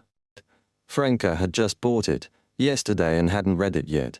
She had only flipped through the afterword, seeing that the great writer Four's Walls said she had originally wanted to name this volume Admiral of Stars, or Biologist, but ultimately abandoned these ideas based on a sudden inspiration. Soon, Franca summoned Rabbit Chasel. Behind this coolly dressed rabbit of knowledge, a timid rabbit-shaped spirit body wearing boxing gloves faintly appeared in the void. "Tisk, putting on a show, are we?" Franca smiled as she handed the letter paper and the Adventurer 6 to Rabbit Chasel, instructing, "Remember to return it to me after reading." It wasn't that she couldn't part with such a book, but maintaining a give-and-take relationship with Rabbit Chasel would help build a good rapport. In the future, she might be able to ask it to introduce other special talents from the rabbits of knowledge who could also serve as messengers. Rabbit Chasel's eyes lit up. "Absolutely no problem." After sending off Rabbit Chasel, Franca summoned Penitent Banefell. After completing these 2 tasks, she lay down in the armchair and pondered her next moves. "I need to notify 007 in the Telegram group tonight. Should I try to contact Professor and the others, mobilize the power of the mystery, priors to search for Harrison together? Sigh. Now we've only confirmed Harrison is in Trier, lacking substantial clues to investigate. We can't even go all out, even if we wanted to. We can't just wander around underground Trier every day waiting for the right opportunity, can we? Magic mirror divination can't provide answers. I still need to report this quickly. Mr. Hanged Man and the other major arcana card holders are also looking for Harrison themselves." Franca sat up abruptly and continued her busy work. During this process, she also contemplated her own situation. If we still can't find him, I might end up digesting some of my affliction potion. Well, after dealing with the mirror person Makila, I've already digested a bit. The first rule of the Demoness of Affliction's acting principle is quite easy to summarize. Bring pain to the target, not just physical, but also mental. The second acting principle should be closely related to oneself. Ls pain the foundation of a demoness. I should strive to summarize all the acting principles soon, digest the potion, quickly. Lumion is already preparing for the ritual to advance to sequence 4 Iron-Blooded Night. I can't let him leave me too far behind. Just as she thought of this, Franca felt the wind at the open window pause for a second. Then Jenna's figure quickly materialized. This newly advanced demoness of pleasure hadn't made herself ugly through makeup techniques, but had adjusted the direction of her charm's diffusion. She wore a black robe, concealing her attractive figure. At the same time, she used makeup to give her skin a sickly pale look, as if she hadn't seen sunlight for a long time. Her lips were painted very red, forming a stark contrast with her skin. This made Jenna look more like a vampire, with her charm mainly concentrated on the intricateness of her features and overall beauty, rather than sexual attraction. So it can be done this way. Not bad. Vampire Jenna is beautiful too. Franca smiled as she examined her for a few moments until Jenna hesitated for a moment before asking, "What important intelligence did you obtain?" Franca sat back in the armchair, crossed her legs, and explained the Harrison situation in detail. Jenna, already seated in the single sofa, wasn't as excited as Franca after all. She knew too little to experience that deep and complex emotion. She pondered for a moment and said, "At this point in time, Harrison is suspected to be cooperating with the Mirror People. Is this also part of the Vortex?" "It's possible." Franca nodded heavily and mumbled, "Why hasn't Lumion arrived yet?" "He went out." Jenna paused before saying, "Aye." "Probably," Franca blurted out in surprise. How do you know?" Jenna smiled and answered, "He told me yesterday that his first step in taming Ludwig was to assign him homework related to food, which required Ludwig to go out and complete on his own." According to you, it's like creating a food guide for try and meat pie." Gradually ramping up the gaslighting, Franca muttered. "Did you discuss this when you left yesterday? He plans to follow Ludwig?" "He's afraid Ludwig might converge with other believers of the devouring whirlpool, and the Ghana was only sequence 7, unable to stop it." Jenna first briefly explained Lumion's concerns, then her eyes flickered slightly as she said, "This should only be one of the reasons." "Are there other reasons?" Franca tucked her hair and tried to understand the hunter's countless hidden intentions. A smile appeared on Jenna's face. "Yes, although he didn't say it, that's what I think. His hidden purpose should be to engage in his favorite activity, fishing." Franca was enlightened. "Using Ludwig to fish for other believers of the devouring whirlpool?" Jenna nodded, and further added, "Judging from the style of Overseer Pearl, no matter what plans the brokers make, they will most likely gather different forces and people through covert transactions, maximizing the advantages of their own pathway. So, there's a good chance that believers of the devouring whirlpool and other heretics have been brought onto the Vortex plan. If we can catch higher-level believers of the devouring whirlpool, we might be able to further understand the situation of the Vortex matter and discover its key points." Franca inwardly hissed. "This is Lumion's style. On the surface he's training Ludwig, but in reality, he's fishing for heretics, investigating the Vortex matter. The most infuriating thing is, his surface goal is indeed very real and important." After this exclamation, Franca looked at Jenna and praised with a smile. "You're getting smarter and smarter. Damn it, when you suddenly praise me like this, I don't know whether to accept it gracefully or be modest. If it were Lumion, he would definitely say, 'You barely caught up to my train of thought.'" The latter half of Jenna's sentence imitated Lumion's tone.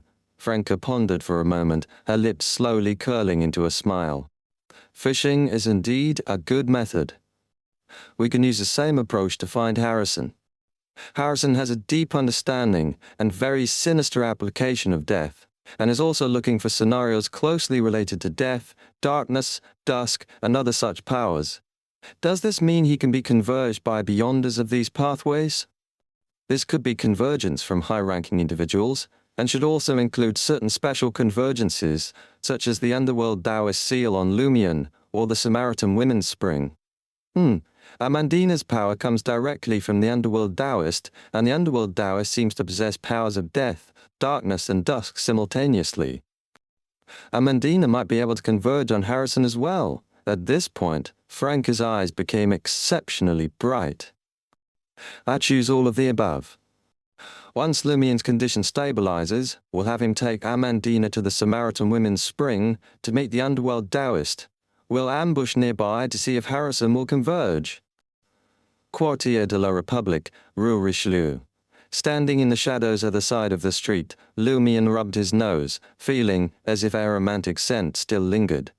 The emotions and desires he had accumulated since becoming an ascetic were finally released to a large extent through last night's events, making his condition quite good. But his mood was very heavy, stemming both from feeling torn and guilty as well as concern for others' feelings. True. Pleasure indeed makes one want to indulge, just want to, but it really does bring pain. Damn it, I'll go back and mock Jenna harshly to vent these emotions. Lumion exhaled slowly, turning his gaze towards Ludwig, who was savoring a red fish hot beef pie not far away. Chapter 849, Intercontinental Travel. Ludwig had finished eating the red fish hot beef pie in his hand. He squatted in front of a street bench, took out a pen and a notebook from his red hard book bag, and began writing his post-meal impressions with focus and seriousness. Watching in the shadows, Lumion pursed his lips. You say you're afraid, but your body instinctively repeats the habits formed in the Church of Knowledge. If there weren't so many exams and studies, you might have become a qualified believer of the God of knowledge and wisdom. While mocking Ludwig, Lumion surveyed the surrounding citizens. His gaze passed over a young man quietly reading a book in the cafe across the street, over a middle-aged scholar standing at the intersection observing passers-by, and carriages without crossing, and landed on a painter who had set up his easel, under an intis parasol tree blankly painting the street scene. Lumion left the shadows, walked a few steps, and came to stand behind the painter, peering at his work like the previous passers-by. The painting was ordinary, and he didn't detect any supernatural powers. Lumion continued walking, inwardly sighing. It seems to be a normal painter for now, just with a somewhat off mental state. Is this what Triers painters are like? Sometimes they seem more like heretics than actual heretics. Sigh, in Trier, it's too difficult to identify heretics based on behavioral abnormalities. As Franca would say, many citizens' mental states are quite beautiful. In this matter, Fourth Epoch Trier and the overall seal are half responsible, and they themselves are responsible for the other half. As Lumion was thinking, he saw a completely naked man walking towards him, with the only piece of cloth on him being a black top hat positioned in front of his lower abdomen. This man walked with his head held high, looking around proudly, not at all, embarrassed by his current appearance, as if he had done something very worthy of pride. After passing Lumion by 7 or 8 meters, his palm was suddenly scalded. He instinctively withdrew his hand and saw that his black top hat had burst into bright red flames, slowly falling to the ground. He lost his last piece of cover. Lumion, his back to him as he continued forward, silently moved his lips. You're welcome, just letting you show off more thoroughly. You dare to streak with just that little bit. Next time, I'll send you to the near city of Silver for a free tour. Lumion walked on with his hands in his pockets, stepping into the shadows, and turned his attention back to Ludwig. He had been following for a long time, but still hadn't found anyone suspicious of being a devouring whirlpool believer.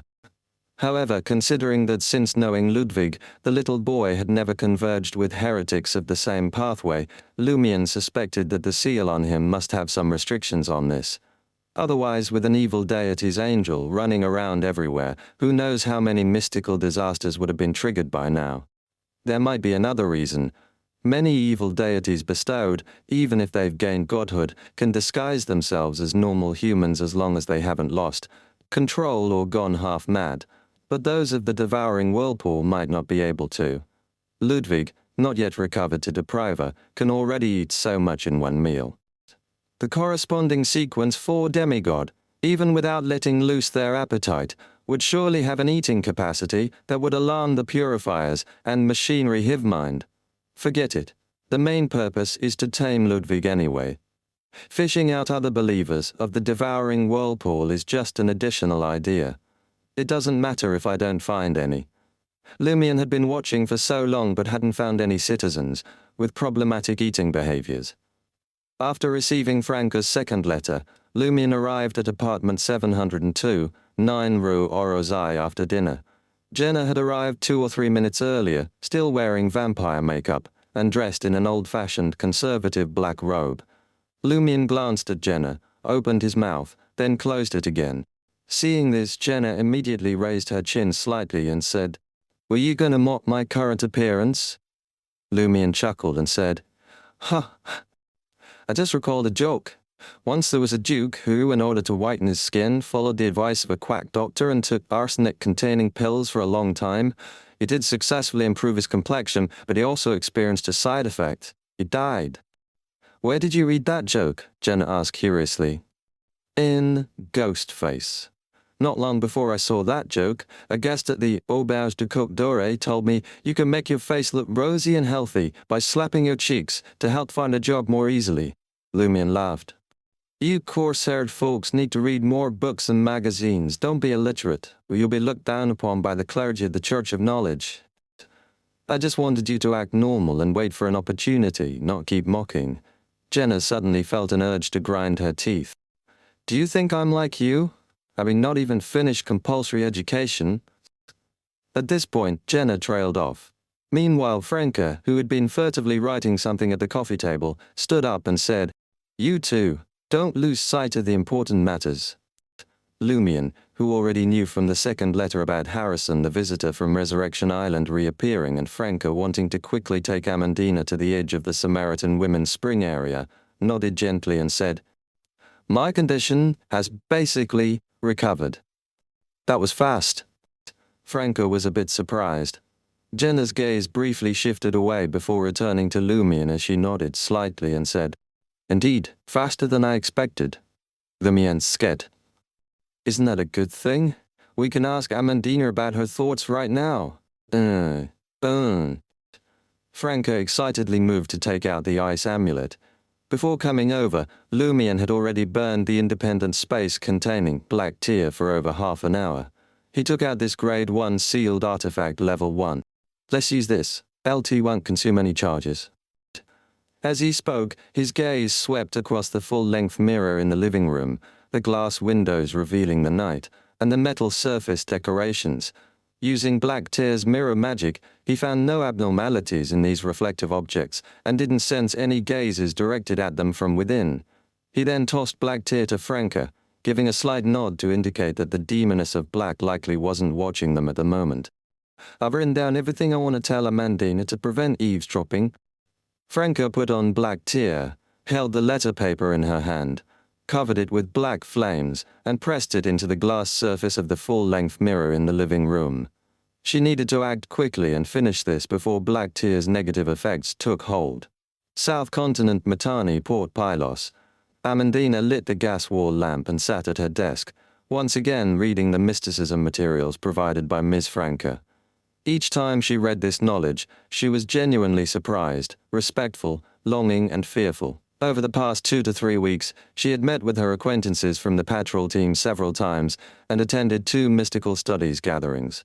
She discovered that the mysticism knowledge recorded in these materials was actually unknown to the vast majority of Beyonders, whether official or not. This is truly a gift. Just as Amandina had this thought, she saw the dressing mirror given to her by Miss Franca, which she had specially placed nearby, become dark and ripple with an aqueous light. Within the aqueous light, Intisian characters were outlined. "Lam Franca. Lumion has returned. He asked me to inquire when you plan to come to Trier. He will take you to the area where that shadow might appear." "Louise Berry has returned to Trier." Amandina thought for a few seconds, then said to the mirror, "Tonight works. Tonight works." She had originally planned not to see anyone tonight, to focus on studying the remaining mysticism knowledge. She had already instructed her maid in advance and locked her bedroom door. As soon as Amandina gave her answer, Franca's slightly urgent voice came from the mirror. "Put your hand on the mirror." Feeling a bit nervous yet quite excited and curious, Amandina reached her palm towards the surface of the dressing mirror. She felt the hard, cold glass lose its solid feel, like a layer of water without temperature. Amandina's right hand passed completely through the glass surface, and suddenly a terrifying suction force erupted from within. Her entire body was yanked in, falling into a dark, empty tunnel, plummeting towards the end of a vortex. Before Amandina could react, she felt dizzy and disoriented. When she regained her senses, she found herself standing in a small living room, facing Miss Franca, whom she had met before. This lady was as beautiful as last time, and with the closer distance and no mirror barrier, her charm was clearly stronger, making even Amandina, a woman, feel a bit embarrassed to look too much but unable to resist.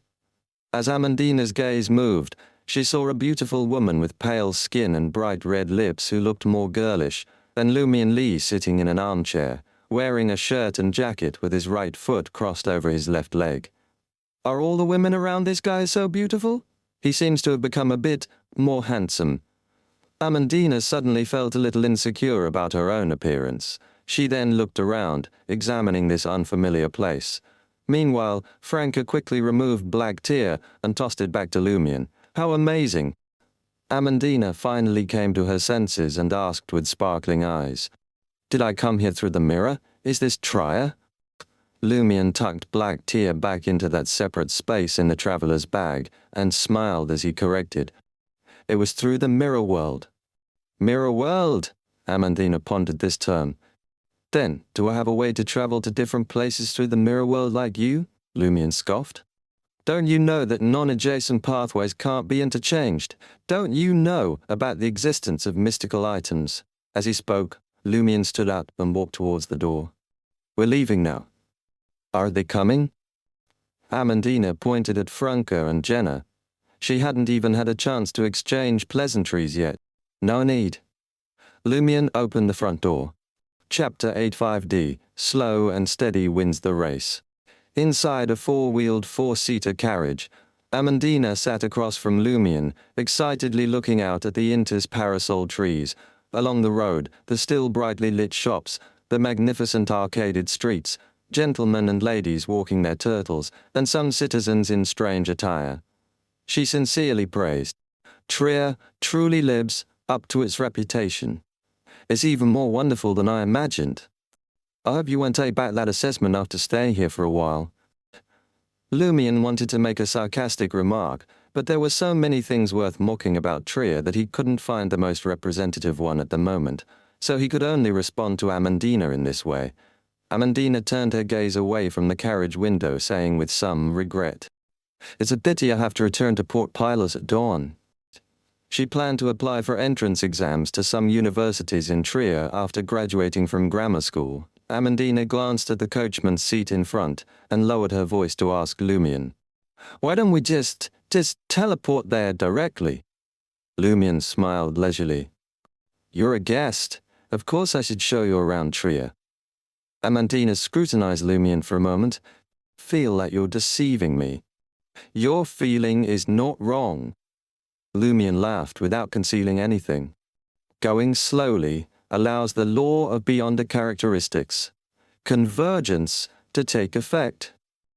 If he had teleported with Amandina to the entrance of the underground catacombs and rushed to the Samaritan Women's Spring at the fastest speed to complete what needed to be done, Harrison, the visitor from Resurrection Island, might not have reacted in time, might not have been affected by the law of convergence, and might not have made the decision to sneak into the Samaritan Women's Spring again at night. Everything would have ended without achieving the expected goal. He had to leave enough time for the law of beyonder characteristics, convergence, to take effect. Sometimes, slow and steady wins the race. "What boy are you trying to converge with?" Amandina, having witnessed Lumion's performance during the Dream Festival, became nervous all of a sudden. "A target I'm currently tracking." Lumion leaned back against the carriage wall and answered with a smile. "Don't worry, your safety is absolutely guaranteed." Hearing this, Amandina quietly breathed a sigh of relief. Louis Barry was indeed a trustworthy person. He had fulfilled all the promises he made. What she didn't know was that if Franca or Jenna were here, they would definitely ask in return. Is only safety guaranteed? Won't there be any injuries, torture, or impacts on the mind and spirit during the process? Amandina glanced at the coachman's seat again through the carriage wall and said, softly, "Aren't you afraid the coachman will overhear what you're saying?" "You weren't lowering your voice at all just now," Lumion chuckled. "He can't hear us." Amandina was stunned for a moment, trying to understand with her mysticism, knowledge. Did you quickly create a wall of spirituality? You could think of it that way. Lumion couldn't be bothered to explain to Amandina what a bottle of fiction was. Amandina relaxed and asked with a smile, "Are those two ladies just now your lovers?" Lumion let out a derisive snort. "Shouldn't you ask that question in front of them? That would be so embarrassing, they would definitely get angry." Amandina's emotional intelligence was quite good. "And I wouldn't get angry?" Lumion asked amusedly. Amandina giggled. "You don't seem like someone who would get angry over something like this." She suddenly pointed out the window. "Is that the Trier Normal University?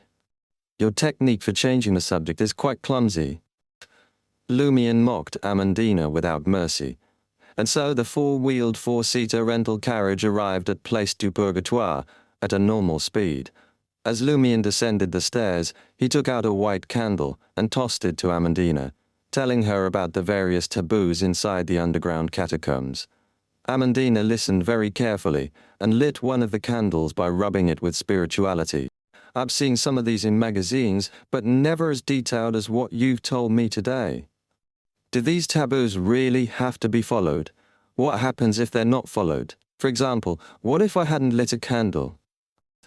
As they spoke, the two had already arrived at the giant stone archway inscribed with the warning, "Stop. The Death Empire lies ahead." The catacombs administrator behind the door, with graying hair and wearing a blue vest and yellow trousers, glanced at Lumion, but did not stop the two from entering the underground catacombs at night. Lumion looked straight ahead, walking forward through the piles of skeletons along the sides of the path, and said in a calm tone, "In that case, you would disappear from this world. Your parents would forget they had such a daughter, your former fiancé would forget he once had such a fiancée, your friends would forget you, your servants would forget you, and perhaps only I would remember you." Although Amandina was a Beyonder equivalent to Sequence 7 and had witnessed some of the tragedies that occurred during the Dream Festival, and her former fiancé was particularly skilled at summoning the dead, being in the underground, catacombs a gloomy, dark place full of skeletons and permeated with the aura of death, she couldn't help but feel a bit frightened and uneasy. This, combined with Lumion's explanation, made the hair on the back of her neck stand up, and she gripped the white candle even tighter. First time I entered the underground catacombs, I thought this was truly the perfect place for telling horror stories. Unfortunately, until now, such opportunities have been rare. A smile appeared on Lumion's face. Amandina was stunned for a moment. "Were you just telling a horror story?" "Yes, and the most terrifying part of this horror story is that every word of it is true," Lumion replied with a smile. "See, so I have to trench Jews." Amandina was scared once again. She quickened her pace, afraid of being left behind by Lumion. As the two made their way to the fourth level of the underground catacombs, there were no shortage of skeletons suddenly moving, trying to trip Amandina, nearly causing the young lady to cry out in alarm. Finally, Lumion led Amandina to the huge, decaying and mottled tomb chamber that housed the Samaritan women's spring. He looked left and right and silently said to himself, "We didn't encounter the shadow resembling Crismona this time. Was she wandering around the fourth level of the catacombs before to find a female demoness, and no longer has such an obsession after achieving her goal?" Lumion shifted his gaze back and tossed a mirror to Amandina. "Hold this, and wait for me here." "Wait here?" Amandina looked around, slightly panicked. The surroundings were pitch black, with numerous tombs decaying and dilapidated, with unknown things lurking in the shadows. "It'll be quick." Lumion didn't offer any comfort, but went straight through the half-open stone door into the tomb chamber. After walking a few steps, he encountered the deeply wrinkled catacombs administrator, who looked more like a corpse than a living person. The elderly administrator, also wearing a blue vest and yellow trousers, did not stop Lumion but stood silently in place, allowing him to pass. After reaching the gentle downward slope, Lumion took out a mirror and the black tear accessory that had been burned for over half an hour from the traveler's bag. Outside the huge tomb chamber, Amandina saw Lumion's face appear on the surface of the mirror by the yellowish light of the white candle, and heard his voice. "Press your hand against the mirror." With experience, Amandina quickly pressed her hand holding the white candle against the mirror surface. Again, she passed through the familiar cold water flow, experienced the familiar terrifying suction force and weightless falling sensation, and soon found herself appearing beside Lumion. Lumion put away the black tear and the mirror, pointing to the depths of the slope. "It's down there." In the gap between two ancient tomb chambers, 20 to 30 meters away from the huge tomb chamber housing the Samaritan women's spring, Franca, holding a white candle, carefully peeked out and glanced towards the target location. She then withdrew and muttered to Jenna, "This candle is really annoying. We can't hide well at all. How are we supposed to ambush Harrison like this?" The dim yellow light of the white candle was quite conspicuous in the deep, pure darkness. Jenna looked at Franca and smiled. It worked both ways. Harrison also can't approach silently without us noticing. Besides, hiding in this corner can effectively reduce the impact of the candlelight. It won't travel that far. Franca knew all this, and was just complaining casually. She suddenly remembered something and asked with a twitching corner of her mouth. "Have you seen Anthony?" "Ah." Jenna was also stunned. At this moment Anthony's voice came from outside the gap. "I've been here all along." Along with his voice, Franca and Jenna finally saw their companion. He was standing openly on the path outside, holding a lit white candle, and the two demonesses hadn't noticed him before. "Psychological invisibility is really great," Franca praised enviously. Psychological invisibility worked on a completely different principle from other invisibility abilities. LT mainly involved placing oneself in the psychological blind spots and cognitive dead angles of the surrounding people, making them ignore the situation here. Therefore, whether Anthony was holding a lit candle or not did not affect his ability to become invisible. Anthony simply replied, "Candlelight is a powerful attention-drawing element here. It also reduces the effectiveness of my psychological invisibility. I need to be very focused to maintain it." Franca and Jenna stopped talking and hid in the gap between the tomb chambers, listening to the sounds around them. In front of the faintly contracting and expanding thin grayish-white fog, Lumion once again examined his own state. That cold emanating from within his heart occupied his body, causing most of his emotions and desires to wither, but the malice and irritability resulting from the negative effects of the contract still existed and were growing stronger. He was in a very good state now, having endured without much reliance on the abilities of the ascetic. Amandina had a similar reaction, one side of her face turning deathly pale from the freeze, while she gritted her teeth to prevent an unfamiliar version of herself from emerging. Lumion grabbed her arm and extended his left palm holding the white candle towards the grayish-white fog. As his chest warmed, the two successfully walked into the mist. Everything became even more silent. Chapter 851, A Marvellous Experience. Lumion let go of her hand, pressed his left chest, silently praised Mr. Fool, then led Amandina towards the bottom of the slope through the grayish-white fog. The further Amandina walked, the more uncomfortable she became with her current state. The icy coldness emanating from within made her feel as if she had already died and become a corpse, while it seemed like another version of herself inside her body was trying to tear its way out. "Shall we go back?" she hesitantly said to Lumion. "We're almost at our destination."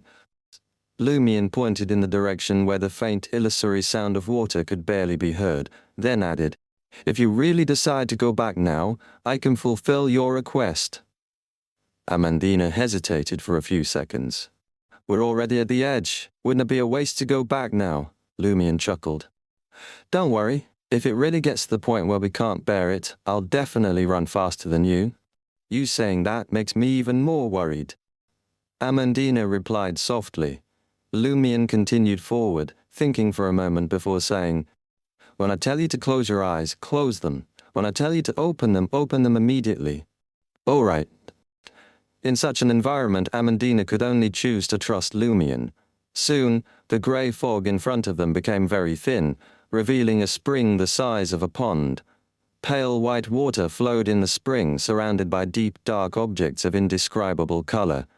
Amandina saw a wet seaweed-like black hair floating in the water, and at the bottom, there seemed to be multiple faint figures hidden, struggling as if they had just drowned and were trying to crawl out.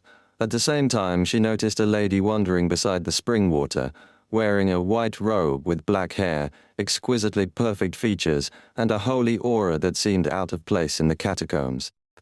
Amandina was immediately attracted, and if it weren't for the lady's blank and cold gaze, lacking necessary charm, and if the spring water hadn't suddenly retracted into a pitch-black hole that light couldn't penetrate, she might have been unable to pull herself away. Lumion also saw Crismona's figure, and several thoughts flashed through his mind. I could bring Jenna here to meet Amandina directly, without having to wait until an advancement every time. The Crismona here is more like a wandering ghost, bound to the area around the Samaritan Women's Spring. Whether she can communicate normally, Whether she would indiscriminately attack approaching demonesses, whether this would cause any abnormalities, is still unknown. I need to find a way to confirm before bringing Jenna in. Seeing that Crismona's shadow didn't even glance at him, Lumion turned his head to Amandina and said, "You can close your eyes now." "Okay." Amandina felt a certain fear and obediently closed her eyes. Lumion then took 2 steps forward, reaching the edge of the Samaritan women's spring. The next second, Amandina heard the sound of gushing spring water and felt a violent, frenzied aura descend upon her. She couldn't help but tremble, her knees weakening. At the same time, she had hallucinations, believing that multiple figures were approaching her, each extremely terrifying, the kind that would cause nightmares if seen and lead to a tragic death if encountered. Amandina cried out in fear, "Let's go back. I want to go back." As she screamed, the violent and frenzied aura subsided, and the multiple figures in her hallucination retreated. She heard Lumion's deep voice in her ear. "You can open your eyes now." Amandina broke free from the extreme fear, relaxing a little. She didn't hesitate, and opened her eyes.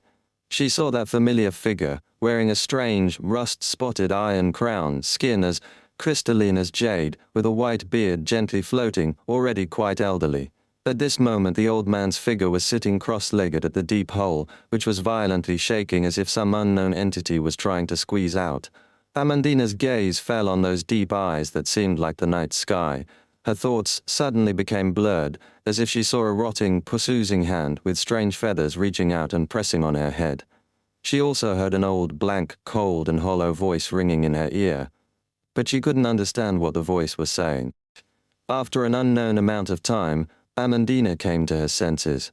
The old man's figure was no longer in her sight, only the dark soil that had lost the pale white spring water, and Lumion crouching beside the spring, holding a small golden bottle to collect the seeping water droplets. Of course, Lumion and the others had reported Amandina's situation to the major arcana card holders before daring to bring her into the area around the Samaritan women's spring, and Madam Magician had also asked him to collect some more spring water. "What's the use of this water?" Amandina, no longer so nervous and scared, asked curiously. "If you make your enemy drink it, they will die instantly." Lumion patronizingly replied. Amandina's eyes lit up, but she asked in confusion, "But how can I make my enemy drink it?" Lumion put away the small golden bottle, stood up and said, "What did you see just now? What did you experience?" Amandina recalled and recounted all the details, then self-examined.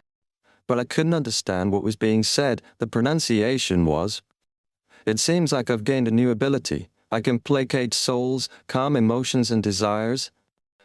Lumion carefully remembered the few pronunciations Amandina had relayed, walked back to the young lady's side and said, "You've received a new boon, Soul Assurer?"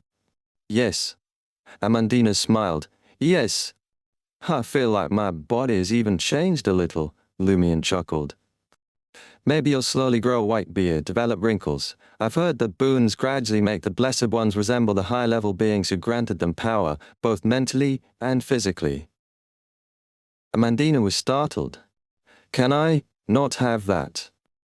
"Try consuming corresponding pathway portions to see if it can counteract it," Lumion said as he passed by Amandina and walked up the slope leading to the tomb chamber. Amandina followed closely behind, lost in thought. Even until Lumion and Amandina left the underground catacombs, Franca, Jenna, and Anthony had not encountered Harrison, the visitor from Resurrection Island. "He didn't show up?" Franca frowned and said, "Was my deduction wrong? Is relying on the traits of characteristics alone not enough to achieve such powerful convergence? Or is it that only angel-level high-sequence beyonders can actively utilize the law of convergence?" Jenna's eyes shifted slightly as she thought for a moment before saying, "Maybe Harrison can sense this deliberate convergence and actively avoided it. Maybe he's not from the death, darkness, or twilight pathways.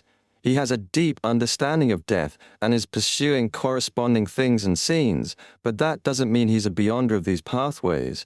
What if he's a scholar studying death?" "It's possible," Franca sighed. "Let's wait 5 more minutes, then we'll go after Lumion and Amandina." Even until they all gathered at 9 Rue Orazai apartment 702, Harrison from Resurrection Island still hadn't appeared. "Thank you all, I can provide help for you now," Amandina said, looking at Franca. Franca looked at the young girl who appeared somewhat tired from her terrifying experience, and smiled, saying, "There's no rush, you should go back first. Once you've adapted to your newly gained power and regained your body's balance, we'll come again. Besides, it's quite convenient to travel from Port Pylos to Trier." "How is it convenient? Without using the mirror world or teleportation, it might take 2 or 3 months to arrive." Amandina grumbled silently, but accepted Franca's suggestion.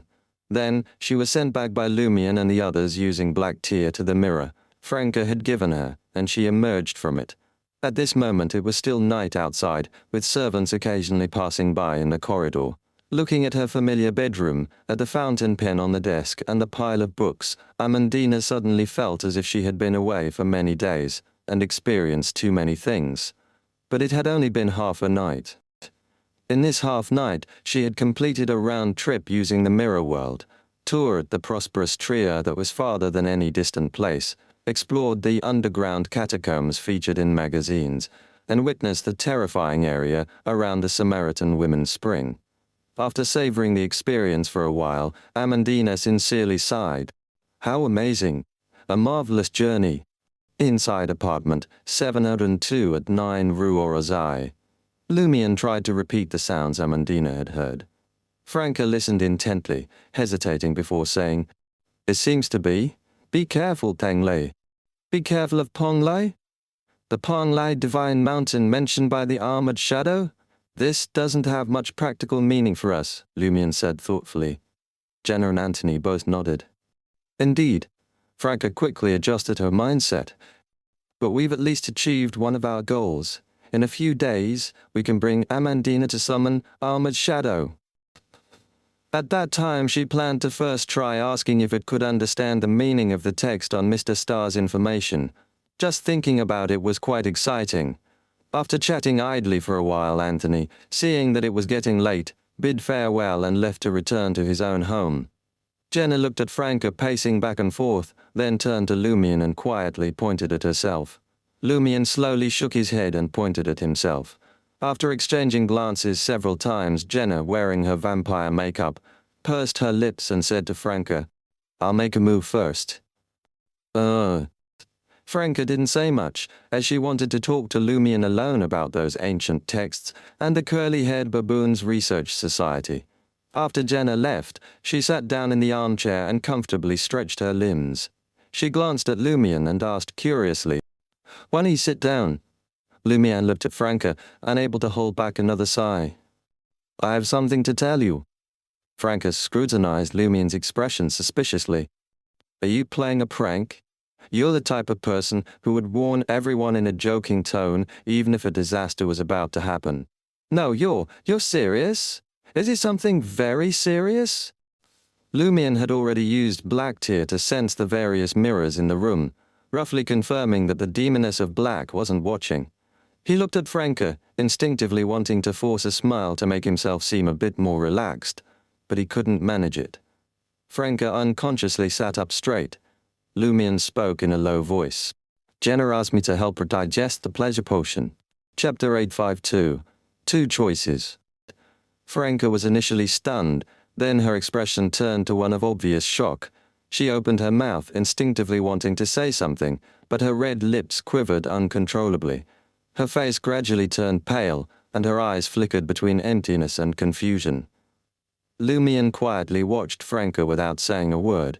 After a while, Franca asked hoarsely and with difficulty, "You agreed?" Her voice sounded like it was being squeezed out of her throat, her eyes holding a glimmer of hope. Lumion nodded slowly.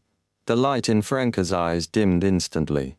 She lowered her head bit by bit, staring at her legs resting on the armchair. After a few seconds, she muttered as if in a dream, "I knew. Jenna's affection and regard for me were never love. I was just fantasizing that she couldn't find anyone suitable to help digest the pleasure potion and had to reluctantly choose me. And maybe, over time, physical entanglement would lead to emotional closeness. I knew Jenna was in a hurry to digest the potion because her brother would soon return to Trier. I knew the female demoness path is very dangerous. Jenna is very aware of this too. I knew her sexual orientation is men. I knew she's decisive and good at making bold moves. Lean accept. Jenna choosing someone else, I can accept that she likes someone else. She's free, she's independent, she's not my appendage. Just because I like her doesn't mean she must like me or can't get close to others. I've been mentally preparing myself for this, even comforting myself that maybe this could help me digest the affliction potion. But, Franca suddenly looked up, her eyes burning with anger. Why you? Damn it, why you? Lumion felt like he was being stared at by a beautiful yet dangerous leopard, but he remained silent. The answer didn't need to be spoken. It had already been spoken. Franca and Lumion locked eyes, her gaze gradually turning sorrowful. She laughed at herself bitterly, then asked in frustration and anger, "Why did you agree?" "For 2 reasons. One superficial and one real." "Which do you want to hear?" Lumion replied with a bitter smile. "I want to hear both," Franca said without hesitation, her voice firm. She stood up, trying to make herself appear more imposing. Lumion sighed and said, "The superficial reason is that Jenna had already come to me. Whether I refused or avoided her, it would hurt her, affect her state, and leave hidden dangers. If I agreed to help her, it would hurt you. I had to choose the option where the aftermath was relatively easy to deal with. You are optimistic and have a good nature. You should be able to gradually let go." "Damn it. So, because I have a good nature, I deserve to be bullied?" Franca interrupted angrily, laughing bitterly. She walked to the window, placing her hands on the window frame, staring at the night outside as if to calm herself down. Lumion came up beside her, also gazing into the deep night. After a few seconds, without turning her head, Franca asked, as if talking to herself, "And the real reason?" Lumion was silent for a moment before saying, "From the moment you didn't want to lose your image in front of someone you truly loved?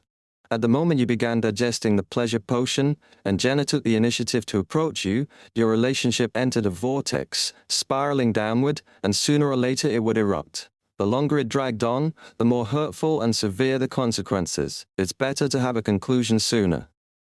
For me, the optimal choice in this matter would actually be to delay until preparations for the Iron-Blooded Knight advancement ritual were complete. If things went smoothly, that would only be a matter of 3 or 4 weeks. By then, I would have gained godhood, becoming a demigod of Sequence 4 Summoner. Whatever emotional issues you two had, it wouldn't affect me even if it completely shattered our team's harmony and unity. Even if the subsequent Sequence 3 also required a team, I would have enough time to reorganize." Franca listened quietly, then turned her head to look at Lumion's face. "And your emotions?" Lumion gazed into the darkness outside, remaining silent. Franca followed suit, remaining silent for a while before saying expressionlessly, "We should go now. I'm a mess. I want some peace." Lumion hesitated, not moving. Seeing this, Franca said with a complex smile, "Don't worry, I won't leave. I still have a mission." "Why aren't you leaving yet? Do you want me to beat you up?" "Let me tell you, once I figure things out, I might end up like that demoness in Marora and cut off your manhood. Anyway, you can grow it back. I'll cut it every day. Go on, get out. Get lost." Seeing Franca's emotions gradually intensify and her grabbing something to throw at him, Lumion sighed softly, walked towards the door, opened it and stepped into the stairwell. Bang! The sound of the door slamming shut echoed behind him. Lumion descended the stairs and soon saw Jenna standing silently in the shadows. She hadn't really left. She had been waiting quietly in the building, head slightly lowered. "How did it go?"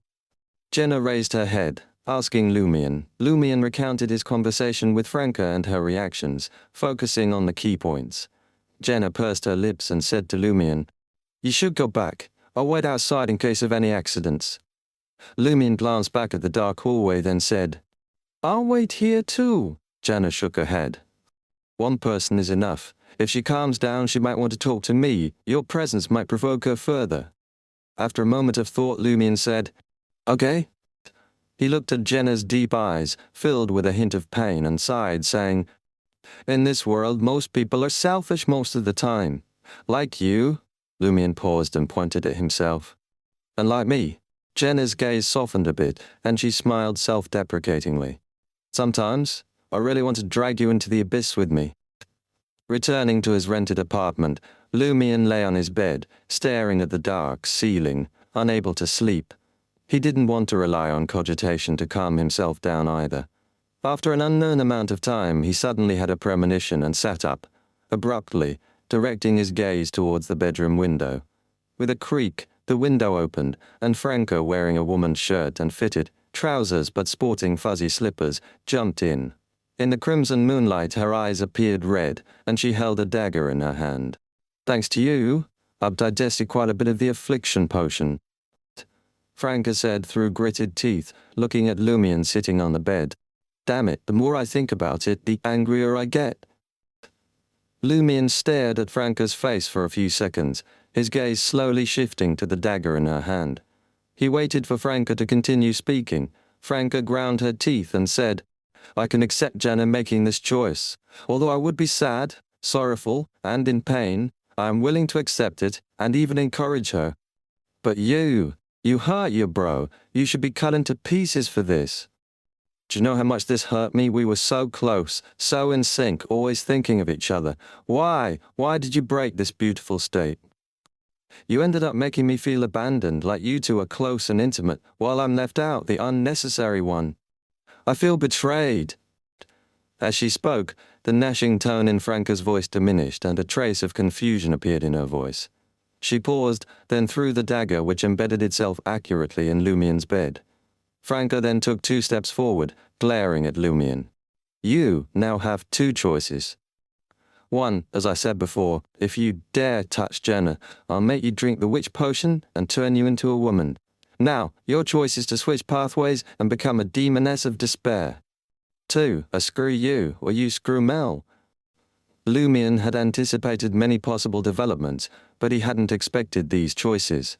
Seeing his shocked, bewildered expression, Franca added angrily, "I want to join you too." "Wah!" Lumion finally said a word, carefully observing Franca's state. After speaking, Franca let out a long sigh, revealing her usual smile. "Let me ask you, do you, care about me?" "Yes," Lumion answered without hesitation. Franca nodded in satisfaction. "Do you care about Jenna?" "Yes." Lumion also didn't hesitate. Franca pursed her lips and asked further, "Does Jenna care about you?" "Yes." Lumion had no doubts. Franca then asked, "Do I care about you?" "Yes." Lumion nodded solemnly. Franca continued, "And do I care about Jenna?" "Very much." Lumion added an adjective. Franca hesitated and asked again, "And does Jenna care about me?" "Very much. You're her family and her best friend." Lumion answered seriously. Franca then raised her hand slightly. "There you have it. We all care about each other, and we never know when we might die suddenly, so let's stay together. No one abandons anyone, it's just sleeping together. Love is a pain in the ass. To hell with love." Lumion was rendered speechless for a moment. He looked at Franca and sincerely remarked, "You look quite beautiful in your current state of mind." Franca chuckled. "What else would I be doing?" As she said this, she suddenly half turned her head and looked to the side, her voice growing louder. "Should I give up? Should I leave?" Tears, long in the making, slowly trickled down her cheeks. Lumion remained silent. After a few seconds, Franca turned her head back, her gaze deep as she looked at Lumion. In a hoarse voice she said, "Because in this world, you two are the most important people to me. The only two. The only two." Under the crimson moonlight, her face was already streaked with tears. Chapter 853, Confession. Seeing the sparkling tears and streaks on Franca's face, Lumion suddenly thought of his sister Aurora. He recalled the loneliness that always emanated from her when she gazed at the stars from the rooftop.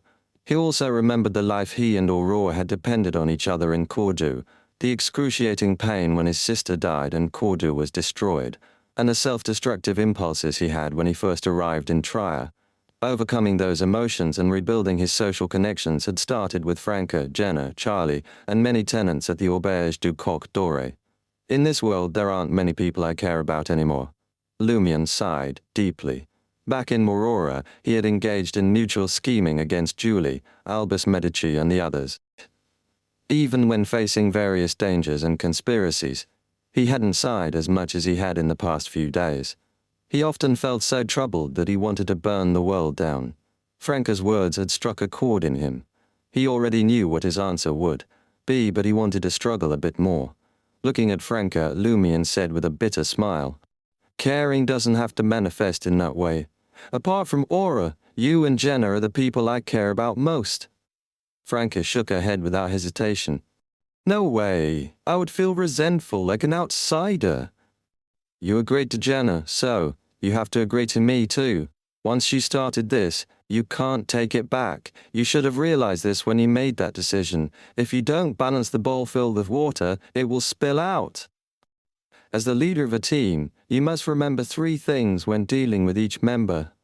Fairness, fairness, and damn fairness." "But for this kind of matter," Lumion responded instinctively, "if Anthony wants to sleep with me, do I have to agree too?" "You must agree." Franca walked to the bed and looked down at Lumion sitting there, her voice fierce. "Who told you to sleep with Jenna first? Unless Anthony doesn't want to, or you consider him a dispensable member of the team." Lumion rubbed his temples, feeling a headache coming on. What kind of strange logic is this? Why does Franca always have so many bizarre ideas? Lumion looked at Franca and said with a bitter smile, "Is this how you digested the Instigator potion?" Before Franca could respond, he sighed again. "I agree," he added. "But I'm only speaking for myself. You'll have to talk to Jenna about it yourself." He was referring to the threesome. Franca's body suddenly swayed, as if she had briefly lost strength. Her expression slowly relaxed, and she said with a chuckle, "We'll talk about it later. For now, I just want your agreement." "And Jenna and I..." Lumion initially wanted to say that he and Jenna had only agreed until the pleasure potion was digested, but he felt it wasn't the right time to say this now. Franca, looking a bit tired, showed a teasing smile. "You haven't said which choice you agreed to. I'm more looking forward to you becoming a demoness of despair, or me screwing you." "The remaining choice," Lumion answered helplessly. Franca let out a long breath. "That works too." She seemed to have lost her hard exterior, looking quite weak. She waved her hand. "I'll go rest now." "I saw it." Lumion was slightly surprised. Franca rolled her eyes at him. "What did you think? I've been so shocked and hurt, feeling down for so long, my emotions and state are all over the place. How could I be in the mood for the deed? You've agreed, so just keep it in mind, and we'll talk about it when I feel better." "My mind and spirit need a break too." Lumion sighed silently. After watching Franca leave through the window, disappearing into the night, outside, Lumion walked to the bedroom door and opened it. Jenna was quietly sitting in the dark area of the living room.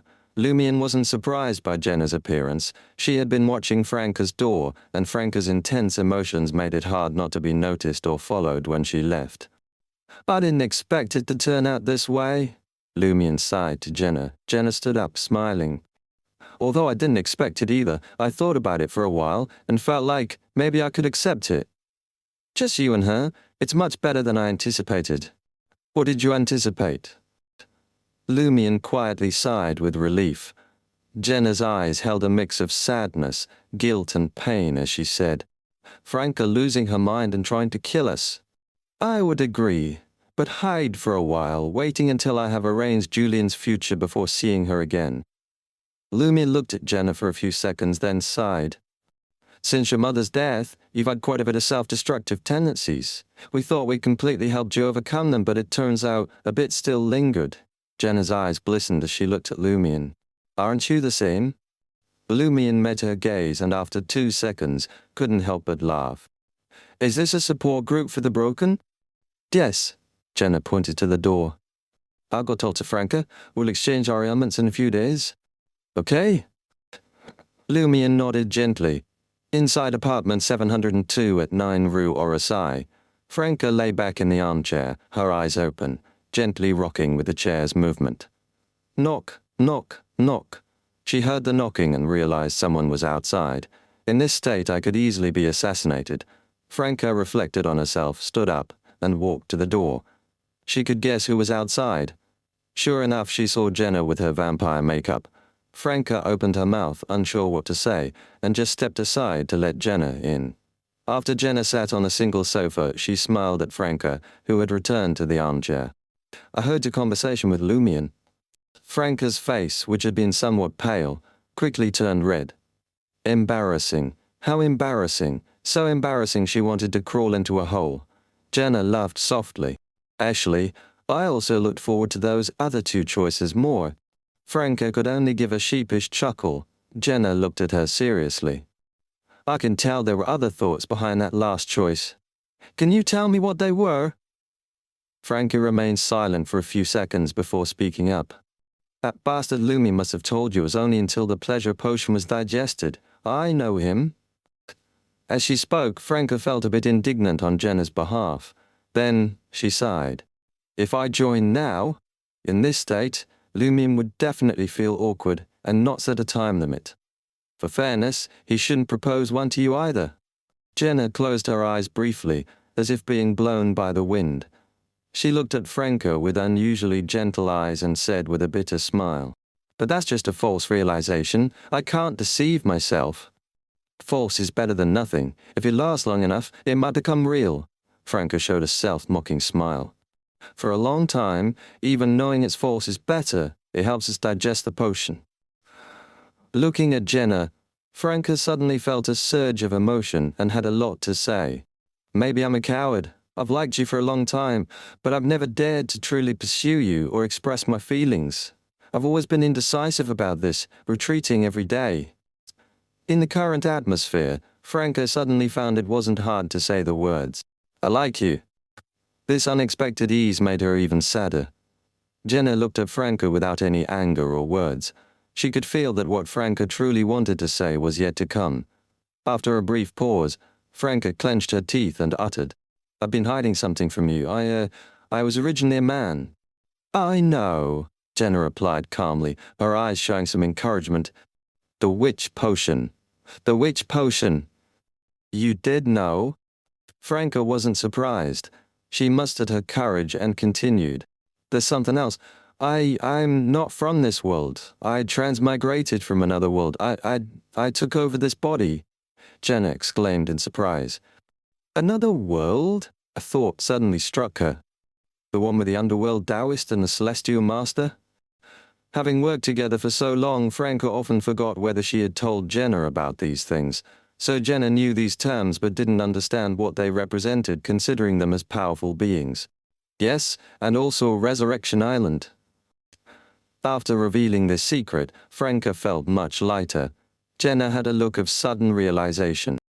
"No wonder you were so agitated when you got Harrison's information. So, you understand why I've been eager to summon the Armored Shadow?" Franca asked nervously.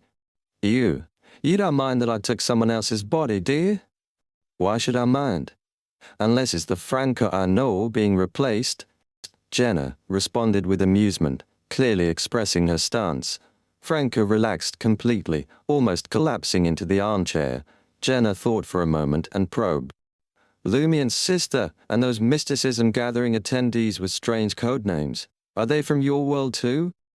"Yes, but I can't tell you more. I can only talk about my part," Franca said with a sigh. I used to dream of going home, returning to my world. So every time I had the impulse to step towards you, I couldn't help but ask myself, can you bear her future? When there's a chance to go home, would you stay for her? Taking her to an unfamiliar world, wouldn't that be too cruel? Would she be willing to go? Could she go? Each time I asked those questions, I retreated. I was always so conflicted, never taking any real action. Jenna listened gently, and when Franca finished, she smiled and said, "You're one of the kindest people I've ever met. I'm glad you were with me through the toughest times." She looked at Franca and hesitated for a moment before asking, "Do you still think about going home now?" Franca fell silent. The crimson moonlight outside had dimmed at some point. After a few seconds, Franca answered in a low voice. Yes. Chapter 854, Translation. Hearing Franca's answer, Jenna bit her lip and said, Was that choice you just made also influenced by this factor? Maybe, Franca said with a bitter smile. I felt that if I didn't do this, there would always be that lingering resentment in my heart. We would definitely grow apart over time. Once the mission is completed, once there's no external force keeping us together, we might just drift apart. But I don't want that. When I left with the dagger just now, I genuinely wanted to castrate Lumion once to vent my anger. But walking in the shadows of the street, the cold wind sobered me up a lot. Then I thought, love is such a nuisance. Without it, the three of us could still be together happily like before. With that thought, I suddenly felt that if I could exclude love and the possessiveness and jealousy it brings, maybe, just maybe, it could work. Madam Judgment has always told us that the end is near, coming in a few years or decades. We must prepare ourselves mentally and in terms of strength. Although there are no signs of the apocalypse yet, and we often forget this matter to maintain a good mindset and avoid going mad from stress, we've already experienced 2 major catastrophes in Trier alone. The Tree of Shadow incident and the hostile plan. No matter how we try to avoid or ignore them, we can't escape their impact. Under such circumstances, any one of us might leave, say goodbye, or die at any time. So why care so much? Although that choice is strange, and even I find it hard to accept, why not give it a try? After trying, our future might be better and we'll become closer, even more caring for one another, or it might get worse, gradually drifting apart and becoming familiar strangers or even enemies. But how will we know the result without trying? It won't get much worse anyway. Of course, human emotions are uncontrollable. Even if our future gets better, the hidden love and possessiveness and jealousy it brings can't be completely eliminated. Pain and pleasure will coexist for a long time. Perhaps that's the essence of a demoness. But no matter what, I still like that saying. Life is short. Why not give it a try? Jenna listened intently to Franca's statement, then said with a gentle gaze, That's why I feel such a strong sense of urgency and sometimes make selfish choices. She then chuckled. I've heard Lumion tease you with life is short. Why not give it a try? Was it because you did something strange with that saying in mind? Franca smiled awkwardly.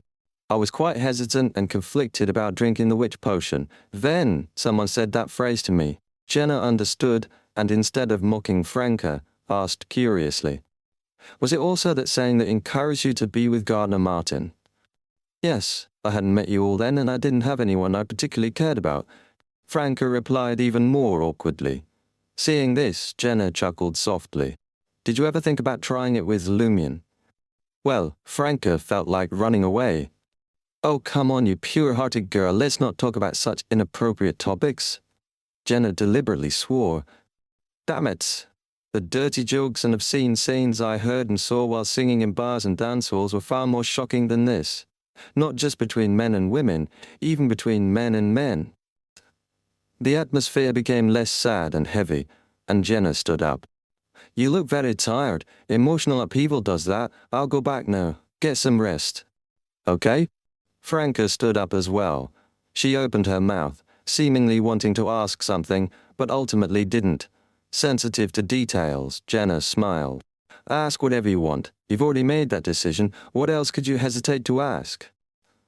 Franca hesitated for a moment, then looked into Jenna's eyes and asked, If I had told you from the start that I was originally a man, and after spending some time together, genuinely pursued you, would you have fallen for me? Jenna thought seriously for a moment, then replied, I can't answer such a hypothetical question. All I can say is, maybe. She looked back into Franca's eyes, saying, I've told you before, during that period, you were a light in my life. To me, you were both my best friend and the older sister who always protected me, despite not being related by blood. After my mother died, I even projected some of my feelings for her onto you. Maybe that's why I sometimes thought I shouldn't give you any false hopes, and it was better to cut things off early. Jenna smiled.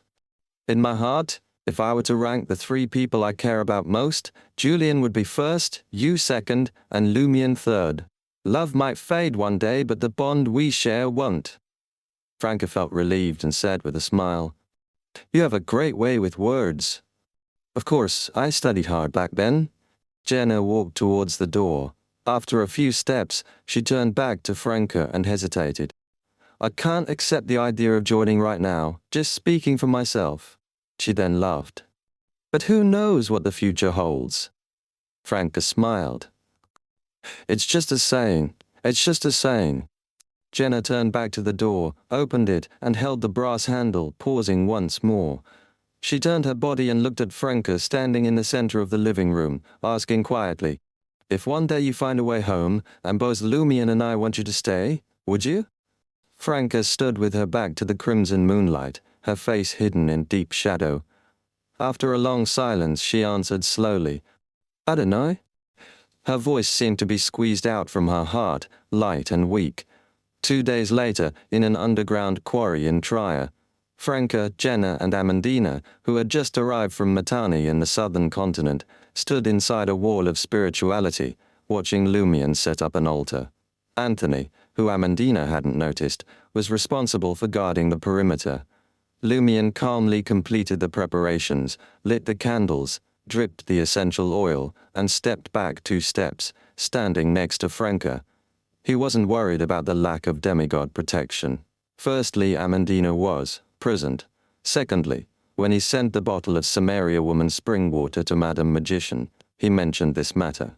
Seeing the candle flames flicker, Franca suddenly became nervous, while Amandina looked puzzled. She had no idea what she was supposed to help with or could help with.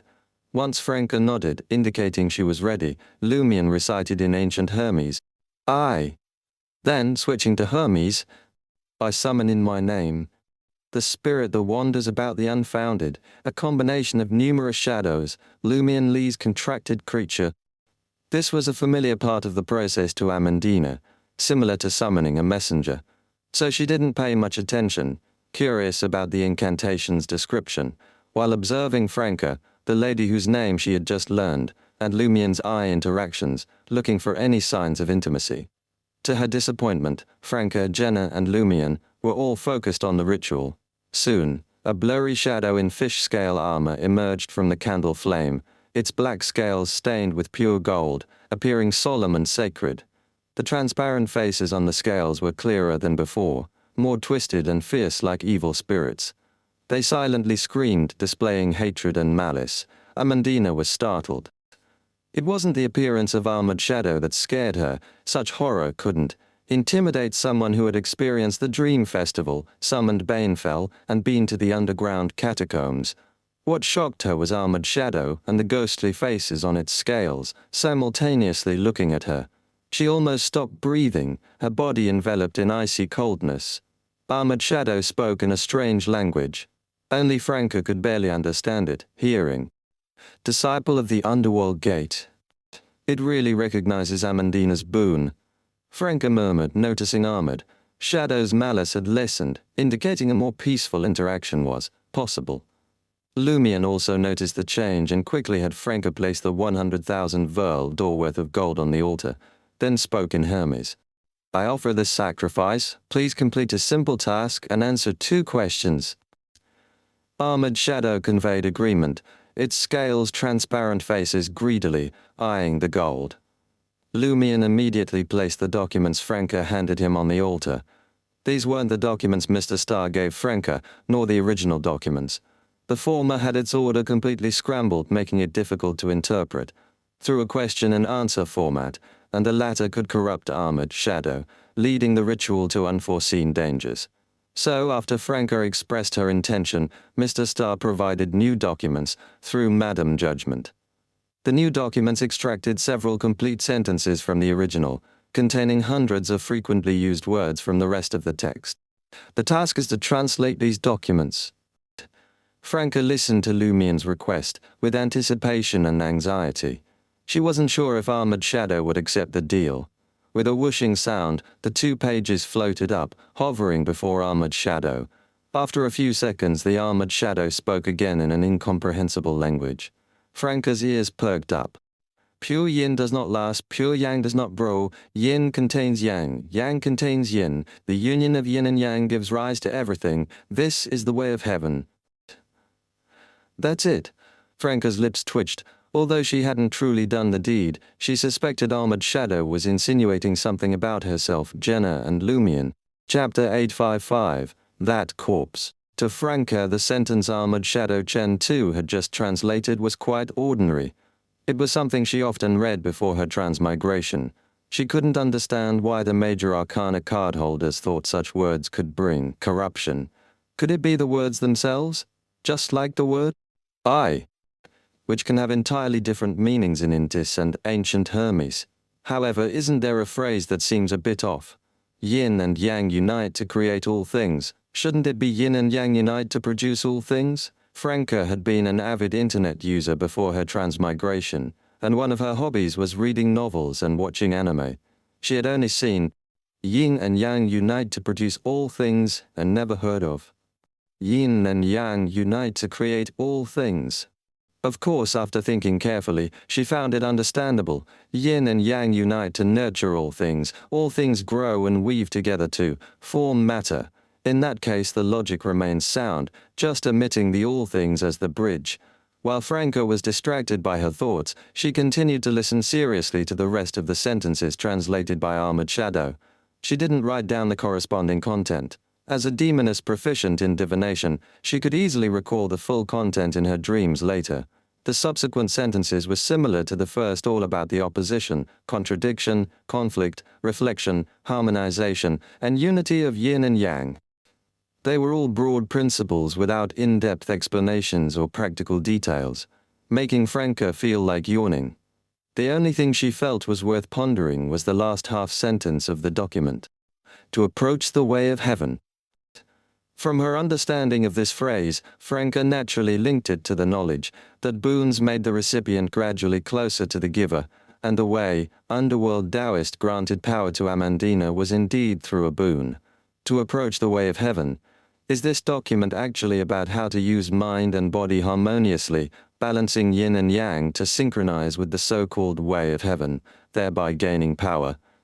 Is this a way of seeking boons? Franca saw that Armored Shadow Chen 2 had finished translating and let the documents float back. She quickly gathered her thoughts and prepared to ask her questions. After catching the documents, she immediately asked in her true native language. The first question, have you heard of anyone traveling from the world you and underworld Taoist to another world? Franca didn't translate this question into Intisian for Lumion to ask, fearing Amandina would learn about the transmigration, though they could later have Anthony hypnotize Amandina to make her forget. Why not use a simpler method? Armored Shadow Chen 2 turned its gaze towards Franca, who spoke a similar language. After a few seconds, it looked back at Lumion, conveying the thought of, should I answer? As the host of the current ritual, Lumion had to approve, or Armored Shadow and Franca wouldn't be able to communicate.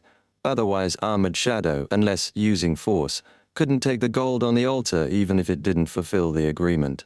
Lumion nodded. This is the first question. Armored Shadow replied in a deep, hoarse voice. Unknown. It still used the language close to Franca's mother tongue. Amandina grew increasingly confused. She couldn't understand anything. Throughout the process, she could only understand Lumion's part. Amandina glanced at Jenna beside her and, lowering her voice, asked as though they knew each other well. What are they talking about? What language are they using? Jenna chuckled softly. Even though I look very serious and focused, I actually can't understand either. Amandina couldn't help but sigh. I'll tell you secretly, Lumion doesn't understand either. Jenna smiled, glancing at Lumion, who was closely watching Armored Shadow, and whispered to Amandina. Amandina looked at Jenna, then at Lumion, and recalled the expression, tone, and wording of that sentence just now, giving a silent, wow, in her mind. Some things are unintentionally revealed. She curiously asked, why did you learn that language from Franca? We just started in the past 2 days. It's tough. Jenna unconsciously frowned. It's really tough. At this time, hearing Armored Shadow's answer, Franca couldn't help but feel disappointed, but maintained her normal demeanor and asked in her native tongue. The second question, Can you use an illusion or a similar method to show the corpse that floated from Penglai to the river earlier?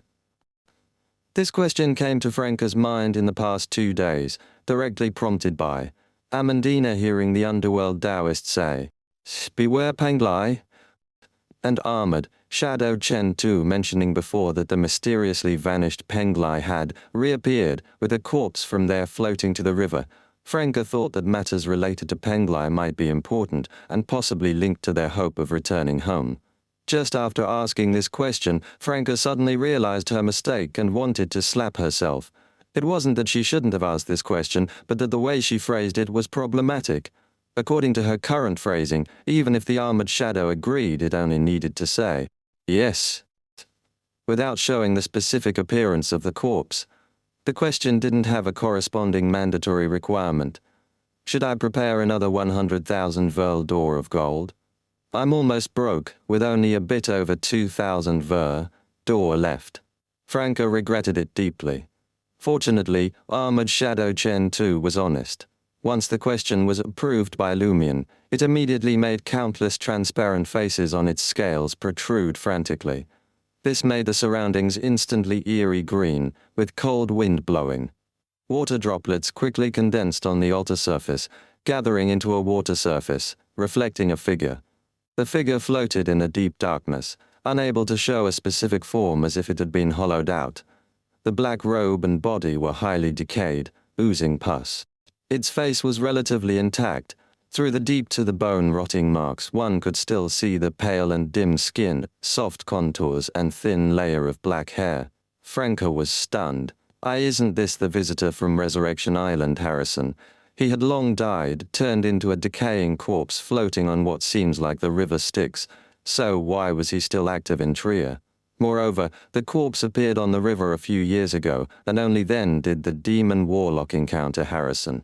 Though Lumion didn't understand Franca's question, he roughly guessed why Franca was so shocked from the key details of floating, corpse, and Harrison's appearance. He turned his head to look at Franca, seeing surprise, astonishment, and confusion in those lake blue eyes. Lumion nodded to reassure her, then said to Armored Shadow Chen Tu, "Thank you for your answers." The gold on the altar disintegrated, turning into pure light, flowing like water onto Armored Shadow's surface. Seeing the fish scale armor mostly turned golden, sacred, and heavy, Lumion frowned slightly and ended the ritual. After extinguishing the candles, he immediately said to Franca, "Another 2 times. An Armored Shadow should fully restore its golden body.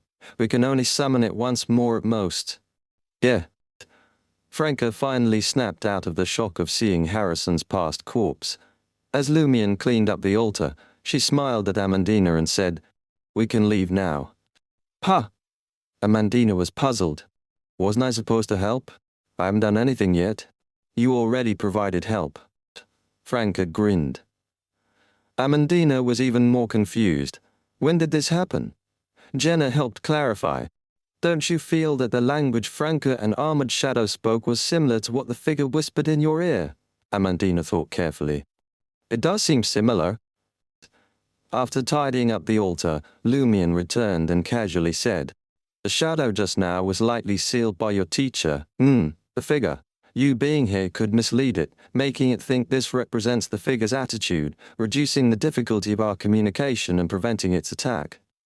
That's your help, just standing by and observing."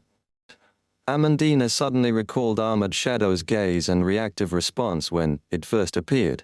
"Understanding, is that so? Well, what is my teacher's name? Though we all know this question is normal, it still sounds weird. Who doesn't know their teacher's name and needs to ask someone else?" Jenna grumbled, inwardly. Franca answered with a smile in Intisian, "Underworld Taoist. Also, you should call him master, not teacher." "Underworld Taoist?" Amandina softly repeated the title described in Intisian. After a few seconds, she contentedly asked, "What's the difference between master and teacher?" "A master includes a paternalistic meaning," Franca explained with some effort. Amandina didn't ask further, her eyes sparkling as she said, "I can provide help again in the future." can you help me collect the mid to low sequence potion formulas and beyond the characteristics of the Evernite pathway? No problem. Franca didn't tell Amandina those would be available soon. Lumion smiled and said, I thought you'd asked to visit the Samaritan Women's Spring again.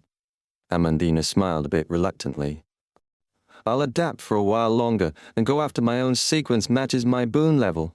After speaking, she muttered softly, I don't want to turn into an old man with a white beard. After sending Amandina off, Lumion, Jenna, and Anthony sat in the living room of apartment 702 at 9 Rue Aura's Eye, listening to Franca recounting the sentences, translated by Armored Shadow. What did they mean? Jenna felt like she somewhat understood but also didn't understand at all. Franca had to translate in her own words what? Pure yin does not last, pure yang does not grow. Kya. Mint. As Jenna listened, she gradually didn't know how to position her body and avoided moving her gaze. Lumion took a tactical sip of water, and Anthony's expression remained unchanged. I think these sentences are too ordinary, not worth such high regard. Franca concluded. Lumion pondered for a few seconds and slowly said, No, they might be very important. Chapter 856, The So-Called Way of Heaven. Franca looked at Lumion, asking expectantly, What do you mean? Lumion, now completely comfortable, glanced at Anthony and Jenna before focusing back on Franca's recliner. We all know that there are great existences occupying several adjacent pathways in this world, like Mr. Fool and the Celestial Worthy at the top of the Apprentice, Seer, and Marauder pathways. Then there's the Great Mother, who is at the top of the Moon, Earth, and Villain pathways. So, if the phrase, to approach the way of heaven, indeed means adjusting oneself to get closer to the bestower and actively seeking boons, then in this context, what does the way of heaven represent? Top of which pathways? Franca pondered for a moment before replying, From our current understanding of the 22 pathways, the Hunter pathway definitely represents Yang, while the Demoness pathway might represent Yin. It could also be the Earth or Moon pathway. Considering the symbol of Yang, Yin here likely refers to the Demoness pathway. Franca only knew that the Hunter pathway could transform a woman into a man. She was unsure if the Earth or Moon pathways could turn a man into a woman, classifying them as yin based on their association with nurturing, reproduction, and growth. So, in these sentences, the way of heaven refers to the top of the Hunter and Demoness pathways, Jenna asked, following Lumion and Franca's train of thought. Probably, Franca nodded emphatically. The knowledge in Mr. Starr's document might explain how to correctly understand the contradiction, opposition, transformation, and unity of yin and yang. Then, through one's behavior and necessary external help, harmonize yin and yang to the greatest extent to approach the corresponding way of heaven, that is, the great existences at the top of the Demoness and Hunter pathways, and obtain boons. Lumion chuckled. Having reached this point in the analysis, what comes to mind? Jenna was momentarily stunned and blurted out, The joining of the Blood Emperor and the Primordial Demoness? Barely keeping up with my thoughts, Lumion half praised, half mocked. We've always wondered why the Blood Emperor and the Primordial Demoness would cooperate. As true gods of adjacent pathways shouldn't they be mortal enemies? Madam Magician told me that choosing a pathway determines your enemies and friends. Aren't you two from adjacent pathways and still not enemies? Haven't you shared a bed? Franca glanced at Lumion and Jenna, feeling a slight twinge of jealousy as she lampooned. During such moments she often felt that her affliction potion had digested a bit. Of course she knew that this enmity mainly applied to the higher levels. Lumion continued. The seal on the convergence effect from Mr. Dawn might just be a technical detail on how it's done, not the cause or purpose. The goal of the Blood Emperor and the Primordial Demoness is to join the body with the way of heaven.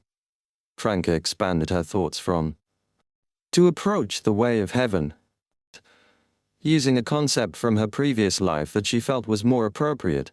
Lumion, Jenna, and Anthony looked at Franca, more or less confused. What does merging the body with the way of heaven mean? Sensing her companion's confusion, Franca scratched her ponytail and tried to explain.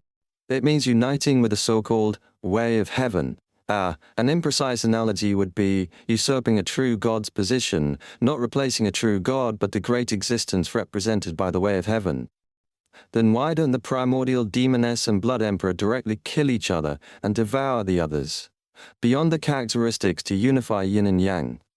Anthony questioned. There's no need for them to consummate to give birth to 2 children. Franca thought for a few seconds. Maybe they need to harmonize before unifying? At least that's what the sentences suggest. In other words, the Blood Emperor and Primordial Demoness had to combine first, adjust their state, get close to the way of heaven, and then enter the unification stage. So, they had to temporarily cooperate while preparing to betray each other once they achieved their goals. What do they call this? The first sword upon reaching the shore cuts down those around you. Lumion and the others were used to Franca's sudden nonsensical remarks, and patiently waited for her to continue. Franca suddenly laughed. It's also possible that the Blood Emperor and Primordial Demoness came across similar knowledge, but, due to a lack of proper training and understanding, they naively thought combining yin and yang meant the Hunter and Demoness pathways had to be physically united. This resulted in them producing some children. What do they call this? This is what happens when cultures don't communicate well. It's not exactly wrong, just somewhat narrow-minded, overlooking other possible approaches. As Jenna started to feel uneasy, relating to her own experience, Lumion sarcastically remarked, I've always said that redheads and thickheads need to read more and study hard. As soon as Lumion finished speaking, Franca and Jenna glared at him furiously. I don't think it's a misunderstanding. Even if the Blood Emperor, being half mad, didn't fully grasp the meaning of unifying yin and yang, he had top-tier cryptologists around him. Anthony expressed a different view, referring to Ammon, the Grand Duke of the Tudor Empire, and Angel of the Marauder Pathway. Lumion mused aloud, Did you forget that one of Ammon's titles is the God of Mischief? Maybe you wanted to see such a development. Do you resonate with Ammon's mindset because you're a trickster too? Franca muttered softly. Jenna nodded. So the special mirror world is a byproduct of the Blood Emperor and Primordial Demoness's attempt to unify yin and yang to approach the way of heaven. Or a necessary creation for occupying the way of heaven, similar to high-sequence advancement rituals. We can't draw conclusions yet, but the direction seems right. Franca took out a dark red fountain pen from her traveler's bag and wrote the translated sentences under different headings on her thigh. She thoughtfully interpreted individual characters based on sentence structure, text, shape, and reasonable assumptions. Finally, she organized their discussion into a report, appended it to the document, and sent it to the Major Arcana cardholder as a reference instead of a conclusion. Phew! Having completed this task, Franca breathed a sigh of relief. The gains from summoning Armored Shadow this time were greater than I expected. Now we can confirm that Resurrection Island is Penglai Divine Mountain, and Harrison is the corpse that drifted from Penglai. Franca was somewhat disappointed that there was still no definitive evidence, proving that Underworld Taoist and Harrison's world was the same as the one. They had transmigrated from similar language, culture, and appearance were not sufficient premises for inference. She planned to ask Armored Shadow directly next time if it had heard of the celestial worthy of heaven and earth for blessings, the culprit behind their transmigration. Anthony, who knew little about Armored Shadow, Penglai, and the so-called river, was confused but understood the importance of Resurrection Island and Harrison, which the Major Arcana cardholders were also interested in. Harrison died and was resurrected? As expected from someone from Resurrection Island, why did Resurrection Island disappear from Underworld Taoist's world? Based on Harrison's words to the demon Warlock, people from Resurrection Island have been active in our world for a long time. Did Resurrection Island disappear from its original world because it transmigrated here? Can it now communicate with its original world? Jenna finally understood Franca's shock at seeing the corresponding illusion after asking the second question. She suddenly froze, feeling she shouldn't analyze in this direction. Franca's eyes lit up. It's possible! She then left the armchair, paced back and forth, and said angrily, Damn, why didn't we lure Harrison out this time? Although she realized that the visitor from Resurrection Island might be more dangerous than expected, they had Madam Magician overseeing their visit to the Samaritan Women's Spring this time. Our main task now is to find Harrison, or the mirror person, Palia. Lumion stood up and spoke with the demeanor of a team leader. Mirror person Palia was the mineralogist, Jasmine. Before Franca and the others could respond, he added, I also need to start gathering supplementary ingredients for the Iron-Blooded Knight. We can also gather ingredients for the Demoness of Despair. With no clear leads to track for now, we have plenty of free time, Franca agreed.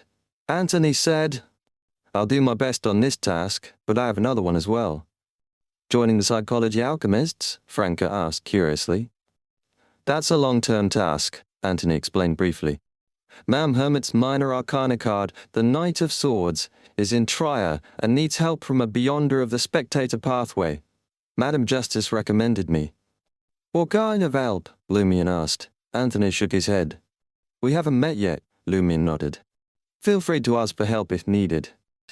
In a wooden house on the southern continent, the star leaned back in his chair, staring blankly at the paper and pen on the table. Suddenly, a brilliant starry light appeared before him, forming a dazzling door.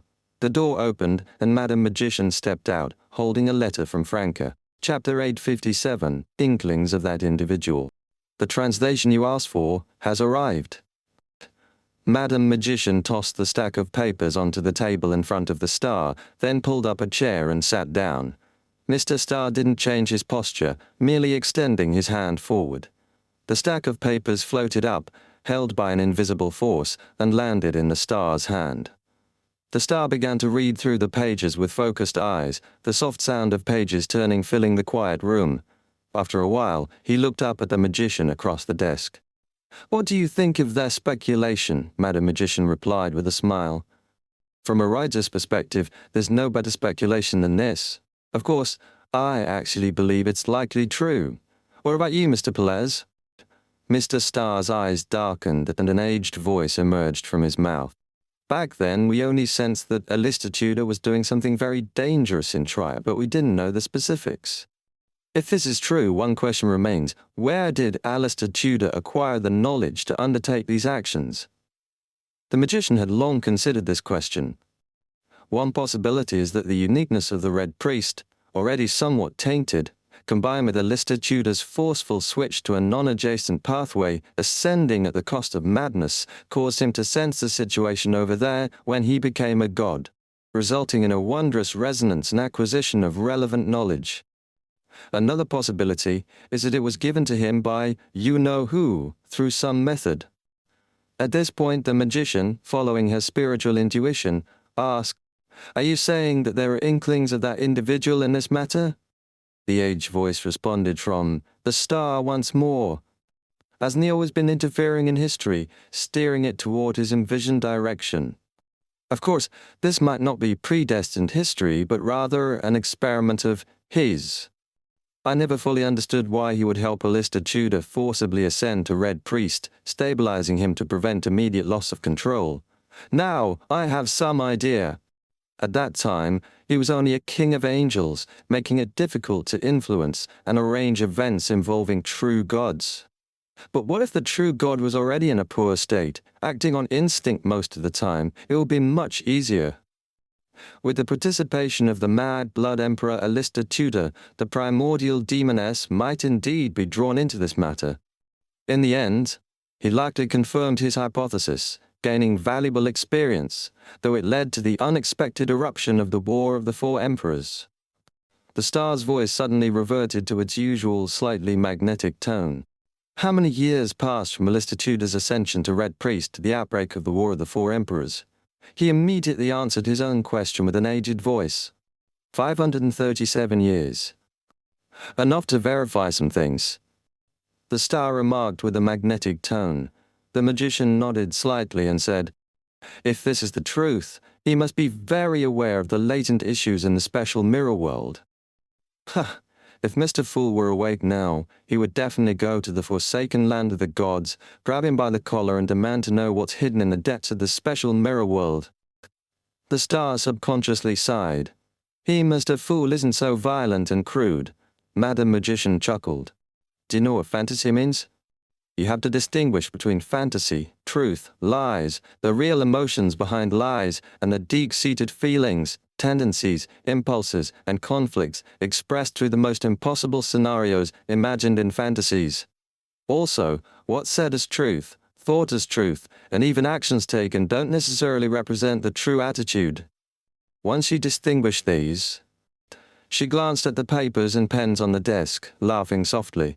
You'll have a preliminary grasp of the art of poetry. Mr. Starr was silent for a few seconds. The knowledge gained this time pertains to the hunter and demoness pathways, also arranged by him. I think it's more likely done by the celestial master, the magician pondered.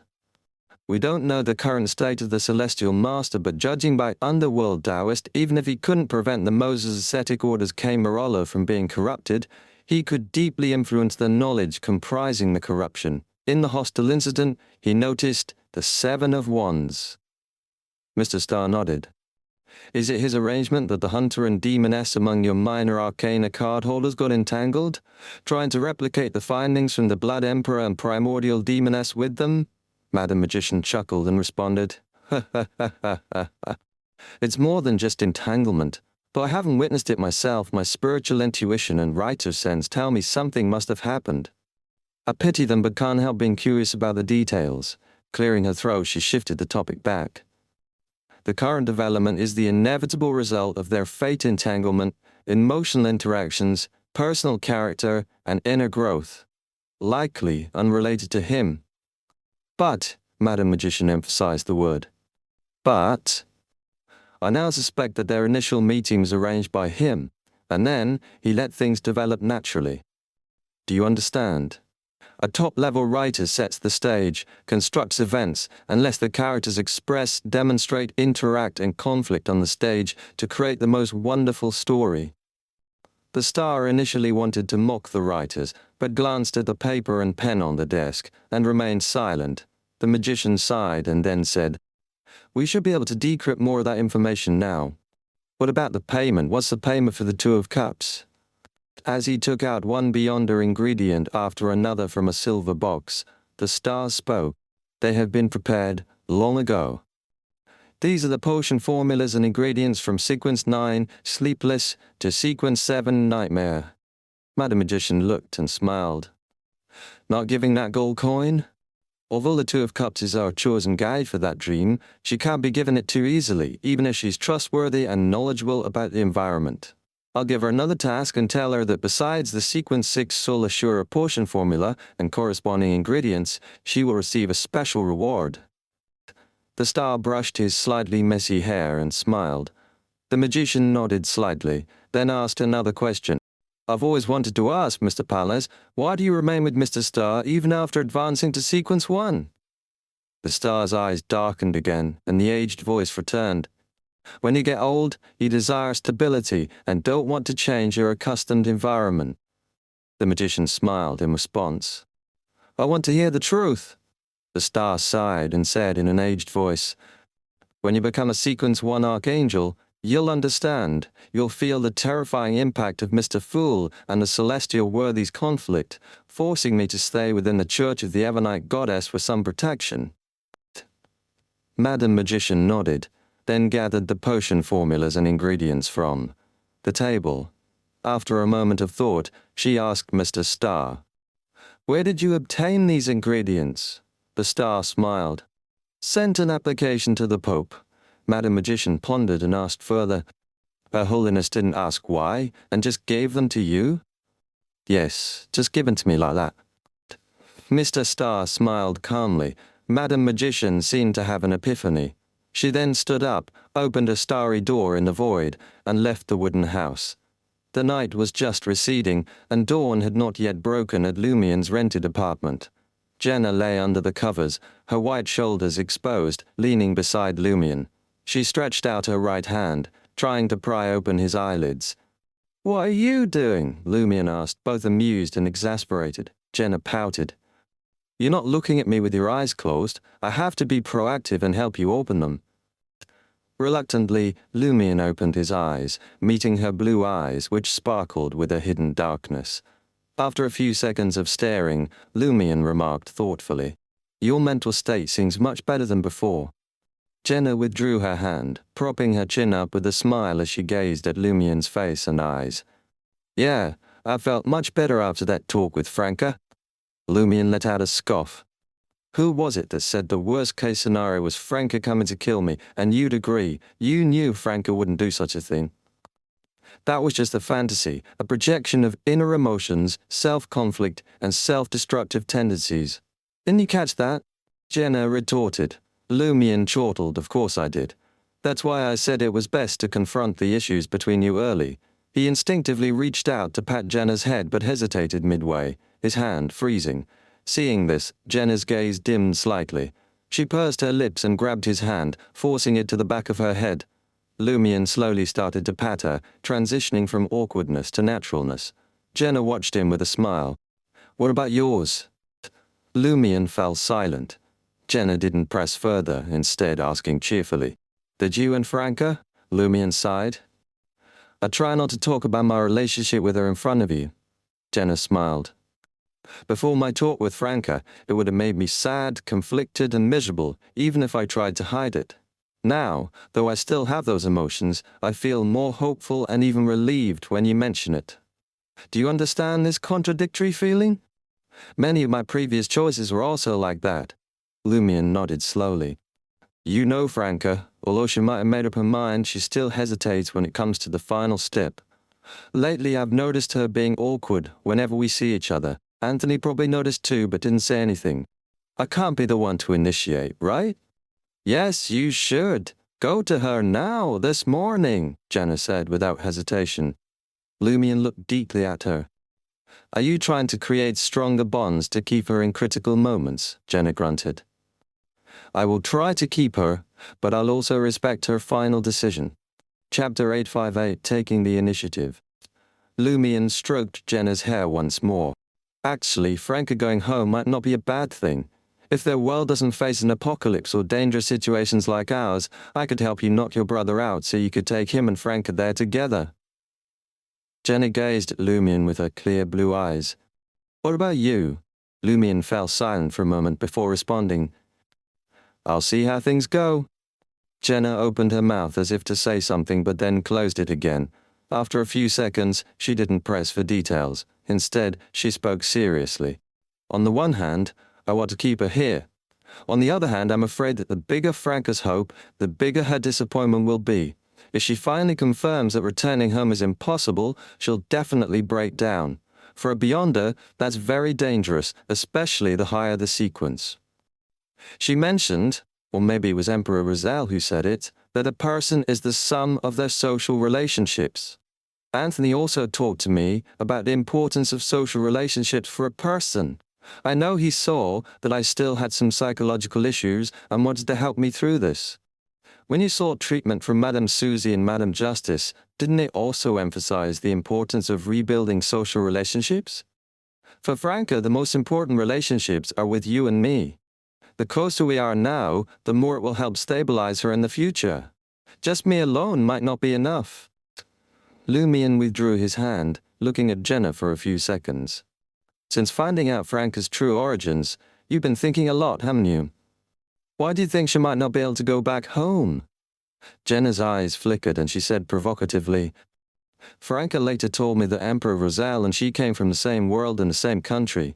I was thinking the Emperor was at least an angel, maybe even close to becoming a true god, and he couldn't go back. Don't you think that means it's either hopeless or impossible? Lumien sighed with a smile. But Franca and the others believe that either the Emperor didn't have time to find a way back before something unexpected happened, or he faked his death and already transmigrated back. Jenna shook her head. It's definitely not the latter. If it were, the Emperor would have destroyed parts of his diary before crossing back. You're quite sharp, Lumien remarked thoughtfully. From the Emperor's diary that Franca shared, it's clear he encountered something terrifying in his later years. But what confuses me is that during that period, he never seemed to consider going back. Also, he valued his eldest daughter highly, and Queen Mystic Bernadette is still active in our world. These are the reasons I think Franca's hopes are slim. They probably have similar thoughts, but just don't want to believe it. Lumien's voice suddenly grew somber. People need hope to live, Jenna chuckled, tracing circles on Lumien's bare chest. You do it much better too, being able to say something like that. Before Lumien could respond, she lifted her head and looked at him. Go see Franca this morning, okay? Is there something I can do alone? Lumien smiled. If she doesn't want to, I can't force her, can I? Jenna couldn't help but laugh. She's inclined to agree deep down. She's just feeling a bit awkward after the initial emotions have calmed, especially since she has to face you, her friend's brother who knows her true state. You know, Franca, Lumien teased. When she's impulsive, she'll try anything, but when she calms down, she might turn into an ostrich. Take the initiative. Maybe she's just waiting for you to make the first move. Jenna suggested, feeling a mix of jealousy and anticipation. Lumien spread his hands. How do I take the initiative? I've never been the one to make the first move in such matters. I can't just go up to Franca and say, I'm here to fulfill our agreement, right? Jenna's eyes sparkled as she thought for a moment. Show your guilt in front of her, help her out as much as you can, and then ask if she needs a massage for her head, shoulders, and back. If she doesn't object and there's physical contact, you can gradually, Jenna trailed off, quickly concluding. Got it? You seem quite experienced, Lumien said, amused. Jenna reminisced. When I was a showy diva, I saw some things. Also, the dancers under Franca like to read novels about love and interactions between men and women. A single book could be passed around by dozens to hundreds of people. Thanks to Emperor Rosal and some remaining compulsory education, some of them could understand simple stories, and those who couldn't would listen to others. It was one of the few bright spots in their lives. I read a few as well, and learned how those playboys and dandyists behaved. Lumien laughed, moving closer to Jenna and placing his hands on her smooth, bare shoulders. Like this? Yes, Jenna rolled her eyes. Now you think of giving me a massage. I'm nearly falling apart because of you. You start reluctantly and then... As Jenna teased him, her words caught in her throat. Lumien leaned in with a teasing smile. It's 6 a.m, they never leave. Jenna swiftly pulled the covers over herself and nimbly jumped out of bed like a deer. Wrapped in the blanket, she looked at Lumien and laughed softly. Go find Franca now, and use your conspira skills. Before Lumien could respond, Jenna grabbed her traveler's bag and disappeared into the shadows of the room. Lumien stood still for a moment, sighing. Couldn't you at least leave the blanket? After a while, the blanket was thrown from the shadows, landing on Lumien. Lumien shook his head with a smile, mimicking Franca's voice in his mind. Ascetic, activate. Inside apartment 702 at 9 Rue Orazai, Franca opened the door and saw Lumien. She instantly felt uncomfortable and wished she could slam the door in his face. As she turned to walk to the armchair, she asked, Jenna didn't come with you? She went back to rest, Lumien said thoughtfully. Franca suddenly understood, her expression turning complicated. She stood by the armchair, momentarily forgetting to sit down. Lumien glanced at her and asked intentionally, Did you digest more of your affliction potion? Damn it. Franca gritted her teeth, conjuring several crystalline ice spikes and hurling them at Lumien. Lumien dodged easily and moved to the sofa area, looking back at the fuming Franca. See, now we can forget the awkwardness and talk properly. But Franca's reaction was a bit too strong. We need to make that agreement a reality soon, or she might get tangled up again. Lumien put on a placating smile and said to Franca, It's a habitual taunt. You know how hunters are. Franca snorted and sat in the recliner. Today, she wore a fitted white shirt with ruffled cuffs and a lace flower at the neck, paired with cream-colored trousers and her usual fluffy slippers. Following Miss Celia Bellow's guidance, Lumien feigned guilt and asked, How's your affliction potion digestion going? Franca puffed up her cheeks. About a third. You've got the self-inflicted pain down, but you're still lacking in causing pain to others. Lumien said cautiously. Then he proactively poured her a glass of water and asked with a smile, Want a shoulder and leg massage? You must be tired after running around for clues on Harrison these days. Massage? Franca was stunned, then wary, eyeing Lumien suspiciously. After a few moments, she took the glass of water and drank. No need. A great theorist of male-female interaction, master of theory Miss Celia Bellow, your method doesn't work. I have to rely on my own improvisation as a conspirer. Lumion quickly sat down on the single sofa. He opened his mouth as if to say something, then closed it, taking out the black tear headpiece from his traveler's bag. Franca realized Lumion was checking if the Demoness of Black was observing through the mirror. Well, perfect timing. Franca was about to mention the potion formula and ingredients for Amandina when she saw Lumion quickly put away the black tear and give her a look. With "The Demoness of Black is watching," Franca swallowed her words. The next second she saw Lumion get up, walk over to her, and squeeze into the armchair with a smile. "Hey, hey, hey!" Franca was stunned. Her first reaction was to teach this space invader a lesson, but then she realized Lumion's purpose. In the Demoness of Black's eyes, we're lovers. If we don't show any intimacy, it'll be suspicious. Okay, let's put on a show. Franca felt Lumion's arm wrap around her waist. Her body stiffened before she forced herself to relax. Then, Lumion turned her around, and she found herself looking into his deep blue eyes and chiseled face. "I'm here to fulfill my promise," Lumion said, giving her another look. He chuckled softly and slowly lowered his head. Franca's eyes widened. "Hey, are you doing it for real?" She instinctively wanted to break free but remembered the Demoness of Black was watching and Lumion's hint to cooperate. "You little brat, are you taking advantage of me?" Franca thought angrily. Then she remembered the previous agreement and sighed inwardly. Fine, it was bound to happen anyway. Her long eyelashes fluttered, and her eyes slowly closed as her body softened. Then she felt Lumion's lips, warm and firm, breaking through her defenses. In a daze, Franca thought, No, the Demoness of Black is still watching. How shameful. Almost simultaneously, she heard Lumion's husky voice in her ear. "Let's go to the bedroom." "You're quite considerate. Once we're in the bedroom, covered by the blanket, the Demoness of Black can't see. It'll also solidify our relationship." Franca vaguely nodded, feeling herself lifted into the air, in the warm and intimate bedroom. With a lingering blush on her cheeks, Franca turned to Lumion and said, "I just remembered something I need to tell you." She asked with her eyes if the Demoness of Black was still watching. Lumion chuckled. "The Demoness of Black left a while ago." Franca was stunned for a moment, her foggy mind realizing something was off. "You didn't check, how do you know?" Lumion looked sincere. "The Demoness of Black didn't come today." Franca was speechless. She quickly understood, and in a fit of embarrassment and anger, she pounced on Lumion, hitting him. "You tricked me, you tricked me. You can't use something like this to deceive teammates, understand?" "I understand. I understand. This makes it hard for me to trust your hints in the future. What if next time I think you're lying, but the Demoness of Black really shows up?" "I'm sorry. Alright, I'll trust you one more time, but don't let it happen again, don't let it happen again." Chapter 859, Ingenious Plan. After Franca vented her anger and lay back down, Lumion finally asked, "What were you saying earlier?" Franca glanced at the curtained bedroom window, making it clear, "Check if the Demoness of Black is watching."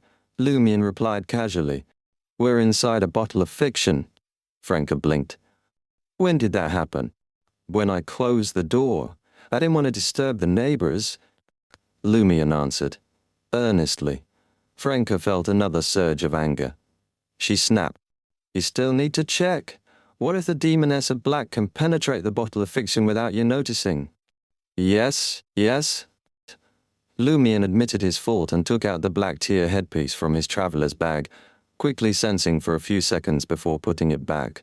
Franca finally relaxed and nodded in satisfaction. "The thing is, Mr. Starr gave me another task," he said. "In addition to the affliction potion formula and the materials, there will be a special reward." "What task?" Lumion asked cooperatively. Franca looked puzzled and said, "To get some water from the Samaritan woman's spring." Lumion's first reaction was to consider the purpose of the task, but he quickly remembered that Franca had said Mr. Starr was likely a high-ranking red glove from the Church of Evernight and the underworld Taoist who could grant others beyonder powers from the darkness pathway.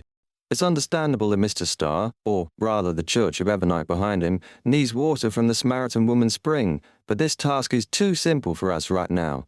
And yet he wants to give you a special reward. Doesn't that seem a bit strange? Lumion pondered aloud. Franca thought for a moment and spoke. I agree. It feels like he designed this task just to give me the special reward. It doesn't make sense. We've only met once. Compared to other demonesses in the demoness sect, one of Franca's greatest strengths was not assuming that every man she met would be infatuated with her or want to please her.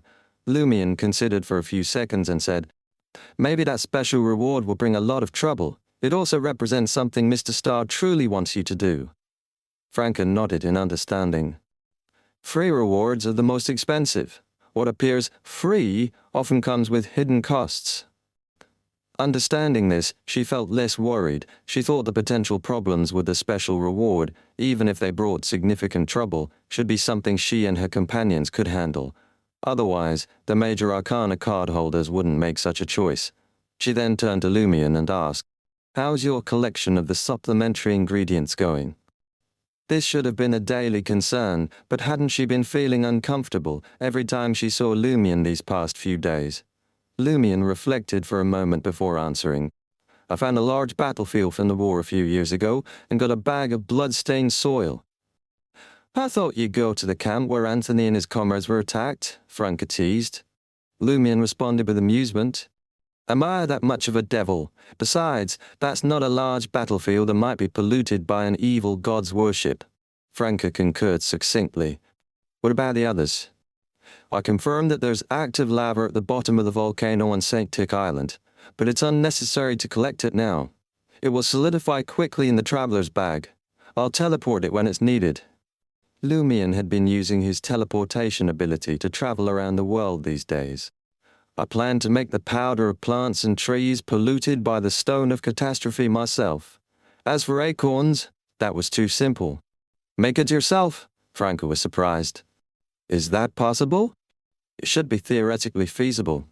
Certain parts of a beyond a creature can replace such supplementary ingredients, and I have the Sword of Courage. I can place it and its companions on a pile of plants and trees, monitoring and replacing consumables. In about a few days, I should be able to create polluted plants and trees. Of course, this pollution will be more complex and severe than simple stone of catastrophe pollution. I'll consult Madam Magician in advance to see if the amount should be reduced. Indeed, Franca's eyes brightened, then dimmed slightly. With the plague mother serpent bile and silver hunter's fragments for the supplementary ingredients of the demoness of despair can't be made by the black tear. No rush. Jenna hasn't fully digested the pleasure potion yet. It will take a few more days or even a week or two to become a demoness of affliction. Lumion thought and said, I've collected the blood of 7 different plague victims. Although there was no widespread plague at the moment, many places on the northern and southern continents had sporadic outbreaks. They were either quickly contained or limited to small, isolated areas without spreading. With the magic mirror divination of the 2 demonesses, Lumion pinpointed 8 or 9 similar locations, then teleported there with Lugano. If the authorities had already noticed the outbreak and were working to control it, he would leave after collecting the blood of the plague victims. If the plague was still quietly spreading, he would attempt to heal it with Lugano's help. If it couldn't be solved, he would find a way to inform the authorities. After these few days of hard work, Lumion had basically achieved his goals. Franca breathed a sigh of relief, stating, Remember to use the black tear to deliver the potion formula and all the materials Mr. Starr gave to Amandina. Sigh. When will I completely digest the affliction potion? Although her current digestion progress could be considered very fast, she still felt it wasn't enough. The person next to her was just one step away from the final domestication step, ready to hold the ceremony and become a Sequence 4 demigod. Lumion turned his head to Franca and laughed. I just told you, you're still lacking in the part about causing others pain, and the target should be of high sequence, otherwise it has to be replaced with numbers. Franca didn't link it to her own pain this time, and started thinking seriously. Causing others pain, high sequence. Causing others pain, high sequence. Muttering to herself, Franca suddenly turned her head. her eyes shining brightly at Lumion. Lumion's smile faded as he raised an eyebrow and asked, "Do you have a bold idea?" Franca chuckled. "You have a false angel rank. If I can make you feel pain, wouldn't the digestion speed be incredibly fast? But it has to be real pain." Lumion didn't dismiss Franca's suggestion outright. "For example, castration?" Franca glanced at the blanket with a growing smile. Lumion fell silent for a moment before responding. "We can try." "Wait, you're actually agreeing?" Franca was startled. She had only been joking with the suggestion of castration. "If it can really help you quickly digest the affliction potion." Lumion shrugged. "It can grow back anyway." "Forget it, that's too painful. It would leave you with serious psychological trauma and issues." Franca said, ruffling her tousled hair. Suddenly, her eyes lit up. "I have a better plan, an ingenious plan." Lumion felt uneasy, sensing that Franca's new plan might be even harder to endure than castration. Franca's smile turned wicked. "I thought of that Julie from the castration, and her digestion method. She would seize the moment when the target was about to reach ultimate satisfaction, then cut it off, plunging them from extreme pleasure into extreme pain. I could be gentler, not cutting it off but preventing you from reaching ultimate satisfaction. Let you yearn and suffer without fulfillment, which is also a kind of intense pain." Lumion raised an eyebrow, unable to speak. Franca's smile grew more sinister, having found a prank to pull. "For this, I need to bind you with the demoness's spider silk, prepare more tools, and to enhance the stimulation, you need to use your ascetic abilities to refrain from burning the silk. Although it won't compare to Julie's method, your false angel rank should help me digest it quickly." Saying this, Franca clicked her tongue. "I never thought I'd do something like this, and be the one doing the tormenting." In the past, Lumion might have lacked a concrete concept of this pain, but after experiencing the two demonesses, he could now imagine how unbearable that torment would be. "This is the hell of pain," Lumion couldn't help but sigh. "That's the demoness, bringing pleasure and pain," Franca said with a smile. Lumion jumped out of bed and picked up his clothes. "Eh?" Franca looked puzzled. Lumion responded in a deep voice.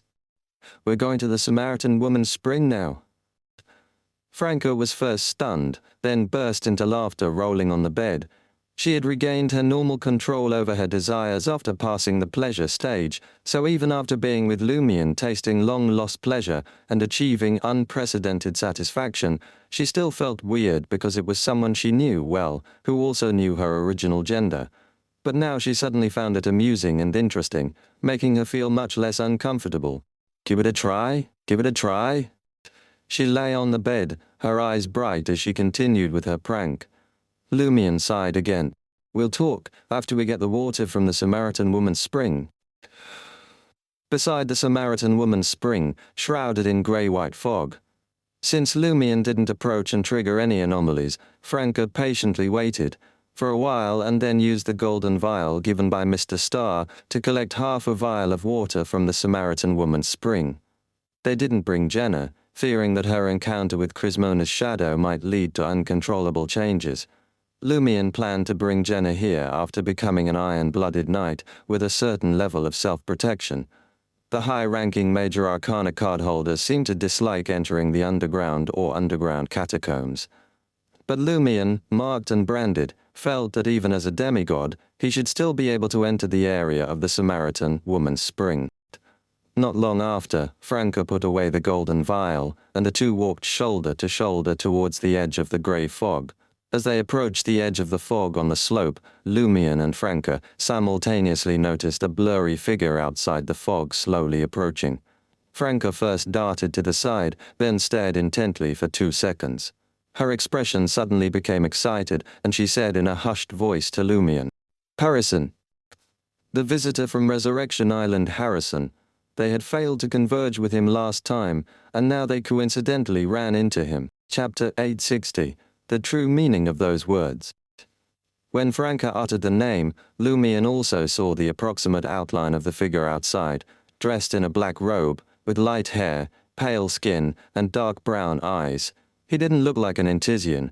Although Lumion had never seen Harrison in person, he had seen the image Franca had depicted using dream divination and a corresponding ritual, so it wasn't hard to identify the person outside the grey fog. Seeing Franca's excitement, Lumion raised his right hand and gestured downward, signaling his companion to control her emotions. Franca, an experienced beyonder in combat, quickly composed herself and nodded at Lumion. She understood Lumion's intention not to act rashly, but to observe and see what Harrison intended to do. By understanding his actions, they could determine his sequence, ability, characteristics, and primary intentions. This way, whatever response they made afterward would be more composed. Franca shrank further to the side of the slope, using the grey fog as cover, and observed Harrison, who was holding a white candle. Meanwhile, she couldn't help but muse, the law of beyonder characteristics. Convergence really works. We gave up too soon after just one try. It was our fault for not respecting science. No mysticism. If we had tried a few more times, wouldn't he have come? Franca felt at ease knowing that only beyonders like Lumion, marked by Mr. Fool, could enter the area around the Samaritan woman's spring, while others could only see a grey-white fog and found it difficult to pass through. She had tried earlier and found she couldn't penetrate the fog on her own, prompting Lumion to mock her, saying, "Even Madame Haler couldn't do it. Where did you get the confidence that you could?" This only strengthened her resolve to have Lumion help her digest the affliction potion. Lumion stood beside Franca, observing every move of the figure outside while recalling his encounters with beyonders of the death, darkness, and warrior pathways, hoping to quickly formulate the most effective strategy against Harrison based on their combat characteristics and abilities. Holding the white candle, Harrison took a few steps outside the grey fog, glanced around, and then continued forward. He walked into the grey fog as if passing through a curtain of water. He can pass through the grey fog barrier? How? Franca's sky-blue eyes widened in shock, disbelief, and reluctance. Lumion was equally surprised. But he hadn't ruled out the possibility that Harrison could break through the fog barrier and enter the area around the Samaritan woman's spring. He just hadn't expected it to be so easy for him. Based on Harrison's constant search for scenes closely related to death, darkness, and dusk, and his drifting as a corpse on the river Styx in Underworld Taoist and Company's world, Lumion reasonably suspected that he might have a way or an item to penetrate the fog barrier. Lumion had expected to see Harrison perform a strange ritual or take out an item with an otherworldly style. Instead, like himself, Harrison had simply walked into the area around the Samaritan woman's spring, covered by grey fog. Seeing that the fog no longer served as a barrier, leaving only the fog to interfere with their vision, Lumion made a decisive move and extinguished the white candle in his hand. As he expected, the surrounding darkness silently surged in, activating the underworld Taoist's mark on his right palm without corroding his body. He had kept the candle lit to maintain this state, partly because it couldn't last long, in the current situation without risking turning into a catacombs administrator, and partly to mislead any potential enemies, setting a trap. As Lumion extinguished the candle, Franca quickly took action. Unable to borrow the black tear from Lumion, she directly took out an ice amulet and a mirror from her traveler's bag. With a flash of crystalline cold light, Franca, illuminated by the candle's yellowish flame, entered the mirror in her hand. As her figure disappeared, the unheld mirror fell to the ground, only to be accurately caught by Lumion. Holding the mirror, Lumion immediately activated the contract mark, transforming into a shadow creature and blending completely into the darkness enveloped by the grey fog. Before Harrison could get closer, they had completed their concealment. In the void behind the mirror, Franca, holding the burning white candle, quickly surveyed her surroundings. She found that the area was filled with the same grey-white fog as outside, permeating every corner. The illusory dark tunnels like spiderwebs were excluded by the fog, appearing blurry and hard to see. Sure enough, Franca wasn't surprised by this situation. Lumion had already told her that this area was isolated from the spirit world, making spirit world traversal unusable here. With even the spirit world being isolated, the mirror world would certainly be no exception. Because the mirror had been brought into the fog-covered area, Franca could enter the mirrored region to hide, but couldn't traverse to any mirror outside the underground catacombs. This was the principle that allowed the traveler's bag to continue being used. Franca couldn't even reach the mirrors on Lumien's person, let alone those outside, the catacombs. Of course, Franca hadn't intended to use the mirror world for anything other than hiding, preventing the yellowish glow of the white candle from being seen by Harrison. During their previous ambush on Harrison, she hadn't done this because the area she could monitor through the mirror was too small, and all senses, including vision, would be severely weakened. Franca approached the glass mirror and found that Lumien had thoughtfully turned it towards Harrison, allowing her to see their target. Seeing Harrison, illuminated by the yellowish glow of the white candle, slowly moving down the slope, Franca grew even more puzzled. How did he get through the fog barrier? Could he also bear Mr. Fool's mark? But Madame Judgment and the other major arcana cardholders didn't know. He hadn't used an item or performed a ritual earlier, relying on his own ability. But whether it was the Apprentice Pathway's mastery of seals or the Marauder Pathway's exploitation of loopholes, they are all within Mr. Fool's domain. It doesn't make sense to bypass the fog barrier, Mr. Fool's mark. At this thought, Franca's heart skipped a beat and a title flashed in her mind. The Celestial Worthy of Heaven and Earth for Blessings. Harrison bears the mark of the Celestial Worthy, allowing him to penetrate the fog barrier. Franca made this startling and shocking guess. She found it quite reasonable. Based on the current information, it seemed that the Celestial Worthy was the culprit behind their transmigration into this world, and Resurrection Island was Mount Penglai, a node where the two worlds intersected, or a transmigration point. If this was true, it was natural for Harrison from Resurrection Island or Mount Penglai to have a close relationship with the Celestial Worthy. They had been misled by Harrison's pursuit of death, darkness, and dusk-related scenes and his mastery of the depths of death, overlooking this point. Perhaps, as Jenna had speculated, Harrison's deep research into death didn't necessarily mean he was a beyonder of that pathway. This could better explain why they couldn't converge with him last time. Why had they coincidentally encountered him this time? As a shadow creature, Lumien also thought of the Celestial Worthy, the great being competing with Mr. Fool for the apex powers of the Seer, Apprentice, and Marauder pathways. He watched Harrison's slow advance and thought of more things. Previously, Harrison seemingly met the mirror person, Jasmine, leading us to speculate that he was also involved in Project Vortex. Now it's almost certain. Madam Magician mentioned encountering the Celestial Worthy's followers while dealing with Overseer Pearly, who was one of the initiators of Project Vortex. This background can explain why an outsider like Harrison can frequently appear in underground Trier without being found by the purifiers. Lumien didn't rush to act. He was unsure of Harrison's level and wanted to see what Harrison intended to do by repeatedly coming to the Samaritan woman's spring. This might reveal a lot of important information. As he followed Harrison's movements, Lumien suddenly understood why the underworld Taoist had warned Amandina to beware of Penglai. He had previously thought that the reappearance of Mount Penglai and the bodies floating on the river had alerted the underworld Taoist. But given his dire state, closer to a wraith, he couldn't discern Amandina's exact location and situation, so he had instinctively issued a warning.